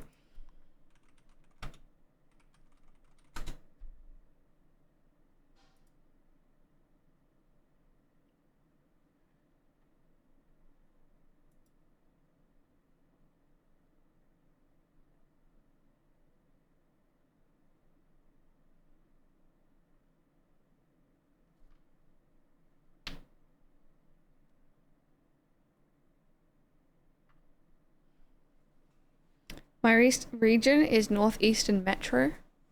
They're both federal. House of Representatives has members representing smaller regions. A really good interactive map, but I can't find it. It is swag, yeah. I would love ALP and Greens to win this election, but unfortunately they have very little chance of winning. Unfortunately, the coalition will win because most of the voters don't realize that the government isn't responsible for the high inflation that we have had.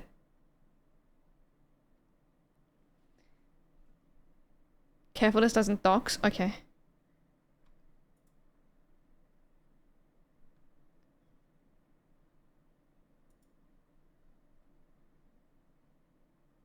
Oh god, this is so hard. Okay.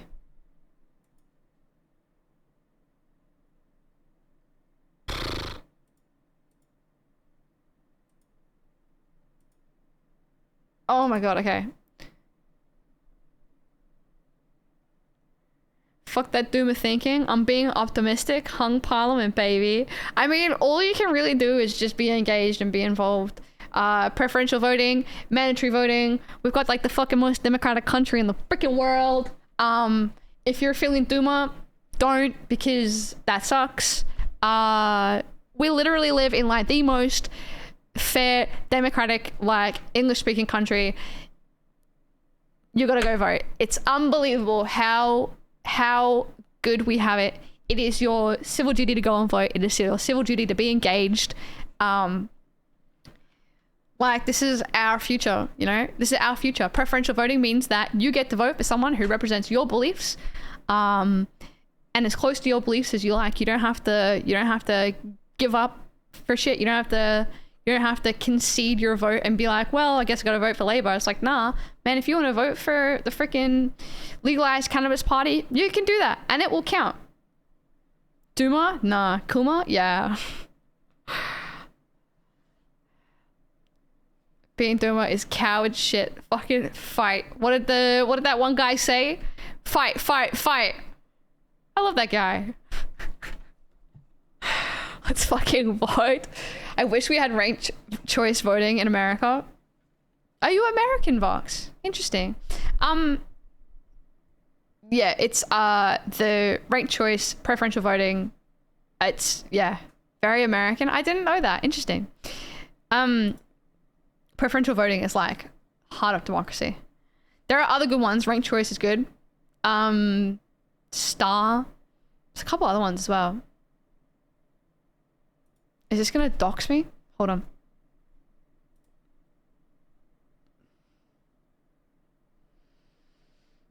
Oh my god, this is such a scary website. Oh, this is great! Holy moly, this is so cool. This shows you the divisions of the councils.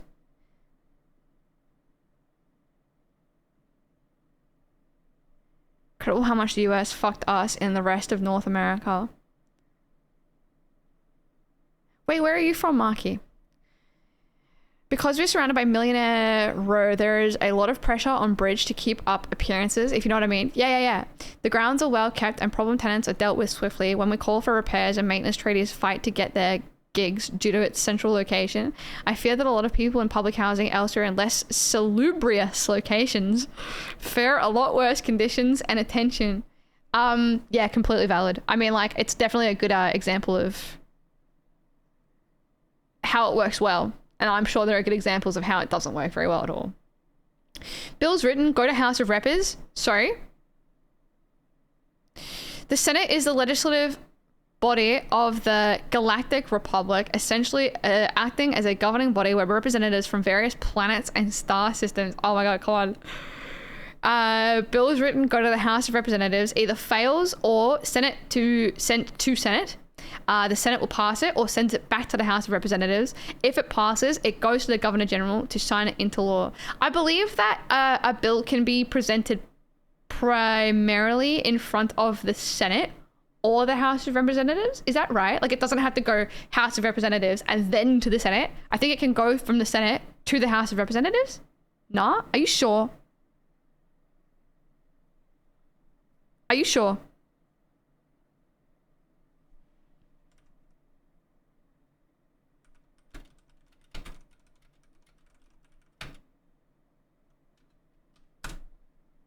Get sent back from the Senate if they want to change.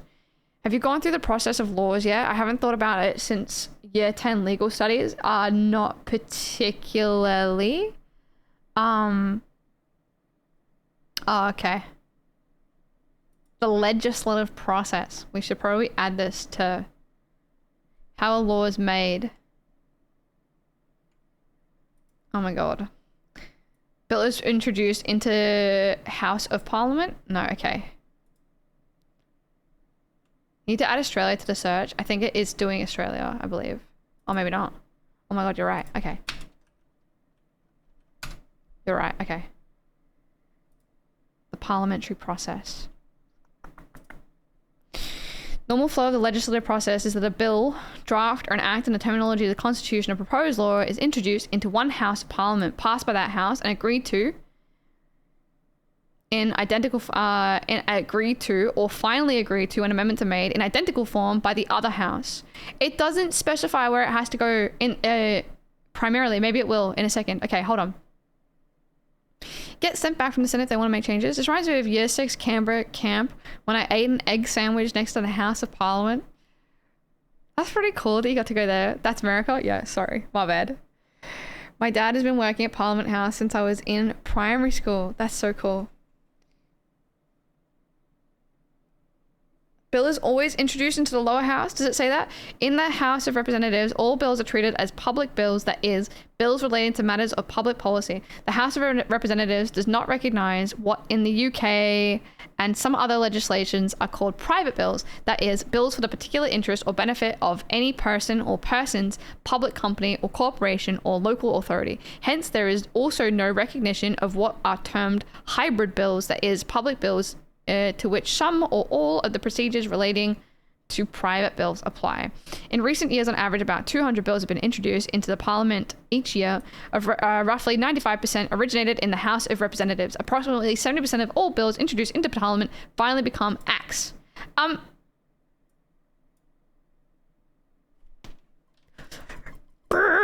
It doesn't have to originate in the House of Representatives. 95% of them originate in the House of Representatives, but that implies that 5% originate in the Senate, right? 95% originate in the lower house. Yeah, okay. My mom runs, so it is like more often than not, and like pretty much majority of the time, it'll originate in the House of Representatives. And then once it passes the House of Representatives, which is like the 151 seats construed of the smaller electorates of Australia, then it will get passed up to the Senate, which is like, what, 70 seats? I should know this.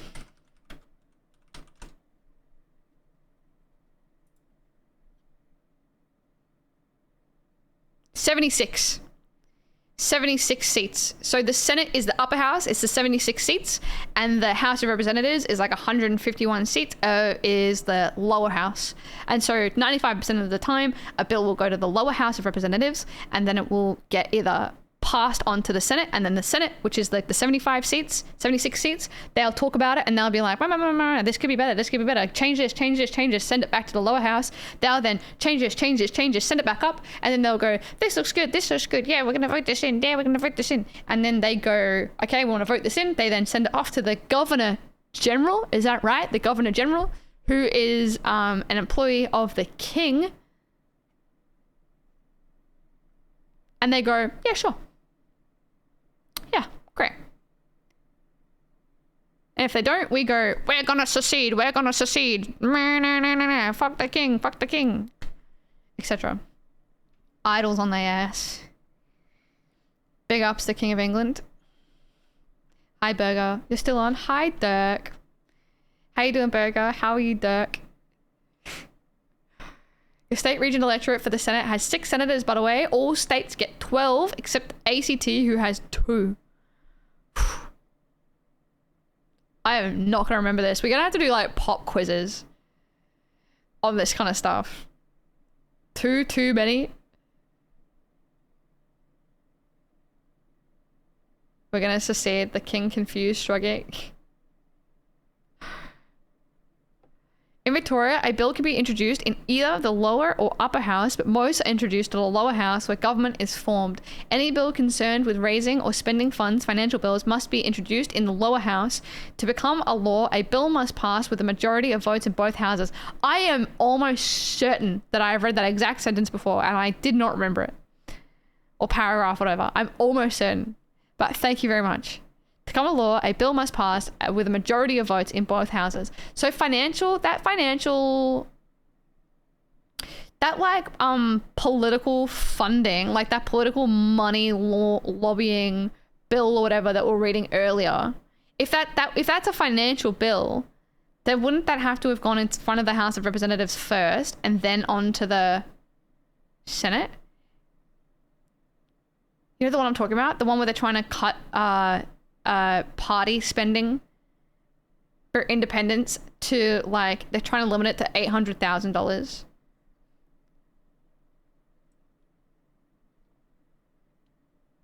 I'm missing the streams. I'm here, Dirk. Might be different, federal versus Victoria. I think this was a federal one. It was the, we were looking at it earlier. Hold on, let me see if I can get my history.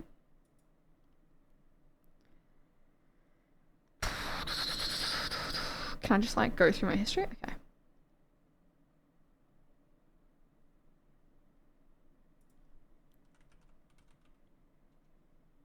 Ooh, I can't spell guardian.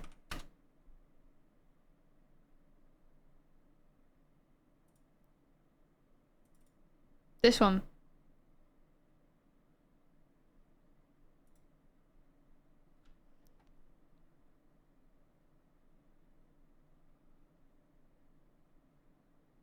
Liberal Party had the highest proportion of what transparency advocates describe as dark money. The federal government's proposed reforms would lower the disclosure threshold to $1,000. So anyone donating any money to a political party would have to disclose who they are and what money they're giving if it is over $1,000. What is the argument there? There is an additional thing that they were tacking on to the bill, which is this one. The new regime would cap individual donations at $20,000 and limit spending at $800,000 for each electorate, or $90 million nationally during a federal election.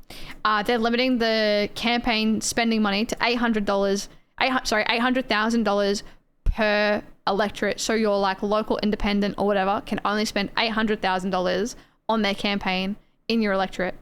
The argument being that, a little bit biased, but I think the argument is that people like Clive Palmer, did I say that right? Yes. Clive Palmer spends something like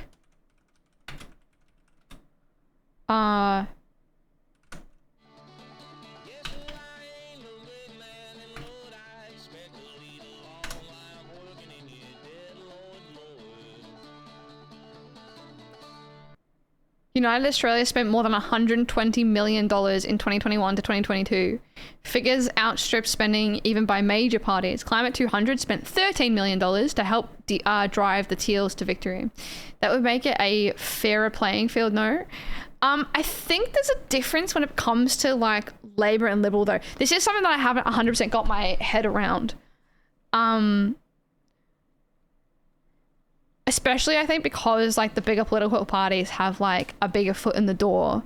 I feel like it's a lot easier for them to campaign as overall parties, especially when Senate can propose bills. For it to become law, the House of Representatives has to agree to it in the exact same wording. Okay, interesting.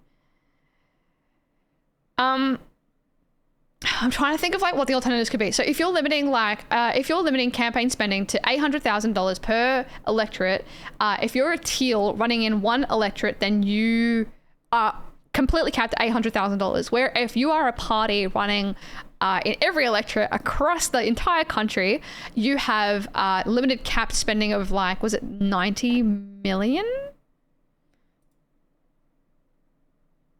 Which one was it? 90 million national money to spend on an on a national campaign for your party.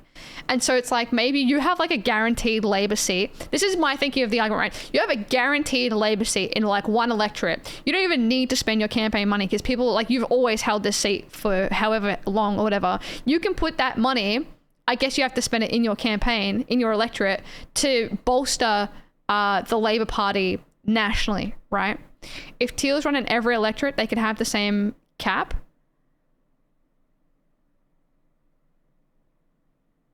Yeah, okay, true. I don't know then.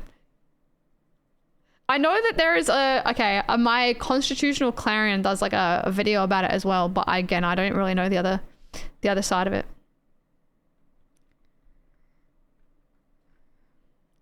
Let's see if we can try and find something. How much Clive Palmer spent to win one United Australia Party seat in the Parliament? Is the Labor Party the dominant party in Australia? We have the Liberal Party and we have the Labor Party.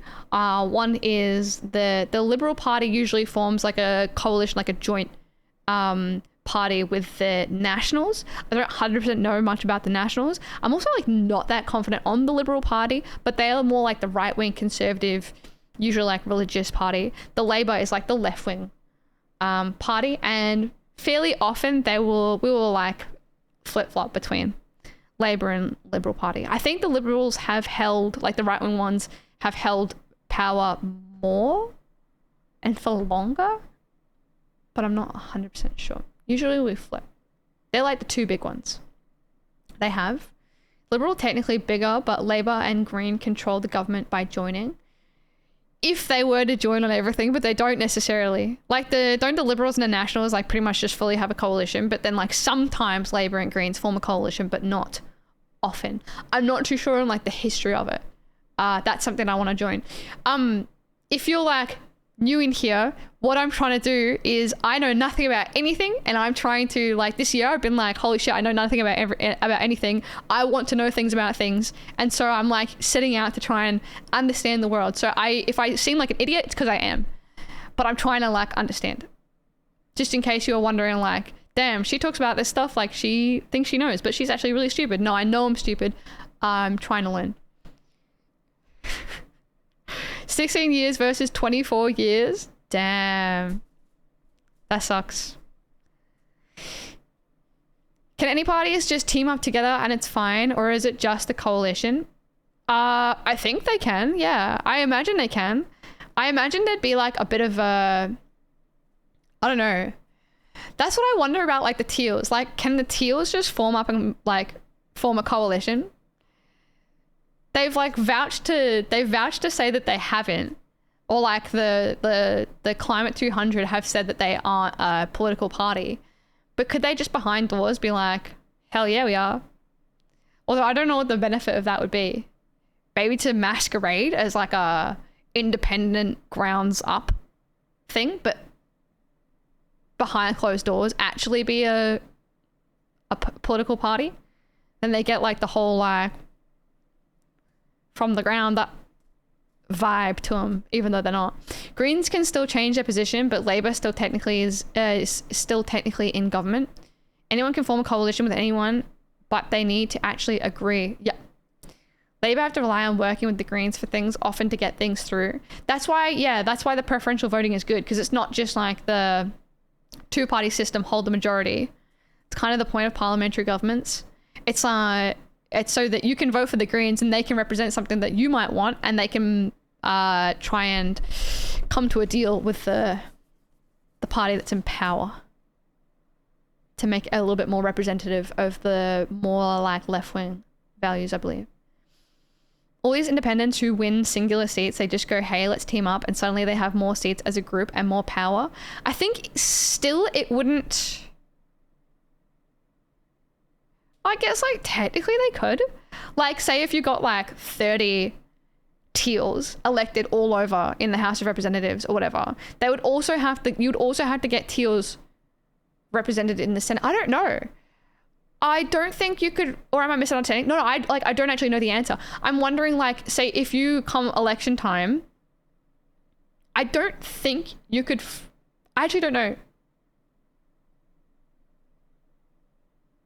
Okay, my question is, if you can leave a political party whilst being in the House of Representatives of this or the Senate, as did, I don't know her name, that lady that got kicked out for voting for Palestine to be a state, a recognized state. If you can leave your political party, does that mean that you can join a political party whilst you're being elected? I think the difference is Labour and Liberal have to vote along party lines and independents don't. Fatima Payman, yes, thank you.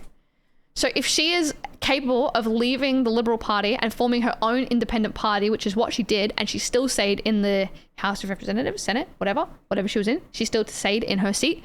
Does that mean that you can do the alternative, which is be an independent and join a party and still stay in your seat? Can you still do that? Is that like allowed? I need like a constitutional lawyer. We need one like on the phone. She started her own party, Australia's Voice. Yeah. Yes, I think so. So we could just see like Teals form a government. Like they form like a party. And then all of a sudden, that would be so badass. One of the reasons people vote for them is because they are independent. The Teals also tend to be socially progressive, but fiscally conservative. So there are only certain electorates that are where that will work. Yeah, but that's where they tend to put their money, I believe, is in the electorates that are more liberal voting, and they want to like kick out the liberals. I don't think they want to kick out the Labour ones so much, although I might be projecting what I want to see. Someone from the Greens left as well, not sure where they ended up. Oh, is that the guy that got kicked out? What did he get kicked out for? Most countries, yes, but it's pretty much political suicide. Yeah, but if you get in and you do like, if you get in and you do like enough, I don't know, maybe you could change the culture. It would be, I think it would be pretty badass if the Teals did it. It would definitely go against like a lot of what I think they're valued for, which is being independent. But I think it would still be like quite badass if they just across the board decided, boom, to make a political party and then just take over the government. That'd be cool. I don't support the Teals, just to be clear. I'm like more of a Greens, I believe. But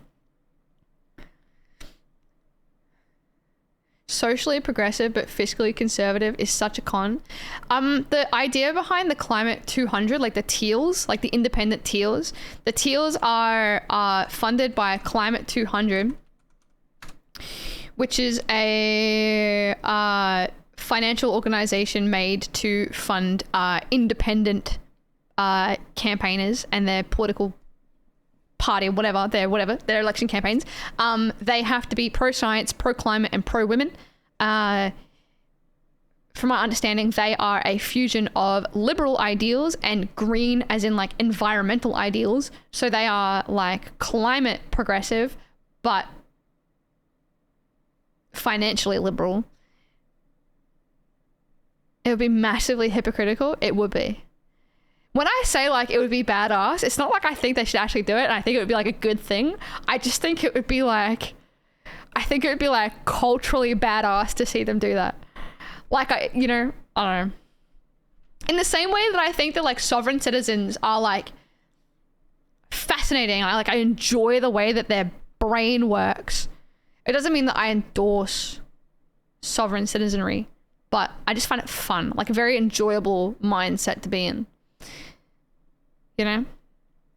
The thing is, the Teals would have to rely on someone like the Greens to do it, but they would need more members than the Greens as well, which might discourage Greens from joining them over Labour. Well, I feel like the Teals are more right than Labour. Is that right?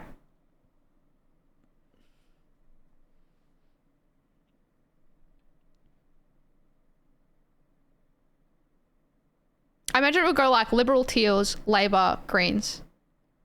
Or other way around, sorry. Greens, Labour, Teals, Liberal. If you're like putting them from left to right. Their brains don't actually work. Anything beyond the status quo would be exciting. Yeah, and like that's I think what the 2022 election was. I was like not switched on at all for that, so I have no idea about like anything that happened. I think I just voted Greens and that was it, and then got drunk.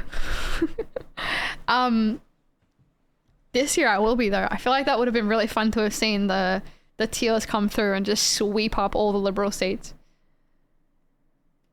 Teals are libs that don't like other libs, but they're just libs that like the environment.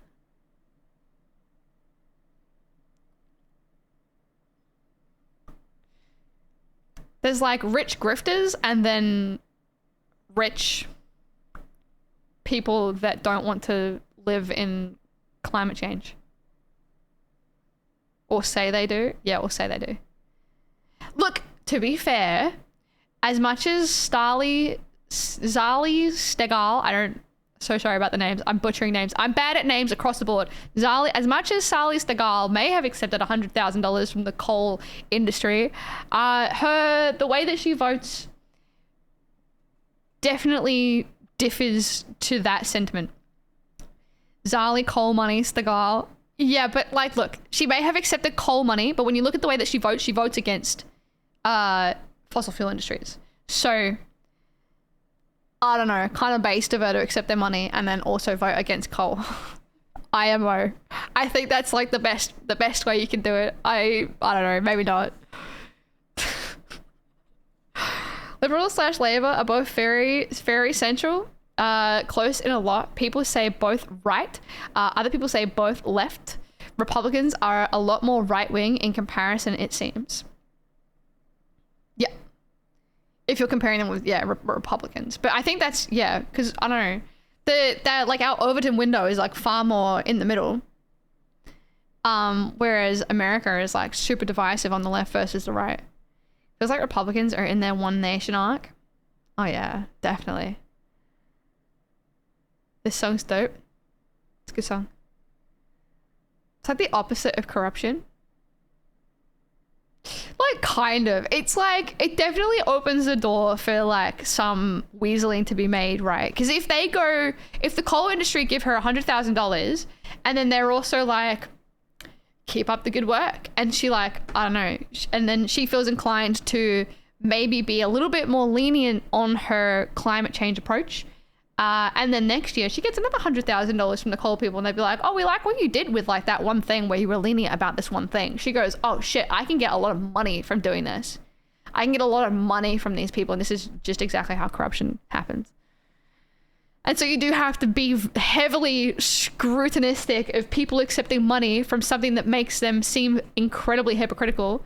And so we looked at her, the way that she voted, because she accepted $100,000 from the coal industry, and she seems to still be morally consistent. Is it a word? Is it a word? I really just like went with it. Damn it!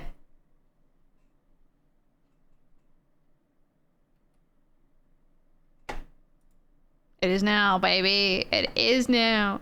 Clive Palmer's United Australia spent more than $120 million to secure just one seat in Parliament, despite a surge in support for minor parties and independents at the 2022 federal election. And the company owned by Australia's third richest person, Anthony Pratt, donated $1.5 million to the Labor Party within 24 hours of its election. Sorry, I just had a thought, which was, I don't know. Okay, sorry, let me keep reading it. Scrupulous? Scrutinistic is a perfectly cromulent word. Scrupulous? Is that the word? Not scrupulous. Isn't scrupulous like saving? Might not be a word for those hoity-toity dictionary nerds, but it's a word for us. Thank you. Off topic, should I get a letterbox account? If you watch a lot of movies, yeah, absolutely. You should. I always forget that mine exists, but then I remember and then I enjoy it. It's akin to Zuck and Google Guy giving $1 million each to the Trump inauguration fund. There's I think, so I agree with we should actually look at the bill, although I don't know how to read legislation. So that would probably be a really bad idea. And it would just be me reading it out and then waiting for someone in chat to make it make sense. Make it make sense, chat. Make it make sense. Very concerned to avoid doing wrong, similar, honest, honorable, upright, upstanding, high-minded, righteous, right-minded, moral, ethical, good, virtuous, principled. Scrumptious. I thought you were just going to end that sentence as I just don't know how to read. That too.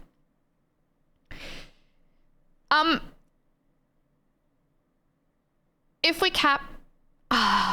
so... Capping party spending, I'm trying to work my way through the whole idea of, is it good to cap party spending or not? I don't know whether or not I'm for it. So I'm trying to work my way through every single idea about it. Is it fair to cap party spending now that the Labor Party and the Liberal Party and the Greens Party have been able to build themselves up so much? They have such a good reputation, such a big reputation, that now they don't need to have that spending to make themselves known and give themselves a name. Is it fair to cap that for new people trying to enter the field, for independent people trying to enter the field? I don't know if that's particularly fair. I don't really know how far $800,000 is going to get you in a political campaign. Is it fair to cap $800 to every single electorate when one's super small and one is fucking 3/4 the size of WA? And maybe you could do it in regards to population or whatever, but then some places are going to be super heavily populated, some places are going to be super sparse. Where is that interactive map? This one here. Every single electorate would be capped at, holy shit. Every single electorate would be capped at $800,000 each, which means that this electorate here, the grey electorate, has $800,000 each, and so does the Adelaide electorate. Is it fair? Is that fair? And I know that land, oh my god, I know that land size, geological size, isn't necessarily the best measure to use here, but that's kind of what I'm going with, you know what I mean? Each electorate has approximately the same number of people, although it does vary a bit. But But still, like, people condensed in like a small area, you can put up so many more signs per like square meter, whereas like people traversing like the size of like fucking half WA. Slightly off topic, but can we have a gaff-wide ban on American politics?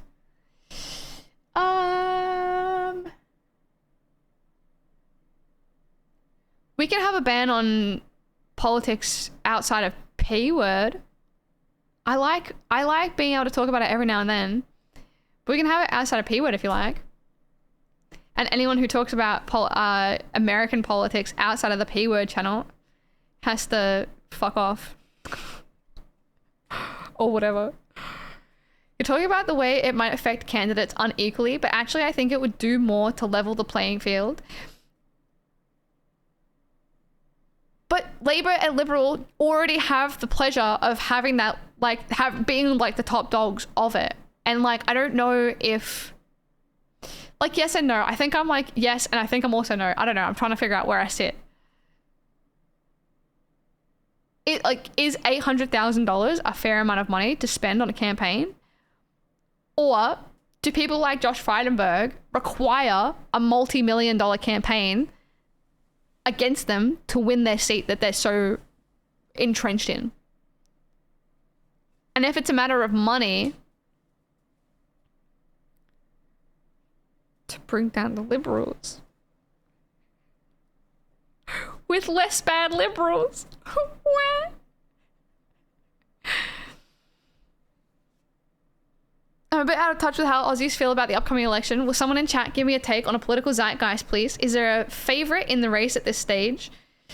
I believe that, actually, if someone else feels like my life has improved since muting and hiding P-word, I only engage in it when I want to, but I'm like a bit over the whole crusty arc, to be fair. But I'm onto my new arc. I'm onto like my American arc. I'm off my culture wars arc with Pepe, and I'm like onto my, sorry, not American. I'm onto my Australian politics arc, which is great. Libs off fave. Dutton, sadly. I think the Liberals are like right wing. Peter Dutton is like seen to be the one that's gonna win. Bro, Pepe's here. He's in chat. Oh, wow. I mean, I don't think he is. I feel like you're just trolling me, but yeah, no, he's not here. Either way, I don't really care if he hears that, to be fair. There's already, they already have the reputation. Capping campaign spending can only hamper the two major parties. $800,000 might be too high.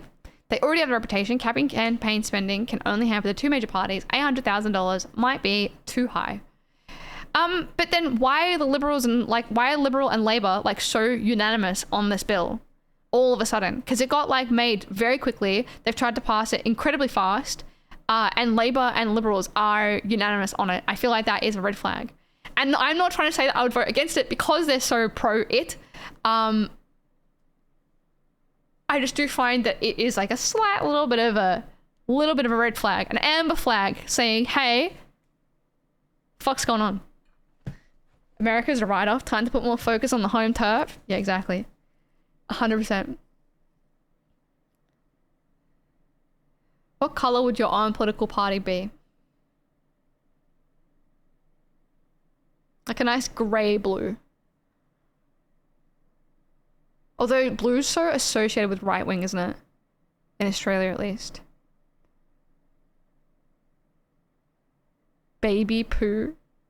Avocado green. Alright, honestly, Australian politics is so much better. North America has exhausted me. That's fair. It's exhausted me too. That's why I've come to figure out about it. Drunk tank pink. I like that. It's good. Labour and Liberals have so much name recognition. With 800k, you could get less publicity than what Labour and Liberals get for free on the news. Yeah, fair. Libs and Dutton are the faves based off polling and global trends. Yeah, definitely, like, I imagine we'll see a Liberal Party win. Just because every single, like, country ever is going towards Liberal. Not Liberal, Conservative. The blue of the weird guy below the stream. Yeah. Or you could do like bisexual colors. I feel like that'd go down pretty well. You do like the cyberpunk neon bisexual colors as your party colors. I feel like you'd get a lot of like, if you like full on vaporwave coded your campaign, I feel like you'd get a lot of people being like, hell yeah, I think I will. I can't watch American politics without laughing about it right now. If I try to rationalize it, I'll lose my mind. Isn't it kind of interesting that like I don't know, it was like entertaining until it just turned into a full on dumpster fire. Maybe I'm projecting though, but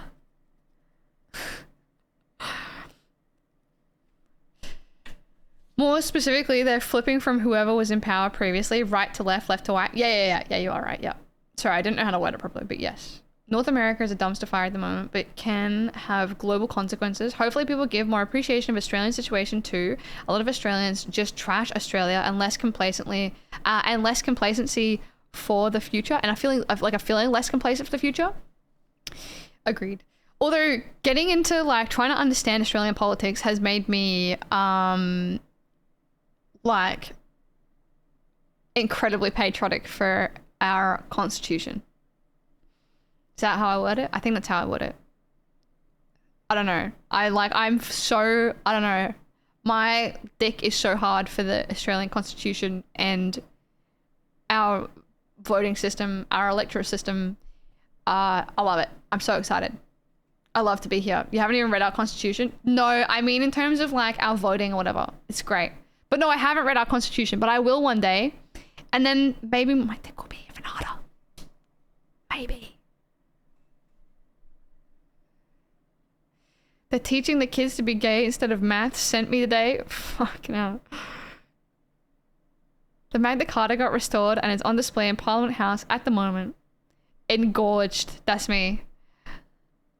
My democracy sausage is fully engorged. Chat. The US is beyond anything to be taken seriously. Barely politics anymore. It gets worse by the day and will take decades to reverse the damage that will be done there. Yep. Tumescent?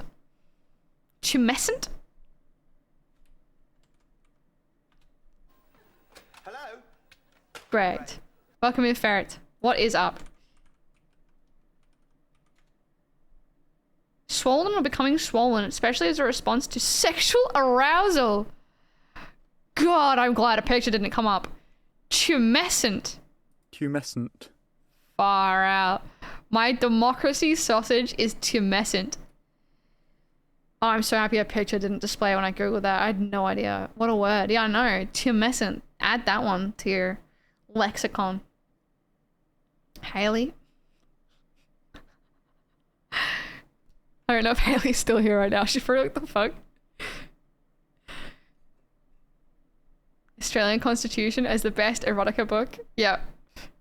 It'd be good to read through the policies the Labor government passed this term, so we know what we will be losing. Yes, that will be something that we'll get to. That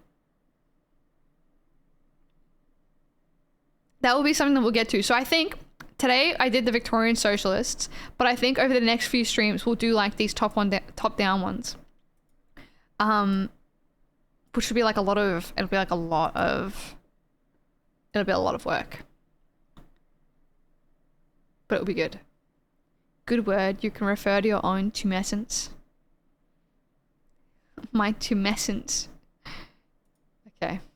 Alright, where were we up to?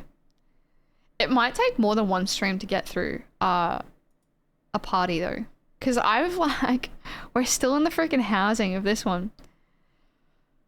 Oi, oi, oi, of the Victorian Socialists. And this is like such a small party. Even being engaged in civics and caring is based, I don't think knowing every line of legislation is more important. The proud tower of your genius. The other day I watched a video about shock and awe is a military tactic and it's basically what Trump is doing in the US system. A tactic where a force aims to quickly overwhelm an enemy by unleashing a massive and spectacular display of power, often through surprise attacks, to paralyze their will to fight and achieve rapid dominance on the battlefield, essentially striking with such overwhelming force that the enemy is left stunned and unable to effectively respond. Check that out. We've all checked out of American politics. They've done well. That is kind of sad, actually. That's very sad. My tumor senile romance.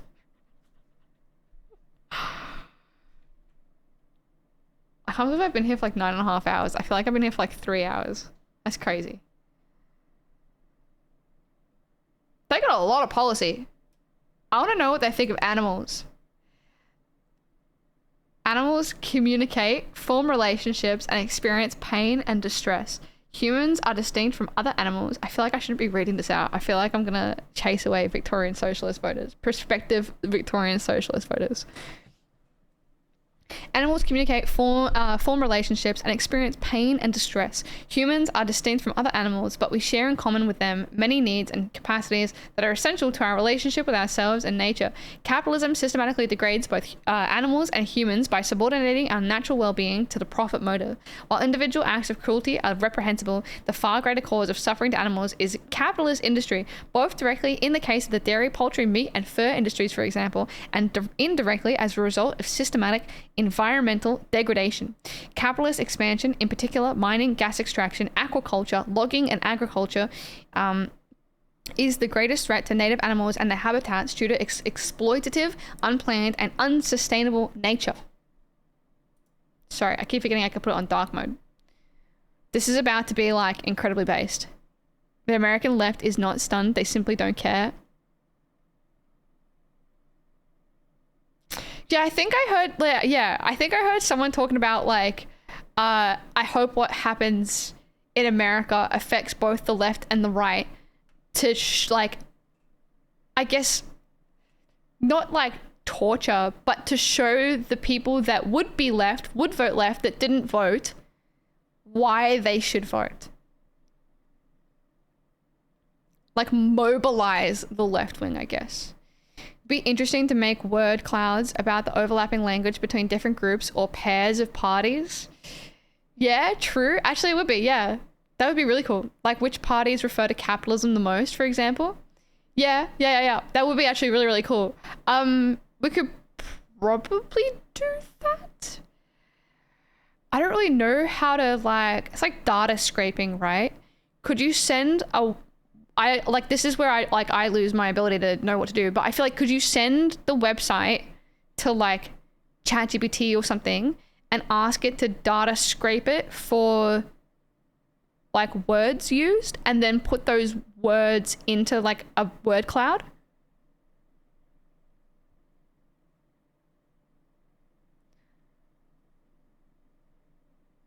To wake them up a little, actual consequences in real time. Yeah. Probs? I don't know. Okay. Honestly, the recalcitrant left has been a problem since at least like the 70s. People thinking they're too good to participate. Yep. Yeah, fair. Agreed. I don't know. It's the, like, Philip DeFranco has the saying, you may not fuck with politics, but politics will fuck with you. And I think it's amazing. But also, like, I think that people who think that politics doesn't affect them are stupid? Not stupid. They're not stupid, but I don't know. If you live in a country, that country's politics will directly affect you no matter what you think. You are wrong if you think that politics doesn't affect you.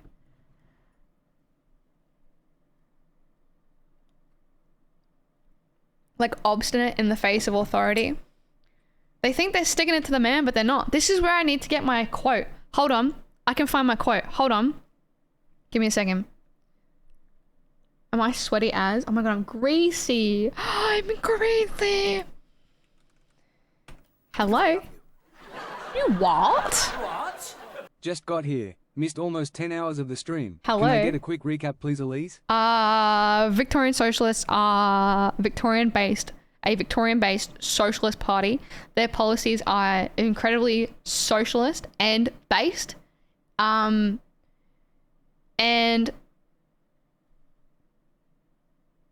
a greasy peach, nice. They are based, they're based. Thank you very much for the 6 months. They're Victorian and they're based. They're based in Victoria and they're based. Thank you, Boofer, for the 6 months. How are you doing? I had read Coloton's Great Australian Party Major Cookers. I feel like the word great is a red flag now.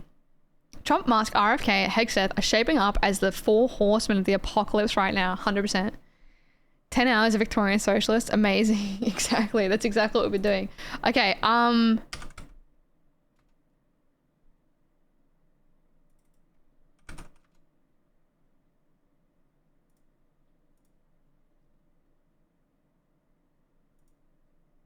hold on. I found my quote. Where is it?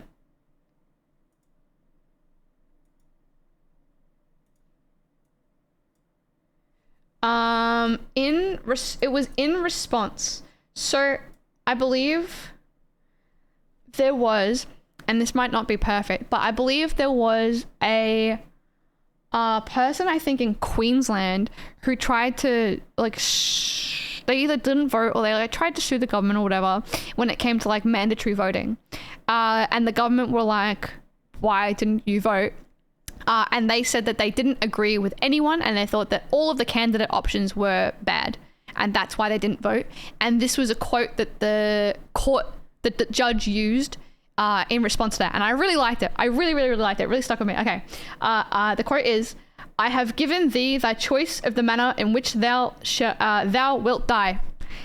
And I love it. And I think it is so fundamental to why, even if you don't like anyone, you should be voting for who you think is the worst or the best, the least bad. The least bad? Your most preferred way of dying. I really liked it. Anyway, that was the one I kept and I wanted to share.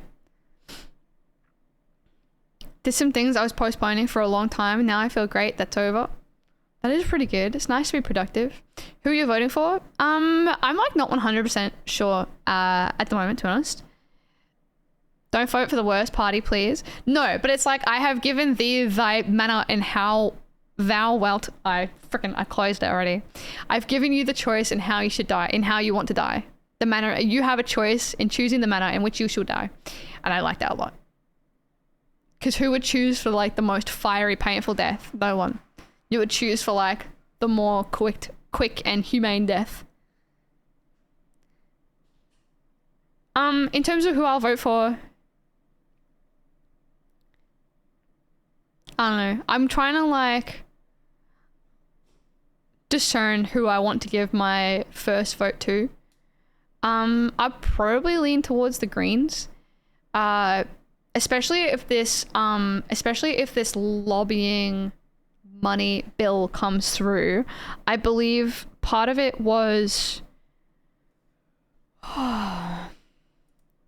this one here.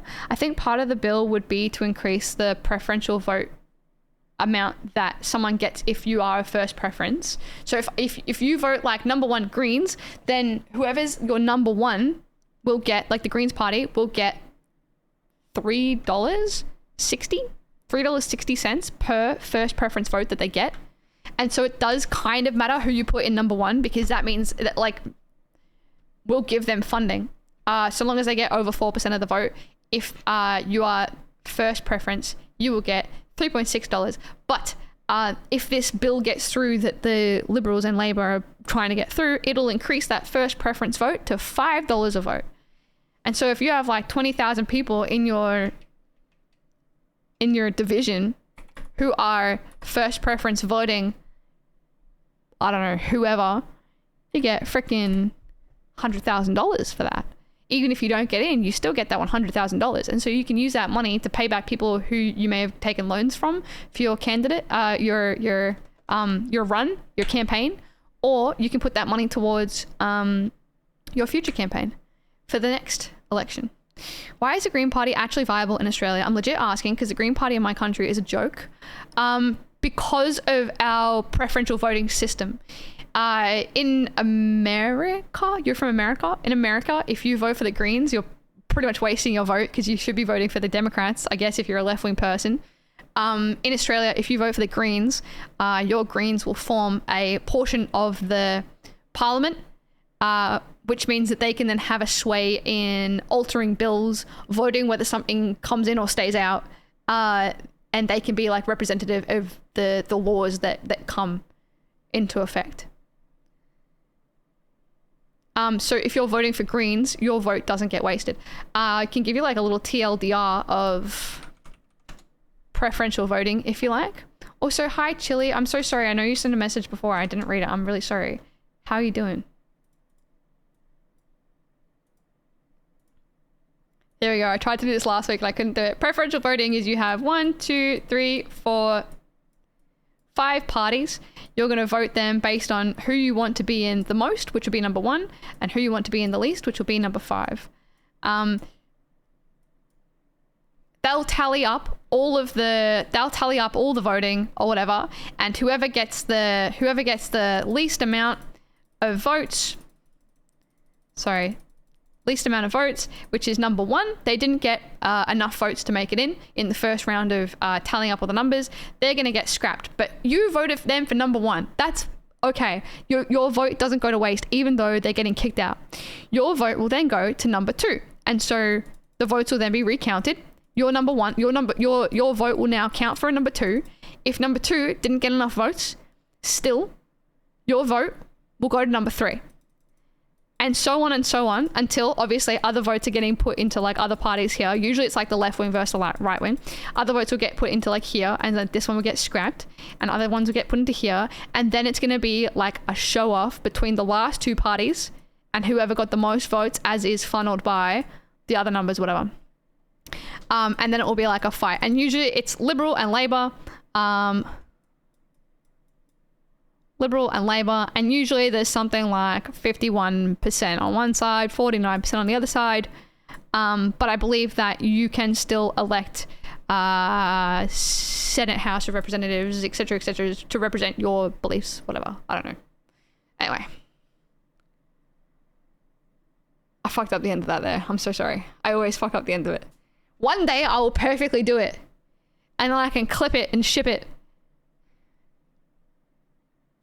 I told Leo AI in Brave browser to count a common word in a Wikipedia page. It told me it read 18% of the page and the word appeared 17 times. I looked up with Control F and it was 85 times. But if I take 18% of 85, it's 15 words. So I guess it can work with AI approximately. What if you like, is that data scrape it? I don't know how it works. Leo AI, eh? Sorry, that actually didn't, I just realized that didn't even explain why the Greens can represent you somewhere in Australia. I don't have the answers. The Senate House is constructed of these seats. The Greens hold 11 seats in the upper house, and in the lower house, they hold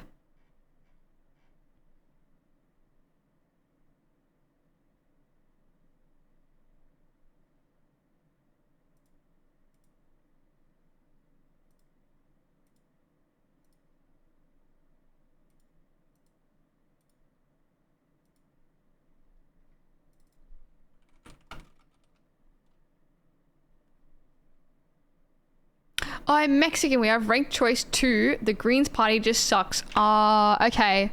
I'm so sorry. I don't know. I don't know much, if anything. If you have ranked choice, far out. I don't know. I also don't know enough about Mexican economy, politics, to be able to give an educated answer to that. Someone else might be able to. I've like barely known anything about Australian politics to be able to even answer why ours is. I was going to try and look it up and describe why, but I know preciously little about Mexico. I don't know much about like any international politics, let alone my own. Don't they only run back preferences if they don't get a 51% after the first count though? Maybe I made that up. I can't remember. You could be right.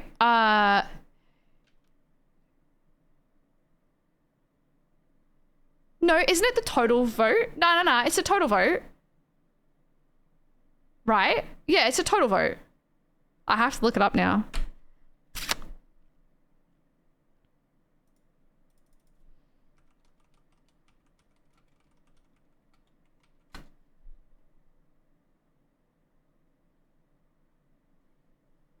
Yeah, this guy explains it. Australia is one of the few countries that uses no candidate obtains more than 50 second choice, and so on. When the votes are tallied, if no candidate obtains more than 50% of first preference votes, then the one with the lowest number of votes is eliminated. But that's just not going to happen, is it? Okay. The votes for that candidate are then distributed amongst the remaining candidates according to second preferences. If there is still no one with a simple majority, the second last candidate is eliminated and their votes are redistributed as well. This continues until a candidate achieves a simple majority. The idea is that preferential voting results in an elected candidate who more closely represents the will of the people. So when you're voting, consider how your preferences might flow, as that could have a I guess it just never, it always just comes down to a 1v1 because no one ever, it like isn't above 50% of the vote. They don't bother if someone wins first count.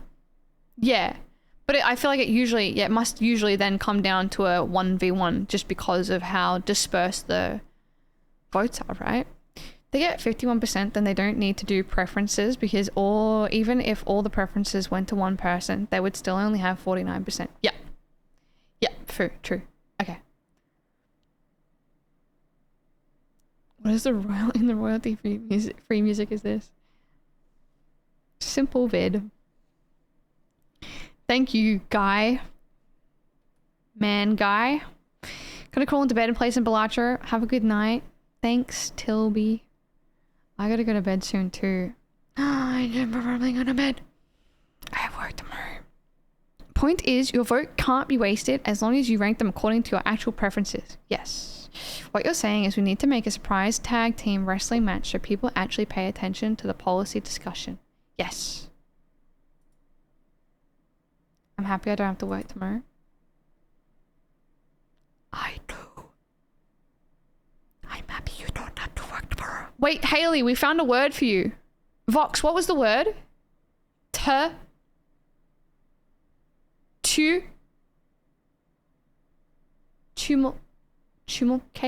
Tumescent. It was tumescent. This word is for you, Haley. Tumescent. It means swollen or becoming swollen, especially as a response to sexual arousal. Tumescent. So you can expand your vocabulary. Tumescent. I hope you like it. Vox gave it and it was great. Thank you, Vox. That's beautiful. Hi, Cesar. Like a tumor. Tumescent. My member is growing for you tumescently like a tumor. Okay, enough. Oh baby, you make me so tumescent. Horrific. Someone they say tumor. I used the word lascivious the other day. Great. This made me tumescent. You guys thought of me with that one. I feel so happy. It's not a tumor. It's a benign lump. Okay, swag. Did someone say tumor? He's about to tell us his story. His sob story. About that one time. Okay, what are we talking about? Animals. Okay, hold on. Lascivious.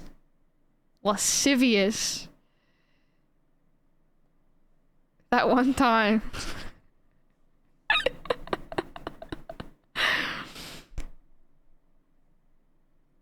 Hasn't the statute of limitations like worn off on your story? That one casual time.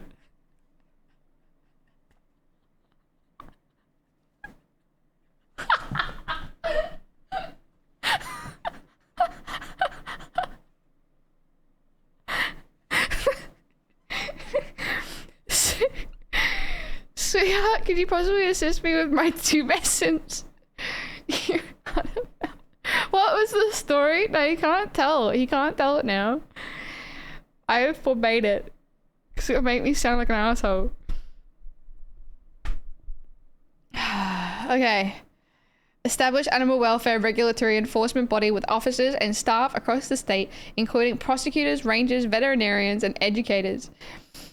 Criminally penalize cruelty towards animals. Criminally penalize cruelty towards animals, confiscate animals from perpetrators, and introduce bans for both individuals and companies on future ownership or custodians of animals. Introduce specific animal criminal penalties for the industrial or commercial abuse of animals.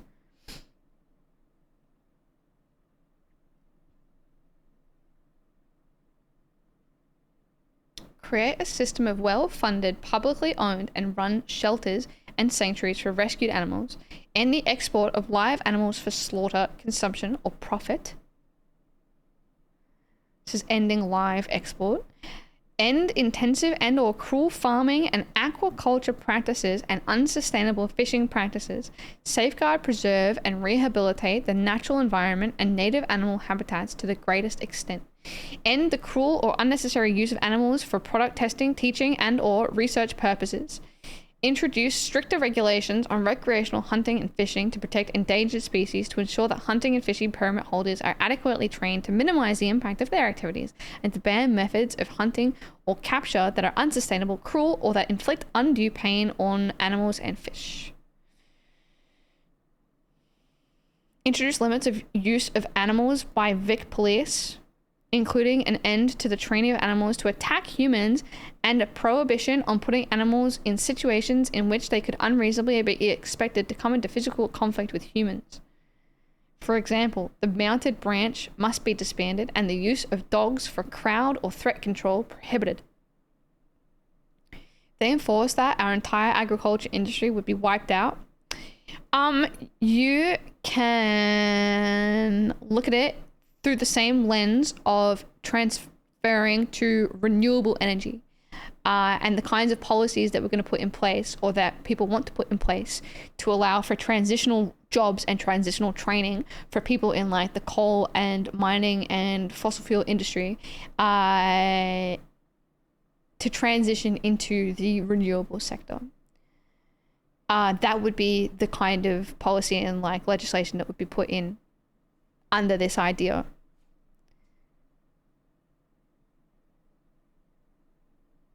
Limit the use of pigs by Vic Pol, please. Do they actually? I know that Metro owns some goats. Ferntree Gully Station has goats owned by Metro that eat the I am the milkman. My milk is delicious. I'll take Here's it. something to put towards your property empire. Kappa. Bruce, thank you very much for the 3 months. Thank you very much. I'll take it. Thank you very much. That's very kind. Thank you, Bruce. Thanks. It's been nice having a discussion with you today. Thank you. I do appreciate that a lot.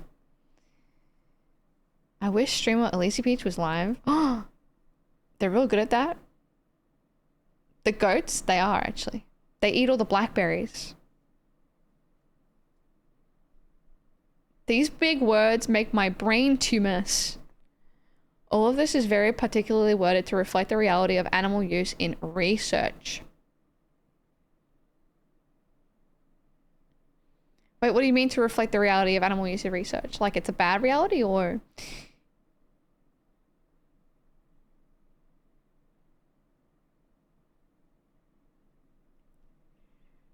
I'm so sorry you had to explain the joke to me. I'm so sorry, Max. Thank you, Toke. I'm so sorry that you had to do that. You don't deserve that. I dreamt about an owl and a cat. I had a dream about goats last night. They were attacking me. Oh, I'm sorry to hear that. That's so scary.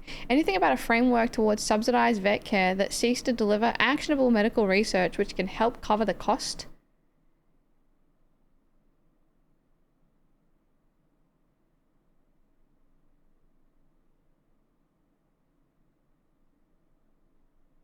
Let's figure it out.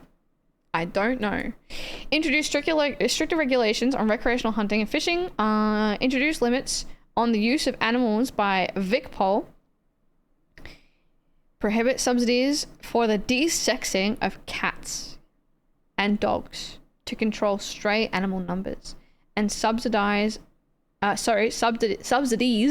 support a requirement for safe confinement of pet cats and dogs to owners' properties. Is that relevant? Is that relevant to your question? Subsidize vet care that seeks to deliver actionable medical research which can help cover the costs. That's something. I feel like that's kind of relevant, right? Technically. They'll subsidize the lopping off of your cat's balls.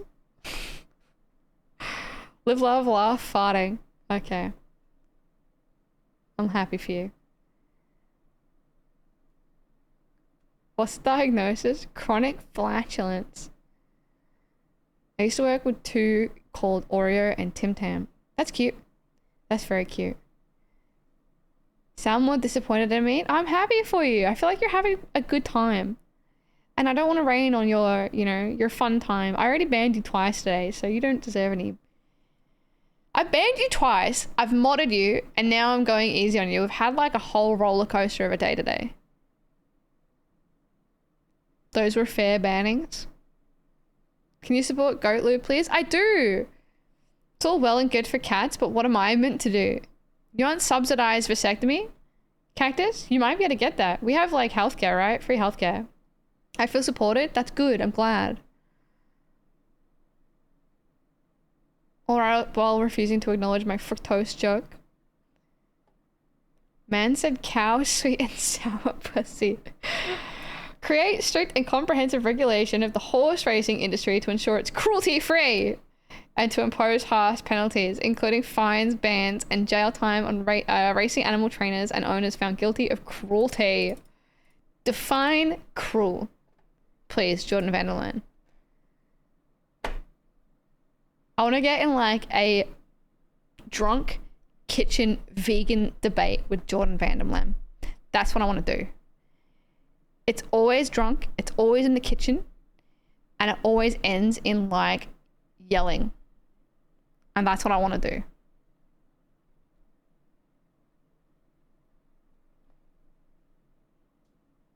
It's almost my birthday. Wait. Oh my god, it's almost your birthday. Hold on. When's your birthday? Oh my god, it's almost your birthday.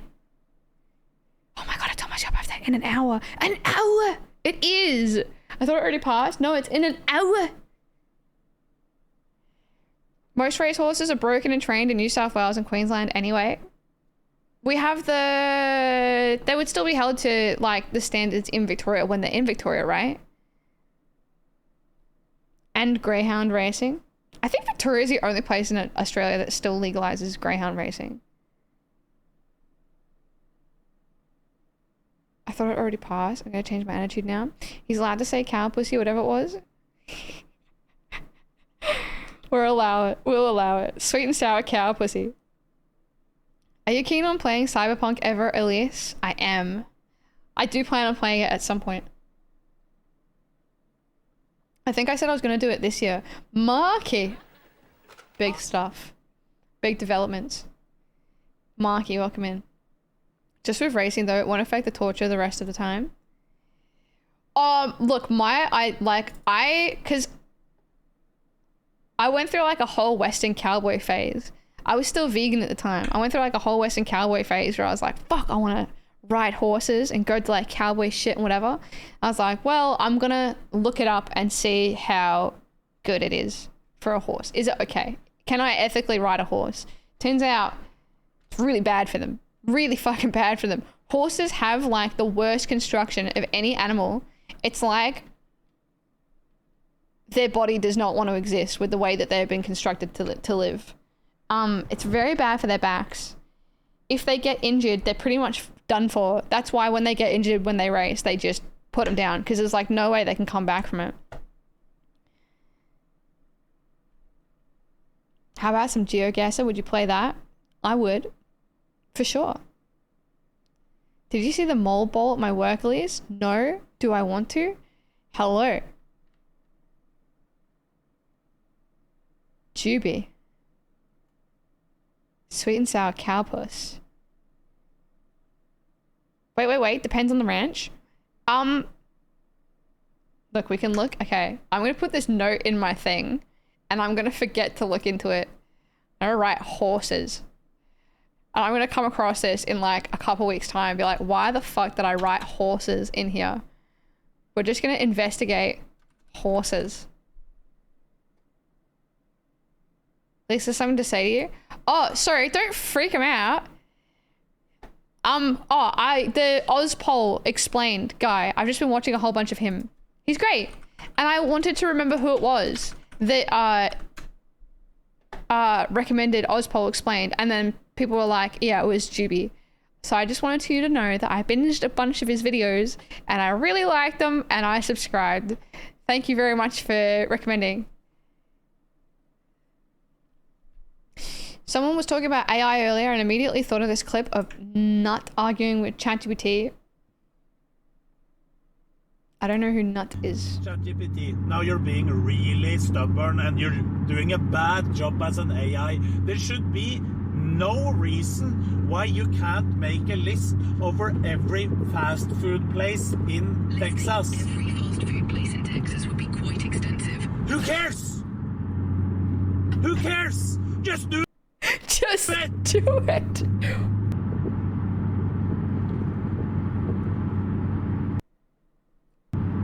Who cares?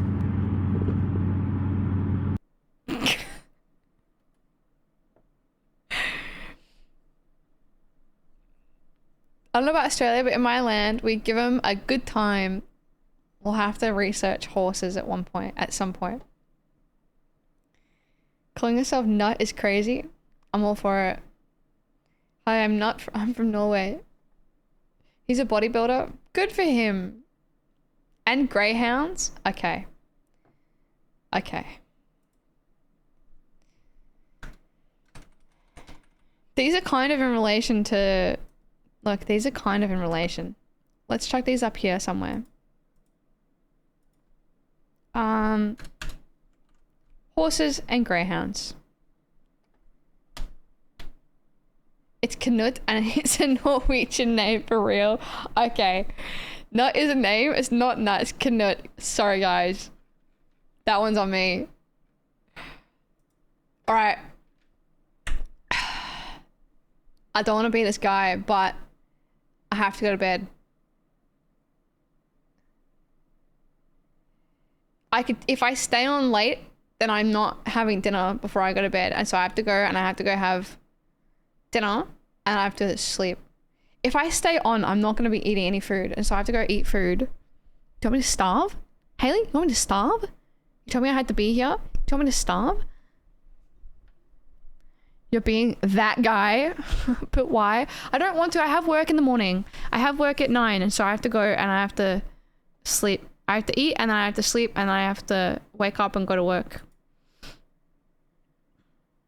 Stream is very Elise 2024 coded. As in like me leaving stream, you mean? You had toast, didn't you? That was so long ago. And it was one piece of toast. I should finish work anyway. I hope work is so fun and quick. Thanks, Haley. Yeah, happy birthday for Goat in a freaking less than an hour. I can't even be here for it. I'm so sorry. Happy birthday, Goat Loop. This motherfucker requires good and sleep. Food. Yeah, sorry. Food and sleep. Yes, I do. Enjoy your poached beetroot or whatever it is. I think I'm gonna microwave curry. I think. About to be 20. Oh my god, I'm so excited for your 20th birthday. Everyone say happy birthday to Goat tomorrow when it's midnight or now. In a microwave ice cream. Yes. Can't believe you're gonna leave us for Goat's birthday. I'll be back on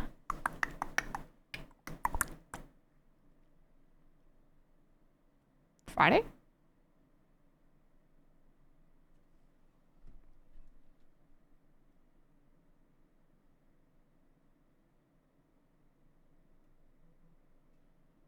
Friday. I'm so sorry. Since I've moved everything into the house, I think it should be pretty easy for me to be here on Friday. So I'll see you in 3 days. I'm so sorry. I had to move everything over the last few days, so I wasn't able to stream yesterday or the day before because it was a heat wave and I moved my entire desk up into the house. That's why everything looks different. That's why everything looks crazy. But we should be fine. It'll be alright. I would rather die to death. Hello? Hello? I am the milkman. Oh my god, hi Pooh. This channel still runs. Damn. And I still pay. Damn. I'm still here. Pooh, thank you so much for the tier 3 sub for 38 months. 38 months. That is outrageous. Hold on, let me do my calculations. Oh, that's over 3 years. Wait. I did see you for the 3 anniversary. Pooh, thank you so much for the tier 3. That is crazy. And the 38 months. Thank you very much. That's really, really, really cool. I agree. I think we all should. Acapella version of happy birthday. Everyone send your acapella voice notes of happy birthday into the gaff for Goat. Goat lube. If you don't, you'll be in trouble and banned for 5 days. Okay, I gotta find someone for us to go to, and I'll be here on Friday, and I love you, and I miss you, and where are we going? Essie? I demand to see Muppet sign Treasure Island. That's in my room. I've moved all my stuff up for like 2 weeks. I've moved all of my stuff. It must still exist. Oh, it's 100%. It's on my stream room wall. Just yesterday I moved all my stuff up into the house because we're having a heat wave at the moment and I don't have any air conditioning in my stream room. So I've moved everything up so that I can sit underneath the aircon and not die. But in 2 weeks I have an aircon man coming to install an air conditioner, and so I'll move everything back in 2 weeks, and you can see the poster then. I still have it. It's up on my wall. 100%. You fully froze. I was expected to see a wheel spin. I'm too tired. It's the AC. Yeah, it's the AC, man. Hello. Alright, we're gonna go see Essie. She's gone live like 16 minutes ago. Should we have people standing off camera fanning you with palm leaves? Dude, I freaking wish.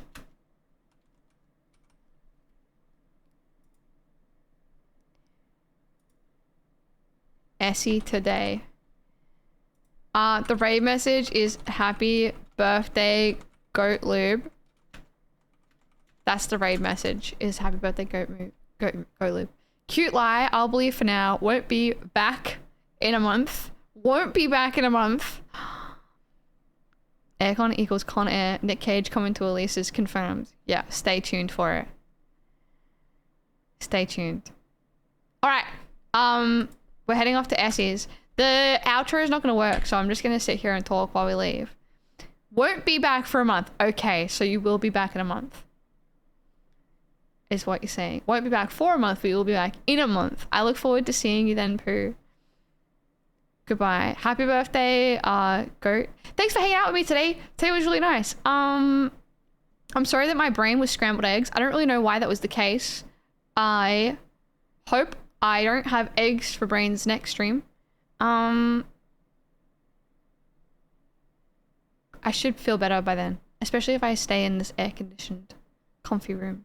I learned a lot here, so thank you. Yeah, thanks everyone for coming along while I try and mew my brain. I really appreciate your help when it comes to understanding things and dissecting things, because, I don't know, you see the process, and I'm a little bit vapid. Extra brains. You're Aussie, your brains are scrambled by default. Exactly. Happy Mew Day.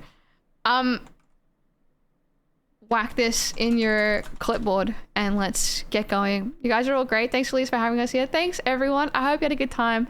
I'll see you on Friday. I'll be back on Friday. I love you, and go see Essie. Love you so much. Miss you so much. Bye. Happy birthday, Goat. Bye.